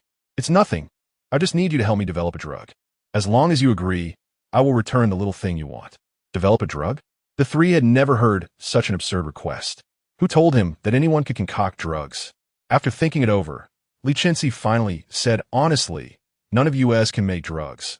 You've got the wrong people. The man scolded Li Chenxi. No, one of you must be able to make drugs. It's just a matter of time. You just need to answer whether you agree or not. Seeing the man's sudden agitation, the three of them didn't dare to move, fearing he might become restless. Fine. Since he insists we can develop drugs, then let us just go along with it. Out here, identity can be self-given or given by others. Today has truly opened my eyes. Don't say we're developing drugs. It would be a miracle if we don't end up creating poison instead. Since he insists, we have nothing to refute. Just don't blame me if someone dies from it. Without hesitation, Li Chenxi agreed to his request. All right, I agree. Can you return the wooden spirit to me now? Since Li Chenxi had agreed, Li Chenxi and Mu Zichuan naturally stayed behind as well. Seeing that he had achieved his goal, the man casually pulled out the already unconscious wooden spirit from his pocket. The wooden spirit had simply fallen asleep from playing too hard with the girl in the wheelchair. But Li Chenxi and the others didn't know that and thought something had happened to it. What did you do to the wooden spirit? The man waved his hand, indicating his innocence. I didn't do anything to him. Don't slander me. As he leaned in to take a look, ready to find someone to treat it, the wooden spirit suddenly groggily opened its eyes. Huh, is it morning already? The man sighed in relief upon seeing it wake up. The wooden spirit was the basis for him keeping them here. If something had really gone wrong with it, he might not be able to keep these people. Since everything is fine, I'll take my leave now. Someone will come to take you to where you should be shortly. Li Chenxi stared intently at the man's back, growing more and more familiar with it. Chapter 62. First encounter with a well-behaved little sister. It came back to him. He was the man he had seen in his dreams, the one who cast zombies into other timelines. Li Chenxi finally understood where this damned sense of familiarity came from. The culprit who turned her home into hell was him. The opportunity right before her eyes and the hatred in her heart suddenly erupted from Li Chenxi, causing her to lose her rationality. Ignoring the attempts of those around her to stop her, she summoned the blade of light, and with all her strength, she lunged at the man who had his back turned to her. Even Li Chenxi couldn't stop her in time. Don't be impulsive. Sensing something was off behind him, the man turned around, and as he did, he faced Li Chenxi's blade of light. The blade's shimmering reflection appeared in his pupils, which narrowed as his expression instantly became serious. Yet his face showed no sign of fear. The blade of light was already in front of him, merely a palm's distance away from piercing him, and he calmly waved his hand to create a solid wall of ice in front of him. This ice wall halted the advance of Li Chenxi's blade of light and rebounded her back, due to the initial force she had used. The recoil made her palm tingle intensely, shaking, and she fell into Mu Zichuan's arms. A trace of blood spilled from the corner of her mouth. This jolt completely restored Li Chenxi's rationality, and she finally realized her impulsiveness. Watching the man approach her with a cold and lethal aura, step by step, Li Chenxi forced herself to stand up from Mu Zichuan's embrace despite her internal injuries. The man looked at her, injured yet still putting on a brave face, and coldly said, "You want to kill me? You think you can kill me?" Suddenly, the man noticed the blood at the corner of Li Chenxi's mouth, and the turbulent aura around him instantly calmed, his mood lifting. "Forget it. I won't hold it against you. I have a big heart. I'll let you off this time. Who told me I'm kind-hearted and unwilling to bully the weak?" The man approached Li Chenxi, looking down at her, his hand slowly stroking the carotid artery in her neck, his gaze akin to that of a person observing a playful pet. "What are you doing?" Seeing the man making a move towards Li Chenxi's neck, Mu Zichuan shouted nervously. As from his perspective, he only saw Li Chenxi being threatened, and he was very worried about her safety. Even Li Chenxi, who had only been standing by and watching at the beginning, couldn't help but frown, nervously watching Li Chenxi, his eyes revealing a hint of concern. Mao Mao, feeling anxious beside them, squeaked and even flew in front of the man to obstruct his line of sight. Mao Mao was no match for the man, who simply swatted him down, leaving him stunned in Li Chenxi's arms. Initially, the man did not intend to do anything, but Mu Zichuan's shout piqued his interest. "What do you think I'm doing?" The man looked at Mu Zichuan, suddenly smirking, and forcefully tightened his grip on Li Chenxi's slender neck. "What do you think I'm doing?" His tone grew increasingly agitated. "You." Li Chenxi intercepted the emotionally charged Mu Zichuan, having observed that the more they resisted and got excited, the more thrilled the man seemed. Sure enough, when the man didn't react violently to Mu Zichuan and the others grappling with Li Chenxi's neck, he lost interest and roughly shoved Li Chenxi to the ground like a rag. "Sporting, you better behave and not think about any little tricks." The man pointed to his eyes, then to the ceiling of the room. "Everything here is under my watch. If there's a next time, I want to be so kind to let you off. Who are you?" As the man was about to step out of the door, Li Chenxi slowly stood up, suppressing her discomfort in her throat to ask, "Me?" The man didn't turn around. Even without seeing his expression, his arrogant tone revealed his arrogance. "You can call me boss. As for my name, you're not worthy to know." After saying that, he finally stepped out of the door he had repeatedly failed to exit. Li Chenxi, Li Chenxi, Mu Zichuan, What an arrogant person. Calling himself boss. Why not call himself little boss? Mu Zichuan walked over to support the physically unwell Li Chenxi, who glanced at him without responding. Before anyone could ask Li Chenxi why she attacked that man, a group of identical masked individuals rushed in from outside and immediately surrounded them, swiftly taking the three away. They were truly taken away, like cargo being carried off by a group of people. Fortunately, the rooms assigned to the three by that man were close to each other.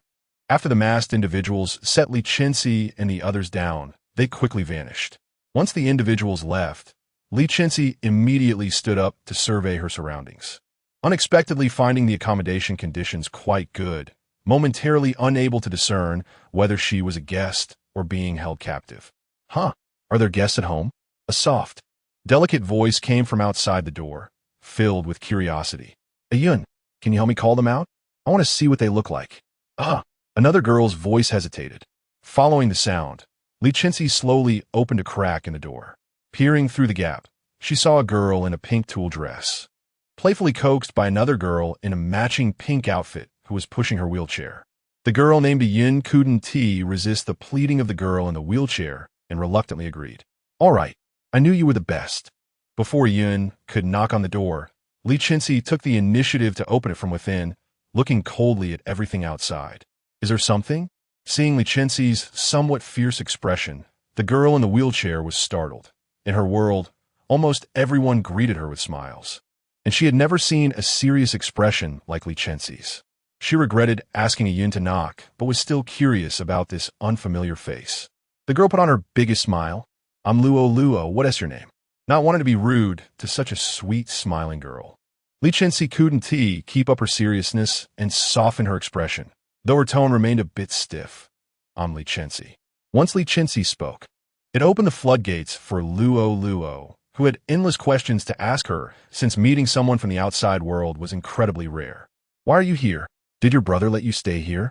Did you come alone? Are you from the outside? The questions came too fast for Li Chenxi to know where to start. She opened her mouth, ready to pick a question she liked to answer. Before she could respond, Mu Zichuan suddenly shouted from the adjacent room, stumbling out. What the hell is this? Chapter 63. The wood elf returns. Mu Zichuan stumbled out with a big, grinning flower hanging from his waist. Li Chenxi, who was in the adjacent room, heard Mu Zichuan's voice and quickly burst out, only to be left speechless when he saw the flower on Mu Zichuan's backside. He was actually scared by a flower? Useless. Seeing Mu Zichuan's embarrassed state, Luo, sitting in a wheelchair, couldn't help but laugh out loud. Ha ha ha. How did you get bitten by that big-mouthed flower? You're so funny, haha. She laughed so hard that she almost fell over, if not for her maid standing beside her to support her. Fuming, Mu Zichuan asked Luo who she was while sticking out his rear for Li Chenxi to help him pull the flower off. Luo, not at all angry, smiled and replied, I'm Luo, and behind me is Ayun. What's your name? It was rare to see so many people here, and it made Luo incredibly happy. In the past, due to her health, she could only lie in bed to recuperate. Now that she was feeling a bit better, she hadn't expected to find so many people here. It was lively, and Luo was genuinely delighted. She wished every day could be this lively, unlike before when people would just disappear after staying for a while. I'm Mu Zichuan, and he's Li Chenxi. Mu Zichuan introduced Li Chenxi, who nodded slightly at Luo to greet her. Seeing the two of them dressed in pink against the gloomy surroundings, Mu Zichuan was curious. What are you two's identities? How can you walk around here freely? Aren't you afraid of that big bad guy coming to catch you? This is my home. Why can I walk around freely? And who is the big bad guy? I've never seen him. Home. This is her home. Upon hearing this, Li Chenxi and the others exchanged shocked glances, realizing that it meant she was related to that man. It felt a bit awkward to speak ill of her family in front of her. Seeing everyone go silent, Luo wondered what she had said wrong. Why aren't you talking? Did I say something wrong? Mu Zichuan felt embarrassed and muttered, You didn't say anything wrong. We did? Huh? What did you say? Nothing. Mu Zichuan forced a smile. Miss, we should head back. You need a rest. Upon hearing this, Luo felt a bit unhappy. Oh no, I still want to chat with them. If you don't go back to rest and end up feeling unwell, your brother will be sad. Hearing that her brother would be sad, Luo immediately put away her reluctant expression. Okay, to avoid making my brother sad, I'll go rest. Bia, Li Chenxi, Bia. Lynchings up by Muzichuan. Let's talk next time. I'm going back to rest now. Bye. Watching Luo leave, Muzichuan remarked, that big bad guy actually has such a cute sister. Rest well. With that, Li Chenxi and Li Chenxi simultaneously closed the door and returned to their room. However, Li Chenxi had a bit of trouble getting back in. He had burst through the door earlier, and although it wasn't broken, it had completely fallen off. With no other choice, Li Chenxi had to lift the door and place it back in the frame before he could finally return to his room. Looking at the once lively place, now deserted, Mu Zichuan pouted. Well, it's just me again. After saying that, he picked up the nearly forgotten big-mouthed flower from the ground and went back to his room. Inside the room, Li Chenxi successfully merged with the wood elf, and the previously lacking wood elemental abilities quickly filled her. A greenish light radiated from the room, illuminating everything by the window. Those plants, under the glow of the green light, grew rapidly as if stimulated by hormones, soon covering the entire window with vines. Luo stood at the highest window of the base, watching the green light emanating from Li Chenxi's room, his smile growing wider. This is good. At this rate, that day will come soon. Li Chenxi, you better not disappoint me. He only closed the window once the green light disappeared and sat beside his intricate equipment, tinkering with his things. Under the glow of the green light, the creature Mao Mao, who had been knocked out by a man, gradually woke up. It shook its large ears and slowly opened its blurry eyes. Seeing the indistinct figure in front of it, it unconsciously called out, Master? Li Chenxi hugged it into her arms. Yes, it's me. Master, you weren't hurt, were you? Mao Mao, upon waking, didn't check its own injuries, but first asked about Li Chenxi's condition. I'm Fine. Li Chenxi stopped Mao Mao from attempting a full-body check on her. Then she summoned the other spirits from within her. The 4 spirits sat together, looking serious. They asked Li Chenxi, do we have to stay here? What about the other spirits? What about your mission? Are we not going to do it? Li Chenxi interrupted them. I already know where that person is. Where? That person. The one who left us here. Li Chenxi's gaze darkened as she looked toward the highest point of the base. So that's why you were so eager to kill him just now. The spirits suddenly understood, realizing that if they knew the culprit behind the destruction of their home was right in front of them, they couldn't possibly remain rational. So what is our plan now? Do we take him out? No. Li Chenxi immediately rejected the plan without hesitation. Until the truth of the matter was confirmed, they shouldn't act recklessly. If they disrupted the balance of space, it would be disastrous. What should we do then? To stay here and let ourselves be slaughtered, doing nothing? Seeing Li Chenxi's increasingly furrowed brow, Mao Mao interrupted the spirit's conversation. Can't you see that the master is frowning like a dumpling? Can't you read the room? You little spirits. The spirits fell silent after being scolded by Mao Mao. First, we stay here and take it one step at a time. You all go back to rest. Li Chenxi's words broke the dreaded silence, and the spirits hurriedly returned to Li Chenxi's body. Before dawn, Li Chenxi and the others were driven into the laboratory by those masked individuals. Then their drug-making process began. Bong, kresh, boom. Strange noises echoed through the laboratory. What's going on? What are you doing? Chapter 64. The time-space passage and meeting Yuqi before dawn. Luo Tian got up early, intending to check on Li Chenxi and the others to see how their drug-making process was going. However, before he could get close to the laboratory, he heard an explosion from afar, and even at a distance, he could feel the floor vibrating, comparable to an earthquake. One might think they were conducting demolition experiments inside the lab.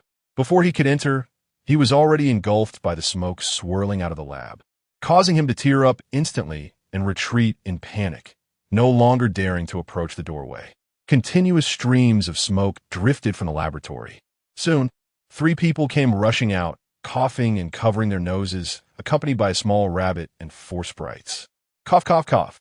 After they rushed out to breathe in the fresh air, they looked rejuvenated, greedily inhaling deeply.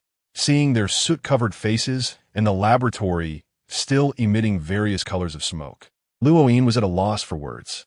The veins on his forehead throbbed, and his mouth twitched. He suddenly regretted his earlier decision. At this rate, would they ever be able to produce what he wanted? Were they trying to blow up his unnamed mountain? Muzichuan kept coughing. Cough, cough, cough. So this place is called Unnamed Cough, Cough, Cough, Unnamed Mountain. We never intended to make drugs, so you can't blame us. Cough, cough, cough. What a flimsy excuse. Luo Yin was infuriated. They were clearly doing this on purpose. Who doesn't he know how to make drugs, but knows how to make explosives? Luo Yin gritted his teeth, constantly reminding himself, just endure a little longer, I still need them, yes, I still need them. After countless repetitions in his mind, he managed to suppress his murderous intent toward them. Fine, you all are right. Now immediately move to a different place to make drugs. With a single command from Luo Yin, the previously empty area around them suddenly filled with masked individuals who divided into two groups. One group surged towards Li Chenxi and the others, surrounding them and carrying them away, while the other group rushed into the laboratory to diligently clean up the poor. Wrecked space. Li Chenxi and the others had become immune to this method of being carried by masked people. They were used to it and could even rest their eyes for a moment as they were being taken away. It was a bit shaky, but everything else was fine. Ding dong. The time-space passage is officially open. Please pay attention to check it. Great benefactor. The notification sound from the Pinduoduo system echoed in Li Chenxi's mind, and she opened her eyes wide. The time-space passage? What is this time-space passage from the Pinduoduo system? The time-space passage is a channel that connects two different time and space, and it is a tool prepared for you by Yu Qi. Now, Great Benefactor can communicate with people from other time and spaces. The higher your consumption level, the more powerful the time-space passage will become. To maintain the stability of time and space, every use will require a corresponding cost, so please use it cautiously. That sounds pretty good. If I can talk to people from other time and space, doesn't that mean I can communicate with another Yu Qi from a different time and space? Li Chenxi couldn't wait to use this feature, but she also didn't miss the mention of the cost. What kind of cost would it entail? That varies and is calculated based on the number of times you use it, the duration, and the purpose. Sometimes it's money, sometimes it's appearance, sometimes it's health, and sometimes it might even be your life or the lives of your family and friends. Upon hearing this, Li Chenxi fell silent. Indeed, such a powerful thing would surely come with a hefty price. Suddenly, Li Chenxi's thoughts were interrupted as they arrived at their destination. The people finally set them down. After being carried for a while, Li Chenxi felt an unreal sensation as she stood on ground. Looking at this new laboratory, it was almost identical to the old one that had just been destroyed, as if it were a copy-paste job. Luo Yin suddenly appeared behind them. Let's get to work. After saying this, he immediately shut the laboratory door and even locked it, as if afraid they would escape. Li Chenxi said, "What about the trust that should exist between people?" Luo Yin wasn't entirely unreasonable. This laboratory, besides the experimental equipment, also had a small resting room with 3 beds and some fruits and snacks. The conditions here were much better than the food they had to forage for outside.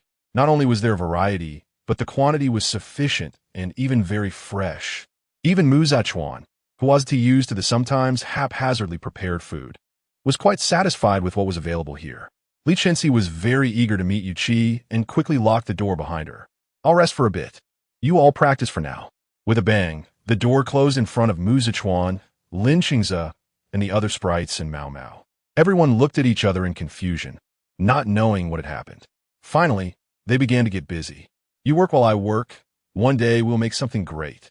You scoop 1 spoon, I scoop 1 spoon. We will eventually create medicine. Let us go." Inside the room, Li Chenxi asked Pinduoduo, "How can I use this time-space passage?" Pinduoduo replied, "I need to assist you with this. Wait for me to come out." "What? Come out?" Upon hearing this, Li Chenxi's eyes widened. She had thought there would be some instrument or item to help her, but she didn't expect the Pinduoduo system itself to come out. She had never considered that the Pinduoduo system could emerge from her mind since it had always been there and had never mentioned the possibility of coming out. Pinduoduo system. I can come out, but since I don't belong to this time and space, it consumes a lot of energy each time, and I can only come out once in a while. Therefore, the time-space passage also has a cool-down period. As the system spoke, it slowly emerged from Li Chenxi's forehead in a ball of light, gradually enlarging into a cloud-like large mirror in front of her. "All right, place your hand on it, and then silently think of the time and space and the person you want to connect with." The voice of the Pinduoduo system sounded a bit weary. "Okay." Without hesitation, Li Chenxi placed her hand on the mirror formed by the pink Siuxi system, silently focusing her thoughts. Yu Qi, Yu Qi, Yu Qi. Gradually, the mirror in front of her began to change, soft light radiating from it. With Li Chenxi's anticipation, Yu Qi's melodious voice, like a clear spring, entered her ears. Chenxi, long time no see. From this sentence, it was easy to hear his restrained longing and the relief of seeing Li Chenxi safe and sound. Chapter 65. Choked again, Li Chenxi listened to this unfamiliar yet familiar voice. Her heart skipped a beat. She slowly opened her eyes, her eyelashes fluttering like butterflies, and the emotions in her usually calm eyes surged the moment she saw Yu Qi. There were countless questions and words she wanted to say to him, but she didn't know where to start. The slight tremble at the corner of her mouth betrayed her longing. Yu Qi. Hearing Li Chenxi call his name after so many years, Yu Qi's smile widened infinitely, and the stone in his heart finally fell. Hey, I'm here. Are you okay? Are my parents okay? Is the country okay? There were countless questions she wanted to ask Yu Qi, but in the end, she only managed to ask these few that were very important to her. Yu Qi's smile reassured Li Chenxi as he said, I'm fine. Uncle and Aunt are also fine. The country is protecting them. The country. He paused here, smiled, and continued to say to Li Chenxi, the country is doing well now. Most of the uninfected people have received government support, and things are stable now. Hearing the news she wanted, Li Chenxi felt relieved and relaxed. This was already the best situation. That's good, that's good. After resolving her doubts, Li Chenxi noticed the pallor on Yu Qi's face and the droplets of water in his hair, which clearly indicated that he had hurriedly washed his face to appear less haggard. Why you look so haggard? Once she said this, Li Chenxi felt her question was somewhat unnecessary. The heavy responsibilities of the country weighed on him, and the duty of taking care of himself in that time and space also pressed down on him. Even the strongest person could hardly bear it, let alone being haggard. It would be good enough if he wasn't too depressed. No, you're mistaken. Yu Qi hurriedly wiped away the droplets of water on his face and hair. I accidentally splashed it on myself while drinking water. Looking at Yu Qi's clumsy lie, Li Chenxi felt reluctant to expose him. How could someone who usually wouldn't waste even a bit of resources accidentally spill water while drinking? Also, didn't anyone tell him that he was really not suited for lying? Every time he lied, his little movements gave him away instantly. Knowing that Yu Qi was saying this to reassure her, Li Chenxi held back the bitterness in her eyes. Okay, I understand. Just be careful when you drink water next time. Okay, I understand. Suddenly, the screen began to flicker. Goldmaster, I can't hold on much longer. Yu Qi noticed something was wrong, too. He looked at Li Chenxi, his face anxious. Remember, bring, wheelchair, leave. His words were stuttered, and it was unclear what he was trying to express completely. What did you say? I can't hear you. The image disappeared from Yu Qi's anxious face. Ding dong. The cost of using this time tunnel is your ordinary gold and jewelry in your space. Upon hearing this, Li Chenxi entered her space with her consciousness and saw that indeed, the high pile of gold and jewelry had already disappeared by half. Fortunately, it was just gold. Pinduoduo. Can you change this? Can you let me know in advance what I need to pay when using the time tunnel next time? Okay, let me adjust it. Li Chenxi breathed a sigh of relief. It was good to be able to change it. Otherwise, like this time, she would only find out the cost after using it. What if next time the cost was not money, but something like life or the health of a friend? With a slap, Li Chenxi felt a sharp pain on her face, and her consciousness quickly returned to her body. Her eyes flew open. The next second, someone was choking her neck again. Luo Yin's angry expression magnified infinitely in Li Chenxi's eyes. I provide you with good food and drink, and you come here to sleep. Let her go. Li Chenxi and Mu Zichuan were frantically banging on the ice wall built by Luo Yin from the outside, anxiously watching the scene inside. The ice wall was too solid. They couldn't break it at all. They could only watch helplessly as Li Chenxi's face gradually turned blue and purple until Luo Yin finally released her neck. Seeing Li Chenxi collapse on the ground, gasping for breath, he felt a great sense of satisfaction. He looked down at her, ruthlessly grabbing her hair, forcing her to look at him. I'll tell you, you are now the meat on my chopping board, just waiting to be slaughtered. You better behave, do your research well, or I can kill you anytime. After saying this, He forcefully threw Li Chenxi's hair away, removed the ice wall, and walked out from beside Mu Zichuan and the others openly, not afraid of them at all, being dependent on others. Mu Zichuan and the others could only watch him with gritted teeth, unable to do anything. Once Luo Yin left, Mu Zichuan rushed to Li Chenxi's side, looking at the marks on her neck with concern, quickly trying to treat her. No need. Li Chenxi stopped Mu Zichuan from treating her. I want to keep this mark to remind myself at all times. But Mu Zichuan was worried about Li Chenxi's injury and couldn't persuade her, so he had to give up. The familiar masked person at the door came in again. The boss wants you to go eat. After saying this, he prepared to carry them away as usual, but this time Li Chenxi did not cooperate.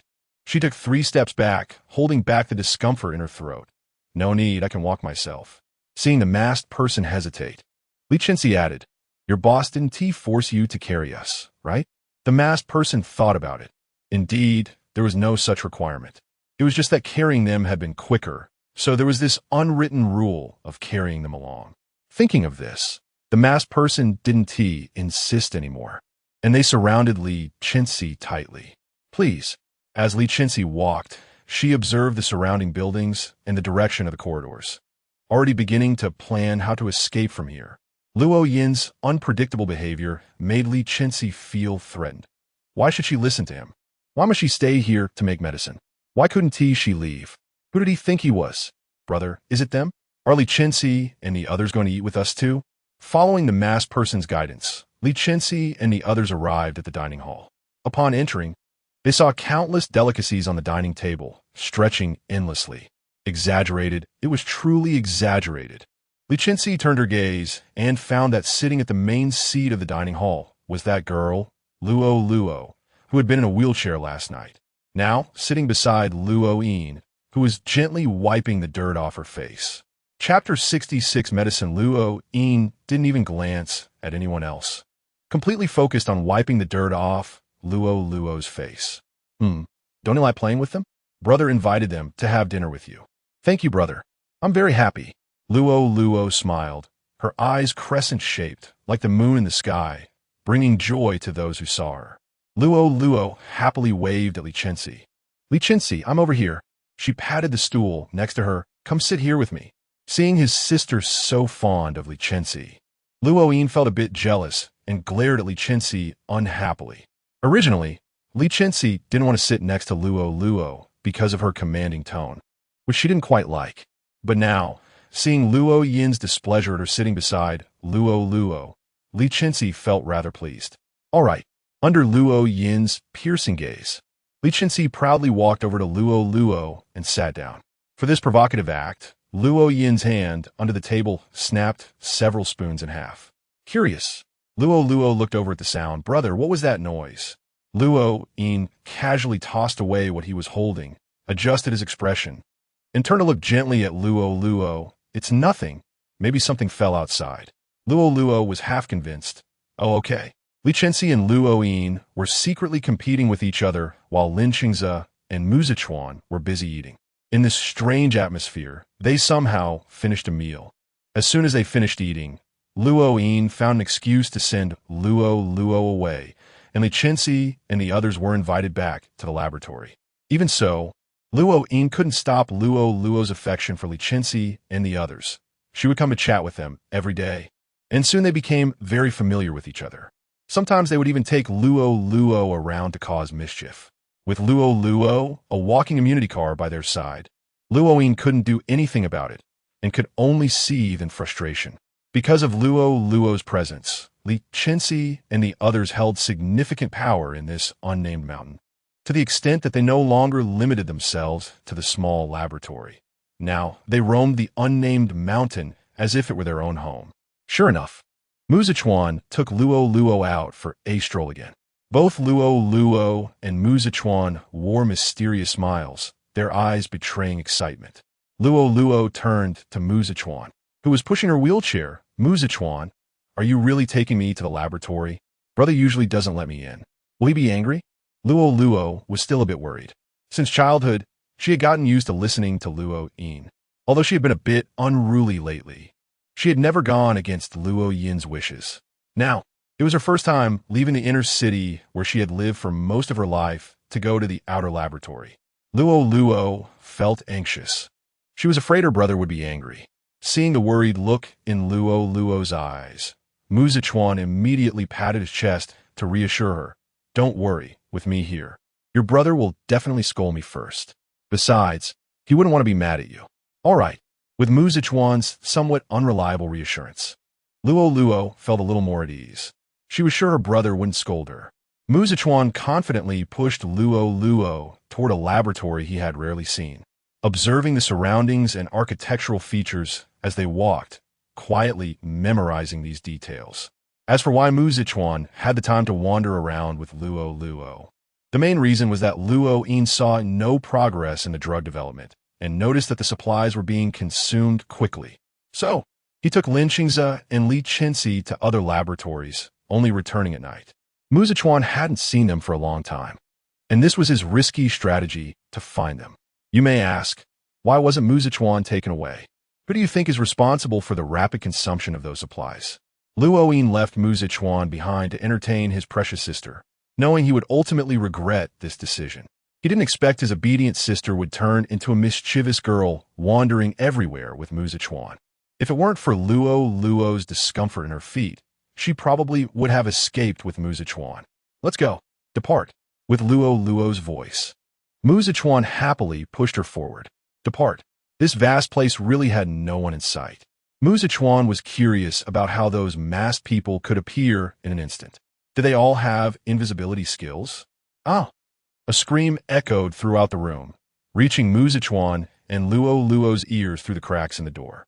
Huh, that sound seems to be coming from somewhere.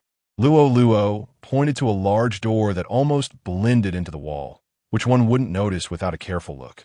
From the door's exterior, it was evident that its material was very special, something Mu Zichuan had never seen before. This indicated the importance of this place. However, both of them pressed their ears against the crack, and aside from the earlier scream, they hadn't heard any other sounds for a long time. The soundproofing was too good. Inside, Li Chenxi and Li Chenxi watched helplessly as a man, after drinking the potion, screamed in pain and bled from his 7 orifices before dying.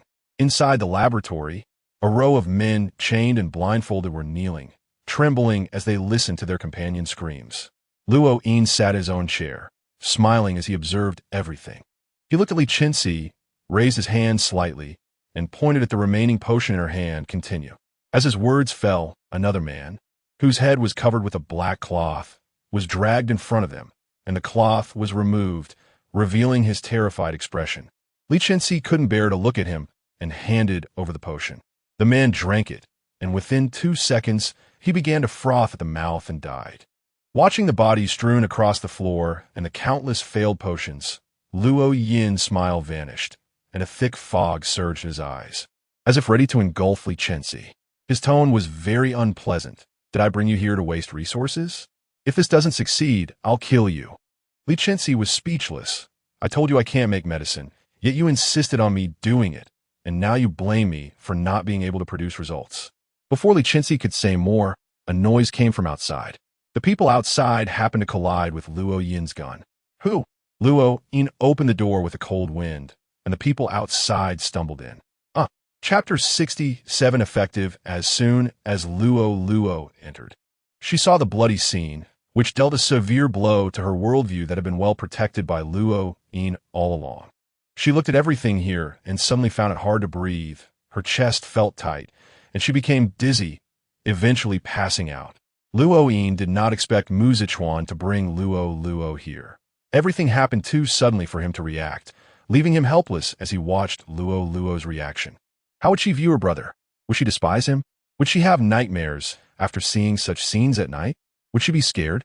Before Luo could think of any brilliant solution, Luo fainted in front of him. Sister. Luo rushed over to check on Luo, fearing that the blood on his clothes would stain her outfit. She was someone who loved to look pretty and would definitely dislike her clothes getting dirty. Luo stood by Luo's side, feeling anxious and helpless. In the end, it was Li Chenxi who couldn't stand it any longer and took Luo, who was about her size, back to her room, quickly summoning a light spirit to assess Luo's condition. After confirming that his dear sister was not seriously harmed, Luo Yin took 30 seconds to quickly change his clothes and even took a shower, still carrying the dampness of water on him. After drying off, Luo Yin squatted by Luo's bedside, holding her hand tightly, trembling all over. He carefully covered Luo with a blanket, suppressing the anger within him. Even though he was furious, he remained quiet and roughly dragged Mu Zichuan out. With a loud bang, Mu Zichuan crashed into the wall opposite. Luo Yin also carefully closed the door. He turned around and started fighting with Mu Zichuan. Why did you take my sister to that kind of place? Are you tired of living? If you are, I can send you to die. 2 solid punches landed on Mu Zichuan's face, and soon, blood trickled from the corner of his mouth. Knowing he was in the wrong, Mu Zichuan let Luo Yin hit him. After all, he couldn't fight back against Luo Yin and decided not to struggle uselessly. It would be better to let him hit him hard. Maybe it would help him vent his anger faster. Seeing Luo Yin's brutal actions against Mu Zichuan, Li Chenxi and Lin Zichuan quickly intervened. Are you crazy? I'll F you up. I'm not crazy. The person behind you is the one who's crazy. If anything happens to my sister, I will make him wish he were dead. Luo Yin was emotionally charged, and even Lin Chenxi could no longer hold him back, eventually letting him hit Mu Zichuan for a while before calming down. Luo Yin had purely used brute force just now, and now he was exhausted, leaning against the wall, pointing a trembling finger at Mu Zichuan. Fortunately, my sister is okay. Otherwise, I would definitely kill you. I'm sorry. Mu Zichuan stepped out from behind Li Chenxi and Lin Chenxi and sincerely bowed to Luo Yin at a 90-degree angle. This time, he truly realized his mistake. He hadn't considered the possibility of seeing such a scene and had not thought about Luo's physical condition. He was indeed reckless. Thankfully, this time nothing happened to Luo. If it had, he would never have forgiven himself. Get out. Luo Yin gave Mu Zichuan a cold slap, sending him flying. If he kept hovering in front of him, Luo Yin really couldn't guarantee what he would do. He didn't want to see the disappointed look in Luo's eyes when she woke up. Seeing Luo Yin like this, Li Chenxi began to call out to the Pinduoduo system in his mind. Pinduoduo system, do you have a way to restore Luo's legs? There is, but the Pinduoduo system's tone was hesitant. Li Chenxi did not understand what it was hesitating about. Then tell me quickly. The Pinduoduo system, having seen the situation outside through Li Chenxi's eyes, sighed slightly. Is it still unable to escape this fate?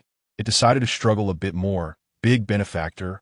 Are you really sure you want to use this medicine to treat his sister? Isn't that allowed? Hearing this familiar phrase, the Pinduoduo system decided to give up struggling and found the medicine from the Pinduoduo shop. This time, it did not set a price or ask Li Chenxi for anything else. Li Chenxi was puzzled by the Pinduoduo system's unusual behavior. This is free? Yes. Take it as a benefit I'm giving you. Li Chenxi stopped hesitating. Taking advantage of a bargain is a must. Since it was free, it meant he had gained something. To prevent the Pinduoduo system from regretting it, Li Chenxi immediately shoved the item into Luo Yin's hands. Here you go. The medicine you wanted. Luo Yin looked at Li Chenxi in confusion, then at the freshly produced package in his hand, which looked so simple and even lacked an instruction manual or name. Luo Yin fixed his gaze on Li Chenxi. How did you know I wanted the medicine for my sister?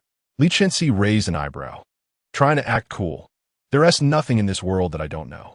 Upon hearing this, Luo Yin's expression momentarily blanked as he recalled something. Finally, he poured out a pill and handed it to Li Chenxi. Take it. Seeing Luo Yin's action, Li Chenxi chuckled, took the pill, and swallowed it without hesitation. What? Are you afraid I'll poison you? Luo Yin remained silent, poured out another pill, and prepared to put it in his mouth. Li Chenxi quickly stopped him.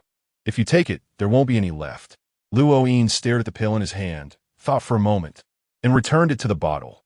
If you dare to trick me, don't expect to leave here alive. You're despicable. Don't think everyone else is as despicable as you.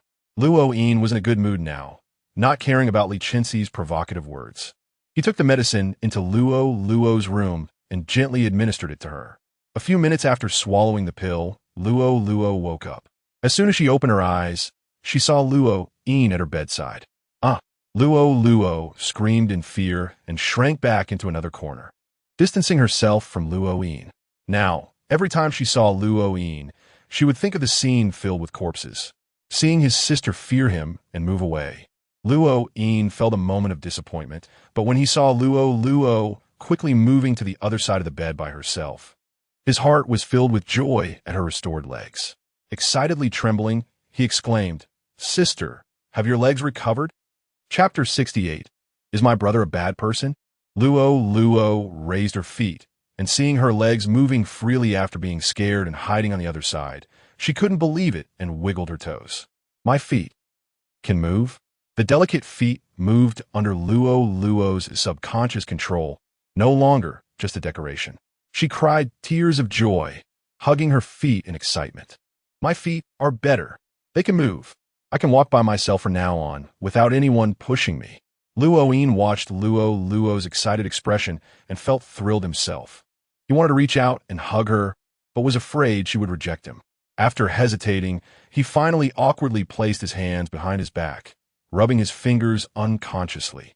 "I'm very happy for you," Luo Yin said, bringing Luo back from her excitement. Seeing him reminded her of the previous terrifying scene, causing her heart to feel a twinge of fear. She instinctively moved further away from him, watching his beloved sister fearfully distance herself. Luo Yin felt a pang in his heart. His throat felt blocked, and his voice was strained. "I'm leaving now. Take a good rest, sister." After saying that, he turned and left, moving quickly. When he reached the door, he paused for a moment, glancing back at Luo with reluctance before leaving in haste. Seeing her brother leave, Luo couldn't help but wonder if her actions had hurt him.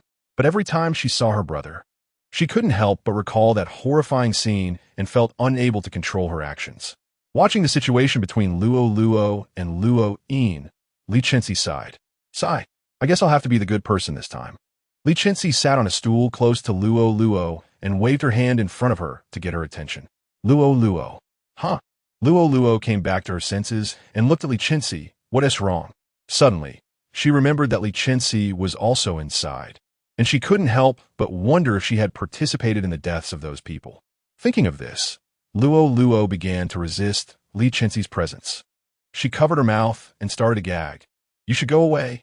Seeing her look as if she was about to vomit, Li Chenxi had no choice but to comply and moved away, thinking that if she really did vomit, how would she explain it to Luo Yin?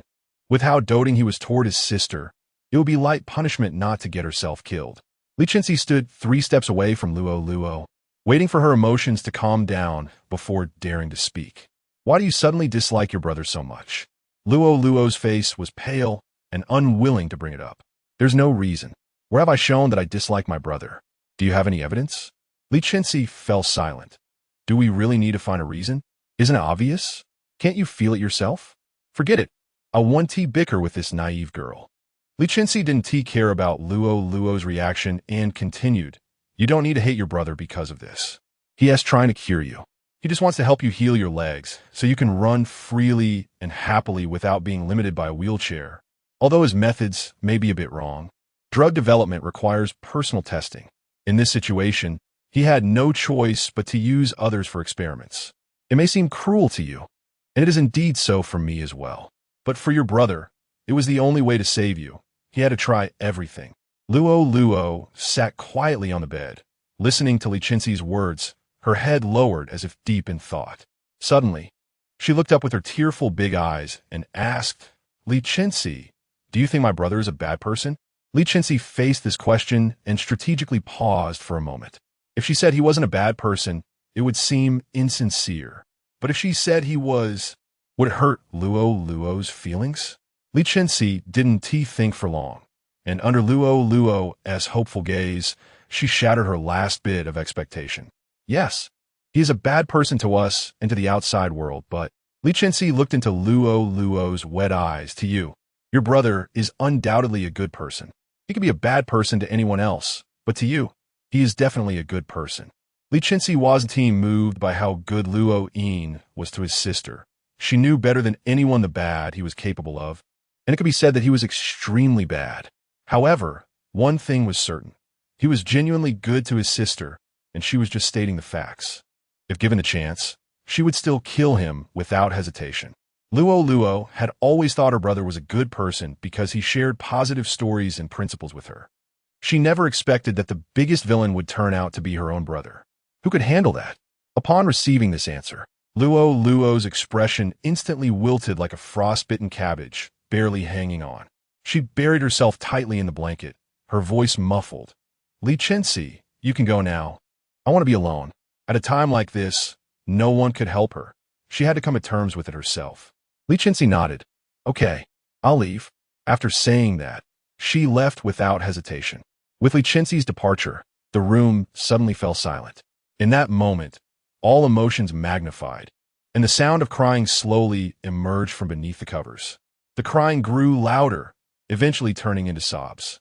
Luo, having been dismissed by his sister, was in a terrible mood and desperately needed a reasonable outlet for his frustration. He sat on his throne, irritated by everything, even wanting to kick the rug beneath him, and he did just that. Angrily, he kicked the rug, sending it flying onto the head of one unfortunate soul kneeling below. You useless bunch. What are you doing here all day with nothing to do? Can't you find something to occupy yourselves? The people being scolded knelt there meekly, not daring to utter a word. One of them spoke up, but boss, we are the guards left here. Where else would we go if not at the camp? Unfortunately, their boss was in an unstable mood and wouldn't care to understand. Simply put, he was just looking for a place to vent. At that tense moment, a black crow flapped its wings and landed on Luo. He grabbed it and crushed it. Boss, someone is causing trouble. That sentence echoed throughout the place, resonating in the ears of everyone present. Luo smiled, facing an unpredictable situation. With a wave of his hand, everyone, come with me. We're going to reclaim our territory at Wuming Mountain. But boss, someone tried to remind Luo of something. Luo directly ignored him. Didn't he hear me? I said everyone, come with me. Yes. The person no longer spoke. Soon the entire base was empty. Li Chenxi, along with Li Chenxi and Mu Zichuan, had made all the necessary preparations and planned to leave the base today. They didn't expect it to go surprisingly smoothly.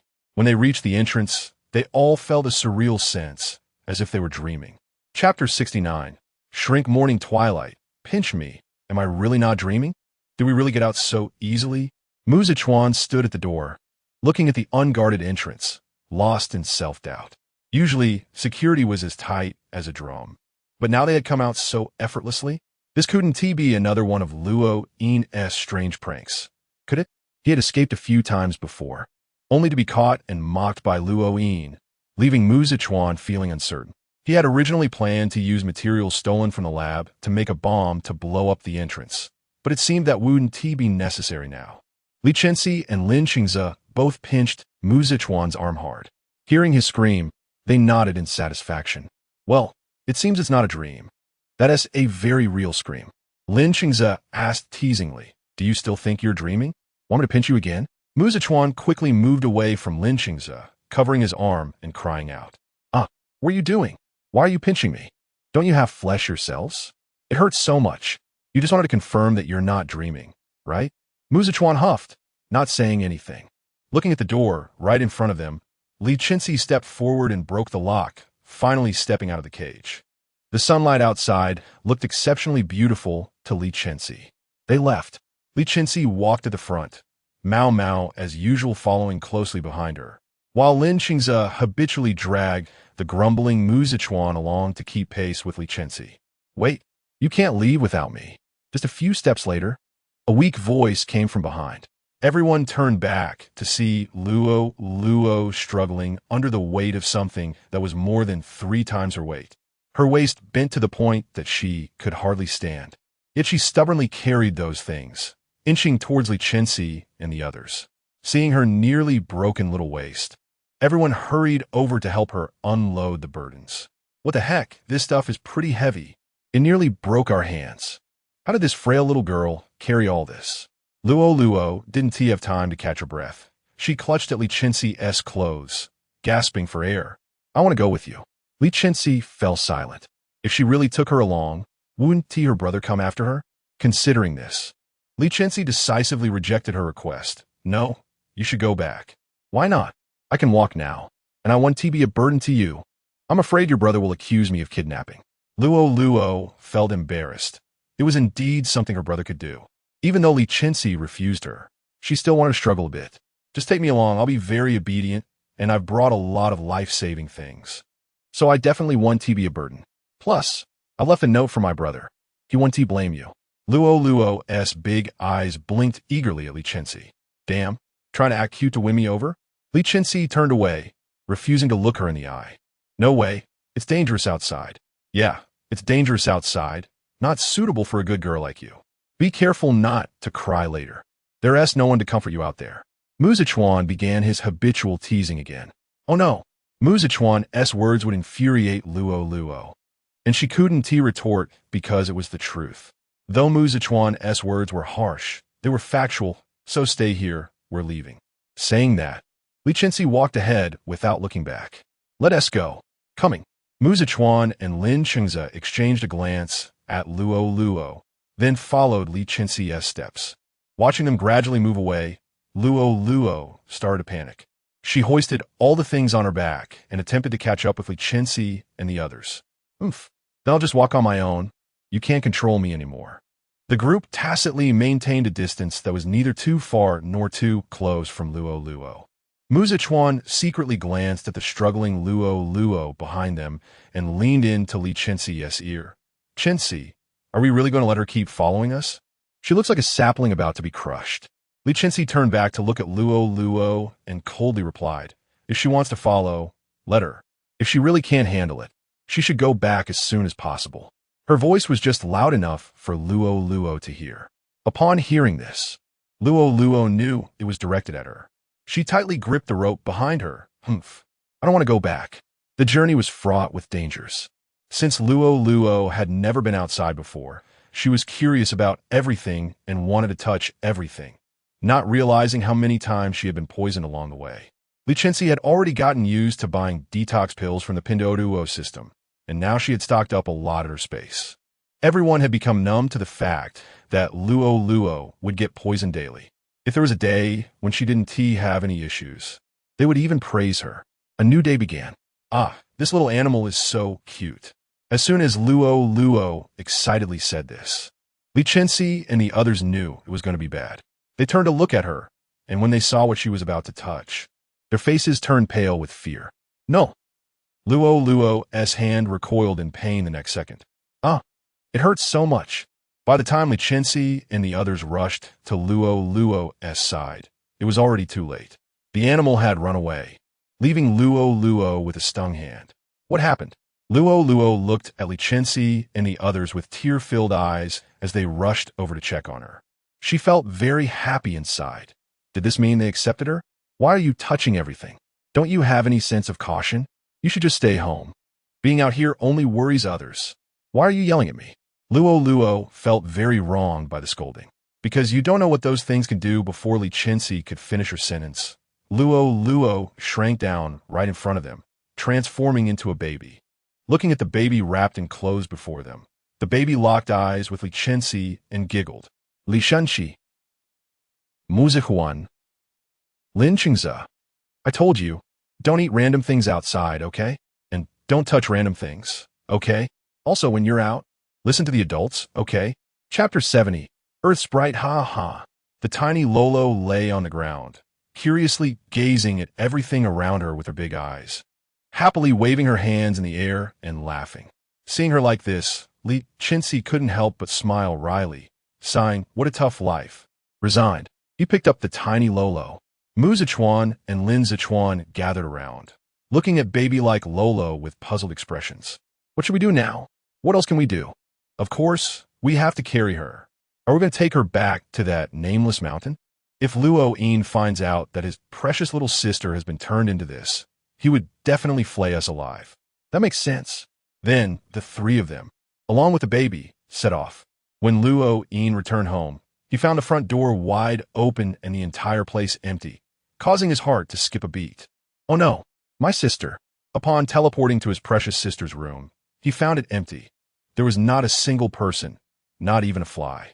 Seeing the scene, Luo Yin's heart sank, and countless possibilities flashed through his mind. Was his sister kidnapped? Were his enemies seeking revenge?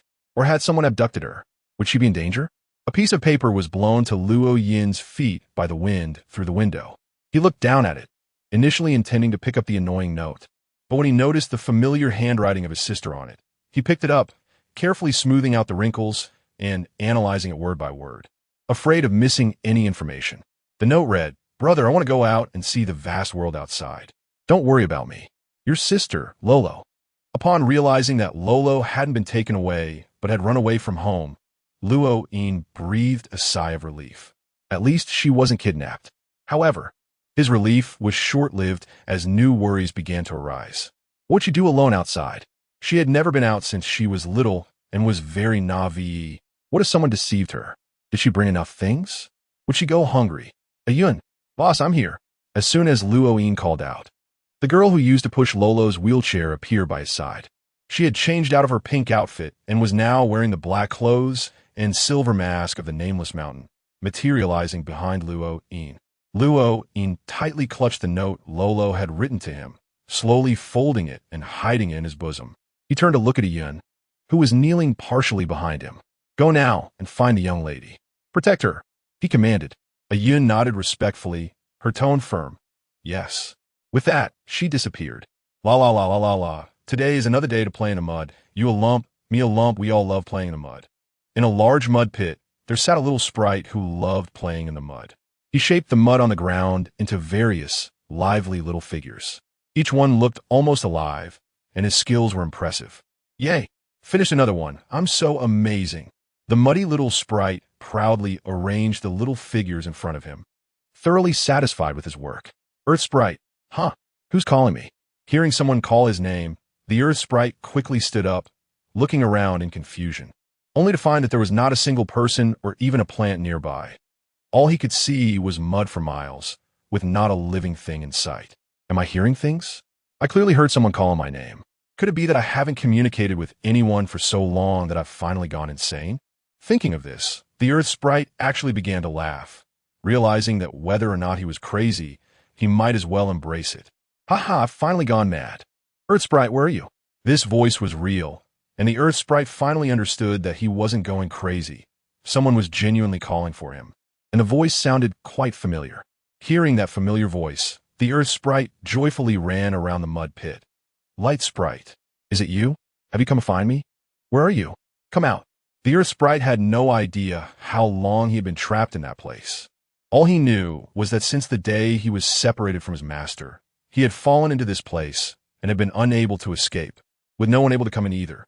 For hundreds of miles, there was not a single moving thing. Anyone who isn't insane would eventually go mad after staying here for so long. The Earth Sprite felt that it was remarkable to have maintained his sanity for so long. If he had given up even a little, he would have drowned in that mud long ago. Fortunately, he actually loved mud. He could also shape things to pass the time. "We're nearby, but why can't we find you?" The Light Sprite's words clearly reached the Earth Sprite's ears. "We? Are there other sprites here too?" Yes, the Fire Sprite, the Water Sprite, and the Wood Sprite were all together. "What's the situation on your side?" The Earth Sprite explained everything he knew to them. "I don't know.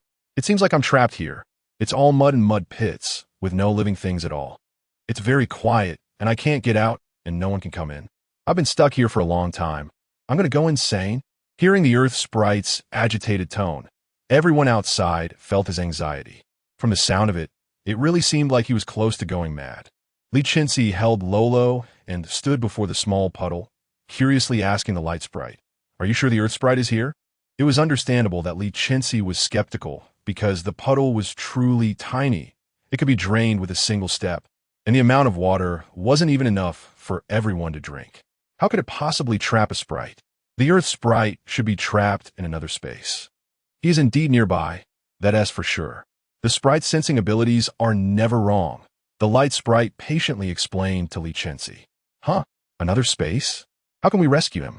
We don't have the ability to travel through time and space." Hearing that the Earth Sprite was in another dimension, Mu Zichuan felt uncertain. Time and space? Li Chenxi thought of his time passage. It could also travel through time and space. He wondered if it could rescue the Earth Sprite. Ping Shi Shi's system. I want to use the time passage. Chapter 71, I must be a little different in her heart. Right? It's possible. The Pinduoduo system hesitated in its tone. It didn't really want Li Chenxi to use this time passage. While it was very convenient, it was uncertain whether there would be side effects. This function had once been a semi-finished product and still had a certain probability of malfunctioning. Although Yu Qi had conducted many experiments while developing this function, no one could know if this thing might one day produce unexpected side effects. For Li Chenxi's safety, the Pinduoduo system really didn't want her to use this time passage too frequently. If it can be used, then that's fine. Li Chenxi sensed the Pinduoduo system's concerns and chose to ignore them. The first priority now was to find a safe place. But this location clearly didn't meet that condition. Li Chenxi didn't want to reveal her trump card to everyone, nor did she want them to know about the existence of the Pinduoduo system. After all, you can know someone's face but not their heart. You never know what kind of thoughts are hidden beneath a seemingly kind mask. Never trust the people around you too much. This is a lesson learned from her painful experiences in her previous life. Li Chenxi asked the Pinduoduo system, "Can we do it in my space? I want to see how far your space has upgraded and whether it has suitable conditions for time travel." Okay. While waiting for the Pinduoduo system to conduct the inspection, Li Chenxi listened to them discussing how to break through the time barrier with the Earth spirits. Big investor. Huh. I detected that your space still needs a little more to upgrade. If you force the upgrade now, it's possible, but you might experience some discomfort. I suggest you think it over. The Pinduoduo system informed Li Chenxi of all the potential issues, hoping to dissuade her from using the time passage. It's fine. Just upgrade it. Okay. Li Chenxi didn't care about these minor issues. Discomfort was nothing compared to the pain of being torn apart by zombies. Compared to her past experiences, this was completely a small problem. Seeing Li Chenxi so determined, the Pinduoduo system knew it couldn't persuade her any longer and reluctantly agreed. All right, let us start the upgrade now. Please be prepared, big investor. 3, 2, 1, starting the upgrade now. As soon as the Pinduoduo system said this, Li Chenxi felt as if her brain was being ripped apart from the middle. So this is what a splitting headache feels like. For the first time, Li Chenxi truly understood the meaning of this idiom, and she hoped not to experience it so physically again. Enduring the pain, Li Chenxi trembled and handed the confused Lolo, who was sucking on her fingers, to Mu Zichuan beside her. Hold her tightly. Before Mu Zichuan could securely hold Lolo, the pain in Li Chenxi's head made it difficult for her to control her body, and she almost dropped Lolo on the ground. Thankfully, Li Chenxi, who was next to Mu Zichuan, was paying attention and managed to prevent Lolo from falling. Haha. Lolo, who had turned into a baby, was completely unaware that she had almost had a close encounter with the ground and thought everyone was joking with her, laughing happily. Her eyes curved into crescent shapes, and the drool on her hands got on Li Chenxi's clothes. Brother. Hearing this clear call, Li Chenxi, holding Lolo, froze for a moment. Mao Mao noticed that Li Chenxi was unwell and kept nudging her arm with its head. Master, what is wrong? Are you feeling unwell? Li Chenxi had a splitting headache and didn't have the strength to comfort the worried Mao Mao. She could only weakly lift her hand to gently touch Mao Mao's head to reassure it. Chenxi, are you okay? Mu Zichuan half-supported Li Chenxi, looking worriedly at her pale face, which was drenched in cold sweat. What happened to such a good person all of a sudden? Li Chenxi couldn't muster the strength to respond to Mu Zichuan. She was using all her energy to endure the piercing pain. Seeing that Li Chenxi didn't respond, Mu Zichuan thought she might have some hidden illness and immediately carried her in his arms, rushing toward a nearby dilapidated little house. Although it was shabby, at least it had a place to shield them from the sun. You all discuss the countermeasures first. I'll take Chenxi to rest.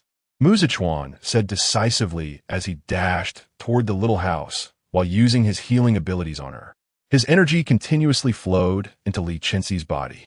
Mu Zichuan's abilities were somewhat useful. The energy he transmitted into Li Chenxi's body reduced her headache slightly.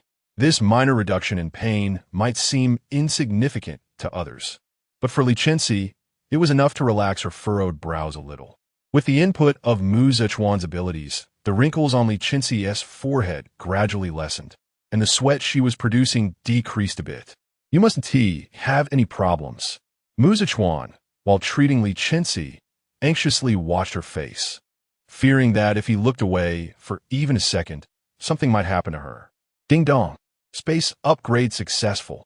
Living beings can now be brought in. I haven't told you my intentions yet. Mu Zichuan's voice overlapped with the Pinduoduo system's notification of the successful upgrade, leaving Li Chenxi feeling dazed and unable to hear what he said clearly. Li Chenxi opened her eyes, slightly dazed, and weakly asked, Mu Zichuan, did you just say something? I didn't hear clearly. Mu Zichuan hadn't expected Li Chenxi to wake up at this moment. He was momentarily at a loss for words, feeling stuck as he wanted to say something but was too embarrassed to speak. Eventually, Li Chenxi grew impatient waiting. She had important matters to attend to and didn't want to waste time with Mu Zichuan in this place.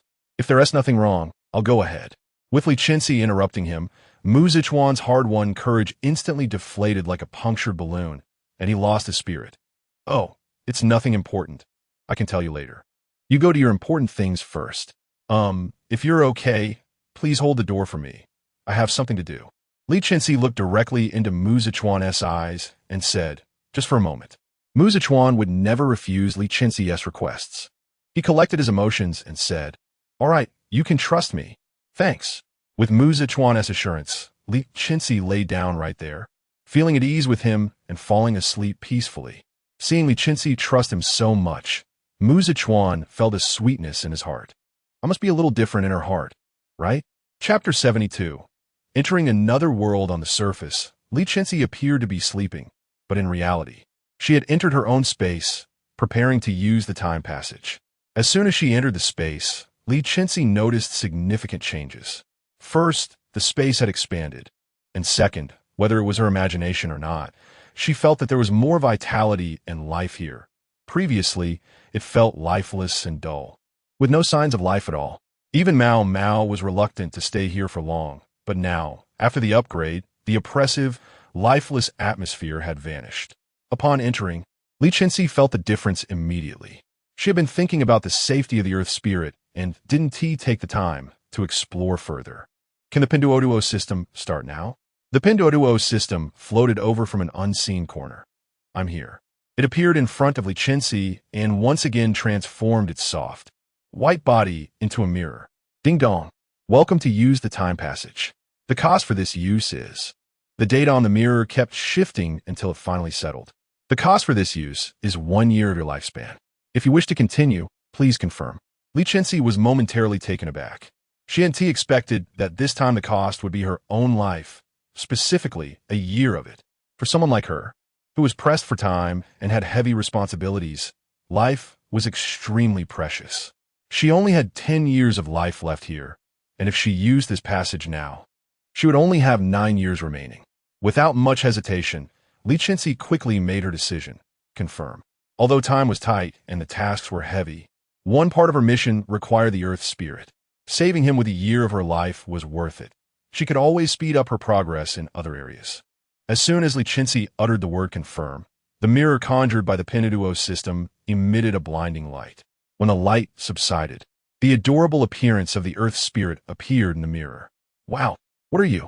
The Earth Spirit looked up and saw an enormous human face above him, scaring him so much that he stumbled backward and fell into the mud, turning into a dirty little spirit. Don't come over. I'm very powerful. The Earth Spirit was terrified but tried to maintain his composure, tightly clutching a handful of mud and threateningly staring at Li Chenxi. If she made any threatening moves, he would throw the mud at her without hesitation. The mud posed no threat to Li Chenxi, but it was the only thing the Earth Spirit could use as a weapon. The Earth Spirit was weak, pitiful, helpless, and dirty. Li Chenxi didn't expect the Earth Spirit to be such an interesting little spirit. Looking at the little spirit threatening her with mud in the mirror, she was momentarily unsure whether to laugh. In the end, she refrained from laughing and cleared her throat. Hello, Earth Spirit. My name is Li Chenxi, and I'm here to save you. Don't be afraid. How could the Earth Spirit not be afraid? It hadn't seen a human in who knows how many years. And now one so large had appeared. If he were any more timid, he would have wet his pants. The Earth Spirit's voice trembled. What evidence do you have? No matter how Li Chenxi tried to reassure him, the Earth Spirit remained distrustful. Eventually, unable to communicate any further, Li Chenxi directly used the time passage to transport herself to where the Earth Spirit was. How did you get in here? Seeing Li Chenxi suddenly appear before him, the earth spirit panicked and scrambled to hide behind a mud wall he had made.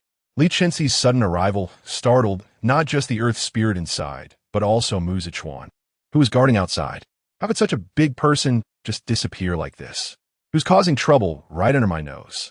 Muzhichuan rushed out, his expression terrified. Not good. Chenxi is missing. As soon as this was said, it terrified everyone who was discussing how to rescue the earth spirit. What the heck? How could someone just disappear like that? On the earth spirit side, even hiding in the mud, didn't T save him from being easily captured by Li Chenxi? Huh, a dirty little spirit. The earth spirit was now completely covered in mud, with mud water dripping down. Li Chenxi looked at him in disdain, grabbing him by the collar and holding him far away. Do you like playing in the mud? With someone holding him, the earth spirit dared not speak. Mumbling, what's wrong with liking to play in the mud? I didn't ask you to play. The Pinduoduo system kept calling out to Li Chenxi. Great master. Time is running out. Hurry back. Okay. Li Chenxi held the earth spirit, preparing to leave, but found that no matter what she did, she couldn't take him with her. Great master, what's wrong? Hurry back. The time passage is about to close. If you don't come back, you'll be stuck there forever. Why can't I take the earth spirit with me? I don't know. It should be that the permissions of the time passage are too low to bring him directly. Forget about that. Hurry.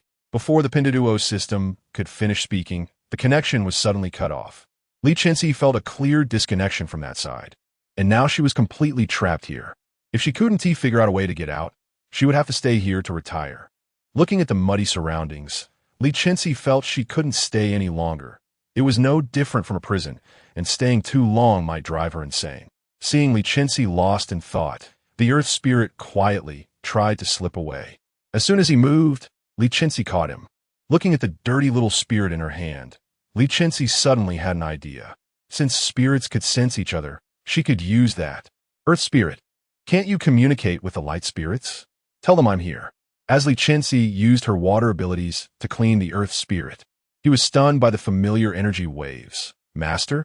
Li Chenxi replied, now that you know, hurry and contact the light spirits. Once the earth spirit confirmed that Li Chenxi was indeed his master, he beamed with joy. All right. Then he conveyed the situation here to the light spirits outside. Light spirits, my master is with me. Hurry and save us. The light spirits were in a frenzy outside, worrying about Li Chenxi's disappearance, and were surprised to receive news from the earth spirit. Your master is with you? Chapter 73. Come out, yes, the master is on my side. Hearing the earth spirits say that Li Chenxi was with him, everyone, who had been in a state of confusion, instantly felt at ease. But they were also puzzled about how Li Chenxi managed to enter the earth spirit side. Is the master all right over there? The earth spirit glanced at the vibrant Li Chenxi and replied, she is fine. The master is doing well. That is good. While they were chatting, Li Chenxi walked around the mire a few times, roughly observing everything around her. She found that besides the mire, water, and mud, there was nothing else here. And she really couldn't understand how the earth spirit had survived all these years. She needed to think of a way to get out with the earth spirit quickly. Otherwise, it would be embarrassing if she starved to death without anything to eat. Li Chenxi noticed that whenever she walked to a certain range, an invisible barrier would block her, preventing her from moving forward. Tentatively, she reached out her hand to touch the invisible barrier. As her palm made contact, she felt a warm and familiar sensation that rebounded her hand. Li Chenxi sensed that this barrier seemed to mean no harm to her and treated her like a mother would treat a mischievous child. Li Chenxi turned to find the earth spirit, who was communicating with the outside spirits. Earth spirit, do you know anything about this place? Huh, I don't know. I just woke up here, and there is nothing at all. The earth spirit looked dazed, as if he knew nothing about how he had lived alone here for so many years. Li Chenxi was surprised that the earth spirit had been here for so long and still knew nothing or understood anything. In response to this situation, she thought, however, since the earth spirit said he woke up here, this place should have some connection to him, but he just hasn't discovered it yet. Looking at the dazed earth spirit, she suggested, how about you return to my body first? Maybe there will be new discoveries. Okay. The earth spirit seemed a bit dazed, but he trusted Li Chenxi completely. Whatever she said, he would definitely follow. Just like now, as soon as Li Chenxi spoke, he immediately complied. The earth spirit dashed to Li Chenxi, looking up at her with starry eyes. Seeing his adorable appearance melted Li Chenxi's heart. Just as a smile began to form at the corners of her mouth, she remembered her aloof persona and quickly restrained her smile. Crouching down and reaching out her hand to the earth spirit. Seeing Li Chenxi crouch down for him, the earth spirit joyfully spun around. He jumped into Li Chenxi's palm. Li Chenxi touched his hand to her forehead, allowing the earth spirit to easily reach her forehead. The earth spirit extended his clean palm and gently touched Li Chenxi's forehead. In an instant, the energy slot belonging to the earth spirit within Li Chenxi filled up. At the same time, after Li Chenxi and the earth spirit completely merged, she felt the existence of the entire barrier in its range. This barrier welcomed her like an old friend, and Li Chenxi could sense its joy from the surrounding air. "You've finally come." "Yes, I'm back." "Then I'll leave this little guide to you. I need to rest now."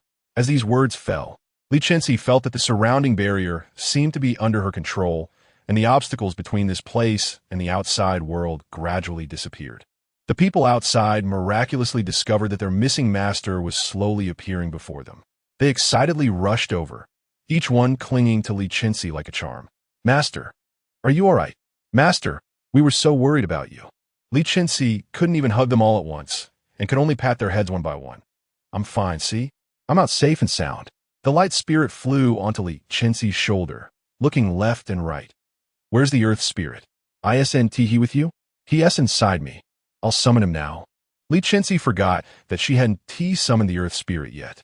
As she silently thought of it, the earth spirit slowly appeared before everyone. "Hello, everyone. Long time no see." The earth spirit greeted the other spirits. As soon as he appeared, the other spirits pounced on him. "Hey, earth spirit. Still so silly after all these years. You little guy, you found a good place, huh? What if you couldn't come out? Long time no see. Your IQ has dropped." "Huh?" The earth spirit was overwhelmed by the other spirits. "Oh no, I didn't mean to." Watching these lively spirits, the smile in Li Chenxi's eyes couldn't be hidden. Seeing them like this made her feel that everything still had hope, and everything she had done was worth it. With so many people accompanying her, she should consider herself lucky. Seeing Li Chenxi appear unharmed before him, Muzichuan let out a huge sigh of relief. He quietly and slowly inched closer to Li Chenxi, step by step. Li Chenxi, who was beside him, immediately saw through his little thoughts. With a disdainful smile on his face, he bumped into Muzichuan, pushing him, who was still moving at a snail's pace, right next to Li Chenxi. "Ouch!" Muzichuan stumbled and fell directly into Li Chenxi's arms. Did you think Muzichuan fell into Li Chenxi's arms because he couldn't react in time? No, no, no. This guy was clever. Originally, Li Chenxi was just trying to speed him up, but he controlled the force. And who knew this guy was so crafty that he fell right into Li Chenxi's embrace with the momentum? TSK, TSK, TSK. Li Chenxi shook his head. Having seen through him, Li Chenxi helped Muzichuan up. "Are you okay?" Muzichuan's eyes met Li Chenxi's, and his ears turned as red as a cooked shrimp, making him feel hot all over, and his brain was a bit scrambled. "And no, I'm fine." Seeing Muzichuan saying he was fine, but his whole face was flushed, almost steaming, Li Chenxi frowned tightly and reached out to check his forehead. "If you're sick, treat it. As a healer, you should know your own body condition." Li Chenxi directly raised her hand to Muzichuan's forehead, using her healing technique to cool him down. Muzichuan's temperature was not because he was sick. It was clearly because of Li Chenxi, but unfortunately, she didn't know. Seeing that she couldn't lower Muzichuan's temperature with this move and with her actions, his temperature seemed to be rising instead. Li Chenxi thought she had encountered something tricky and immediately increased the output of her healing technique, forcibly lowering Muzichuan's temperature. She was very satisfied. All right. Chapter 74 missed. Muzichuan's body temperature was stubbornly lowered by Li Chenxi's healing spell. "I hate that she's such a blockhead." Muzichuan smiled awkwardly, dodging Li Chenxi's hand. "Yes, the temperature has dropped. Thank you." Li Chenxi wore a self-satisfied expression that she didn't even notice. "It's a small matter. No need to mention it." Li Chenxi, who saw everything, laughed heartily at Muzichuan's embarrassing state. "Huh?" Muzichuan glared at him. "What's so funny?" Li Chenxi looked at him with the same confusion. Li Chenxi touched his nose, looking at Mu Zichuan's angry little expression. It's nothing, just wanted to laugh a bit. Seeing that Li Chenxi didn't expose him, Mu Zichuan huffed. Master, where are we going now? Are we continuing to search for other spirits? After chatting, several little spirits gathered around Li Chenxi. Li Chenxi looked at the little spirits and suppressed the urge to pat their heads. Let's continue searching for other spirits. We need to quickly gather all the spirits so we can proceed with our plans. Li Chenxi thought about how she had exchanged a year of her life to meet the earth spirit, and now she only had 9 years left. So everything needed to be done quickly. Now we still have the dark spirit and the gold spirit to find. If we can find these 2 little spirits, then we will be ready and we can be more assured in what we do. All right, then let's find out which spirit is closest to us, the dark spirit or the gold spirit. The 5 little spirits held hands and used their telepathy to search for the nearest little spirit. The powers of the 5 little spirits were truly impressive. The light they emitted when gathered was more dazzling than ever. This light was truly blinding. If it weren't for closing my eyes in time, I would have almost gone blind. Even so, my vision went blank for a moment. Master, am I seeing heaven? Mao Mao looked at the blankness in front of him, scared to death, and jumped into Li Chenxi's embrace. Wow, wow, wow. Luo, who was in Li Chenxi's arms, felt uncomfortable with her eyes and immediately began to cry loudly, struggling in Li Chenxi's arms. Li Chenxi, unable to care about his eye discomfort, skillfully comforted Luo. Rocking her, "Be good, don't cry." After a while, Luo calmed down, obediently sucking on her fingers. At this moment, the spirits had also found news about the spirit. They excitedly surrounded Li Chenxi. Master, we found news about the dark spirit." Hearing that there was news from the little spirits, Li Chenxi immediately perked up, despite her uncomfortable eyes, and asked, "Where? Let's make it quick. Time is tight. Everything needs to be done quickly." The light spirit flew in front of Li Chenxi. "He is not far from us," pointing east. "However, although it is not far, there is still some distance. So we need to go find him. We need to get closer to communicate with the dark spirit." "Okay, then you lead the way. Let's go find the dark spirit." The group set off in high spirits. Mu Zichuan looked at the increasingly dark path and felt a bit puzzled. The fire spirit is where there is fire. The wood spirit is where there is wood. The light spirit is where there is light. The water spirit is where there is water. The earth spirit is where there is mud. Then the dark spirit must be in a very dark place, right? Where are we going? To some gloomy place. Li Chenxi, now proficient in lulling Luo to sleep, held her in one arm while mockingly teasing Mu Zichuan. "What's wrong? Are you scared? Coward, if you're afraid, you can go back to find your dad." Mu Zichuan couldn't stand Li Chenxi saying that about him, immediately puffed out his chest, looking brave. "Of course not. I'm very brave. You're the coward." Li Chenxi directly flexes muscles. "Look at my strong body. Does it look like I'm scared? Others might be afraid of me." Mu Zichuan looked at Li Chenxi's strong, solid muscles, and yes, he secretly admitted that he envied Li Chenxi's muscles. Mu Zichuan quietly glanced at his own little muscles. Although he had a bit of muscle, compared to Li Chenxi's, it was still not comparable. Is having muscles really that impressive? I'll have them too in the future. After saying that, Mu Zichuan walked ahead. "I'm not afraid of these things. I want to walk in front. I'll wait for you guys up front." With a thud, Mu Zichuan ran to the front. Li Chenxi, holding Mao Mao, looked at Mu Zichuan running ahead, puzzled. What stimulated him this time? He doesn't even know where the dark spirit is. Why is he running so fast? Li Chenxi shrugged, shaking his head and pouting. Who knows? He's always like this. I've gotten used to it. After saying that, he hurried to catch up with the already invisible Mu Zichuan. Li Chenxi walked at the back with the spirits, watching the 2 figures in front. "You seem to be no different from Mu Zichuan, right? Seriously, you all don't know the way. Why are you running so fast? Is there a prize?" As they got closer to the location of the dark spirit, the surrounding environment became increasingly dim, until the last bit of light completely disappeared, plunging them into darkness. Gradually, the mist along the way became thicker as they delved deeper, until the mist completely enveloped them, making it impossible to see each other's figures even at arm's length. Seeing that the mist was becoming increasingly strange, Li Chenxi immediately alerted everyone. "Everyone stop. Quickly huddle together and hold hands. What the master says is always right. The spirits, adhering to this belief, immediately gathered closer upon hearing Li Chenxi's words. Some little spirits sat on Li Chenxi's shoulders, some on Mao Mao, and some flew to the top of Li Chenxi's head.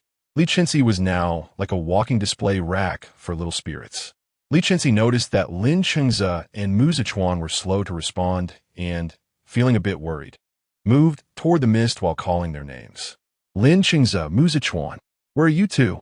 As soon as Li Chenxi's words were spoken, it seemed to be swallowed by the mist, with not even an echo in response. After a long while, Li Chenxi finally appeared, holding Luo Luo in one arm and tugging at Mu Zichuan's hand with the other, shuffling over to Li Chenxi's side. We're here. I called you just now. Why didn't you respond? Li Chenxi frowned, looking displeased at Li Chenxi and Mu Zichuan. Li Chenxi's eyes rolled. Chapter 75, I just took it out to cool it down, we couldn't hear just now. Li Chenxi's furuba bros relaksha. Indeed, when she shouted just now, it seemed her voice was absorbed by the surrounding fog. It's good that nothing is wrong. She leaned closer, and we walked closely together, unsure of what this fog was, feeling it was strange, in case we lost sight of each other later. All right. Li Chenxi pulled Mu Zichuan closer, and Mu Zichuan, like an emotionless puppet, allowed Li Chenxi to manipulate him. Wherever Li Chenxi went, he followed. Seeing Mu Zichuan's silent demeanor, Li Chenxi suddenly sensed something was off. She pulled Mu Zichuan closer, looking at his vacant eyes, and asked Li Chenxi, what's wrong with Mu Zichuan?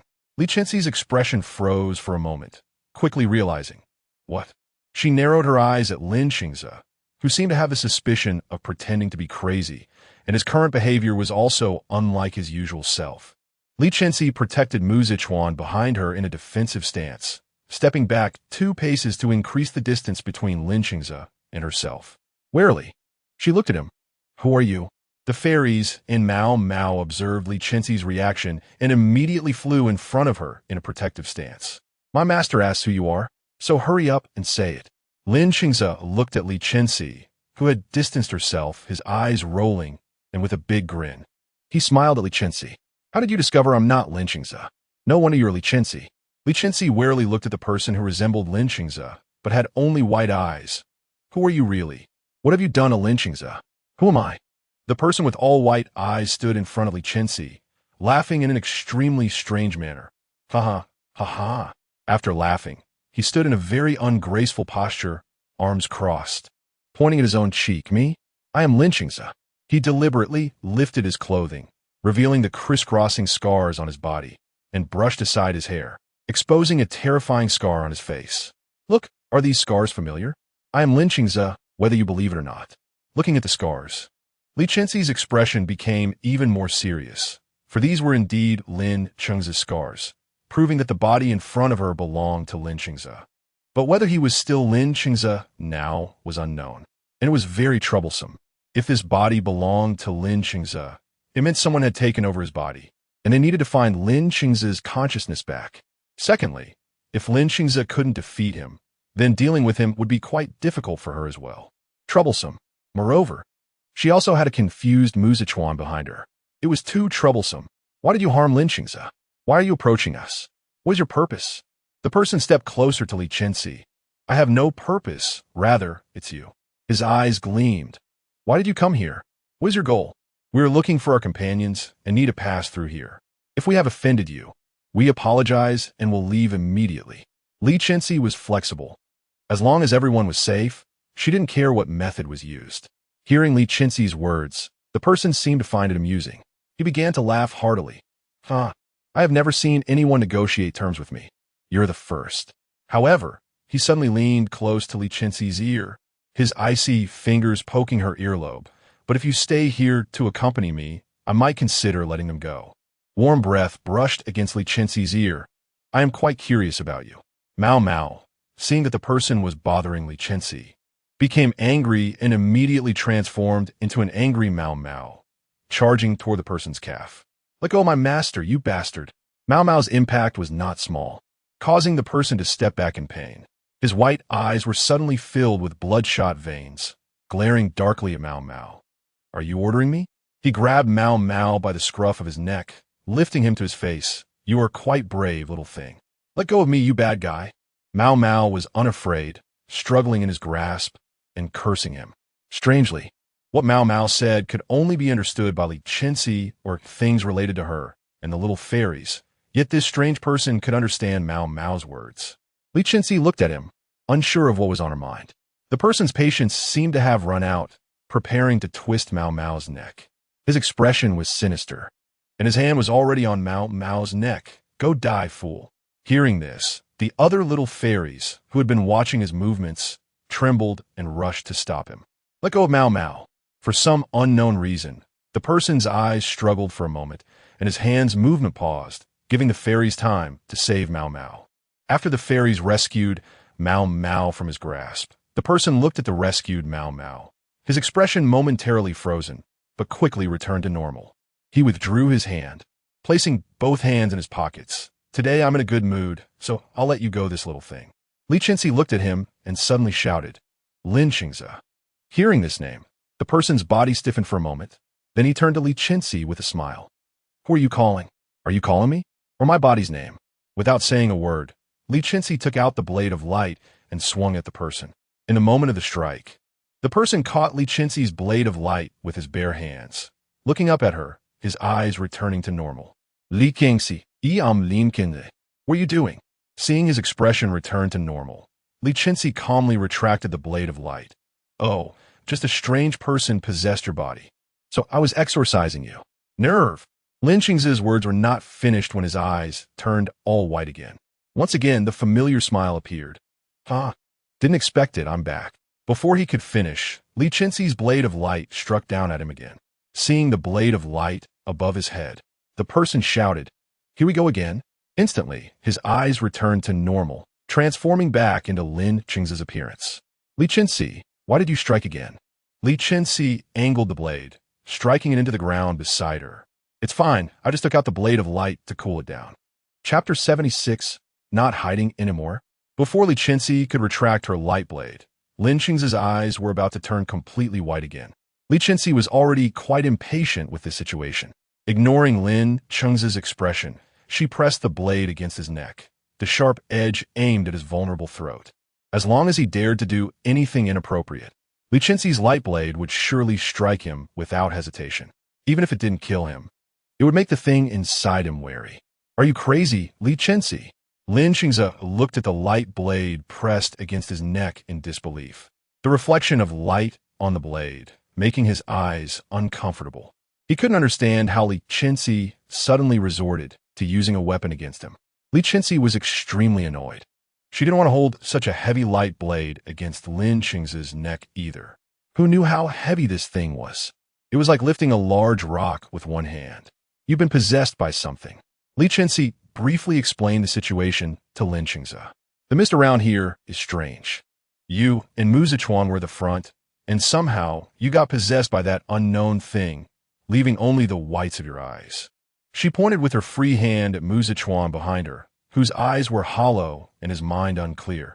Mu Zichuan has turned into this ghostly state. Li Chenxi listened to Li Chenxi's explanation in surprise, struggling to digest the information. How could this happen?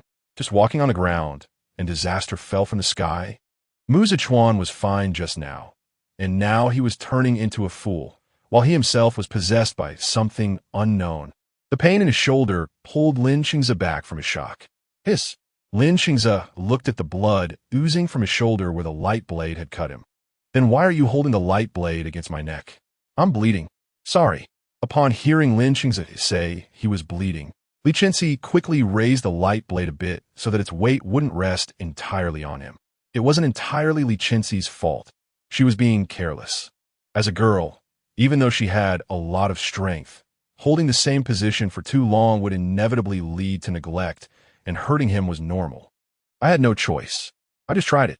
As long as there's nothing that threatens your life, that thing will come out of you and occupy your body. At that point, not only would you lose control of your body, but you wouldn't even be able to maintain your sanity. This is a helpless situation.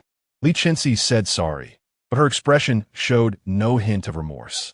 Li Chenxi didn't expect there was this backstory. His thin lips pressed tightly together, turning pale. He looked at Mu Zichuan behind Li Chenxi. What about that brat? You can't stay like that forever, right? When he asked this, Li Chenxi didn't realize the subtle worry in his tone. Li Chenxi also looked at the hollow-eyed, puppet-like Mu Zichuan, feeling very anxious. I don't know what to do for now. We'll just take it one step at a time. Although Li Chenxi said this, she had already made up her mind. If Mu Zichuan was going to be like this for the rest of his life, she would undoubtedly use the time portal to bring him back, regardless of the cost. Of course, all of this would have to wait until she completed the task she was burdened with. The task given to her by time and space was daunting, and no matter what, she had to prioritize completing it. Suddenly, Luo, who had been acting as a doll in Li Chenxi's arms, woke up and began to struggle, wanting to explore the new world around her. Li Chenxi, hand Luo to me. Luo was lucky that during such a tense moment, the strange thing hadn't noticed her existence. If Luo had been harmed while in her hands, Luo, that brother complex and madman, would definitely make her life worse than death. Okay, Li Chenxi thought of this too. Without hesitation, he handed Luo over to Li Chenxi. The moment they exchanged, Luo, oblivious to the situation, smiled happily, and seeing Li Chenxi holding her made her even happier. The dense mist around them was dispelled a little by Luo's laughter, easing the unease in everyone's hearts. After a couple of giggles, noticing that Li Chenxi wasn't paying attention to her, Luo didn't cry or fuss, happily sucking on her own fingers instead. She was clearly hungry, as a baby. It was normal for her to be hungry after not eating for a long time. Li Chenxi noticed this and quickly exchanged a piece of gold for a box of milk powder and some baby supplies from the Pinduoduo mall. The Pinduoduo system even thoughtfully prepared a bottle of warm milk and handed it to Li Chenxi. Big spender, I prepared the milk powder you wanted. With one hand holding the light blade and the other holding Luo, Li Chenxi couldn't spare a hand for the bottle. She called out to Li Chenxi to get the bottle, then checked the temperature before putting it in Luo's mouth.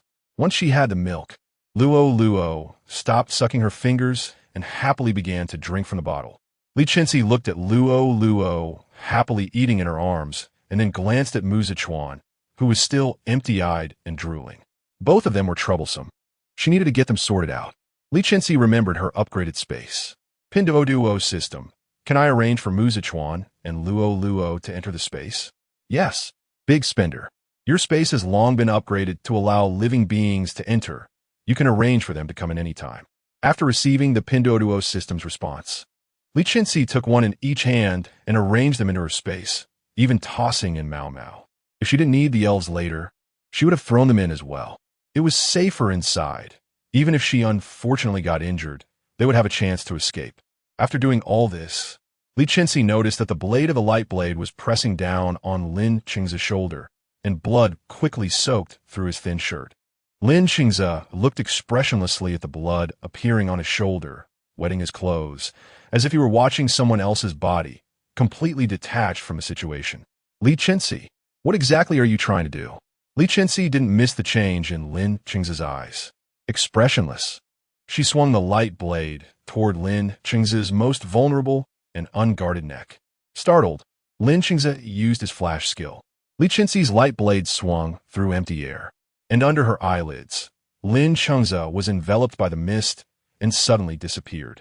Not hiding anymore. Chapter 77. Dark Elf with his eyes completely white. Li Chenxi suddenly appeared behind Li Chenxi, lifting his long leg, which was 2 meters tall, and kicking Li Chenxi in the butt. Li Chenxi stumbled for a moment, but quickly regained her balance. The little elves worriedly surrounded Li Chenxi. Master, are you okay? Li Chenxi used her light blade as a cane to support herself and shook her head at the elves. I'm fine. She turned around and glared fiercely at Li Chenxi, whose entire body was already controlled by that thing. No, one could say that Li Chenxi's brief appearance at the beginning was merely a trick of that thing, meant to make Li Chenxi let her guard down for an easier attack. However, he didn't expect that Li Chenxi had seen through him as well. Now, Li Chenxi had everything arranged, with nothing to hesitate about. It was time to settle the score. Li Chenxi, with his eyes completely white, looked lazily at Li Chenxi, as if he didn't care about anything and was fearless. When did you notice something was off with me? In other words, when did you see through me? He was genuinely concerned about how Li Chenxi discovered his true self. He had clearly imitated Li Chenxi very well, even giving her the doll in his hand to reassure her. Li Chenxi was not one to panic. Before Li Chenxi could finish her sentence, her light blade had already swung in front of Li Chenxi. Li Chenxi reacted very quickly, not avoiding it, and caught Li Chenxi's light blade with his bare hands. The bright red blood dripped slowly from the blade onto the ground, quickly disappearing. Li Chenxi didn't care about his own bleeding at all, and even had the time to laugh mockingly at Li Chenxi. "Hey, did you not eat? Your strength is so weak that you can't hurt me." He looked at the blood dripping. "This body isn't mine, so I won't feel sorry for it. I'm not afraid of dying. After all, the one you kill will only be the Li Chenxi you speak of, not me. I'm not afraid of you. Bring on whatever skills you have." "Oh, really?" Li Chenxi smiled wickedly. "His life or death is uncertain." Elves attack. Received. At Li Chenxi's command, the little elves that had been hiding around rushed in, all using their best skills. The colorful abilities instantly overwhelmed Li Chenxi. When the light faded, Li Chenxi was revealed, wrapped in various things. His mouth was stuffed, and he could no longer utter mocking words. His expression was one of great anger. Li Chenxi leisurely patted Li Chenxi on the face. "Smile, why aren't you laughing? Is it not funny anymore?" Although Li Chenxi had only white eyes left, Li Chenxi could still sense his anger and frustration from those large whites of his eyes. The cold blade of the light blade pressed against Li Chenxi's face as Li Chenxi leaned down to threaten him. "You better obediently come out of Li Chenxi's body, or I'll make you understand what it means to wish you were dead." "Woo woo woo." Li Chenxi stammered as if he wanted to say something, but Li Chenxi wouldn't remove the things from his mouth. Who knew what he would say? "Are you trying to say, this body isn't mine? So even if this body gets hurt, it won't be me who suffers? Trying to scare me? Huh? Oof." Li Chenxi grabbed Li Chenxi's injured hand and pressed her sharp fingernail down on the wound in front of him. Li Chenxi immediately broke out in a cold sweat, his hand trembling. "Woo woo woo." Although she didn't know what he wanted to express, Li Chenxi knew he was very agitated right now. "Guess what I just discovered?" Li Chenxi placed his hand in front of his eyes. "I found out that you can feel pain. Even if this body isn't ultimately yours, you still experience the pain, right? I can torment you bit by bit, slowly torture you. Even if this body is battered and bruised, I can restore it to its original state. After all, the one controlling this body is you, and the one feeling the pain is also you. Even if this body suffers, it will be you who dies from the pain in the end." Li Chenxi listened to Li Chenxi's words, cold sweat running down his back. This woman was harsher than he was. "I'm done playing. I'm done. Light elf, hurry and save me. I'm not causing trouble anymore. I won't cause any more trouble." Li Chenxi began to struggle violently. The light elf, following the mental connection of the elves, looked at Li Chenxi. The light elf squinted, looking uncertainly at Li Chenxi, and asked with confusion, "Are you a dark elf?" Seeing that the light elf noticed him, Li Chenxi was overjoyed, tears streaming down his face, and he nodded frantically. "Yes, yes, yes." In an instant, a little black elf floated out from Li Chenxi's forehead. Li Chenxi completely fainted. That little black elf, looking very serious, was frightened by Li Chenxi and turned into a crying mess, the usually cool, dark elf sobbing softly while holding the light elf. "Light elf, she's so scary. She said she would torture me to death. She's really, really scary. Is this woman really my dearest, gentlest master? She hasn't been swapped, has she? I don't believe this bad woman. This scary woman is my master." Watching the dark elf's sudden change in temperament, the light elf awkwardly glanced at Li Chenxi. This guy really couldn't help but badmouth others, and this bad habit of speaking ill of others to their face hadn't changed at all.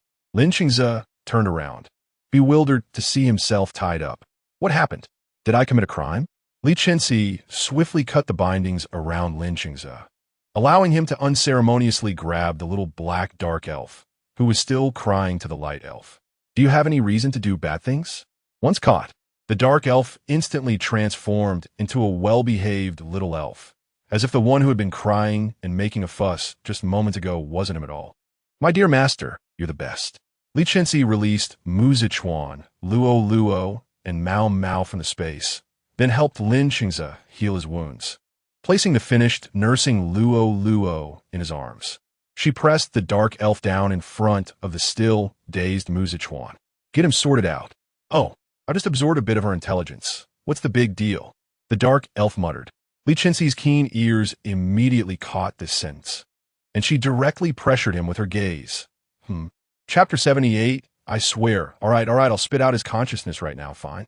The dark elf was frightened by Li Chenxi's glance, and with his actions, he proved that he really was about to spit out. His mouth was wide open, revealing his tonsils, and he held his hands in front of his mouth as if to catch something. In no time, just before his saliva dripped out, a ball of bright white light slowly emerged from deep within his throat and landed in his hands. The light orb was as big as the dark elf's entire head. The dark elf looked at the orb in his hands, his eyes filled with reluctance, mumbling, "It took so long to get a little something to eat."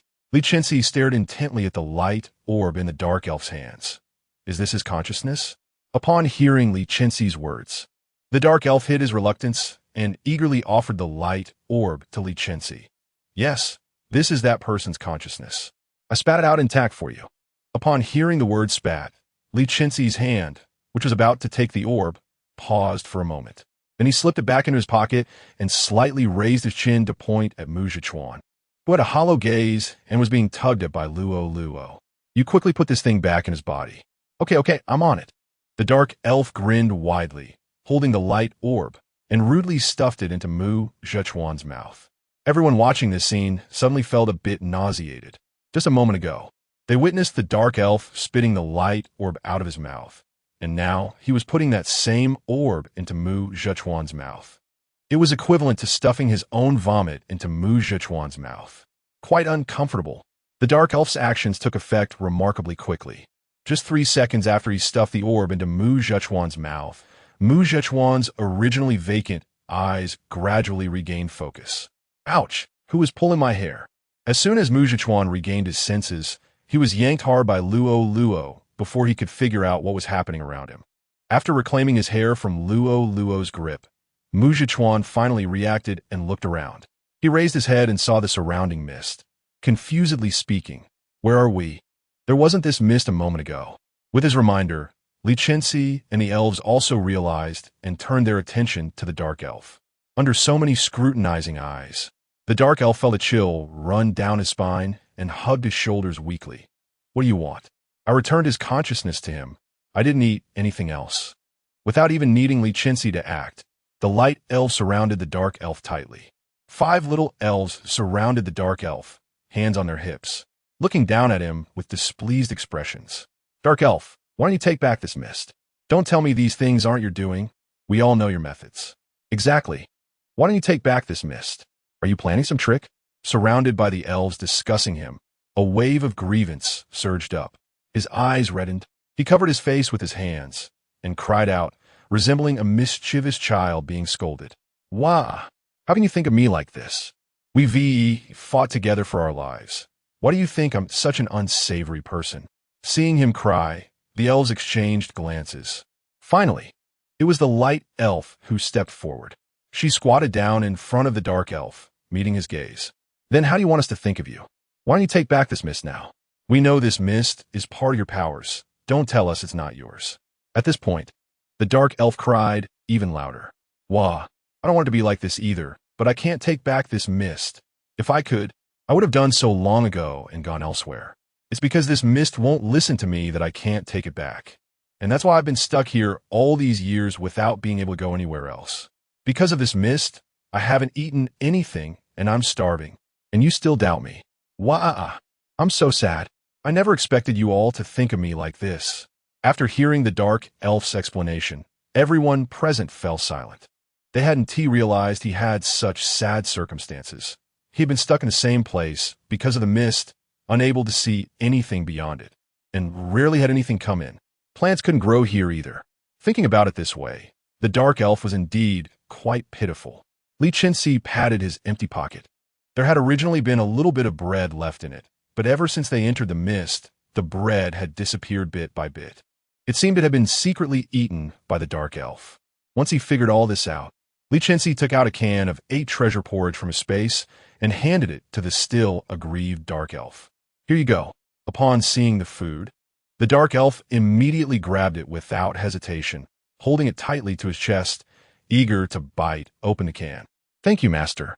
After a while of struggling, the can was only slightly dented and completely unopened. The dark elf was drooling, his eyes red from hunger. Why can't I open it? Li Chenxi quietly took out another can from his space, carefully opened it for him, and handed it to him. Here you go. The aroma of the food wafted into the dark elf's nose. The scent of food he and tea encountered in years reappeared in his senses, and he immediately burst into tears. He tilted the 8-treasure porridge toward his mouth. Delicious, so delicious. I don't even know how long it's been since I had this food. After the dark elf was full, several boxes of 8-treasure porridge were gone from Li Chenxi's space. Everyone looked at the dark elf's belly, which was less than a fist-sized, wondering how it could hold so much food. What an eye-opener. Pig. Luo suddenly spoke, pointing at the dark elf who was full and comfortably lying down. Li Chenxi, holding Luo, was afraid Luo would say something even more shocking and immediately shoved the milk bottle into Luo's mouth. Be good, drink your milk. Seeing the dark elf had eaten his fill, Li Chenxi asked, Then why did you possess Li Chenxi and try to hurt me? The dark elf awkwardly scratched his head. I was just too hungry and wanted to eat something, and I wasn't sure who you all were, so I resorted to this desperate measure. I really didn't intend to harm you. I swear. Chapter 79, Reclaiming the Mistwell. This explanation is somewhat believable. After all, if a stranger appeared in front of me, I wouldn't fully trust them either. I would definitely test them a bit. This reason stands, so let us reluctantly forgive him. Li Chenxi nodded, indicating that she understood. She picked up the dark elf. So, shall we meld a bit now? Sure.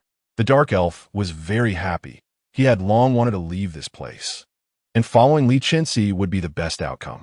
It just so happened that there were no distractions here, making it a perfect place for fusion, no disturbances, no threats. And with friends by his side, it couldn't be more suitable. They repeated the previous fusion movements of the elf. Li Chenxi held the dark elf in front of her forehead, maintaining a distance perfect for him to touch her forehead. Li Chenxi slowly closed her eyes, and the dark elf placed his hand on her forehead wound, also slowly closing his eyes. Everything was ready. 3 seconds passed. Nothing happened. 10 seconds passed. The surroundings were quiet. A minute passed. The dark elf quietly opened his eyes and switched hands to place on Li Chenxi's forehead. 5 minutes passed, and Li Chenxi also opened her eyes. Nothing had happened.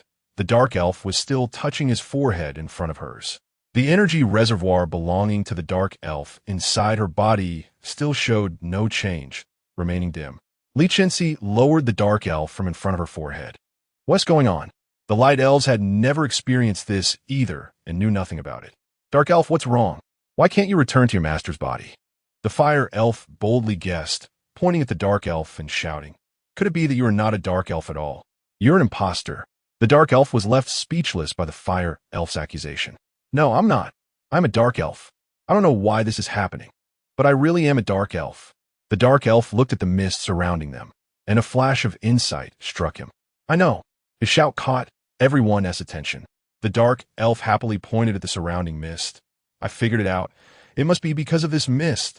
The light elf slapped down, calming his excited heart. Speak properly and be clear. Oh. The dark elf silently covered the spot that hurt from the light elf's slap. This method was quite effective, and the dark elf clearly calmed down, speaking more coherently. The dark elf pointed at the mist. It might be because this mist is part of my body, and I still can't take it back. So I'm currently an incomplete little elf, which is why I can't melt with my master. Everyone present suddenly understood after hearing the dark elf's words. Oh, so that is how it is. Knowing the reason makes it easier to solve.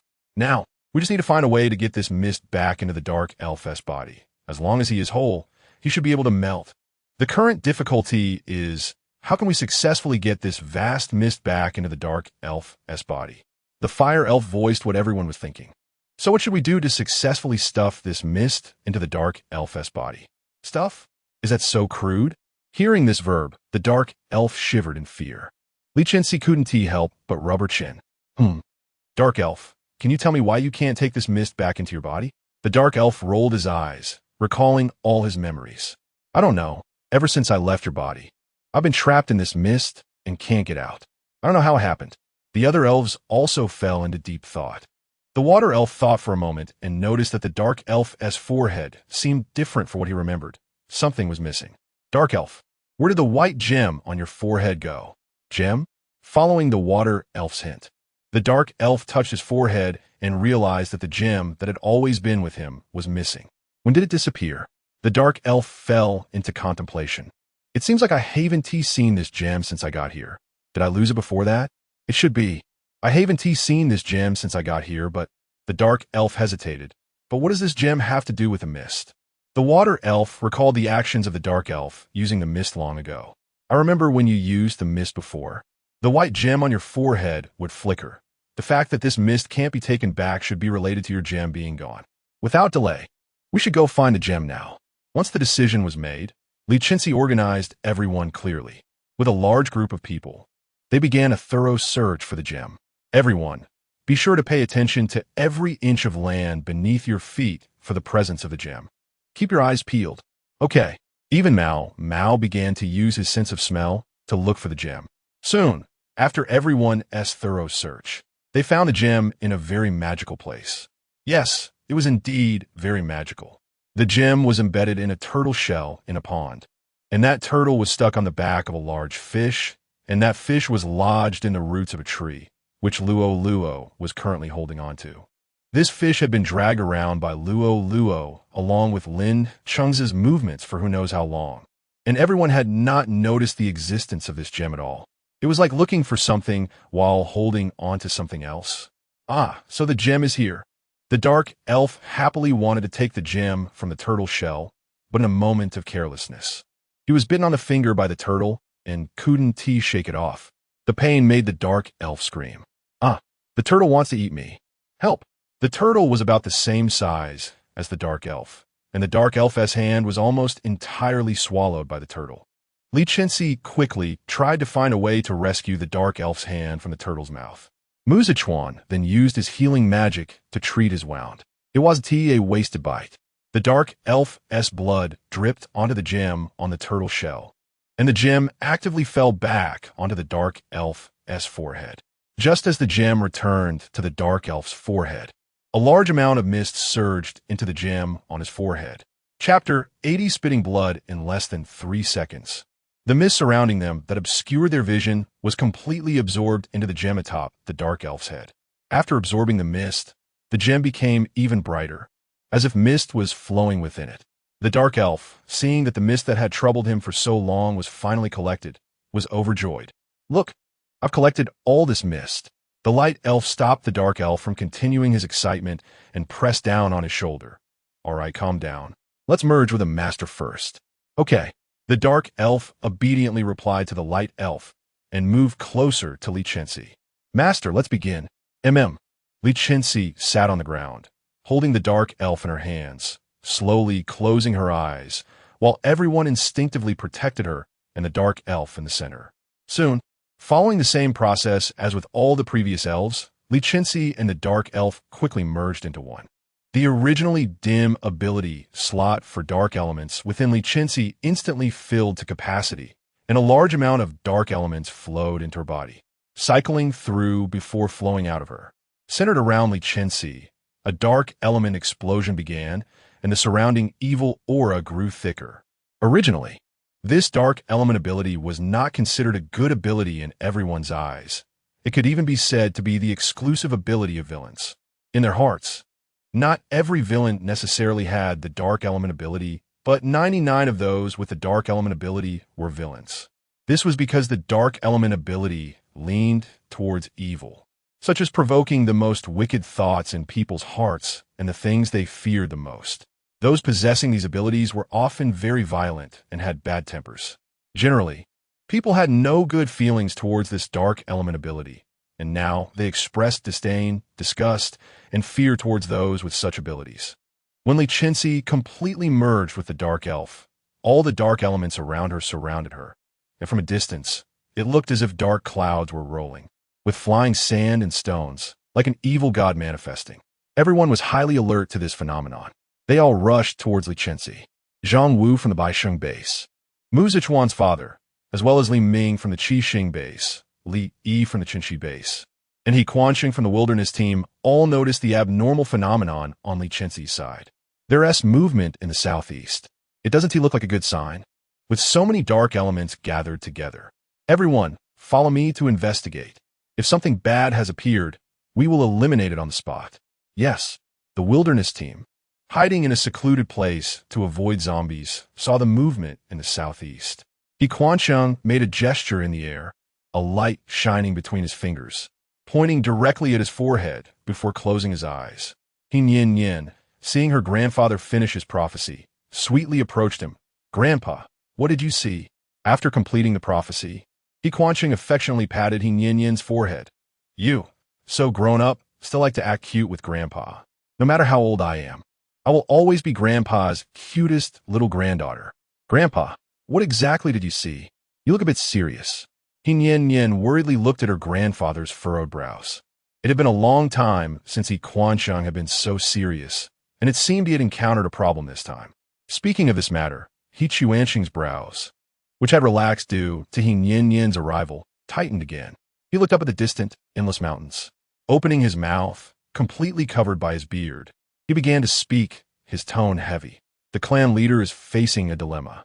Hearing that Li Chenxi was in trouble, He Yin anxiously asked, "What should we do? Is there anything we can do to help her?" He Yin believed in her grandfather's abilities. If he said this, then something significant must be about to happen. Now, He Yin wished she could immediately appear in front of Li Chenxi and help them through what her grandfather referred to as a dilemma. After all, one should repay kindness with kindness. Li Chenxi had spared the entire wilderness team from the suffering of being surrounded by zombies. Now that she knew she was in trouble, she couldn't just sit idly by and watch. He Quanxing's brows furrowed even tighter, like the parched, cracked earth. With his hands clasped behind his back, he gazed at the distant horizon, his hands still calculating. No matter how He Quanxing attempted to predict, he could not figure out the dilemma Li Chenxi was facing. It was like being obscured by a fog that prevented anyone from seeing through. In the end, He Quanxing directly spat out a mouthful of fresh blood, staining his white beard red. He Quanxing spitting blood startled He Yin beside him. She quickly supported him, looking at him anxiously. Grandpa, what is wrong? Don't scare me. He Quanxing lovingly patted He Yin's hand, suppressing his discomfort to comfort her. Don't worry, it's just that I overused my abilities. I'll be fine soon. He then took out a jade pendant shaped like a phoenix tail from his pocket and placed it in He Yin's hand. Yin, I know you are worried about the clan leader. She has indeed helped us. Now that she is in trouble, we should go help her. One must have a grateful heart. Tears streamed down He Yin's face like they were free, filled with worry for He Quanxing's health. Grandpa, don't say any more. Let us talk about this after you get some rest. After saying that, she prepared to help He Quanxing back to rest. He Quanxing stopped her from helping him, forcefully pushing the jade pendant into her hand. Yin, you must use this jade pendant to lead the capable ability users of our clan to the clan leader. She needs our help. Grandpa, He Yin was truly worried about He Quanxing's health and hesitated to leave. Go now. He Quanxing firmly pushed He Yin. The clan leader needs us. My health is fine. Seeing her grandfather so determined, even though He Yin was worried, she could only comply with his orders and led half of the wilderness team's ability users towards Li Chenxi. She knew her grandfather's temperament. If she disobeyed, she didn't know what he might do in the end.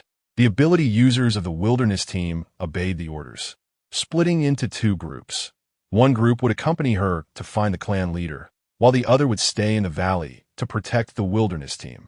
Yes, a group of people marched from the valley towards the southeast direction. On Li Chenxi's side, after merging with the dark elf, as soon as she opened her eyes, she spat out a large mouthful of black blood. Her eyes were bloodshot, and her aura was extremely gloomy, like that of a numb killing machine. In this state, even the usually clingy Mao was too afraid to approach her. Chenxi, are you all right? Chapter 81. Siege Muzichuan looked at Li Chenxi with concern. He wasn't afraid of the murderous aura emanating from her. His first worry was whether she was physically unwell. The sight of her spitting blood had truly frightened him. Li Chenxi had never shown signs of spitting blood while with these little spirits, and Muzichuan was afraid something had gone wrong. It's fine. Li Chenxi wiped the blood from the corner of her mouth fiercely. casting a cold glance in Mu Zechuan's direction before shutting her eyes tightly to conceal the killing intent in her gaze. She was feeling very irritable and gloomy, with some unpleasant memories replaying in her mind, amplifying her regret and annoyance over those matters. She urgently needed a reasonable outlet to vent her emotions. She felt that if she didn't release her feelings soon, she might not be able to contain them any longer and could potentially harm those around her. With that thought, Li Chenxi abruptly stood up and walked quickly toward an open space behind her. "I'm going to calm down. You all stay back." The others exchanged glances as they watched Li Chenxi's retreating figure. Mu Zechuan turned to the little spirits who now dared not approach Li Chenxi. "Hey, do you know what's wrong with Chenxi? Why does she seem so irritable?" The fire spirit moved closer to Mu Zechuan mysteriously. "You don't know this, but dark spirits inherently possess the ability to evoke feelings of irritation and hatred in others. Now that the master has fused with it, she is definitely being influenced. She must be feeling extremely annoyed right now. Let her calm down by herself.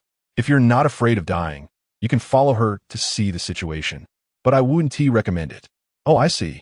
After hearing the fire spirit's explanation, Mu Zechuan stood still for a moment, then resolutely walked towards the direction Li Chenxi had gone. "Hey, you rebellious kid. If you get yourself killed, don't say I didn't warn you." The fire spirit thought Mu Zechuan was crazy for wanting to find Li Chenxi in her current state. If even the master didn't dare to approach her, this kid must be tired of living. "It's fine. I know what I'm doing." Mu Zechuan dismissed the warning, continuing forward without looking back, casually waving his hand to reassure the fire spirit and the others. "Hey!" Li Chenxi, holding Luo, used one free hand to grab the fire spirit that was trying to stop Mu Zechuan. He shook his head at the fire spirit. "Let him go. He knows what he's doing. Besides, he can heal himself. He won't die. If he gets hurt, he'll just treat himself." The fire spirit was speechless. Is that even a human thing to say? "All right then. I'm just an ordinary little spirit and can't stop anything. If he wants to seek death, there's nothing I can do. I've advised him. My conscience is clear." Li Chenxi arrived at a rocky area and used all her strength to smash a stone until nothing was left.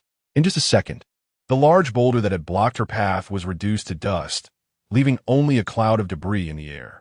So annoying. I just want to destroy everything." Li Chenxi knew that this thought was wrong, but she couldn't control the dark thoughts swirling in her mind. The urge to destroy everything. Wherever her gaze fell, she wanted to obliterate it. Just the thought of seeing those things destroyed brought her a sense of relief and joy. After smashing the stone, she summoned the dark spirit within her. The dark spirit floated beside her, now appearing even darker and shinier, like a piece of fine jade. Having completed the fusion, its expression had matured and stabilized. "Master," seeing it floating beside her irritated Li Chenxi, and she wanted to swat it away. It was too distracting. She held back the impulse to knock it away. Turning her head away, she spoke in an increasingly irritable tone. "What did you do to me?" After saying this, she smashed another stone. Dust from the shattered stone covered the dark spirit, transforming it from a fine jade into an ordinary gray stone. The dark spirit dared not even dodge, fearing that Li Chenxi's strike might hit it instead. It couldn't maintain its cool demeanor anymore and obediently explained. "Master, your current state is quite intense. I inherently evoke negative emotions that cause irritation. After fusing with me, my abilities flowed into you, so those negative feelings are naturally influencing you." Another strike, and another stone shattered into pieces. The dark spirit didn't dare change its expression. Floating blankly basida Li Chenxi. Blood dripped from Li Chenxi's palm onto the ground. Mu Zechuan suddenly rushed out, anxiously grabbing Li Chenxi's injured hand. "You're bleeding." Without saying another word, he began to heal her. Seeing him appear, Li Chenxi irritably pulled her hand back, suppressing her urge to swat Mu Zechuan away, and took a couple of steps back, looking impatiently at him.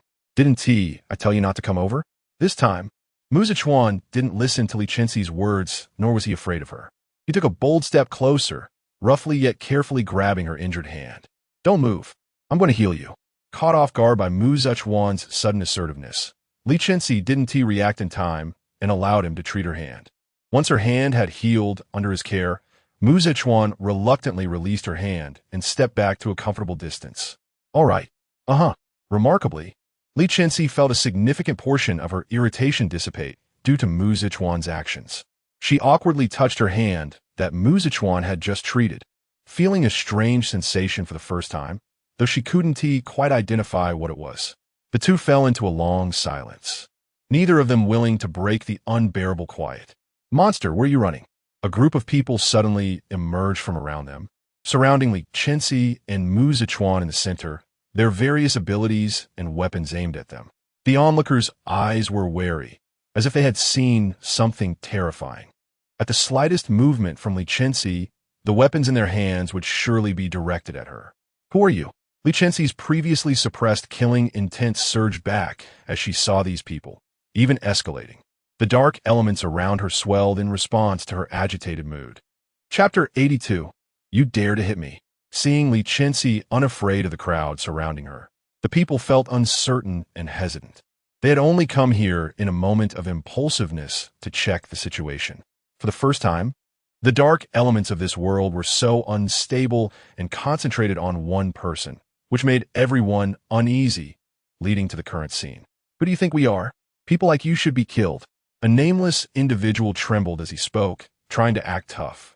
Li Chenxi observed how terrified he was, unable to look her in the eye. If she stared at him for 2 more seconds, he might not even be able to stand. Yet he still dared to come forward and say such things to her. It was truly hard to judge whether he was courageous or foolish. Suppressing her inner fury and murderous intent, Li Chenxi fixed her gaze on the person who had spoken about killing her. Her lips parted slightly, seemingly casual, yet hiding a murderous intent. Oh? I didn't even realize what kind of person I was. You want to kill me with just that statement? I'm curious to know what crimes I've committed that have led so many of you to want to kill me. The man realized that he could not escape this questioning, and the others, fearing the dark elements swirling around Li Chenxi, remained silent, as if they had been poisoned into silence. He felt regretful, wishing he hadn't acted so impulsively. Now, he could only force himself to go through with it. He suppressed his fear and, in an attempt to appear powerful and unafraid of Li Chenxi, amplified his display of abilities. Amidst the flickering flames, he borrowed courage from an unknown source and truly felt less afraid of Li Chenxi. With this newfound bravery, he strode confidently from the back of the group towards her. Those blocking his path silently made way for him, allowing him to approach Li Chenxi easily. Your entire body is filled with swirling dark elements. That's the most obvious evidence of your guilt. For so many years, anyone with dark elements has inevitably turned into an irredeemable villain. The dark elements in those people are less than 1% of what you possess. I can't even imagine the kind of disaster that would befall the world if someone like you, with such dense dark elements, were allowed to leave this place alive. Just this reason alone is enough for us to kill you. If you care about this world, you should obediently let us kill you. If you aren't a monster, then how do you explain the dense dark elements surrounding you? The more he spoke, the more agitated he became, as if he could already envision Li Chenxi destroying the world. His tone was filled with hatred, as if he wanted to kill her on the spot. Judging by his expression, he seemed to have fantasized about becoming a hero of the world after killing her. With every word he spoke, the smile on Li Chenxi's face grew wider, and the murderous intent in her eyes intensified. By the time he finished speaking, her smile was brighter than ever. Her voice was softer and sweeter than before. Are you done? Hearing Li Chenxi's gentle tone after his rant made him uneasy. He replied honestly, I'm done. In the next second, Li Chenxi struck him with a palm, sending him flying into the sky. He soared high, and soon he became a tiny dot in the sky before disappearing completely. Oh wow, he just realized humanity's dream of flying. Watching the figure vanish into the sky, Li Chenxi shielded her eyes from the sunlight with her hands, feeling quite satisfied. The people who had originally surrounded Li Chenxi were all stunned. They hadn't expected her to smile so sweetly and speak so gently for 11 seconds, only to send someone flying the next moment. Instinctively, they swallowed hard and took 3 steps back in unison. Quickly, a large space opened up around Li Chenxi, and the air felt much fresher. A voice that sounded very familiar to Li Chenxi came from behind her. Sister, just think of it as for my sake, for the safety of this world. Let us kill you. Hearing such arrogant and unreasonable words, Li Chenxi turned around and looked at the source, laughing in anger. Sure enough, it was her brainless younger brother, Li Ming. What gave him the confidence to say such things to her? Who did he think he was? Li Ming clearly did not realize his insignificant status in Li Chenxi's eyes, given his previous actions in this life and the last. It was already generous of Li Chenxi not to kill him on the spot. Yet here he was, running up to her and daring to say those words. Li Ming relished this moment of attention, feeling irreplaceable and quite good about himself. He approached Li Chenxi as if he were considering her feelings, but in reality, he felt compelled to make a noble sacrifice for the future of the world. Sister, I know you're very sad about losing your powers. You can't practice those dark elements through those crooked methods. It's bad for you and the world. For my sake, why not just give up struggling? I'll make sure they leave you with a complete corpse. Although making a noble sacrifice against family is difficult for me, for the safety of this world, I must do it. I hope you can understand and forgive me. In the next life, I'll still be your brother. After saying this, he even squeezed out 2 crocodile tears from his eyes to show his sorrow and reluctance. Listening to Li Ming's shameless speech, Li Chenxi almost laughed to death. Who gave him the confidence to come in front of her and act tough? She really wanted to slap him away. He was so annoying. With a smile, Li Chenxi raised her hand and stepped toward him, but before she could act, Mu Zichuan rushed in front of her. Slap! A loud slap echoed in everyone's ears. Li Chenxi tilted her head to look, and hey, Li Ming's annoying face was slapped askew by Mu Zichuan. The imprint of the slap quickly swelled, looking like a clown. Silently giving Mu Zichuan a thumbs up, Li Ming covered his swollen face in disbelief, staring at Mu Zichuan, who was raising his hand again, ready to deliver a second blow. You dare to hit me? Who do you think you are, daring to hit me? Does it require a special time to hit you? With another slap? Oh wow, now his face was symmetrical, each side sporting a slap mark. Mu Zichuan's hand had gone numb from the force he used. What exactly are you to dare to lay hands on me? Do you believe that I can crush you with just a flick of my finger? Oh, I didn't know you had some opinions about my son, wanting to crush him. Chapter 83. Let's see who dares to touch her. Mu Rushi appeared in front of everyone with Zhang Wu. The two of them stood there, exuding a powerful aura. Mu Rushi, you are Mu Rushi from the Victory Base. Someone recognized Mu Rushi's face and immediately shouted. Upon hearing that it was Mu Rushi, everyone present was shocked. The Victory Base was considered a relatively large base in their eyes, and they often needed to exchange supplies with it. Sometimes they even sought protection from the Victory Base. Now, Mu Rushi unexpectedly showed up here and claimed that the man who had slapped Li Ming was his son. This was a big deal. What to do? If Mu Rushi said this person was his son, then we can't just act against him easily, right? Mu Rushi est son? Isn't he supposed to be protected inside the Victory Base?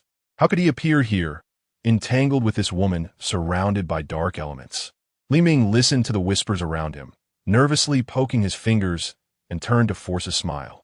Uncle Mu, what brings you, the great Buddha, here? His face was swollen like a pig's head, and he smiled broadly, making it hard to look at. Mu Rushi didn't indulge him at all. He and Zhang Wu both turned their heads away in disdain, no longer looking at Li Ming's annoying pig face. Your face is too abstract. You shouldn't mind me turning away, right? Otherwise, I'm afraid I'll have nightmares when I go back. Old age requires good rest. If you don't mind, I even hope you find a way to cover that face. It's too ugly for me. After saying this, he completely ignored the now stiff-faced Li Ming and walked straight towards Mu Zichuan. Li Ming never expected Mu Rushi would completely disregard his dignity. He felt the looks around him shift from admiration to ridicule, making his teeth itch with anger. Li Ming stood like a wooden block, and Mu Rushi crashed into him. Without any apology, he said, "Sorry for bumping into you, but as a young man, shouldn't you give way when an elder is coming through?" There was no choice. Being of lower status meant he had to swallow his pride. Li Ming awkwardly shifted a bit. "It's my fault for blocking your way, Uncle Mu. I'm sorry." Mu Rushi, of course it's your fault. Everyone present. Mu Rushi approached Mu Zichuan. Seeing his father suddenly appear, Mu Zichuan felt rare nerves. He swallowed hard. His voice stiff, Dad. A loud slap landed solidly on Mu Zichuan's head. It was indeed his father. Hitting his own child was straightforward and harsh. "You still know I'm your dad. You've been out for so long without even sending a message to your old man at home. If I didn't know better, I'd think you were dead outside. Don't you know I worry? You still remember I'm your dad? Huh? I've been waiting for you to send a message. And if you didn't show up, I would have to prepare a coffin for you to come back and lie in it, burying you on the spot. How convenient. The old man's fury was something Mu Zichuan could not bear. He could only stand there, nodding and accepting the barrage of his father's words. Onlookers, well, there's still a show to watch, nice. As it seemed this confrontation with Li Chenxi was turning into a family drama, Li Ming couldn't stand it anymore. He was once again trying to be the hero. Li Ming raised his hand to block the two of them. Uncle Mu, you could discuss your family matters later. What we need to deal with now is Li Chenxi. Mu Rushi gave a look to Zhang Wu. Zhang Wu immediately understood and carried Li Ming away a distance. Sorry, you're too ugly for us. Please keep your distance. This made Li Ming's face turn black with anger, awkwardly standing there, directing all his resentment towards the innocent Li Chenxi standing aside. Sis, am I asking you to die? Can't you understand human words? Or do you want to get us all killed? Wow. Li Ming's words left everyone present astonished. Although these people who rushed over also hoped Li Chenxi would disappear, preferably die, as people always feel fear when facing the unknown. They were also afraid of Li Chenxi, who was filled with dark elements. But it was shocking to see Li Ming, who was clearly facing his own sister, someone he was blood related to, use such harsh words that were hurtful. If Li Chenxi were in this position, she would probably be heartbroken. It was said that Li Ming could only survive because of Li Chenxi. Sigh. All those years of nurturing were wasted on a heartless person. Li Chenxi had already become cold-hearted. Facing his words didn't stir any waves in her heart. She stuffed her hands into her pockets, tilting her head to look at Li Ming as if he were a clown. Why do you think I would listen to you and die? Who are you? Li Ming never expected Li Chenxi, who usually obeyed him, would retort like this. His face turned red with anger. I'm your brother. Why don't you listen to what I say now? You still know you're my brother? If I didn't know better, I'd think you were my enemy. What kind of brother tells his sister to die? Only you would. Seeing his words had no effect. Li Ming was burning with anger. He pulled out a dart from his pocket and shot it at Li Chenxi. Watch out. Seeing the dart fly swiftly towards Li Chenxi, Mu Zichuan immediately shielded her. While Mu Zichuan protected her, Li Chenxi wasn't idle either. She realized Li Ming was no longer pretending, and their relationship had torn apart. The light in her eyes flickered as she raised her hand to activate her wood abilities. A wooden wall suddenly appeared in front of her, blocking the darts. Li Chenxi effortlessly pushed Mu Zichuan aside to stand properly, retracted the wooden wall, and glared fiercely at the astonished Li Ming. Are you tired of living? Want to die? Li Ming, seeing Li Chenxi use her wood abilities, was stunned, his speech faltering, his finger trembling as he pointed at her. Why you? Your abilities have recovered? Li Chenxi directly used her wood abilities to bind him, standing him upside down on a large rock, even thoughtfully facing him towards the sun. What does it matter to you whether my abilities have recovered? Having ensured Li Chenxi left unharmed, the others present couldn't let that happen. With Li Ming, the one who had been sticking out, gone, they could only raise their voices together to stop Li Chenxi from leaving. No, we can't let Li Chenxi go. She must die, or at least be imprisoned. Let's see who dares to touch her. Chapter 84. Mu Zichuan is stabbed. Two deep voices suddenly came from behind everyone, startling all those present. Who could it be? Everyone turned to look. They saw He Nian Yin leading a group of elites from the Savage team rushing over. Dust swirling around them, as if they were heading into battle. Right beside He Nian Yin was Li Yi and his group of rough men. Everyone's faces were filled with concern for Li Chenxi, and they rushed over with great urgency. Seeing that everyone had come to save him, Li Chenxi finally breathed a sigh of relief. Although he had the ability to protect himself and could defeat them, he was still very happy to see so many people willing to come to his aid. The troubles that had been weighing on his mind and the urge to kill had been eased. As he looked at his teammates running towards him, Li Chenxi felt warm inside, and his eyes even became a bit moist. What was happening to him? For the first time in this life, and the previous one, someone cared about him so much. It seemed that his previous self-righteous kindness was worthwhile. This time, he had not helped the wrong person. Upon seeing He Nian Yin and Li Yi arrive, everyone present automatically made way for them, allowing them to easily reach Li Chenxi's side and stand at the center. Although Li Yi and He Yin Yin had never met before, they were perfectly in sync at this moment, simultaneously using their gazes to suppress the surrounding crowd, making them too afraid to act recklessly. When they turned to look at Li Chenxi, their eyes instantly softened. Tribe leader, I'm late. He Yin Yin knelt on one knee, lightly touching the red mark on her forehead, showing the highest respect of the savage team to Li Chenxi. Chenxi, you are the leader of the Chenxi base. I will see who dares to bully you. He placed his hands on his hips, surveying the surroundings with an imposing demeanor, eager to punch anyone who dared to challenge them. Watching He Yin Yin and Li Yi defend Li Chenxi, someone in the crowd recognized them. Aren't they from the savage team and the recently famous Chenxi base? Why are they protecting Li Chenxi? What is her relationship with them? This question fell like a drop of water into hot oil, causing the crowd to erupt. What? Li Chenxi has such a big background? What evidence is there to prove that girl is from the savage team? Isn't the savage team mysterious and not involved in these matters? Yeah, and what proof is there that that rough guy is from the Chenxi base? Don't you know the characteristics of the savage team? Every member has a red mark on their forehead. That's their symbol. Look, that girl not only has a red mark on her forehead, but the gesture she made is the highest honor reserved for the most noble members of the savage team. Li Chenxi is not just connected to the savage team. She is quite significant.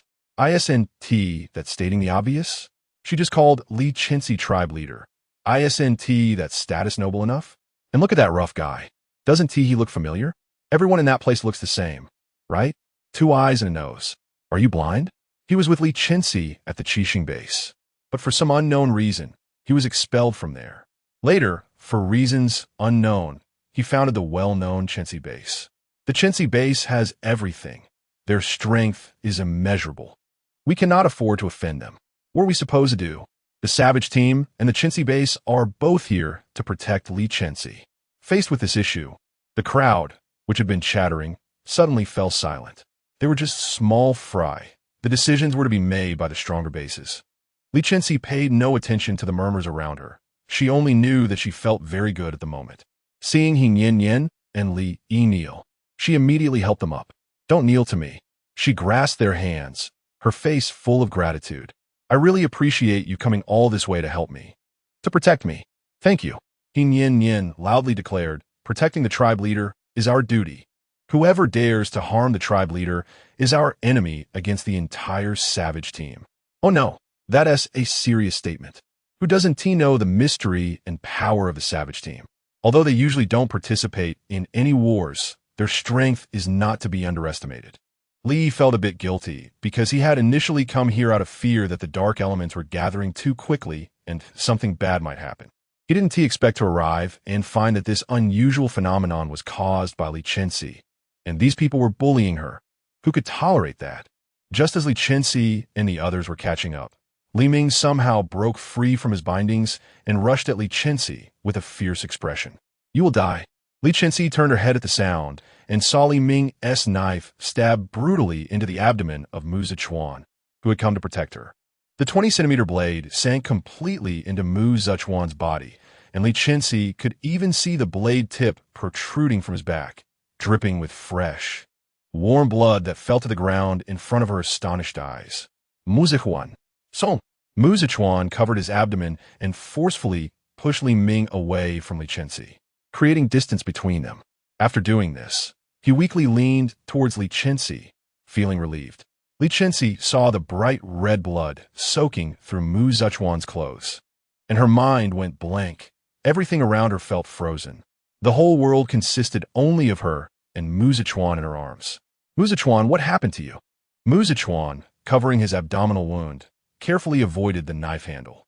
Seeing the worry and helplessness on Li Chenxi's face, he still had the presence of mind to comfort her in such a moment. His untainted hand reached up to caress Li Chenxi's cheek, trembling from blood loss and pain. Li Chenxi quickly leaned her face closer so Mu Zichuan could touch her. With a pale face, Mu Zichuan forced a smile for Li Chenxi, his voice weak. I'm fine, don't worry about me. I know healing magic. Don't you remember? I want to be in trouble. Li Chenxi was now in a daze. Her mind blank, unable to think clearly. She could only react to Mu Zichuan's words.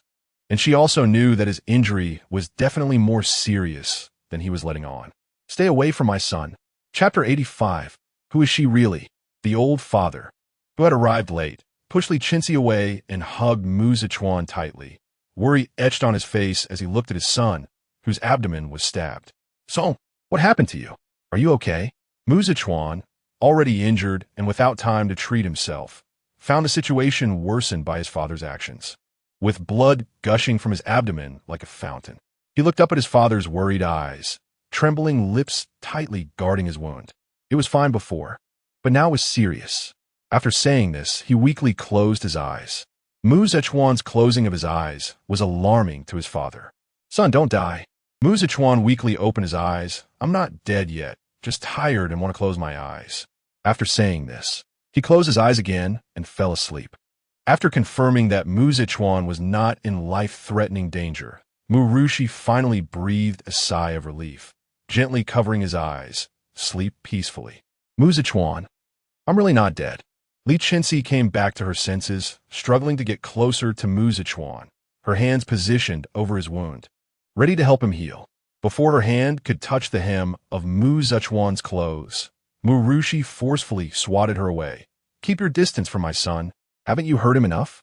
At this moment, Li Chenxi no longer cared about Mu Rushi's attitude towards her. She explained, I just want to help Mu Zichuan heal. To convince Mu Rushi, Li Chenxi even demonstrated her healing abilities. Seeing that Li Chenxi truly had skills and worried about Mu Zichuan's safety, Mu Rushi stepped back, allowing Li Chenxi to treat Mu Zichuan. Li Chenxi found the right position and swiftly, accurately, and forcefully pulled out the knife embedded in Mu Zichuan's abdomen, throwing it hard towards Li Ming, who was trying to escape. The knife sliced through the air, precisely embedding itself in the palm of Li Ming. A scream escaped his lips. Trying hard to become invisible, Li Chenxi fed Lolo with one hand while stepping on Li Ming with the other to prevent him from escaping. The onlookers were anticipating that if Li Chenxi killed Li Ming, they would have a reason to sanction her. How could a murderer, someone filled with dark elements, be allowed to leave here? After Li Chenxi treated Mu Zichuan, she finally had time to deal with Li Ming.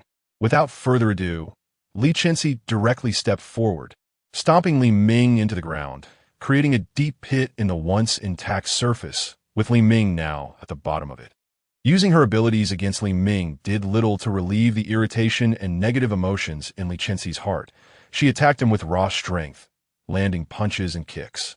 With Li Chenxi, Hin Yin, and Li Yi surrounding her, Li Yi couldn't get close and could only watch as Li Chenxi treated Li Ming like garbage, punching and kicking him. Soon, he was left bruised and battered, every part of his body injured, slumped in the pit like a dead man. After venting her anger, Li Chenxi carelessly reached out to check his nose. Not bad, still breathing. After dealing with Li Ming, Li Chenxi looked up at the bystanders, a wicked smile on her face. All right, now it's your turn.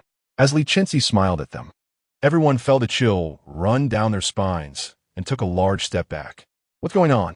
Why do I feel cold behind me? I heard you want to kill me?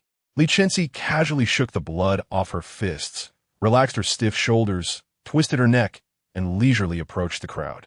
The sight of Li Chenxi in this state filled them with fear.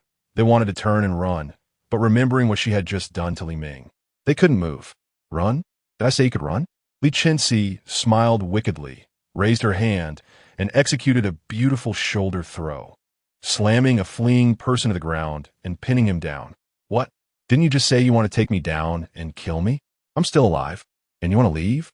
I just don't want someone like you, filled with dark elements, to continue harming others. We're helping you. Helping me? Right now. You are begging me not to kill you, not the other way around. As Li Chenxi spoke, she stepped on his shoulder, pinning him down and rendering him speechless. What does my being filled with dark elements have to do with you?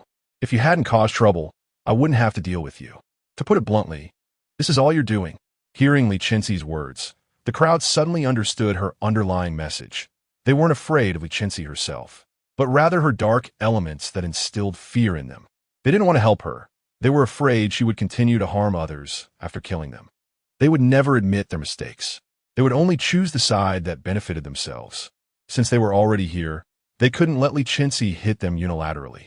After exchanging looks, they quickly surrounded Li Chenxi, their abilities crackling as they all unleashed their powers upon her.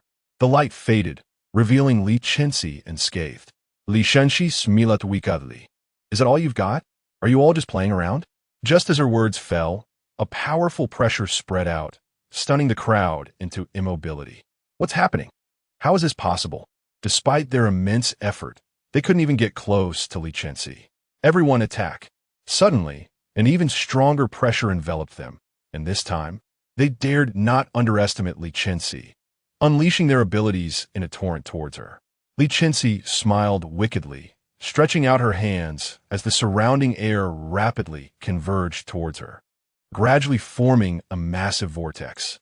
Watching the approaching attacks, Li Chenxi smirked, "Come at me together. Let us see who will be treated well in the end." The torrent of abilities surged towards Li Chenxi again, but this time she didn't have such good luck and had no chance to dodge. Yin and the others shielded Li Chenxi, taking the brunt of the impact. They said nothing, just stood behind her, silently praying for her. This time, they wouldn't let her get hurt. The crowd's attack fell short, and they were all thrown back. Those who were knocked back fell to the ground, spitting blood, too weak to resist, having exhausted all their abilities on Li Chenxi. Some looked in disbelief at Li Chenxi, whose expression showed no change. What is going on? How can her abilities be endless? Not only does she have dark powers, but also other light abilities. Who is she really? Chapter 86. Welcome, Li Chenxi tidied her hair with one hand, pulling back the strands that had fallen on her cheeks due to her vigorous movements. She calmly looked at the people on the ground who had no strength to resist, those who had previously shouted that they would kill her. Me? I'm nobody special, just Li Chenxi. After saying this, she looked down at them with disdain. You are too weak. If you have time, feel free to come back next time to spar. With that, she turned her back on them and walked towards the unconscious Mu Zichuan. She wrapped her arms around his body and effortlessly lifted him from Mu Ruju's embrace. After standing up, she weighed him in her arms, showing no signs of strain on her face. Uncle Mu, should we return to the victory base or somewhere else? Originally, Mu Ruju was angry about Li Chenxi injuring his son, but seeing how respectful and considerate she was while holding his son, he felt less angry. However, his tone was still not very pleasant. Mu Ruju huffed. Of course, my son should return to my base. Where else do you think you're taking him? After Mu Ruju said this, Yin and Li Yi immediately chimed in. He can come back with me to the Savage team. He can come back with me to the Chenxi base. Mu Ruju gave the two clueless ones a sidelong glare. I know you have places to go. You clueless fools. Li Chenxi noticed Mu Ruju's subtle glare, and a smile gradually formed on her lips. She shook her head. Li Chenxi, elves, let us go. Okay. Li Chenxi's call awakened the dazed Li Chenxi, who walked towards her. As he passed by Mu Ruju, he took a deep look at him. When Mu Ruju glanced over, he quickly averted his gaze and followed Li Chenxi without looking sideways, while the unaware Luo, in his arms, giggled happily. The child's silver bell-like laughter was particularly striking at this moment. Everyone looked at the seemingly close interaction between Li Chenxi and Luo, and couldn't help but speculate about Luo's identity. Even Mu Ruju began to secretly guess Luo's identity in his heart. Li Chenxi walked past the people on the ground who were spitting blood, confidently leaving without anyone daring to stop her. Not to mention that everyone was powerless to resist now. Even those who had the strength to fight back did not dare to rashly block Li Chenxi's steps. Just based on her combat ability to take on hundreds alone, she was enough to intimidate everyone present. After this battle, everyone understood that Li Chenxi had enough strength to kill them all. They just didn't know why she hadn't dealt a fatal blow. Anyone who wanted a quick death could try to stop her. Just moments ago, Li Chenxi's fate was uncertain, and no one knew where she had gone. After walking a distance, Li Chenxi noticed that Yin and Li Yi were still following her, so she turned around and said to them, Yin, brother Li Yi, I don't need anything here anymore. Thank you for coming here for me. You can go back now. Li Chenxi's suggestion was immediately opposed by Li Yi. No way. I'm going to follow you. What if those bastards come looking for trouble again? I can't trust you to be alone. Li Yi had a stubborn look on his face, like a bull, refusing to listen to anything. Seeing Li Yi like this, Li Chenxi felt helpless and could only turn to persuade the relatively obedient Yin. I'm not going back. Li Chenxi's words were interrupted before she could finish, as he yin, with a determined look on her soft and cute face, stated firmly. I promised Grandpa that I would protect you. What would it look like if I went back now? Besides, protecting the clan leader is our duty. I'm not leaving. Even if you try to drive me away, I want to go. Li Chenxi held Mu Zichuan and looked at the group of people in front of her, feeling helpless. Sai, what can I do? If they want to follow, let them. It's not like I can't afford to take care of them. However, we aren't going to my place. We're going to Uncle Mu's victory base, so I still need to seek his consent. Li Chenxi looked at Mu Ruju with pleading eyes. Uncle Mu, do you mind if I bring these friends to your base for a few days? We'll leave soon. We won't disturb you for too long. Of course. It's my honor. Stay as long as you want. Mu Ruju smiled broadly, showing his teeth. How could I possibly dislike it? This is the legendary and mysterious Savage team. I'd be thrilled if they came. Even Li Yi is the rapidly developing leader of the Chenxi base now. If my base can establish connections with them, the future will be much easier. I wouldn't even dare to dream about this, and now it's right in front of me. How could I possibly turn them away? As he thought about it, Mu Ruju looked at his son, who was unconscious in Li Chenxi's arms, feeling a bit more satisfied. It was he who had said he wanted to go out and train, and he hadn't expected his son to achieve anything, given his laziness.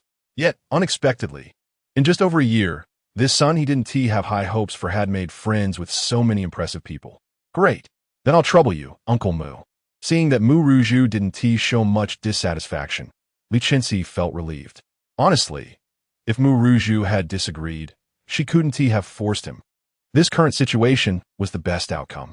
As Mu Zichuan still hadn't woken up, Li Chenxi was worried about his injuries and took the lead, walking briskly ahead. Before long, they arrived at the entrance of the victory base, which they hadn't seen in a long time. The entrance was filled with people, and there seemed to be some event happening, with a red banner hung up and people cheering nearby. Seeing this scene, Li Chenxi hesitated, slowing her pace. She turned back to Mu Ruju. What? Uncle Mu, what is going on here? Mu Ruju cleared his throat and marched confidently to Li Chenxi's side, pointing to the people holding the banners and cheering. This is our victory base's welcome mode. Welcome to the victory base. As Mu Ruju spoke, the people at the entrance became even more excited, waving the banners. Welcome. A warm welcome. The crowd fell silent. Li Chenxi, hee Uncle Mu. You're too humorous. Chapter 87 Discovery. This noise made even Mu Zichuan, who was pretending to be dead in Li Chenxi's arms, feel embarrassed, his mouth twitching involuntarily. This ungrateful son. Mu Zichuan's actions were quickly noticed by Li Chenxi, who leaned closer to his ear and asked, Mu Zichuan, are you awake?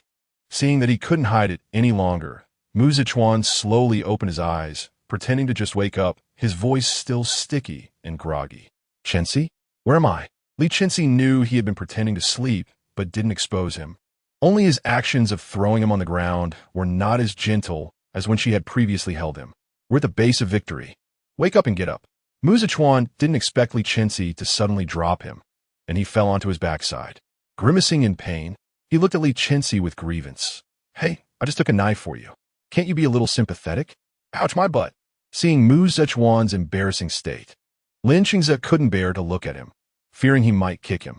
Mu Rushu saw his son acting all spoiled and whining to Li Chenxi, and he immediately took action.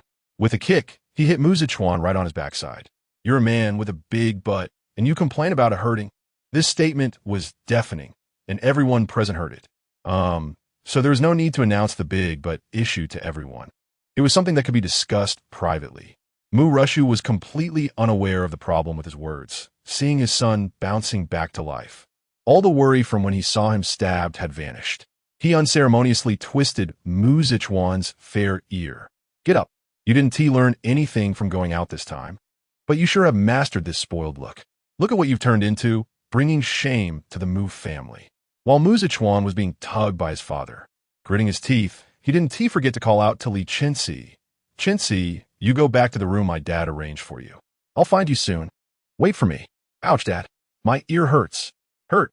What hurt? Weren't you tough when you took the knife earlier? Now you're afraid of pain? Dad. The Mu father and son left, leaving everyone else in confusion. Yin leaned closer to Li Chenxi and asked, Chief, is this how they usually are? Li Chenxi, holding Luo, also curiously approached, very interested in this. Even Mao Mao and the little spirits gathered around, gossiping. Li Chenxi. How do I explain this? Not explaining is the best explanation. Let others speculate. Li Chenxi straightened her gaze, looked ahead, and said, "March in step." Everyone watched as Li Chenxi suddenly developed a serious demeanor and marched into the base with determination. Is this the latest method of avoiding topics? As Li Chenxi strolled leisurely down the road, she observed the surroundings. More than a year had passed, and it seemed like nothing had changed. It still looked familiar. As she walked, a small moving box appeared in front of her. Li Chenxi didn't dodge in time and bumped into the small box, causing its contents to scatter everywhere. A grandmotherly voice let out a wail. "Ouch, my foot." It was a little girl who looked about 10 years old. Li Chenxi immediately bent down to help her pick up the items and put them back in the box, looking very apologetic. "I'm so sorry. I didn't see you." After picking up the things, Li Chenxi didn't dare delay for a moment and gently placed her hand on the little girl's foot to treat her while comforting her softly. "It's okay. I'll help you heal quickly. You won't have any after effects." The little girl stared at Li Chenxi's face, frozen in place. She couldn't hear what Li Chenxi was saying, but followed her movements with her eyes. The girl's intense gaze was hard to ignore, and Li Chenxi, not blind, looked up to meet the little girl's eyes. "Is there anywhere else that hurts? Or do you know me?" The little girl nodded. "Yes, I've seen you. You're our savior." "What savior?" Li Chenxi completely didn't remember this at all. She only remembered having killed many people. "Are you sure you're not mistaken?" "Of course I'm not mistaken." So, the little girl pulled Li Chenxi aside to tell her about her heroic deeds. The little girl rambled on about many things, from which Li Chenxi learned that her name was Su Xiaoxiao. Only then did Li Chenxi's memory slowly resurface, realizing she had indeed done this before. But why was this memory so hard to recall? It wasn't until the sun began to set that the little girl reluctantly said goodbye to Li Chenxi. "Sister, I will become very strong in the future, like you, a great hero, and I will save everyone in the world." Hearing Su Xiaoxiao's ambitious words, Li Chenxi knew well that such things were difficult, if not impossible to achieve, but she didn't shatter her dreams in the end. "Go for it. You can do it." After Su Xiaoxiao left, Li Chenxi realized that it was already dark, and her stomach had appropriately let out a hungry growl. Gurgle, gurgle. Li Chenxi rubbed her belly and walked towards Mu Zichuan's room, based on her memory. "All right, it's time to eat. I should find someone first. Otherwise, if the host isn't there and I eat first at the dining table, it would be very rude." Li Chenxi arrived at the door of Mu Zichuan's room and gently pushed the door open. The room was lit, with the windows open, and a gentle breeze made the curtains flutter slightly. Following the wind, Li Chenxi looked up at the window. A voice came from the innermost part of the room. "What did you say to me back then? You said you followed Li Chenxi to figure out the secrets she holds, then to strengthen our base. Look at what you've turned into now." Mu Rushu's angry voice came from inside. Li Chenxi's originally smiling face instantly froze, halting her movements. Wanted to hear Mu Zichuan's answer. However, it only left her disappointed. "Dad, my initial purpose was to understand the secrets of Chenxi. I didn't lie to you. All right, let us stop here. There's no point in eavesdropping any longer." Li Chenxi gently closed the door for them, her face appearing as if covered with a layer of frost, frozen solid. "Tonight's night sky is beautiful." Li Chenxi sat down in a dark corner, looking up at the moon in the sky. With a bitter smile, she originally thought Mu Zichuan was sincere towards her, believing she would have someone who would wholeheartedly protect her. But it turned out she had overthought everything. People are the most unreliable beings. Chapter 88. What are you doing? In the room, Mu Zichuan and Mu Rushu were arguing. "Dad, my initial goal was indeed just to figure out the secret of Chenxi," Mu Zichuan said as he picked up a cup of water that had been sitting on the table for who knows how long and drank from it before Mu Rushu could stop him. After finishing the water, Mu Zichuan continued explaining, "But now it's different. I like Chenxi. I'm with her just to be together. I don't care about any secrets anymore." Mu Rushu replied, "That cup of water you just drank is a month old." Mu Zichuan quickly spat it out. No wonder it tasted strange. "Dad, why are you only telling me now? I've already finished it." Mu Rushu snorted coldly. "I didn't know you would drink it. Besides, I don't care what your relationship with that Li Chenxi is, but seeing you take a knife for her today made me very unhappy. She's just an outsider. Do you really need to go to such lengths? Mu Rushu thought to himself. This brat has never treated me like this. Why is he so nice to an outsider? Jealous. Mu Qingze immediately retorted. Chenxi is not an outsider. During the time I've spent with her outside, she's taught me a lot of skills and things. She's a really good person. You can't talk bad about her in front of me. Hearing his son defend Li Chenxi, Mu Rushu became even angrier. Not an outsider? If she's not an outsider, then what is she, a family member? What status do you have now? I haven't seen her be that eager for you. You treat her like family, but she might not even take you seriously. All right, Mu Rushu's words struck a nerve with Mu Zichuan. He understood his feelings now, but he really couldn't be sure about Li Chenxi's feelings for him. What if he was just pining for her alone? Then I'll go ask her now. Mu Zichuan couldn't wait to know Li Chenxi's feelings for him, immediately leaving his father behind and running to find Li Chenxi. You ungrateful son! You ungrateful son! Mu Rushu shouted angrily at him. Originally, Mu Rushu wanted to dispel Mu Zichuan's thoughts about Li Chenxi, but he didn't expect that his foolish son liked her to this extent and wanted to find her immediately. At this moment, Li Chenxi was sitting alone in a small corner, lost in thought, gazing at the full moon in the sky. It was the 15th again, and the previous August 15ths were family reunion days. Now, she really felt pitiful, betrayed by her own brother, and finding out that the person who had been by her side, thinking of her in every way, had ulterior motives from the start.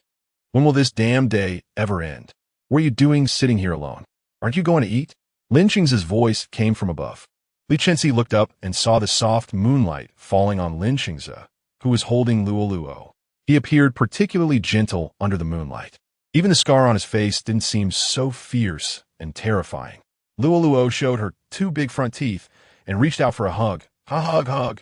Li Chenxi awkwardly picked up Luoluo, forcing a smile at Lin Qingze. It's okay, I'm not hungry. Gurgle. Silence. Li Chenxi felt embarrassed and wanted to find a crack to hide in. She awkwardly smiled at Lin Qingze. Hee. How could this uncooperative stomach make noise at this time?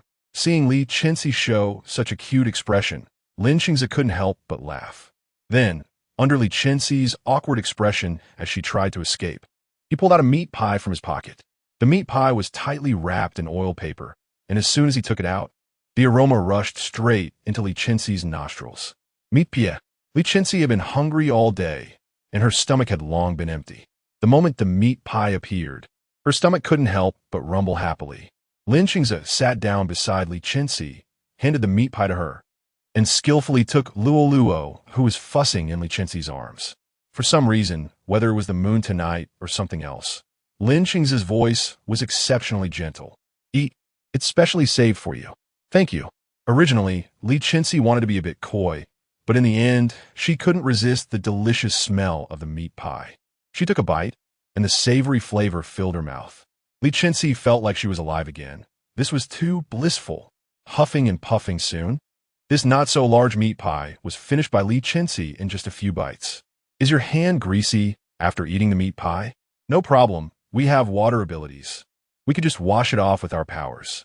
Seeing this scene, Lin Qingze, who originally wanted to take out a tissue to give to Li Chenxi, silently put the tissue back into his pocket. With her stomach no longer hungry, Li Chenxi started to feel melancholic again. She turned to Lin Qingze and asked, Have you ever been betrayed by someone? Lin Qingze was caught off guard by Li Chenxi's question. His hand holding Luoluo stiffened, thinking that Li Chenxi had discovered his secret. I should have, maybe, possibly? Li Chenxi didn't push him, turned to speak to herself. I have. The Li Ming you saw today is my own brother. I practically raised him, and without me, he wouldn't exist. I fought every day outside for the base just to give him a better life, but he betrayed me. Speaking of this, Li Chenxi thought she had long been heartless and indifferent, but when she noticed the wetness on her face, she realized, she actually cared a lot. She pretended to be indifferent and casually wiped away her tears. I treated him so well, yet he wanted me dead. I really don't understand. Also, I found out today that the person I thought was wholeheartedly good to me, someone I could trust, actually had ulterior motives from the start. Tell me, is there anyone in this world I can trust, someone I can rely on? Or am I the kind of person who should be alone, living out a lonely old age? Lin Qingze looked at Li Chenxi, who was crying without realizing it, hesitated for a moment, then took out the tissue he hadn't given her earlier and gently wiped her tears away. I understand how you feel, although I haven't experienced it myself. Someone very close to me has gone through the feeling of betrayal by a family member. It's a terrible feeling, but you can't deny yourself because of this one thing. There are still many good people in this world. Look, like me, I've been wandering alone outside, eating whenever I can, and I've never had friends. Yet now I've met such good people like you. That person you can trust definitely exists. It may just be that the right time hasn't come yet. Like Muzichuan is really good. Don't mention him to me. What are you doing? Chapter 89. Misunderstanding. Muzichuan saw Li Chenxi touching Li Chenxi's face and thought there was something going on between them, so he became angry. His whole demeanor filled with fury, like a cat about to go mad. However, Li Chenxi didn't understand why he was angry. She wasn't even mad at him yet. So what right did he have to be angry at her? If you have something to say, just say it. Why shout so loudly? Don't you know that men and women should keep their distance? What nonsense is this about men and women keeping their distance? You live in the new era, but your thoughts are still stuck in the ancient times. Muzichuan was so furious that he couldn't find the words. He felt like he was going to explode. Why did Li Chenxi get to touch Li Chenxi's face when he hadn't even done it that many times? Thinking of this, he shot a fierce glare at Li Chenxi. Li Chenxi was confused by his glare.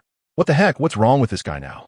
Just then, it was late at night, and Luo needed to be fed, so Li Chenxi picked up Luo and left. I'm taking Luo to rest. Okay.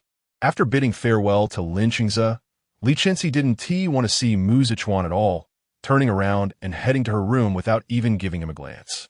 Muzichuan wouldn't let Li Chenxi leave like that. He was very confused. Was everything fine during the day? He could feel that Li Chenxi had treated him differently then and thought he was about to have a good outcome, but now at night. She turned on him like this. He wouldn't be able to sleep tonight unless he got to the bottom of this. For the first time, he roughly grabbed Li Chenxi's arm and pulled her into his embrace. Don't go. What are you doing? Li Chenxi crashed into Muzichuan's embrace, feeling pain. Muzichuan's recent training had paid off. His muscles hurt when they collided, no longer the soft figure he used to be. Realizing that his actions were a bit rough, Muzichuan awkwardly laughed and quickly released Li Chenxi's arm. Sorry, did I hurt you? Although his muscles were a bit hard, it didn't hurt Li Chenxi too much. She was just very dissatisfied with Muzichuan's attitude. She hadn't even gone to find him to settle the score, yet he came to her demanding answers. How ridiculous. Let us talk about this tomorrow. I need a rest. Seeing Li Chenxi's disinterest in him, Muzichuan panicked. This time, he didn't dare to pull her again and quickly blocked her path. Don't go. Realizing she couldn't escape, Li Chenxi took a deep breath and silently chanted in her heart. Don't be angry. Stay calm. After finally suppressing her anger, she coldly asked Muzichuan, who was blocking her way, what is it? Muzichuan bit his lip and asked, why did you let Li Chenxi touch your face just now? Aren't you supposed to like me? This was a disaster. Muzichuan's tone made Li Chenxi very unhappy. What did he mean she was supposed to like him? Who did he think he was?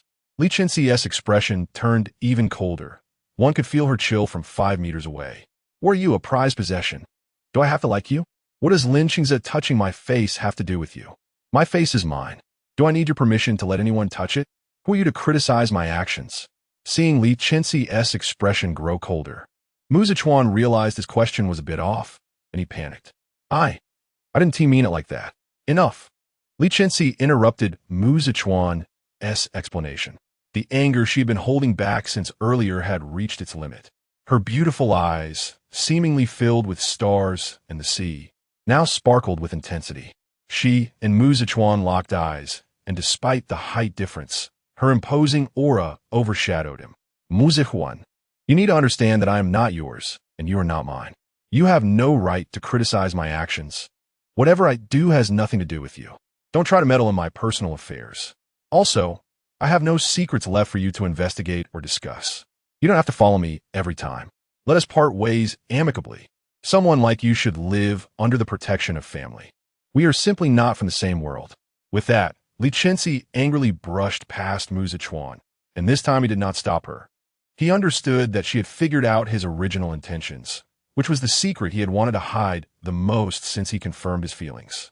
He knew that with Li Chenxi's temper, if she found out he'd come to her for a specific purpose, she would definitely be angry. He hadn't expected that the secret he wanted to hide the most had been discovered by Li Chenxi at some point. It was understandable that she was angry. After all, no one wants someone with ulterior motives following them. Mu Zichuan returned to his room in a daze and threw himself onto the bed. With a creak, the old wooden bed couldn't withstand his rough treatment, let out a cry, and collapsed. Ouch! Mu Zichuan crawled out from the wreckage of the bed, covered in wood chips and looking disheveled. He stood up, holding his stomach, and glanced at the now unusable bed on the floor, kicking it angrily. Nothing is going right today. Even you had to mess with me. So annoying. Ouch!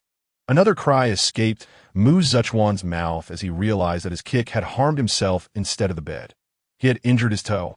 Mu Rushu, standing outside the door, heard his foolish son's cries and shook his head in disbelief. He had thought Mu Zichuan would be sad for a long time, but it seemed he wouldn't have time to be sad tonight. Earlier, Mu Rushu had found a good spot and witnessed the entire argument between Mu Qingze and Li Chenxi. After confirming that Mu Zichuan wouldn't do something foolish, he quietly left. As he turned around, he ran into Li Chenxi, who was cradling Luo to sleep. "Sorry, I bumped into you," Mu Rushu said apologetically. Li Chenxi didn't respond, just looked at Mu Rushu. There seemed to be something hidden in his eyes, emotions swirling inside, but he suppressed them. Seeing Li Chenxi staring at him without saying anything, Mu Rushu felt a bit uneasy. He looked at the drowsy Luo in Li Chenxi's arms and exclaimed exaggeratedly, "Wow, this child is so cute. Whose is it?" Li Chenxi snapped back to reality and replied in a low voice, "Your son's." Chapter 90.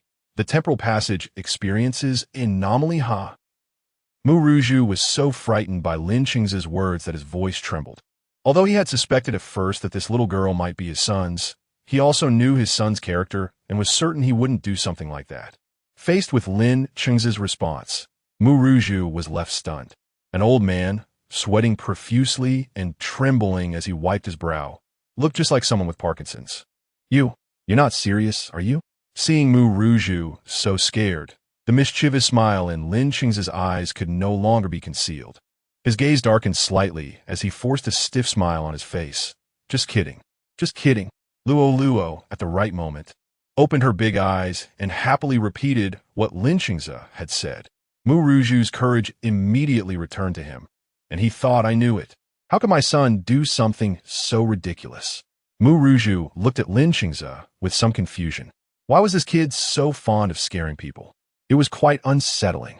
Mu Rushu had noticed from the beginning that Li Chenxi's gaze toward him was quite different, though he couldn't quite pinpoint what was different. He looks more and more familiar, as if I've seen him somewhere before. I should be going now. Luo needs to rest." Just as Mu Rushu was about to ask Li Chenxi if they had met before or if he knew anyone from his family, Li Chenxi quickly interrupted him, using Luo's need to rest as an excuse. "All right, then you should go rest." Mu Rushu watched Li Chenxi's retreating figure, feeling puzzled. Where had he seen him before? He was really curious, but he couldn't chase after him to ask. That would be too rude. In Li Chenxi's room, as soon as Li Chenxi returned, before she had time to feel sad, the Pinxi system was making a ruckus in her mind, shouting and causing her a splitting headache. Before she could even blame the Pinxi system, she was pulled into a different space. Li Chenxi looked around, her eyes and face filled with curiosity as she saw the various scenarios surrounding her. Because these scenes featured different versions of herself. There were moments of her playing around with the little sprites, her awkward attempts at climbing trees to pick fruits, and scenes of her being chased by strange beasts, fleeing in a panic, all sorts of things. Without needing to ask, Li Chenxi knew that these were definitely experiences from her countless travels through time and space. After a few curious glances, she turned to the Pinxi system, which seemed to be in a state of panic. Pinxi system, why did you bring me here?" This was the first time Li Chenxi had seen the Pinxi system so flustered. It must have encountered some tricky situation. Otherwise, it wouldn't have forcibly pulled her into this seemingly confidential place. The usually bright and cheerful form of the Pinxi system now looked incredibly dim. It was frantically checking the surrounding memories and scenarios, finally collapsing in Li Chenxi's arms looking pitiful. "Master, we're doomed." Although she didn't know what had happened. Hearing the word doomed from the Pinduoduo system made Li Chenxi realize that things were serious. The Pinduoduo system was like the golden finger left for her by Yu Qi in this world. If even the Pinduoduo system couldn't handle something, then they were really in trouble. At that moment, Li Chenxi was not only upset that the Pinduoduo system had forcibly pulled her into the situation without asking for her opinion. But now the most important thing was to understand what it meant when the Pinduoduo system said we're doomed and to prevent this doom from happening. "What do you mean doomed?" Li Chenxi's expression was anxious. This was her last chance to change her world's outcome. If she missed this opportunity, all her and Yu Qi's efforts over the years would be in vain. Li Chenxi absolutely would not allow such a situation to occur. The Pinduoduo system rubbed against Li Chenxi, feeling wronged. "Oh, it seems that something reacted because you came to this time and space. Now, the timelines you've traveled through are having problems and starting to collapse. If we don't stop it, and let these timelines continue to collapse, the consequences will be unimaginable." How could this happen? Li Chenxi was taken aback by what the Pinduoduo system said. The matter of traveling through time and space was something she and Yu Qi had confirmed would not affect any timelines after countless experiments and calculations. Moreover, her travels were calculated by Yu Qi to be the safest method with minimal impact on time and space. How could there be such a significant oversight? The Pinduoduo system was also confused, as its calculations indicated that this experiment should be very safe, and there shouldn't have been any errors. Therefore, it had no countermeasures. "I don't know. Yu Qi didn't tell me that this problem would arise. Master, what should we do?" "Calm down. We will think of a solution." As the timelines were on the verge of collapsing, Li Chenxi's rationality was also about to break.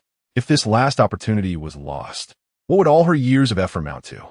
What about her family, her country, and her world? Just thinking about them being forced to live in that hellish world forever made Li Chenxi feel like her heart was shattering.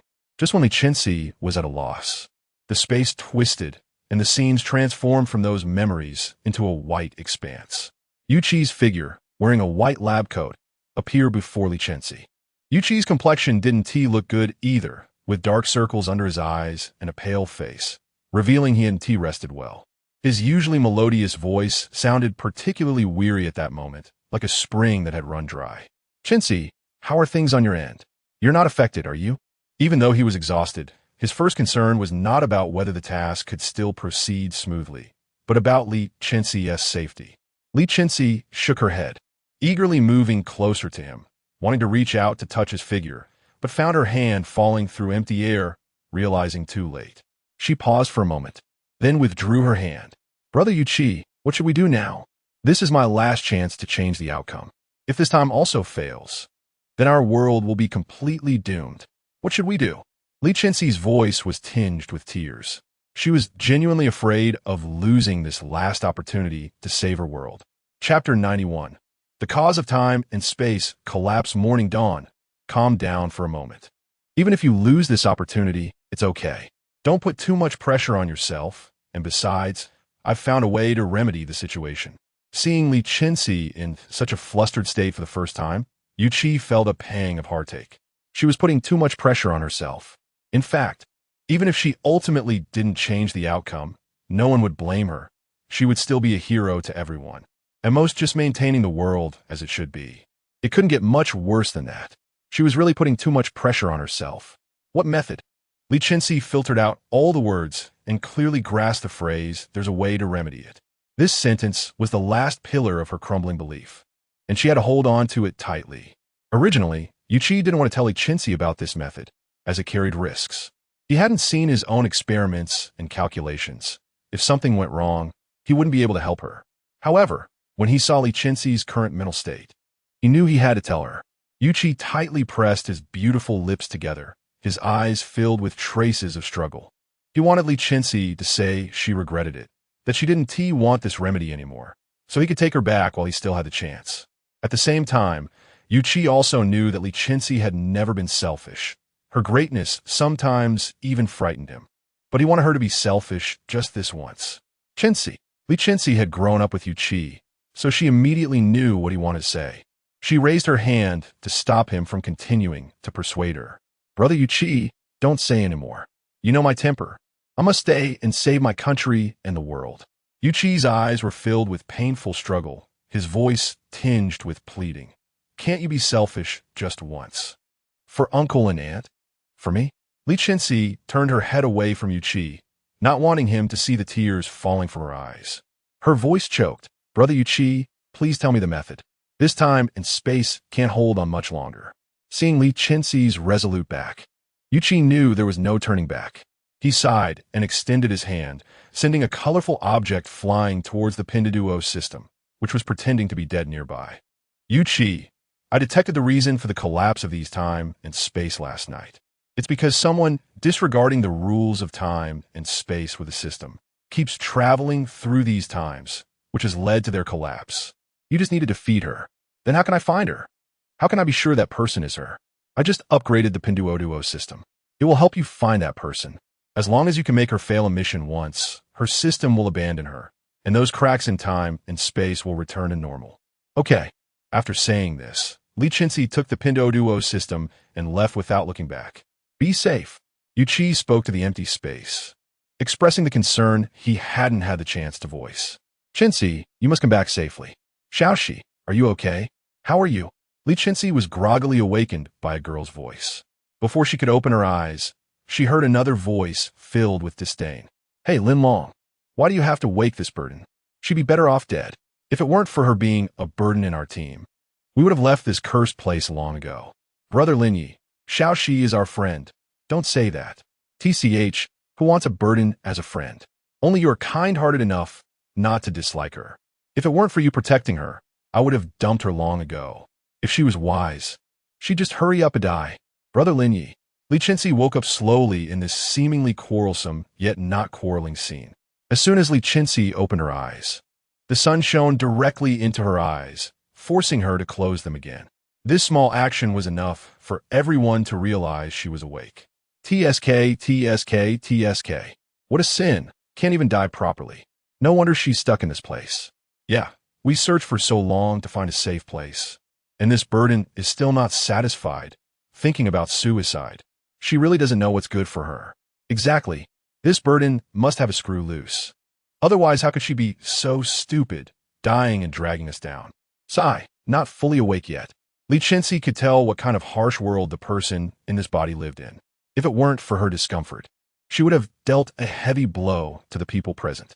But now, Li Chenxi could only rely on others.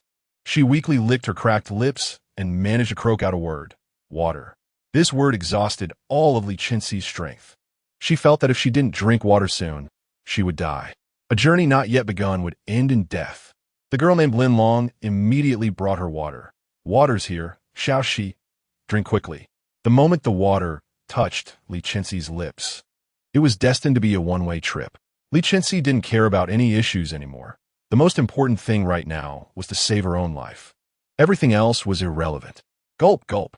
Li Chenxi drank an entire small bottle of water in one go, and her action drew the displeasure of those around her. What the heck?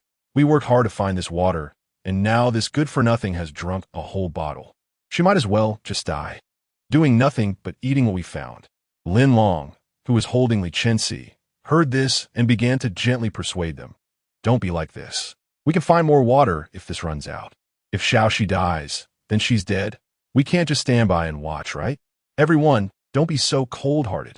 Xiaoxi definitely didn't mean to seek death and then lose the resources we work hard to find. Oh no. Upon hearing this, Li Chenxi realized things were serious. It seemed their supplies had been lost because of her, and with Linlong's words, which seemed to be persuasion but were actually stirring the pot, Li Chenxi felt her days were not going to be good. Sure enough, as soon as Linlong said this, everyone erupted. What do you mean it wasn't on purpose? We risked our lives outside to find supplies. She didn't go out, and now she can't even see a single resource. Who knows if she ate it herself and then said it was lost? People like her should be thrown out to feed zombies. She shouldn't be with us.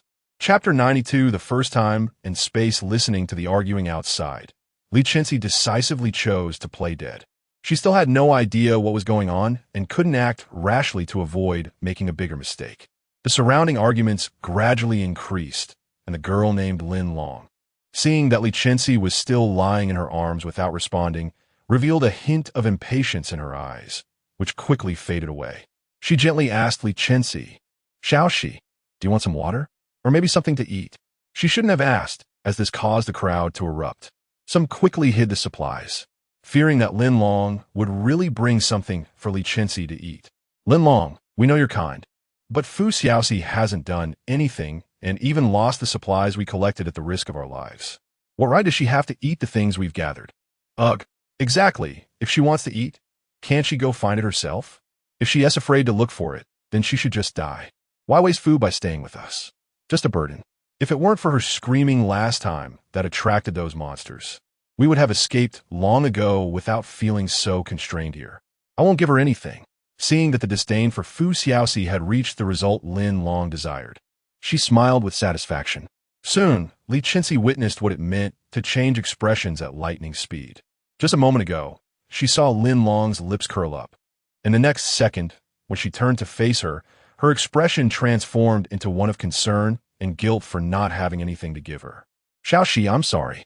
You heard that, right? I really don't have anything to give you right now. Just bear with it a bit longer. Once the other classmates aren't angry anymore, you'll have something to eat."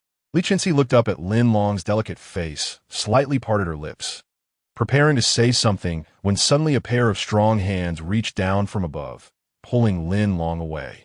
The voice was neither particularly pleasant nor unpleasant, much like an average boy's voice, but Li Chenxi could tell the owner of this voice must really dislike her current identity. "Lin Long, why do you care about her? Isn't it what she deserves? If she doesn't want to go out, we haven't said anything, just asked her to look at the supplies. How could they go missing? Isn't she the one who wanted to commit suicide? If she dies, it's her own fault. We shouldn't pity such a person. You come over here. Let's not worry about her." Lin Long, following Lin Ye's strength, fell softly into his arms, her beautiful eyes looking pityingly at Fu Xiaoxi, who had just hit her head hard on the ground due to Lin Ye's sudden action. "But, no bu, non, let's go. Don't mind her. We know you're kind, but kindness sometimes has to be selective. This person is just a burden to us. Let's be ruthless this once and leave her behind." Right. We've already been nice enough to her." Everyone looked at Lin Long, waiting for her decision. Finally, Lin Long, with tearful eyes filled with sorrow, looked at Fu Xiaoxi on the ground as if she was about to make an unavoidable decision. She took out a palm-sized biscuit from her pocket and a bottle of water from the supplies, placing them beside Fu Xiaoxi. She leaned down close to Fu Xiaoxi's ear and whispered in a voice only the two of them could hear, "I'm sorry, I have no choice." This time, the guilt on her face was even more genuine than before.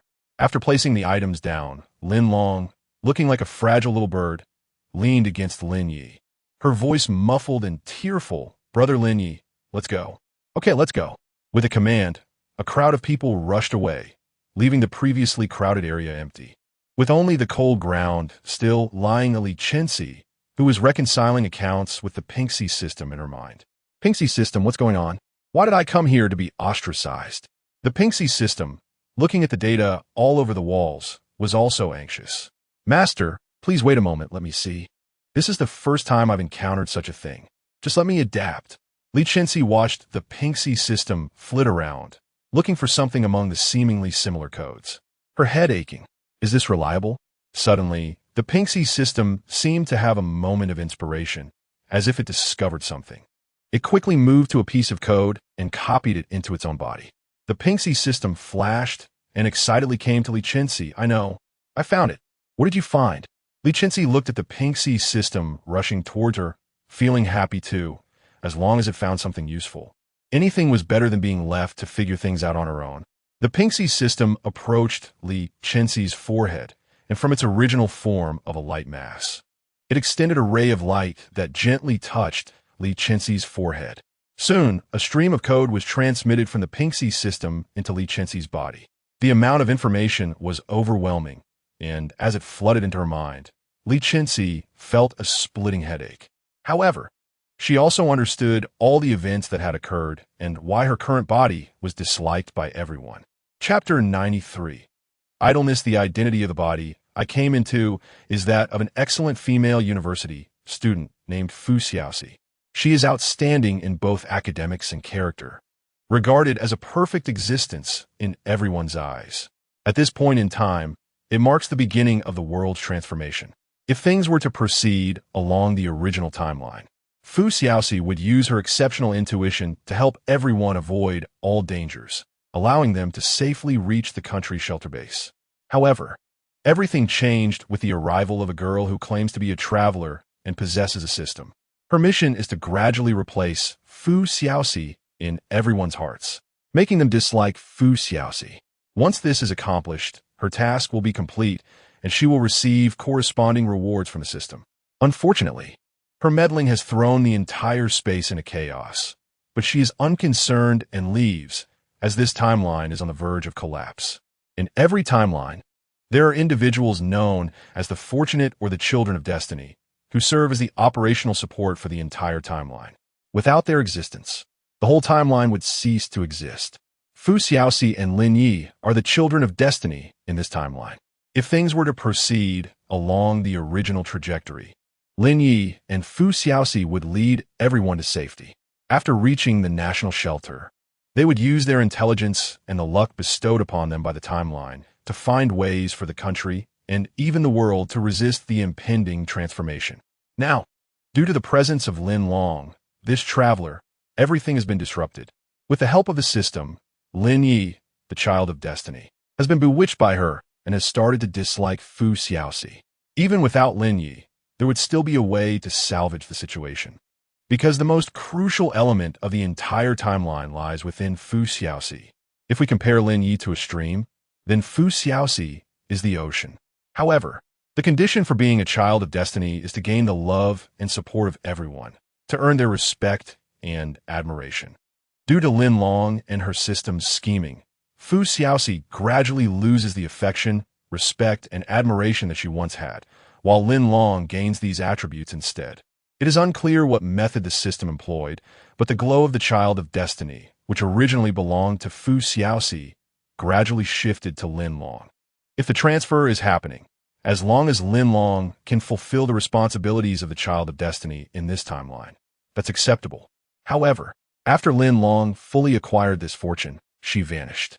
The fortune of this timeline was originally fixed, and now it is missing a significant portion. Lin Yi, during his time with Lin Long, has already been rendered ineffective as the Child of Destiny. The final result, of course, is the beginning of the timeline's collapse. Now, the time point at which Li Chenxi arrives is when Fu Xiaoxi is being despised by everyone, slowly losing her luck. Arriving early is not as good as arriving just in time. This moment is just perfect. Li Chenxi is very satisfied. Isn't it just about being loved and respected by everyone? That's simple enough. At the beginning of the world's transformation, what do the people trapped in various places need the most? Of course, it's resources, and Li Chenxi has the most of those. As long as the Pinduoduo system is functioning, she will never have to worry about lacking resources. After accepting all of this, Li Chenxi also figured out her relationships. Fu Xiaoxi is a child raised by the state. Well, let's not put it so grandly. Actually, Fu Xiaoxi's parents are talents cultivated by the state. After she was born, both parents went to a secret state base for a secret experiment, which could take decades to complete. To ensure Fu Xiaoxi had a normal childhood, her parents entrusted her to the state while they went off to conduct experiments. Fu Xiaoxi had never seen her parents until she came of age, only having a photo that had endured many years, while Lin Ye's parents are high-ranking state officials. Unlike Fu Xiaoxi, he could live with his parents. Their acquaintance began in infancy. Although he could live with his parents, they had to undertake secret missions when the state required it. During those times, the state would gather these children for care, and that's when the two met.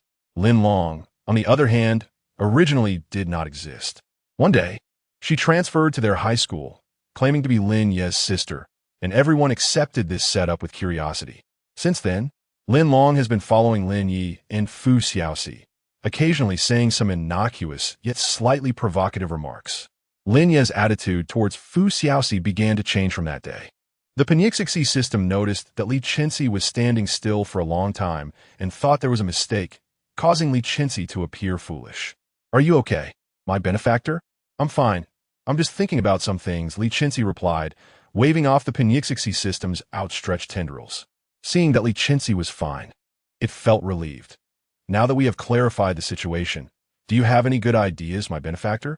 Suddenly, Li Chenxi remembered that Fu Xiaoxi's body was still lying alone outside, and wondered if anything was wrong, especially since that last hit had hurt quite a bit. She hurried out. Li Chenxi opened her eyes abruptly in Fu Xiaoxi's body.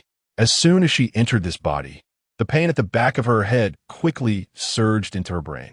The pain made Li Chenxi's face twitch and expressionless. She reached to touch the back of her head. It hurt. When she looked at her hand, it was indeed stained with blood. Who are you? Before Li Chenxi could treat her wound, a gentle voice like water rang in her mind. At first, Li Chenxi thought it was the Pinduoduo system joking with her by changing its voice. After confirming it wasn't the system, Li Chenxi frowned. Not receiving a response from Li Chenxi, the voice asked again, "Hello, who are you? How did you come to control my body?" Her body? Li Chenxi realized that the voice speaking to her should belong to Fu Xiaoxi. Since she had occupied someone else's body, she owed her an explanation. Li Chenxi cautiously looked around, confirming there was no one eavesdropping, and replied, "My name is Li Chenxi. I need to temporarily take control of your body. I hope you understand." Then, Li Chenxi explained the situation and its seriousness to her. After hearing all this, Fu Xiaoxi fell into a long silence. After all, her body had suddenly been occupied by something unknown, claiming to be here to save the world. Who could accept that all at once? Chapter 94. To be liked, just as Li Chenxi thought that Fu Xiaoxi would not agree to let her temporarily take control of the body. Preparing to have the Pinduoduo system force her into a dormant state to avoid interfering with her plans, Fu Xiaoxi spoke up. Okay. Li Chenxi was taken aback. She agreed so easily? Was it really that simple? The Fu Xiaoxi within her body seemed to sense Li Chenxi's adorable expression and chuckled softly, her voice gentle and comforting. Truly the child of destiny. I originally came to find you, so what excuse do I have to stop you? Wow, this shocking information hit Li Chenxi unexpectedly. What did it mean that her arrival was actually facilitated by Fu Xiaoxi? Was she really that capable? Li Chenxi was just about to ask her question when Fu Xiaoxi seemed to anticipate it and answered directly. I am reborn. To be precise, it was only after chatting with you that I realized I am reborn. I don't know what went wrong with my previous life's memories that made me unable to recall them for a time. I have already experienced the despair of my previous world collapsing. In the midst of my chaotic consciousness, someone asked me if I wanted to return everything to the starting point, and of course, I wanted to. That voice said it could help me, but I would have to pay a certain price. Any price would be fine, as long as my world could be safe and sound. I suppose you're using my body is part of that price, right? As long as this world, this time and space can be safe and sound. As long as I have it, as long as you can use it, feel free to use it. Li Chenxi and the Pinduoduo system were left speechless. There really are such great people. No wonder she is the child of destiny. However, with this explanation, the task should proceed more smoothly. They had initially thought they would have to take some tough measures, but this was almost too easy to feel real. Although Li Chenxi and the Pinduoduo system did not know who the voice Fu Xiaoxi mentioned was, it was enough that everyone's goals were aligned. There was no time to think about anything else. Li Chenxi asked Fu Xiaoxi, "Do you have any wishes?" "Wishes? My wish is just to hope this world is safe and sound." "Isn't that what you are doing?" "Anything else?" Li Chenxi asked. "I mean your own wishes, unrelated to the world, something that belongs only to you." Fu Xiaoxi fell silent for a long time, so long that Li Chenxi thought she wouldn't speak again. And then she slowly said, "If possible, could you help me keep an eye on my parents' news? I want to know if they are safe. If it's too much trouble, you can also disregard my request." Fu Xiaoxi's voice was filled with hope and caution. Throughout her life, she had always considered the world and her country, and now that it was her turn, she was always so cautious, afraid of bothering others. Was this the responsibility that the child of destiny had to bear? Li Chenxi felt a bit teary and looked up at the distant horizon. Not knowing whom she was missing, her voice carrying a choked emotion she wasn't even aware of. Okay, it's a small matter. Upon receiving Li Chenxi's response, Fu Xiaoxi within her felt extremely excited. Thank you. After saying this, Li Chenxi felt Fu Xiaoxi's control over the body gradually decreasing. What is wrong? Fu Xiaoxi's tired, weak voice came from within. I'm tired and need to sleep for a while. Li Chenxi. The control of this body is completely yours now. I hope that when I wake up, I will hear good news. After saying this, Li Chenxi felt her body relax. She tried to move and found that she had complete control over the body. She was a bit worried about Fu Xiaoxi. System, is Fu Xiaoxi okay? The Pingxi system replied, she is fine, just simply exhausted her soul too much. Originally, she was reborn and her soul was unstable. Plus, she mentioned signing a contract with someone, so it's just a matter of her soul's power being overly depleted.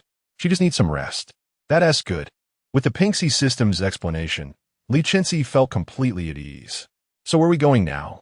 The Pingxi system asked, confused. To be liked. Li Chenxi used Fu Xiaoxi's body, her voice gentle, combined with Li Chenxi's naturally cold tone, creating an oddly pleasant sound. But what she said left the Pingxi system baffled. To be liked? Who are we trying to please? I know each word separately, but why does this combination make no sense to me? Isn't the child of destiny supposed to be liked and respected? Let's do that. I want to see how Lin Long will take the luck that originally belonged to Fu Xiaoxi. Oh, the big boss is so amazing. Li Chenxi simply tended to the wound on the back of her head and walked out of the classroom, sighing as she went. She really didn't know what Yu Qi had designed this system for. It seemed so clueless, and she couldn't tell if it was here to assist her or just to keep her company. Li Chenxi checked the data sent by the Pingxi system and found that a big event would happen nearby at this time.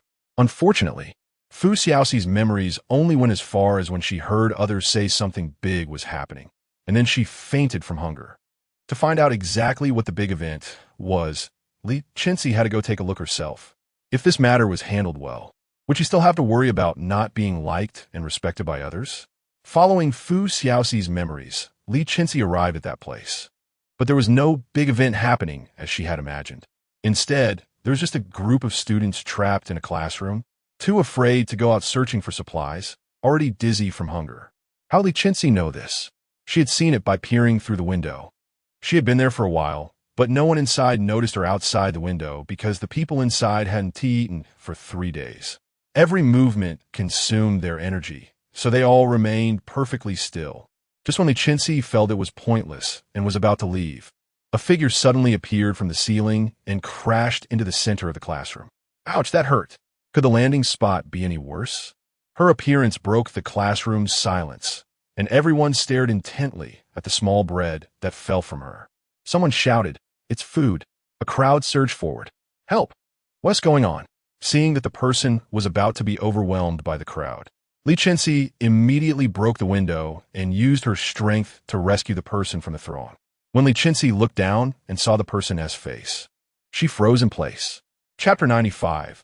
I met myself. Not only was Li Chenxi stunned, but even the Pinduoduo system was taken aback when it saw the girl's appearance. The Pinduoduo system's voice trembled. "Big boss, this girl looks exactly like you." "Thank you, sister. You are such a good person." The girl looked up gratefully at Li Chenxi. With that familiar tone and appearance, Li Chenxi had already guessed who she was about 70 to 80%. Her brows furrowed slightly, and the gentle face that belonged to Fu Xiaoxi turned severe like a small boat colliding with a massive iceberg as she opened her mouth to confirm her suspicion. "What's your name?" The girl looked at Li Chenxi with admiration, her eyes sparkling. "My name is Li Chenxi, sister. What's your name?" Before Li Chenxi could react, the Pinduoduo system screamed in her mind. "Oh my god, the previous Li Chenxi has bumped into the current Li Chenxi disguised as Fu Xiaoxi. This is really terrifying." "Shut up." After stopping the Pinduoduo system from going crazy in her mind, Li Chenxi began to seriously examine the girl who called herself Li Chenxi. Looking at her lively appearance, Li Chenxi fell into deep thought. So I used to be so lively? Digging through her memories, Li Chenxi finally found her earliest memories deep within. Yes, at the beginning, she was indeed a very lively girl. Suddenly, the once cheerful little Li Chenxi stiffened, nodded, and her expression became reserved. Li Chenxi, seeing this unusual scene from little Li Chenxi, asked the Pinduoduo system, "System, what's wrong with her? Why did she suddenly become so reserved?" After a series of operations, the Pinduoduo system suddenly laughed. "Haha. I just detected a familiar frequency that doesn't belong to this world. It's probably Yu Qi teaching her a lesson, warning her not to talk to strangers casually. Big boss, you're so cute at this time. Although it was her past self, Li Chenxi still felt quite awkward and coldly stopped the Pinduoduo system from laughing further. Alright, stop laughing. Seeing that Li Chenxi was about to get angry, the Pinduoduo system finally calmed down. Little Li Chenxi smiled at Li Chenxi, sneaking into a corner. Watching a group of people who were still scrambling for something around them with vigilance, and cautiously spoke into the air. Brother Yuchi, I have successfully arrived at the location, but your landing spot is not very good. If it weren't for a kind-hearted sister saving me, you would have to send me for a second crossing. Upon hearing her voice, Yuchi's heart, which was suspended in mid-air, finally landed steadily. Hearing little Li Chenxi's playful tone, he had already imagined her cute appearance in his mind. Okay, next time I will definitely find you a safe place. Also, don't trust people from that world easily. Be careful, I'm not by your side, so you should be cautious. Got it. Alright, my energy is running low. I have to go. You take care of yourself. Okay, goodbye, Brother Yuchi. After the call, little Li Chenxi cautiously approached Li Chenxi. Before she could say a word to Li Chenxi, a weak yet strong voice came from behind the group of people who were still scrambling for something. That person is behind, not in here. The voice wasn't very loud, but it was enough for everyone present to hear. Hearing this, everyone turned to look at little Li Chenxi, who in the eyes of those who had lost their sanity from hunger had become more than just a person. She was their hope for survival. It's the hope of surviving. Without any command, everyone spontaneously rushed towards little Li Chenxi. Food! Food! She has food! These few words were like tossing a piece of meat into a pack of wolves that hadn't eaten for days. The people, with their faces twisted in hunger, lunged at little Li Chenxi, their expressions suggesting they wanted to tear her apart and devour her. Little Li Chenxi, having just arrived and not familiar with the situation, was terrified by the scene, and her legs went weak. Unable to move, she could only watch as those people lunged toward her. Trembling, she cried out, "Help! Help!" She turned to Li Chenxi with a pleading face, her small hand trembling as she reached out to Li Chenxi. Li Chenxi. So I used to be such a timid person? Seeing little Li Chenxi like this, Li Chenxi felt both helpless and heartbroken. She quickly put a protective shield, which she hadn't used for a long time, around little Li Chenxi, and after ensuring she wouldn't be harmed, pulled out the blade of light and stabbed it forcefully into the ground. Influenced by the blade of light, the originally smooth floor suddenly broke into a large hole, revealing mutated humans below, their eyes bloodshot and their bodies deformed. At the scent of humans, those who could no longer be called people below began to thrash and struggle madly. The ones above, who had originally been blinded by the prospect of food, became alert upon hearing the sounds of struggle from below, looking at the monsters just a wall away from them in horror. Someone mustered the courage to question Li Chenxi. What are you going to do? Don't you know these things below can bite? Li Chenxi didn't care how others looked at her. She only knew these people were a threat to herself, originally thinking that if something major happened, she could help them out and earn their respect. Now, well, dare to act against me. Li Chenxi casually waved the blade of light in her hand, accidentally trimming the hair of a boy nearby, exposing his bald head. Congratulations on achieving a Mediterranean hairstyle, saving 40 years of detours. Scared, the boy, who was already pale and emaciated from hunger, immediately collapsed and knelt in front of Li Chenxi, unable to articulate. Don't kill me. Li Chenxi remained silent, directly waving her hand as piles of food fell from the sky, landing before everyone. Everyone was taken aback by Li Chenxi's actions, starving to death yet too afraid to touch the food in front of them. Fearing that picking up the food for 11 seconds would result in the blade of light in Li Chenxi's hand taking their heads the next second. Seeing them so obedient, Li Chenxi was quite satisfied. She slightly curled the corner of her mouth and said to them, "This food is for you to eat, but you all have to listen to me." Chapter 96. Hearing that they wouldn't have to go out to find food and would have something to eat, those people instantly erupted into excitement, completely neglecting to respond to Li Chenxi's words as they scrambled to grab the food in front of them. Li Chenxi looked at them, dissatisfied that she didn't get the answer she wanted. With a flick of her hand, she swiftly dealt with the person behind her who was trying to sneak attack her with a stick, separating his head from his body.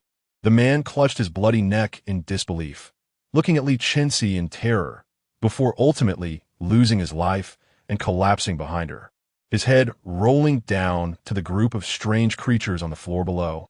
Soon, amidst the chaos of those creatures snatching at the food, he vanished. Murder! Someone let out a terrified scream, and everyone was so scared by Li Chenxi's action that their legs went weak. They didn't even have the strength to scream. Each of them collapsing to the ground, instinctively backing away from Li Chenxi, distancing themselves from her. The woman in front of them was far more terrifying than those creatures below. Li Chenxi didn't care about her image in their eyes. She only wanted the answer she sought. She casually took a tissue from her pocket and slowly wiped the fresh red blood off the light blade, tossing it to the ground. Coldly, she looked at the terrified, weak-legged people. Answer me. Do you agree or not? I agree. I agree. In truth, those people had completely forgotten what Li Chenxi had said earlier. They only knew that if they didn't agree now, their fate would be the same as that unlucky brother whose hand was severed beside her. The instinct for survival compelled them to repeatedly give the answer Li Chenxi wanted. Li Chenxi nodded in satisfaction, indicating that they could pick up the food on the ground. Little Li Chenxi, who witnessed everything, looked at Li Chenxi's seemingly approachable yet utterly cold demeanor with admiration. At that moment, she was a goddess in little Li Chenxi's eyes. Sister, you're amazing. Little Li Chenxi expressed her heartfelt admiration for Li Chenxi. Li Chenxi said nothing, staring intently at little Li Chenxi's face. It wasn't until little Li Chenxi felt uneasy under her gaze that she finally turned her eyes away, retracting the protective shield around little Li Chenxi. Let's go. Li Chenxi turned and found a relatively flat and comfortable corner to sit and rest. The moment she sat down, those who had been wolfing down food nearby froze for a moment before quickly moving away, creating a vacuum zone within 3 meters of Li Chenxi. They preferred to watch the strange creatures below eat rather than approach her. In their minds, Li Chenxi was far more frightening than those things. On the surface, Li Chenxi appeared to be resting, but in reality, she was chatting with the Pinduoduo system in her mind. Watching Li Chenxi rest with her eyes closed, little Li Chenxi looked around hesitantly before inching closer and leaning against Li Chenxi's side. For some reason, she always felt very safe beside her. Although Yuqi had warned her to be cautious while out, she was sure her sister wasn't a bad person, so there should be no need for vigilance, right? What should we do, Li Chenxi? Li Chenxi asked the Pinduoduo system in her mind. The Pinduoduo system didn't know what to do either. I don't know. Yuqi didn't give me any memories about this. I only know that something significant will happen here, but I'm not clear on the details. Li Chenxi looked at little Li Chenxi beside her with frustration. She wasn't here for a vacation. She had important matters to attend to. Now encountering such a naive version of herself, what should she do? She couldn't just ignore her. If this version of herself encountered any accidents, wouldn't it affect her future self? It was a tangled mess. By the way, what happened to mutations and the others? I rushed in without time to explain things to them. Li Chenxi suddenly realized that she had been too hasty in entering and hadn't had time to communicate with the others. Previously, she had been angry with mutations, but she hadn't been angry with anyone else, and in her rush, she had completely forgotten about that. Well, it's possible, but it depends on the situation, right? But you should do it this way, shouldn't you? The Pinduoduo system stammered, hesitant to reveal the truth. Li Chenxi was growing impatient. Her time was as valuable as gold, so why was it taking so long? Speak plainly. The Pinduoduo system, frightened, directly provided her with a visual. Please look at the big screen. Goodness, when Li Chenxi saw it, she was nearly driven to the point of fainting from anger. What is this big fool doing? On the screen was a vast white scene where she was wearing a bright red wedding dress, and the little fairies around her were also dressed in red. She lay on a beautifully crafted wooden boat, drifting down a stream filled with colorful flower petals. Her originally good-looking face had been painted in garish red and green colors, resembling a palette that had been overturned, transforming her into a colorful ghost. Who made my face look like this? Li Chenxi was overwhelmed with rage, and as she continued watching, she nearly fainted. She saw Mutations holding a hemp rope attached to the boat, dressed in red, with a sorrowful expression, as if mourning the loss of his beloved. He walked step by step to a mound of earth. Li Chenxi looked closer and realized, oh no, it wasn't just a mound. judging by its freshness. It was a freshly dug grave. Under Li Chenxi's hungry gaze, Mu Zichuan, with a face full of sorrow, gently picked up Li Chenxi's body from the boat, treating her like the world's only treasure. He slowly walked to the grave, carefully placing Li Chenxi in the coffin, then holding her hand tightly. Lying beside her with a peaceful expression, he addressed the little fairies. "Bury me with her. She must be very lonely in another world." Fortunately, before the fairies could act, Mao Mao rushed in with everyone. Mao Mao hurriedly jumped into the coffin and kicked Mu Zichuan in the face. "You're the one who's dead, even if your whole family dies. My master won't die." Mu Zichuan was kicked in the face by Mao Mao, his expression distorted by the force. It seemed that Mao Mao was genuinely furious at Mu Zichuan's antics. Chapter 97, Going Upstairs in the End. Mu Zichuan was taken away in a fit of anger by his father after being beaten up by Mao Mao. By the way, Li Chenxi's body was ultimately carried back by Li Chenxi. After watching the entire farce, Li Chenxi didn't know what to say anymore. She had merely fainted, lost consciousness, and lowered her body's pulse and heartbeat to the minimum frequency to reduce unnecessary consumption. If one looked closely, it was clear that she wasn't dead. Li Chenxi was truly speechless about Mu Zichuan's actions. Gritting her teeth, she spat out a sentence. "System, can you send them a message? Just in case Mu Zichuan really buries me." The Pinduoduo system took 2 steps back. I don't have that function, and we can't contact them from different time spaces. That would disrupt the temporal order. Wasn't your time portal functional before? Yuchi deleted that function for the stability of time and space. Even if he hadn't, we would still be restricted by time and space limitations and couldn't use it. Forget it, I know you're useless. After saying this, Li Chenxi exited her mind, leaving the Pinduoduo system in her head to sulk in anger. As soon as she opened her eyes, she noticed little Li Chenxi leaning against her shoulder. Looking at the fair and tender little Li Chenxi, who had a tranquil, sleeping expression, Li Chenxi adjusted her posture so that the little one could sleep more comfortably. Li Chenxi stared at her in a daze. During this long journey through time and space, she had long forgotten what her original appearance and personality were like. In her heart, there was only one goal: to prevent tragedy from happening. This unexpected time travel allowed her to encounter her original self, which she found quite pleasant. She missed that initial version of herself, who, despite bearing heavy responsibilities, remained cheerful, optimistic, and kind. "Lin Long, will there really be any treasures here? Don't lie to me." "Ah, Brother Lin Yi, just believe me, I won't deceive you." The girl's voice was charming, particularly prominent in the quiet environment. Li Chenxi looked up at the locked door. Even though she couldn't see their faces, she recognized by that voice that the people outside were familiar. Clearly, Lin Long had learned something through her system and brought them over. I want to see what else they can come up with." Li Chenxi gazed intently through the doorway, watching the people outside discuss how to get in.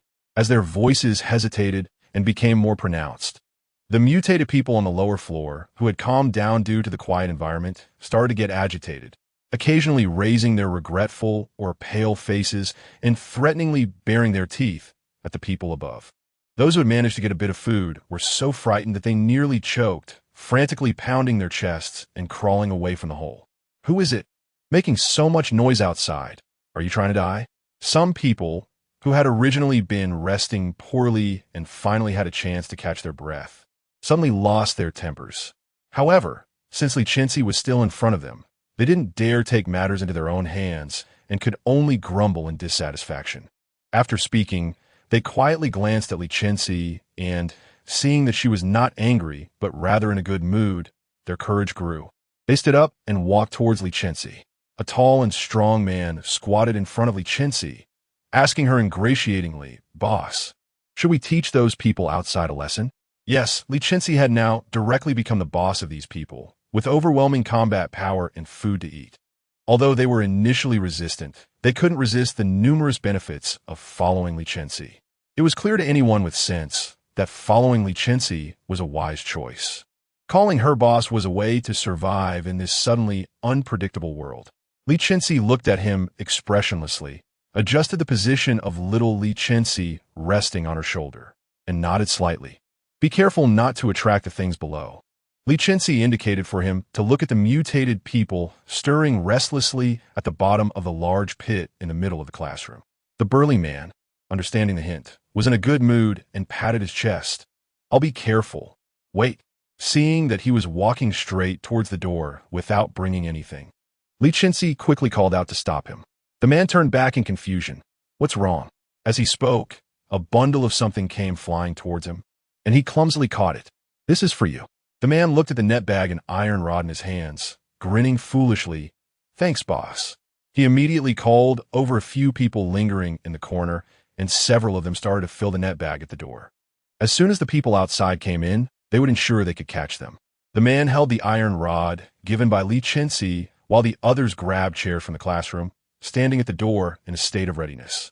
The people outside were still unaware of what awaited them once they got in and were discussing how to open the door. Seeing that they couldn't open the door after a long time, someone got anxious. He pushed aside Lin Yi and Lin Long, who were blocking the door. "What are you dawdling for? Just kick it open." "What time is it now?" Still pretending to be good kids. Lin Yi and Lin Long frowned, very unhappy with his disrespectful behavior. With so many people around, they felt embarrassed to confront him directly and could only swallow their anger. The man kicked the door repeatedly, but the door was unexpectedly sturdy and wouldn't budge. Instead, the commotion attracted the mutated people downstairs. The mutated people slowly moved their stiff and clumsy joints, edging closer to them. Lin Long was the first to notice this abnormality. She suddenly shivered, her pupils dilating in terror as she slowly turned her head towards the staircase. As soon as she looked, she locked eyes with a mutated person missing an eye, with a face smeared in blood and sharp teeth bared. Lin Long's mind went blank, and she quickly covered her mouth, her voice trembling uncontrollably. "Quick, open this damn door. Hurry." Linny noticed that something was wrong with Lin Long and worriedly embraced her. "Lin Long, what's wrong?" Lin Long pointed at the mutated person approaching them. "The monsters are about to crawl up. Quickly, open this damn door." Everyone followed her finger to look. "Oh no, this is serious." Now everyone started kicking the door. If they didn't open this damn door, their lives would be at stake here. At this moment, someone began to complain about Lin Long. "It's all Lin Long's fault. If it weren't for you insisting on coming up here, we wouldn't have encountered these things." Chapter 98, Can't you see? Yes. If it weren't for her insisting on coming up here, we would have left long ago. It's all her fault. Listening to these people chattering away, saying so much but lacking any strength, they kicked the door so many times that not only did they fail to kick it open, but it didn't even budge. As the mutated people were getting closer, Lin Long got anxious. In order to maintain her image in their hearts, she didn't dare to scold them, so she could only swallow her anger. She hurriedly called for help from the system inside her body. "System, think of a way to help me." The system was indifferent, showing no concern for her. "I told you not to come here. The situation here isn't detailed. How could you know what is happening? You insisted on coming, and now you blame me for this." Seeing that the system had no intention of helping her and was just making sarcastic comments, Lin Long immediately threatened it. "Don't forget, we're like grasshoppers on the same rope now. If anything happens to me, not only will you fail your mission, but you might also be obliterated in the universe. I'll see who suffers then. You." The system was choked by Lin Long's words. But what she said was true. If anything happened to her, it would be unfortunate for itself as well. Reluctantly, the system extracted a golden thread from a softly glowing orb, forming a key, and placed the key into Lin Long's pocket with a pained expression. Its tone was unfriendly. "Here, this is the key. It can open the door." The moment Lin Long got the key, she relaxed completely. "You should have done this earlier." The system. Lin Long pretended to look around, and as the mutated people were about to get close and the surrounding people were screaming, she took out the key. She shouted, "I found the key." Now everyone didn't care that this was all caused by Lin Long. They were only thinking about escaping and respectfully made way for her. "Lin Long, hurry, open the door." Lin Long proudly inserted the key into the keyhole, and before she could turn the doorknob, the door opened unexpectedly, causing everyone outside to tumble in. The door behind them immediately closed, and as soon as they fell in, a net covered them from above, trapping them like fish caught in a fishing net. Before they could react, a group of people standing around rushed in, wielding weapons and striking at them. "Hit them!" The group was screaming in confusion. Who? Who is hitting us? Damn it, who is hitting me? Don't let me find out, or you'll regret it later. As soon as these words were spoken, those who were planning to stop suddenly picked up the weapons they had just put down and resumed the beating. It hurts. Linlong, are you okay? Brother Linyi, I'm fine, how about you? These two voices stood out amidst the furious shouts. Li Chenxi watched the group in disarray from the side, unexpectedly seeing them in such a situation. Don't say Li Chenxi is heartless and cold-blooded. These people didn't treat the possessed Fu Xiaoxi well to begin with. If she hadn't arrived in time, Fu Xiaoxi would have been dead long ago. Why should she treat them kindly? She was a fool. Seeing they were about to be beaten into submission, Li Chenxi worried that if they were killed now, who knows what trouble would arise. To prevent any further accidents, Li Chenxi picked up a small stone and threw it at the tall person who had just asked for her opinion. Stop!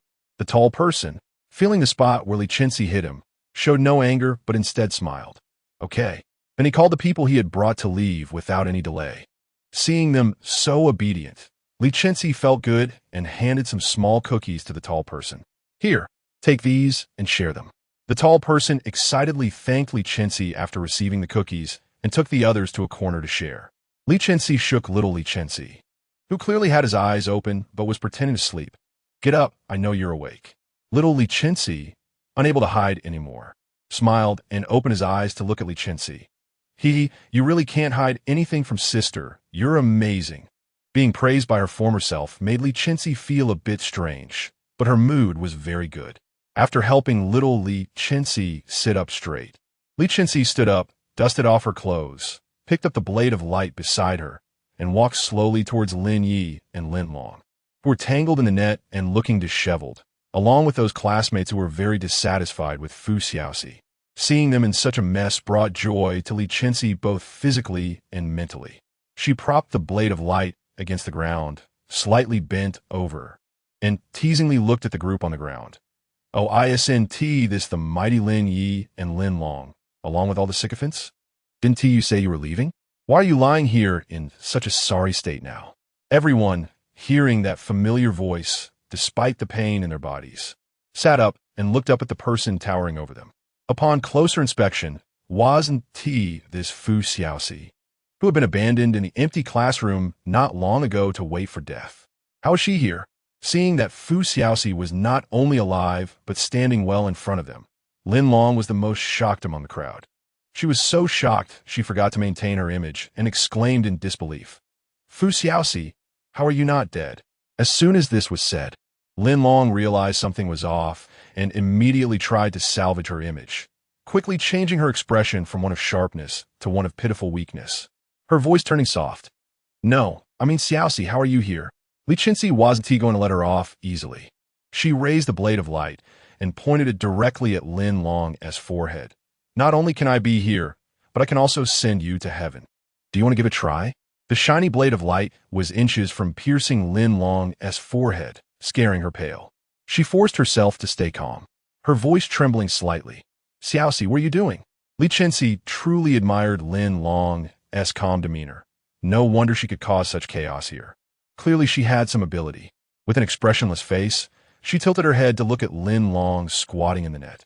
Can't you see? I'm going to kill you. Chapter 99, I'm so worried about her looking at the crazy Fu Xiaoxi in front of her. Lin Long appeared calm on the surface, but inside, she was already panicking. She maintained her gentle expression while frantically calling for the system in her mind. System, what's going on?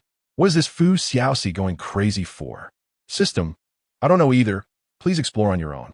After saying this, it logged off without looking back, leaving Lin Long shouting in despair with no response. Lin Long gritted her teeth. Damn it. I knew this useless dog system wouldn't be of any help. With no help from the system, Lin Long had to face the current Fu Xiaoxi on her own, who had the appearance of Li Chenxi but the core of Fu Xiaoxi. She cautiously stepped back, distancing herself from the light blade in Li Chenxi's hand, putting on a harmless expression. Xiaoxi, what are you doing? You don't know how worried we've been about you on this journey. We were just about to go back and look for you, right? She didn't forget to glance at the classmates who were also trapped in the net. Yes, after completing so many world missions, Lin Long had developed a sharp intuition that others didn't possess. When she entered, she noticed that the people here had an unusually different attitude toward Fu Xiaoxi. Although she didn't want to admit it, it was clear that the people here revolved around Fu Xiaoxi. Although she didn't know how Fu Xiaoxi achieved this, Lin Long thought that the Fu Xiaoxi in front of her was still the same weak and easily bullied person as before, believing that with her previous kindness. The good-hearted Fu Xiaoxi Wu Ti continued to give her a hard time. Lin Long looked at Fu Xiaoxi with confidence. Unfortunately, she was bound to be disappointed. The Fu Xiaoxi in front of her was no longer the overly kind one who was easily bullied and had no power to fight back. The current Fu Xiaoxi was unpredictable, and no one could guess what her next move would be. Li Chenxi smiled and slowly retracted the light blade that had been pointing at Lin Long, turning her back to them. Just when Lin Long finally breathed a sigh of relief, thinking that Fu Xiaoxi wouldn't do anything to her, Fu Xiaoxi gently leaned against Lin Yi for comfort. Her voice was soft as water. Brother Lin Yi. Lin Yi, in a domineering manner, held Lin Long in his arms and stroked her hair. Lin Long, don't be afraid. The tone of Lin Yi's afraid nearly broke through the classroom ceiling. Suddenly, without anyone realizing when, Li Chenxi threw her light blade behind her, as if it had eyes, bypassing the others and heading straight for Lin Long's forehead. Under Lin Yi's scream, the light blade barely missed Lin Long's head, cutting off her long hair that she was so proud of. Her long hair fell to the ground, covering the floor. As the party involved, Lin Long was already terrified and knelt on the ground in a daze, her pupils shrinking in fear. Lin Long, are you okay? Lin Yi anxiously checked Lin Long for any wounds and only relaxed after confirming that she had only lost her hair. Then, he turned angrily to the seemingly smug Li Chenxi. He opened his mouth to scold. Fu Xiaoxi, what are you doing? What kind of madness is this? Haven't you gone crazy enough? Li Chenxi tilted her head, glancing at him disdainfully, recalling her light blade from a distance to help them break through the net surrounding them. Without a trace of apology, she said, Sorry, my hand slipped. I didn't mean it. You won't blame me, a useless person, will you? You. Lin Yu was still thinking of confronting Li Chenxi, but in his anger, he forgot that Lin Long was leaning against him. As he stood up, Lin Long lost her support and, in a daze, fell straight down. Before Lin Yi could approach Li Chenxi, he was blocked by the tall guy who had just been preventing them from passing, along with his little brothers standing beside Li Chenxi like guards. Each of them was tall and strong, and Lin Yi, like a white-cut chicken, couldn't compare at all. Standing there, he lost all his momentum. The tall guy stood there, arms crossed, looking down at Lin Yi and asked with a raised chin, What? What do you want to do? Lin Yi looked at the wall in front of him, his momentum weakened, and he quietly took a step back. Nothing at all. Wait, I'm talking to Fu Xiaoxi. Who are you? Thinking of this, Lin Yi regained his momentum. Who are you? I'm talking to Fu Xiaoxi. Why are you butting in? The tall guy placed his hands on his hips, moved closer to Lin Yi, and said threateningly, Who am I? You don't need to know. Just know that she is our boss. Disrespecting our boss is disrespecting us. Are you provoking us now? As the tall guy continued to speak, their faces got closer and closer, until Lin Yi and the tall guy's faces were so close that they could see each other's pores clearly. Lin Yi looked at the enlarged face in front of him, swallowed hard, and turned to leave as if avoiding confrontation, looking towards Li Chenxi, trying to bolster his confidence. Fu Xiaoxi, what do you mean by this? Li Chenxi didn't want to see his face, turning her back. Think whatever you want. Then she instructed the tall guy, keep an eye on them. Who knows what they want to do coming in here? Just now, they wanted to let those mutated people outside in. Understood. I will definitely not let them out of my sight.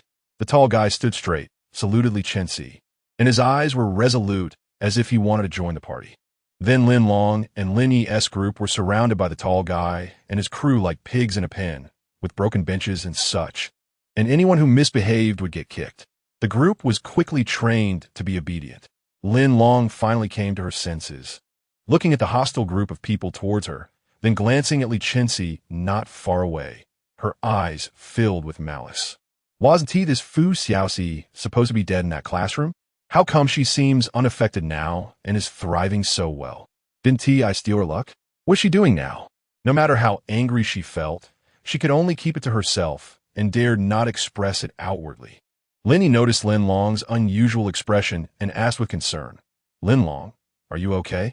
Hearing Lin Ye's voice, a trace of disgust flashed across Lin Long's face. This man was too useless, unable to even protect himself. How could he be the chosen one of luck? Now, she couldn't tear her face with him. So using her hair as a cover, Lin Long quickly changed her expression. She raised a big smile and looked at Lin Yi. "Brother Lin Yi, I'm fine. I just don't know what happened to Xiaoxi, why she turned out like this. I'm so worried about her." Chapter 100. What? You really want to? Lin Yi felt a wave of annoyance at the mention of Fu Xiaoxi's name. He casually glanced at the group of people surrounding him, confirming that they wouldn't harm him for no reason before daring to speak out loud. "Don't mention her. It's ridiculous that you're here worrying about others. Just look at her arrogant demeanor. She clearly has a good life. You should stop worrying about her." Seeing Lin Ye's flushed face from anger, Lin Long smiled with satisfaction. It seemed that aside from the unexpected Fu Xiaoxi, everyone else was still under her control. Lin Long's gaze drifted to Li Chenxi, who was squatting in front of the large hole and looking down. She thought to herself, "Fu Xiaoxi, don't get too complacent. I don't know how you escaped my control, but you must die." Li Chenxi keenly sensed the intense and unfriendly gaze from Lin Long behind her, making her feel uncomfortable like a snail's trail left after the rain. Li Chenxi didn't have time to deal with her and chose to ignore her stare. The most important thing now was to resolve the issue with the mutated beings in front of her. No matter how much food her Pinxi system could supply to everyone present, it was always limited. Besides, why should she unconditionally provide them with food? These were all things she had exchanged for. Li Chenxi picked up the blade of light beside her and poked at the seemingly dazed, mutated beings below the hole. Just now, Li Chenxi noticed that these mutated beings did not seem to be like the puppets they were at the beginning. Some of them had become much more agile, particularly those who had just eaten human flesh. Thinking of this, Li Chenxi glanced regretfully at Lin Long and the others not far away. Lin Long was startled by Li Chenxi's sudden turn, unable to hide her displeasure in time, and awkwardly turned her head to avoid meeting Li Chenxi's gaze. Lin Long couldn't tell if it was her illusion, but she felt that Fu Xiaoxi's earlier gaze was like that of a hungry wolf seeing meat. Seeing Lin Long's flustered reaction, Li Chenxi sneered mercilessly. It was a pity that if it weren't for her Pinxi system in her mind desperately shouting to stop her, warning her that killing Lin Long would lead to a time-space error, she would have wanted to throw her down.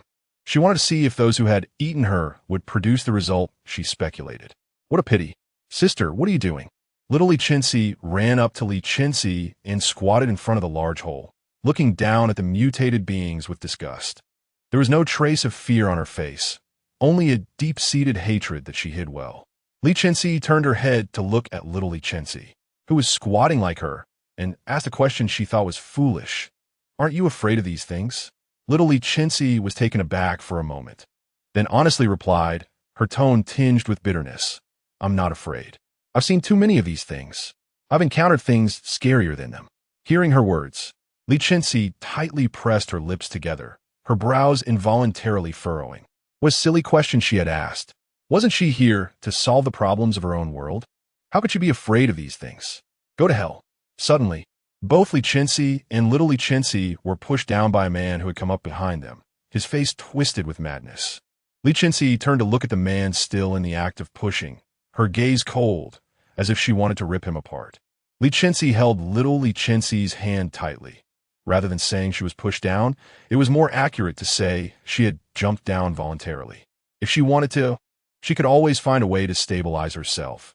Her main concern was little Li Chenxi. Everyone was shocked by the man's sudden action, confused about why he had gone mad for no reason. The tall man saw Li Chenxi being pushed down and angrily strode over, delivering a punch to the man's monkey-like sharp face, sending him flying with just one blow. "What are you doing?" The man, hit by the tall one, spat out a mouthful of bloody teeth. Shaking as if waking up, he looked at the large hole, his eyes wide with terror, his voice trembling. I didn't do it. It wasn't me." The tall man looked at the liquid flowing from the man's pants with disgust, turned his eyes away, and after ordering someone to keep an eye on him, nervously leaned over the hole to search for Li Chenxi's figure. His voice was heart-wrenching. "Boss, where are you? Are you still alive?" The tall man looked at the writhing, mutated beings below and, Not hearing Li Chenxi's response felt a sense of dread. After finally finding a powerful leader who provided food, how could he just vanish without a trace? Thinking that he would have to go hungry again, the tall man wished he could eat the man who pushed Li Chenxi down. Boss, if you're watching from above, I will definitely avenge you. Stay away from this treacherous villain in your next life. After saying that, the tall man took slow steps toward the man who had pushed Li Chenxi down, selecting suitable weapons as he walked. The man was so scared that he couldn't speak and could only tremble. Lin Long, who was with him, cast a look of disdain at him. This man was useless, if it weren't for the fact that only his consciousness was relatively weak. She wouldn't have needed to control his awareness. Lin Long moved her, but away in disgust, not forgetting to emphasize her understanding. This classmate, the dead cannot be brought back to life. The living should continue to live, not torment the living for the sake of the dead. That is not right. Xiaoxi wouldn't want to see you treat her like this, would she? Indeed, it was not an accident that Li Chenxi was pushed down by this timid-looking man. It was because Lin Long had used the luck she gained in this world to exchange for some tools and utilize them.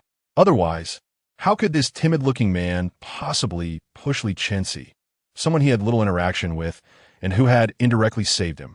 The tall man could not stand this any longer and exploded in anger. Shut the hell up! Before he could say another word, Li Chenxi, covered in blood and dirt, flew out of the hole with little Li Chenxi landing squarely on Lin Long. Her entire being was filled with killing intent. What? You really want to die? Chapter 101. Go Out. Lin Long was directly trampled underfoot by Li Chenxi in a disheveled state, her body covered in filthy blood. The fierce and menacing appearance scared Lin Yi, who wanted to help Lin Long, to the point where he didn't dare to step forward to rescue her from under Li Chenxi's foot. Lin Yi was still in the early stages of growth. He hadn't yet experienced enough to become a strong person. Right now, he was just a student and certainly didn't dare to confront the rampaging Li Chenxi directly. Li Chenxi noticed the pale-faced Xiao Li Chenxi in her arms, and her hostility intensified. The shoes that had disappeared during the fight revealed her feet, which were now brutally stomping repeatedly on Lin Long's innocent and delicate face. Her voice was as calm as a still pond, yet the danger within it made people hesitant to tread lightly. Speak up. Weren't you quite talkative just now? Lost your voice? Xiao Li Chenxi's body was originally weak. She had come to this world at the cost of her own soul. Now that Li Chenxi had been reincarnated and gained a new body, coupled with the fact that she had just arrived in this world, her soul state was already unstable. Being pushed down like that nearly made her disappear on the spot. Fortunately, Li Chenxi was there to save her, since Lin Long received help from the system. She had been invincible for a long time and hadn't been this embarrassed in a while. Now, being trampled underfoot by Li Chenxi in such a humiliating manner with so many people around, Lin Long's gentle and weak facade almost crumbled. The words she spoke carried a hint of gritted teeth that even she didn't realize. Her voice remained sweet, but the emotion she was unaware of made her words less pleasant. Xiao Shi, did you misunderstand something? I didn't do anything. Everyone can testify for me. I didn't even get close to you. Suddenly switching to a pitiful, unloved demeanor, she continued. I know you've always disliked me for being close to Brother Yi, but you can't just slander me like that. Don't worry, if you like Brother Yi, I'll keep my distance from him in the future, okay? Upon hearing Lin Long mention herself, and with Lin Ye's own assumptions, his confidence surged. Puffing out his chest, he looked fearlessly at Li Chenxi. Fu Xiao Shi, don't think just because Lin Long is gone, I'll like you. You can give up on that idea? Hearing their conversation, Li Chenxi felt as if she were eating garbage. What trash dares to speak to me like that? How big a face do you have? That pancake face could be shared with everyone who gets deceived by sweet words. Who gave you the confidence to talk to me like that? Lin Yi was frightened by Li Chenxi's demeanor. Usually, Fu Xiao, she was very emotionally stable and friendly in front of him. But suddenly she transformed into a terrifying figure, like a demon risen from hell, which left him speechless and too scared to speak again. Seeing Lin Yi like this, Lin Long truly felt frustrated. What kind of luck is this? Why was he so timid? Relying on others is never as good as relying on oneself. Lin Long attempted to struggle free from Li Chenxi's foot, but how could Li Chenxi give her that chance? She stomped down hard again while carefully placing the resting Xiao Li Chenxi down. She softly told Li Chenxi, "Find a place to hide." Turning back, she squatted in front of Lin Long with a fierce expression, lifting her dusty yet pitiful face. "Do you dare to run?" Lin Long was completely under Li Chenxi's control, her face being held tightly, unable to utter a word. She could only pretend to be weak on the surface, while internally she was desperately calling for her system. System. System. What's going on? Fu Shaoxi is crazy. After a long wait, the system finally responded to her continuous calls. Its voice mechanical and indifferent. "The system is currently scanning. Host, please rest assured." Beep, beep, beep. Everything is normal. It didn't forget to mock Lin Long, "Host. Don't blame external circumstances for your lack of ability. Perhaps it's your inadequacy that has led to this situation." Normal. Lin Long was about to go insane. She looked at Fu Shaoxi, who seemed intent on annihilating her, and questioned the system again. "Fu Shaoxi has deviated from her original character and is now trying to kill me. And you tell me everything is normal? Is it because your level is too low and you don't have the authority to investigate further? So you're brushing me off by saying everything is normal? I heard you were remade because of some issues. Is it because you were too foolish to complete your tasks that you had to be remade?" The argument between her and the system was fierce. Otherwise, how could they be bound together? After all, they were of the same kind. Li Chenxi, watching Fu Shaoxi's face constantly change, surprisingly felt a little better. Originally wanting to destroy her without a second thought, it seemed now she could spare her life. At least this changing expression could amuse her. It was quite nice to have a bit of fun. Suddenly, Li Chenxi released her grip. Although she let her go, it didn't mean she would let her off easily. Those who did bad deeds didn't deserve to be comfortable. Li Chenxi took out a large chocolate bar from her pocket and tossed it to the tall guy behind her. "Let the others go. Just keep an eye on this woman. Isn't she so kind? Then let her continue being kind, sacrificing her freedom for the freedom of others. Along with food and drink should be something a kind person like her wouldn't mind, right?" The tall guy caught the item Li Chenxi threw and happily saluted her, guaranteed to complete the task. He told his buddies, "Quickly let the others go. Just keep an eye on this woman on the ground." Seeing that no one was surrounding them anymore, the others immediately got up from the ground and shamelessly started eating the food left by Li Chenxi. A few people with a bit of conscience looked at Lin Long on the ground and asked, "What about Lin Long? Are we just going to leave her?" The person eating next to him hit him. "Isn't she very kind? Sacrificing her for our freedom is a good deal, isn't it? Or do you want to take her place?" "I don't want to." Now he obediently stayed put. Li Chenxi walked up to the man who had pushed her and shouted Li Chenxi down. The man was already terrified to the point of death. He huddled in a corner, trembling as he watched Li Chenxi approach him step by step, unable to even explain himself, because in everyone's eyes, he had indeed pushed Li Chenxi and shouted Li Chenxi down. His explanations were so powerless and pale. Facts were facts. Li Chenxi wouldn't let him off just because he was affected by something. This grudge had to be avenged. Without a word, Li Chenxi directly pushed him down into the big hole. Just moments ago, she had been distressed about not being able to conduct experiments to observe whether her guesses were correct, and now, here was the perfect material. Before the man could even scream in horror, he was engulfed by the mutated beings. Watching the increasingly agile, mutated people confirmed Li Chenxi's suspicions. Without hesitation, she said to everyone, "Let us go. We need to find a way to leave the school now." Chapter 102, Why Leave? As soon as Li Chenxi's words were spoken, the people present had mixed feelings, especially those who had just settled down, finally having a place to rest comfortably with food. They were completely unwilling to face those troublesome matters outside. Soon, someone began to oppose. "No, we're very comfortable here. Why take the risk of going out? We could just wait here for the country to send someone to rescue us." One person spoke up, and those who were originally fence-sitters quickly expressed their thoughts to Li Chenxi. "Exactly. It's so safe here. Why risk going out? I don't want to go out either. If I die, my mom will be heartbroken. She loves me the most. Right? I don't want to go out either. If you want to go, you go by yourself." Faced with the unreasonable people here, Li Chenxi simply stood there, her expression cold like a frozen lake, without any ripples, even forming frost. She didn't explain, just glanced at them expressionlessly, walked toward Li Chenxi, took her hand, and turned to leave. These people wanted to seek death. There was no need for her to save them. as long as she could do something impactful enough to affect the whole world in the future. What respect, and so on would not come easily. There was no need to argue with this group of fools. Just as Li Chenxi was about to leave, the tall guy became anxious and quickly raised his hand to express his stance. Boss, I'll go with you. I'll go with you. Wait for me. He didn't forget to punch each of his little brothers beside him, forcibly pulling them along to leave together. Li Chenxi didn't stop his actions, allowing him to follow behind her. Those people, under the pressure of the tall guy, reluctantly followed along, still mumbling. Really, why do we have to go out? It's safe and we have food here. Exactly, it's so dangerous outside. How can we students handle that? The tall guy heard their self-righteous whispers, which were actually quite clear. He gave them another hammering. Are you guys stupid? Who brought us that food just now? Little brother. It was her. Then I ask again, who saved us just now? Little brother. Awkwardly. It was still her. Then that settled. Following her is definitely the right choice. If it weren't for her, we would have starved to death long ago. We're not losing anything now. Going out might even lead to a way out in a day.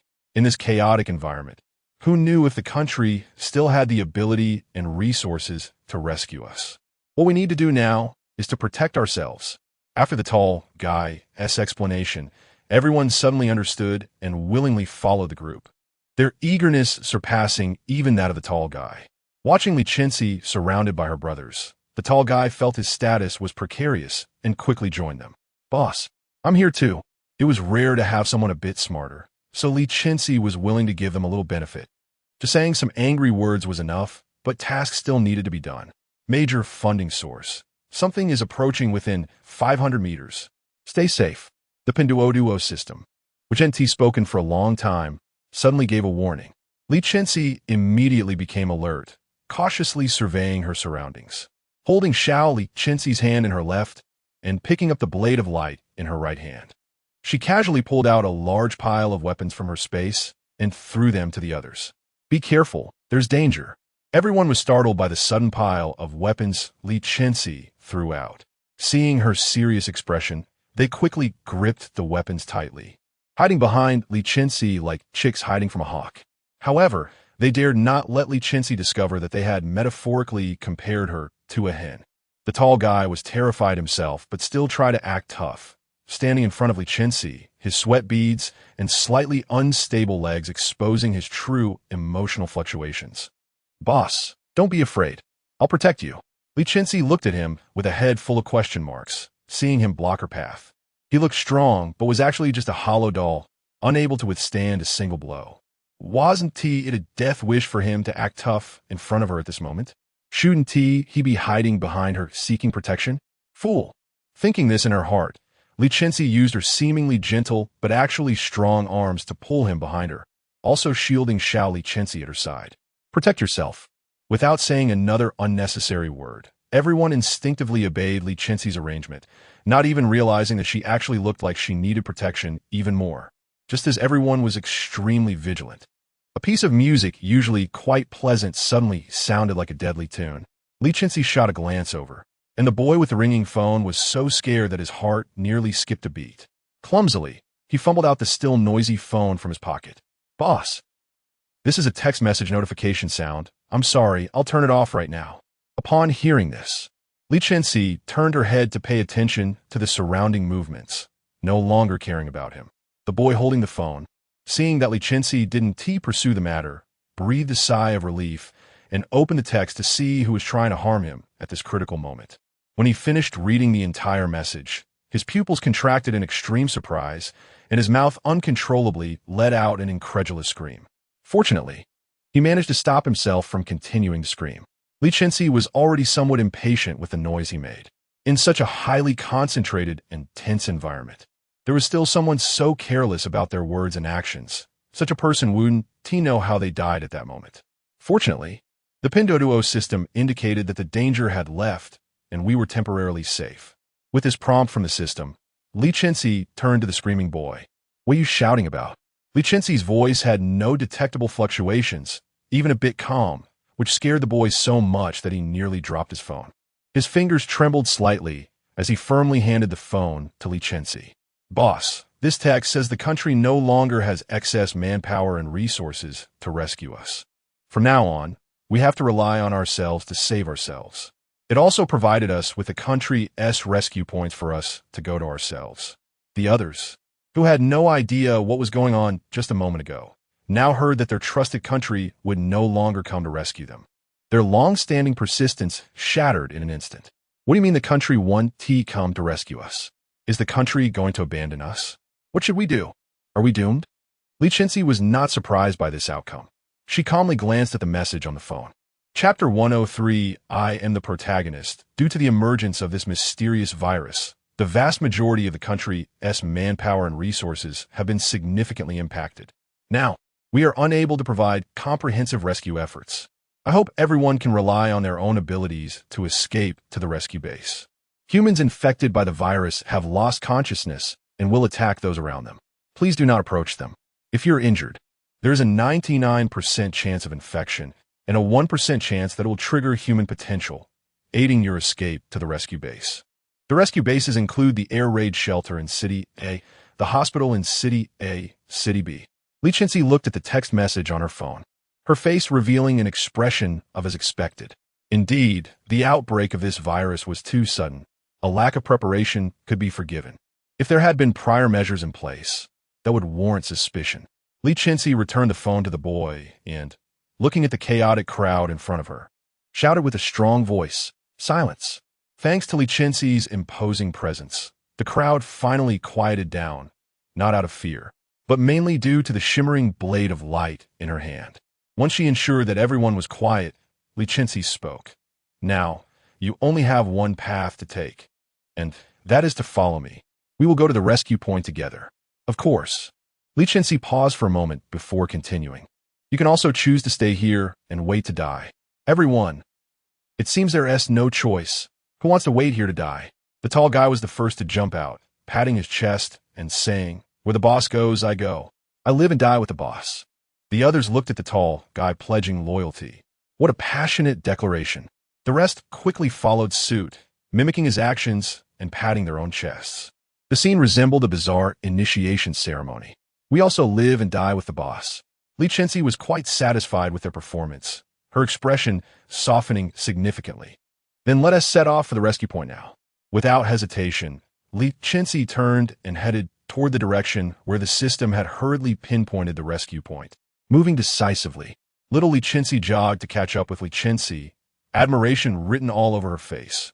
Wow, this sister is so amazing. After just a few steps, they encountered their first major obstacle. Li Chenxi looked at the monster in front of her, grotesque and agile. And if it weren't for the system in her mind that hadn't materialized, she would have wanted to strike it down right there. Gritting her teeth, she said, "System, is this what you call an absolutely safe path with no danger? Are you sure you're here to help me complete the mission, and not a spy sent by the enemy to kill me?" The system didn't dare to utter a word, feeling quite wronged. It had just checked that this path was safe, so why had such a huge creature appeared at this moment? It was beginning to doubt if it was really an undercover agent.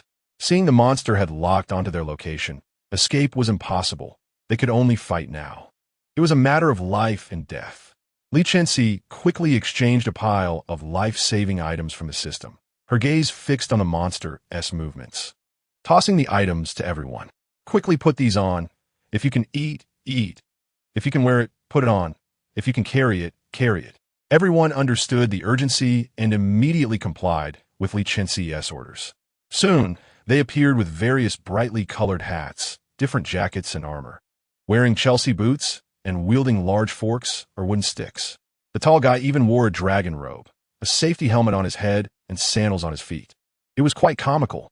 If it weren't for the current situation, this outfit would definitely make many people laugh.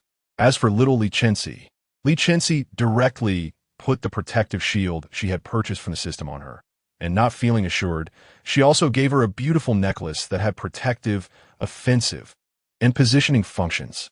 "Stay close behind me, don't run around." "Okay." Little Li Chenxi obediently nodded.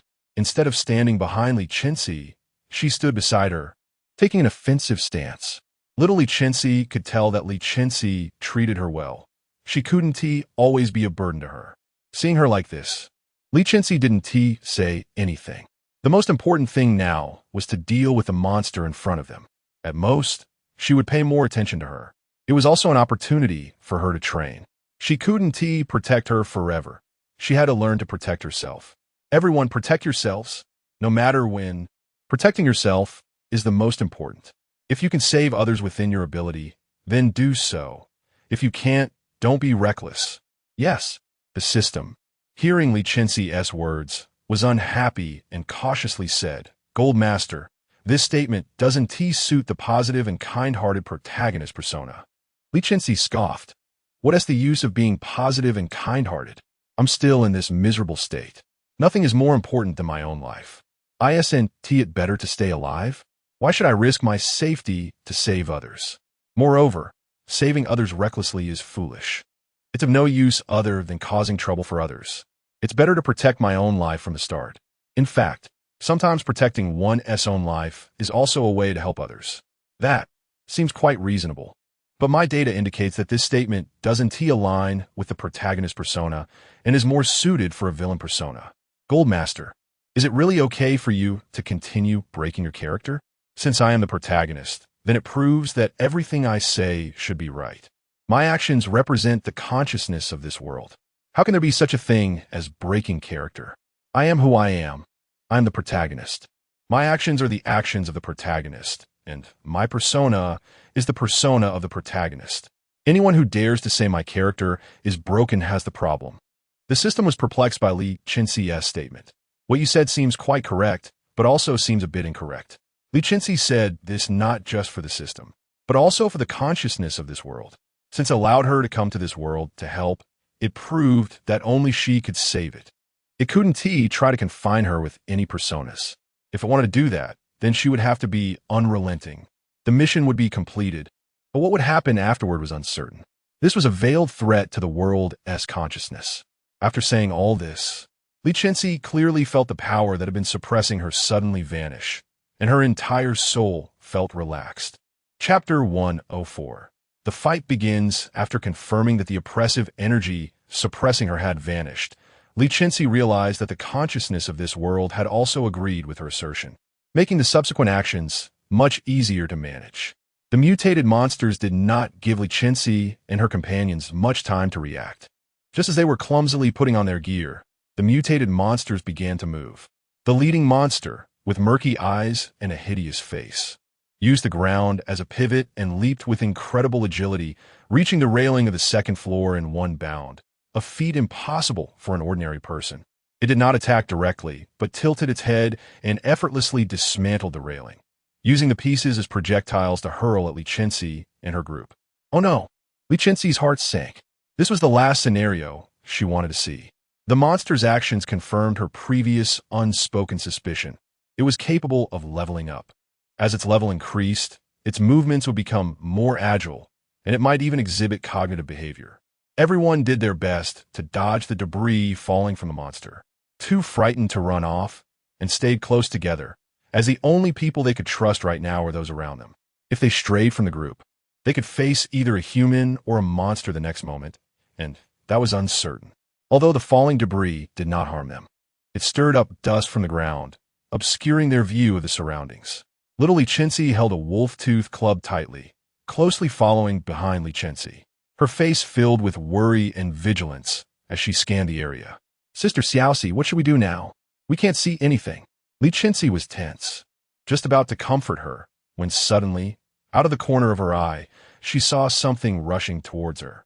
Since little Li Chenxi was protected by the shield she provided, Li Chenxi didn't have to worry about her safety. She gripped the large machete tightly and swung it at the shadow. With a loud bang, everyone clearly heard the monster's furious roar. Li Chenxi seized the opportunity to pursue, wanted to subdue it in one go. However, she found it to be highly alert, and it had already escaped, leaving behind a puddle of black blood mixed with decaying flesh. The monster launched several more attacks at Li Chenxi. Each time, she noticed its appearance. Realizing that she was too strong, it ultimately stealthily changed its location. Everyone huddled closely together, seeing that the monster had failed to deal with them after several attempts. The tall guy's attitude became less vigilant, and he even found time to joke. Boss, you were so cool just now. You blocked that monster with just a few moves. A savior like this is rare. I'm feeling so confident now that I think I can take on that monster myself. Hope you can still laugh later. Li Chenxi had already sensed that the monster had changed its position. At least it wouldn't keep clashing with her. Any being with some intelligence would switch targets. Originally, she wanted to remind everyone, but since the tall guy was so confident now, she decided to let him experience the monster's danger. Big boss, that thing is targeting that silly tall guy.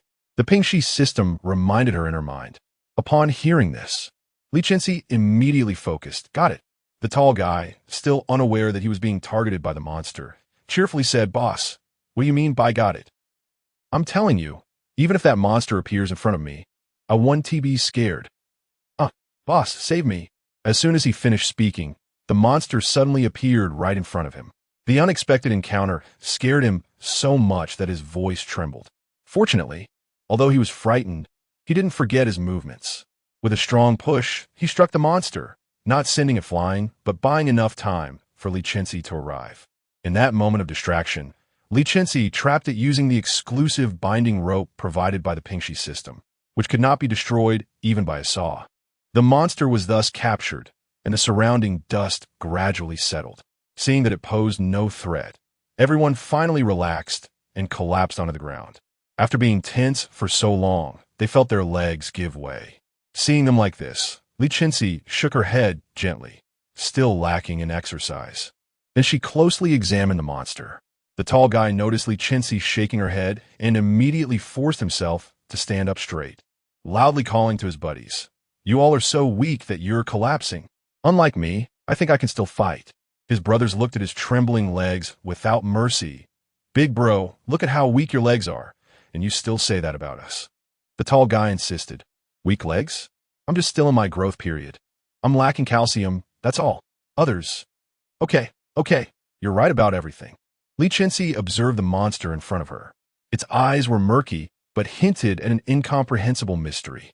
Its body was damaged from fighting, but it was clear that its skin condition was much better than those previously slow-moving mutated monsters. It wasn't the lifeless grayish color, but had a bit of blood color, with coagulated blood inside.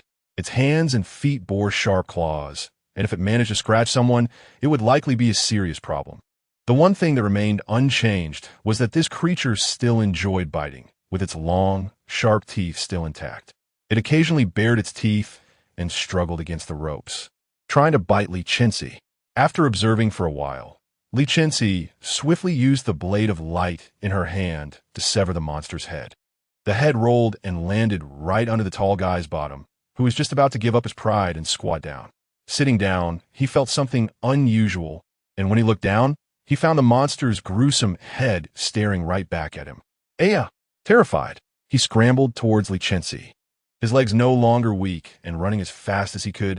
Boss, help me! Li Chenxi glanced at the tall guy hiding behind her, who was gripping her clothes tightly with his dark hands.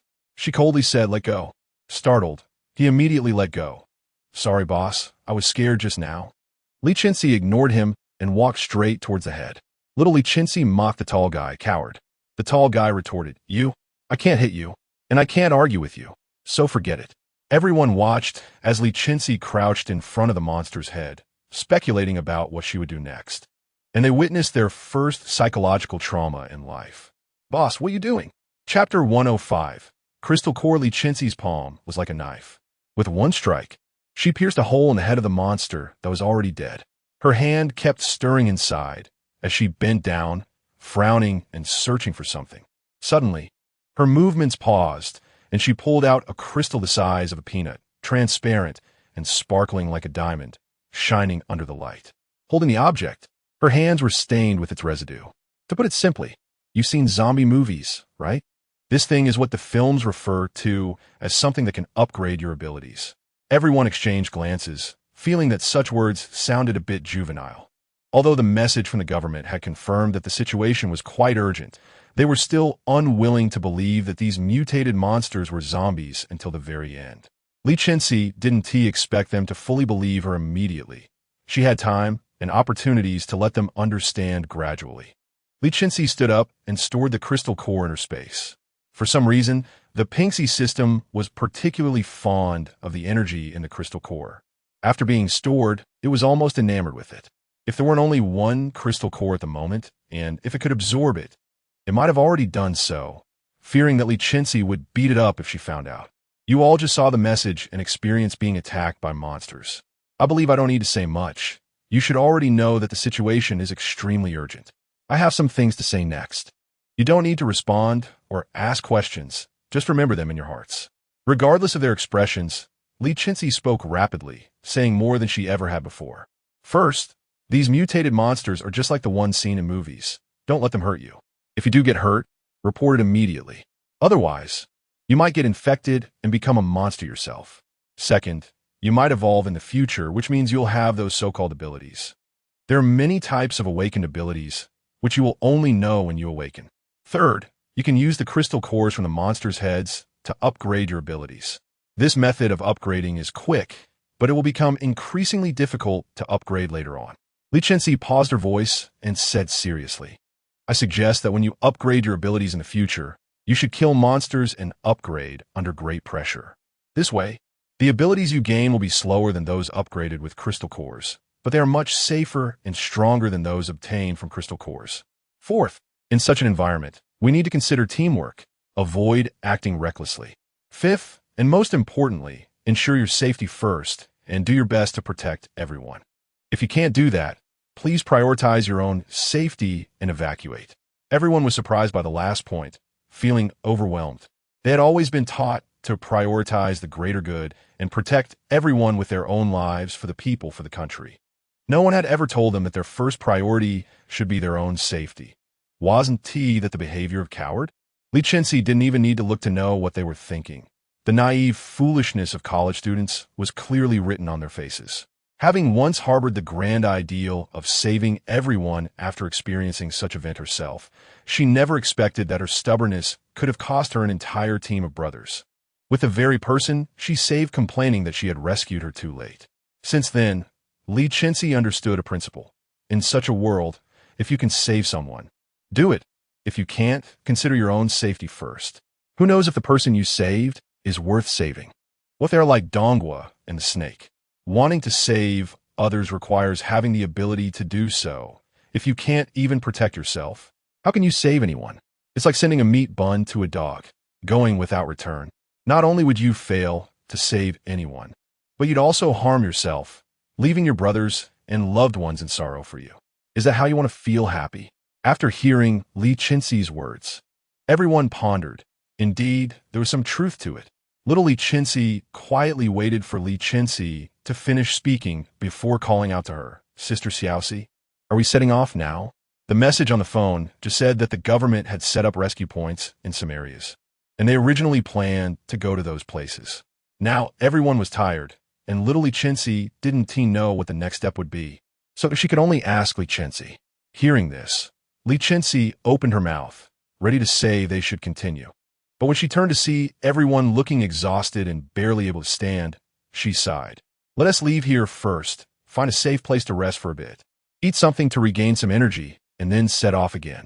Upon hearing this, everyone quickly stood up from the ground, forcing their weary legs to rise. Those who couldn't get up were helped by those beside them.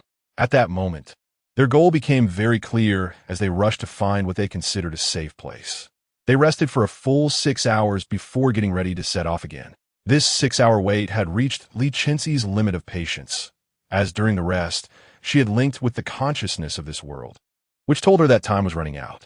She needed to quickly resolve the issue with a foreign traveler and find a solution to the zombie virus. The emergence of this virus was within the expected predictions of the world's consciousness. However, the appearance of the traveler threw it into disarray, severely depleting its energy. It had used its last energy to summon Li Chenxi, and soon it would fall into a deep slumber. Li Chenxi had only 1 year left.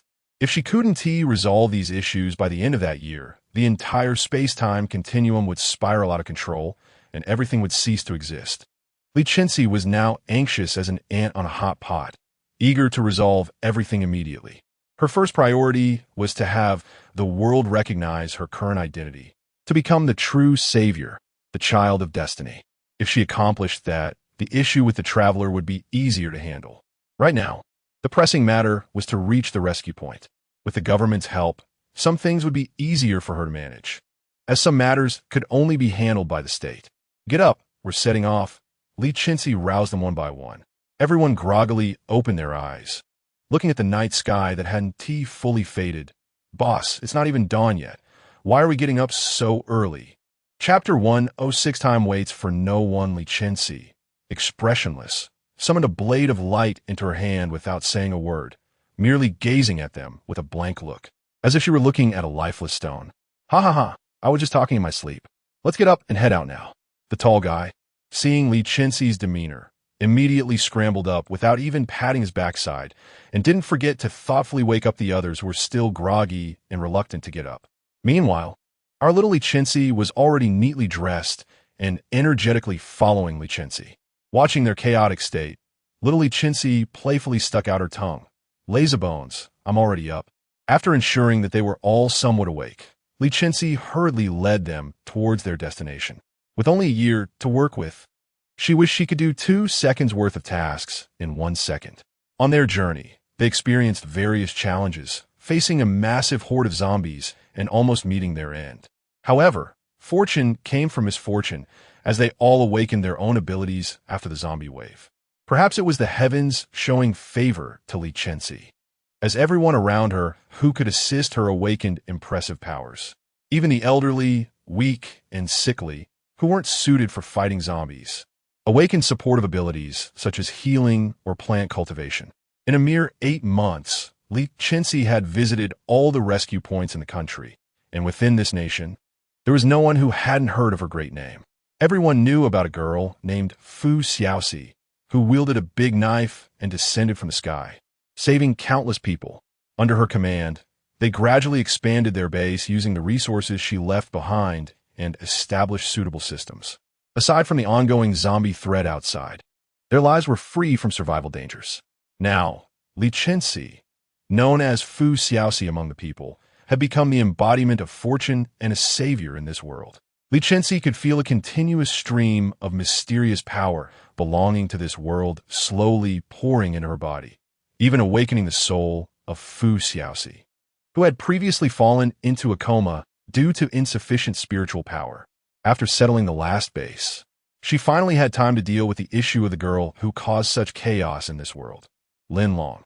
After assigning the tall guy and the others their management tasks, Li Chenxi prepared to set off to find her. It was time to resolve some matters. Boss, are you really going to leave us? The tall guy looked at the cold and frosty Li Chenxi with tearful eyes. Throughout this journey, Li Chenxi had left a mark in his heart, one of a strong person. Didn't he know how many times she had saved them in critical moments? Without her, he might have died long ago, and how could he have gained his current strength and the safety of the base? Li Chenxi patted his shoulder firmly. Take good care of the base. We'll meet again. Then, without looking back, she walked towards the desolate sand slope. After walking for an unknown amount of time, Li Chenxi stopped and sighed helplessly. Come out, your hiding skills are still lacking. Seeing no movement around, she spoke softly, accurately fixing her gaze on a certain spot. Li Chenxi, realizing she could not hide any longer, little Li Chenxi sheepishly walked over. Sister Xiaoxi, I can't hide from you. I told you not to follow me. Isn't it better for you to stay with them at the base? No, little Li Chenxi quickly protested. I just want to follow you. I know what you're planning. My goal is the same as yours. Her eyes were bright and sincere as she looked at Li Chenxi. Seeing little Li Chenxi's determined expression, Li Chenxi knew she couldn't shake her off. Sighing, she thought, well, it seems I can't deal with my past self even now. Fine, you can come along. At worst, I'll just have to put in more effort to protect her. I can't let her die. Let us go. Okay. Little Li Chenxi cheerfully matched her pace with Li Chenxi. One past, one future. Pink 60 system. Have you found Lin Long and the other's location? Found it. Don't doubt my professional abilities, okay? It's in an abandoned building not far from us. Li Chenxi looked at the flashing red dot growing closer and finally smiled with relief. We can go back soon. With the help of the Pink 60 system, everything was going smoothly. Lin Long and her companion didn't know whom they had offended. All the bases refused to accept them, forcing them to hide outside awkwardly. Thankfully, After several close calls, they had learned how to evade zombies and were barely surviving, though in a rather pitiful state. In an abandoned room, Lin Long struggled to swallow the last bite of dry bread. Just as she was about to drink some water, she realized they had long run out of clean water. Clenching the empty bottle tightly, she glared resentfully at the sleeping Lin Yi. After holding back her anger for a while, she finally couldn't contain herself and threw the bottle hard against the wall. Damn, what kind of rat's life am I living? She had never felt so wretched. Even in her own world, she had never worried about food and clothing. Now, she couldn't even find water to drink. Lin Long's mental state had already shattered. She had countless times wanted to just give up and let everything fall apart, but ultimately she chose to endure the humiliation to avoid the punishment of failing her mission. Lin Yi, however, merely frowned and did not wake up. System, you said he was the child of fortune. Why is he being rejected everywhere and everything is going wrong for him? He is not the child of fortune. He is a villain, someone abandoned by the world. The system within Lin Long was confused as well. Clearly, this person in front of her was the child of fortune. How could things be like this? Of course, it would never admit its mistakes to a lowly transmigrator.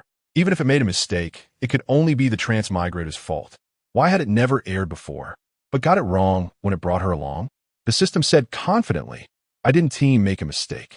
It must be your own method that went wrong. Otherwise, how could it be like this? Taking advantage of their argument, Li Chenxi quietly approached them from behind and swiftly placed a sack over them. You're both wrong. How can you be so relaxed in a world of zombies? Who are you? What do you want? Chapter 107. The conclusion. Li Chenxi resolved the chaos in time and space. The zombies were dealt with, Lin Long was handled, and Fu Xiaoxi woke up.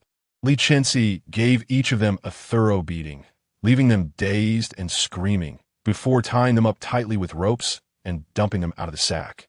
Lin Long crawled out of the sack, her eyes flashing as she struggled to open them wide and stared at the person in front of her. Who is this crazy woman hitting me? I must kill you. When she finally recognized who it was, disbelief and a hint of madness flickered in her eyes. It's you, it's actually you, Fu Xiaoxi. How dare you appear before me again?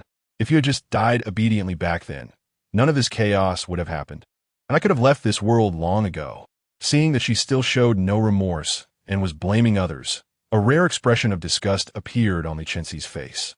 Indeed, a person with a bad nature will never change. It's true what they say, a leopard cannot change its spots.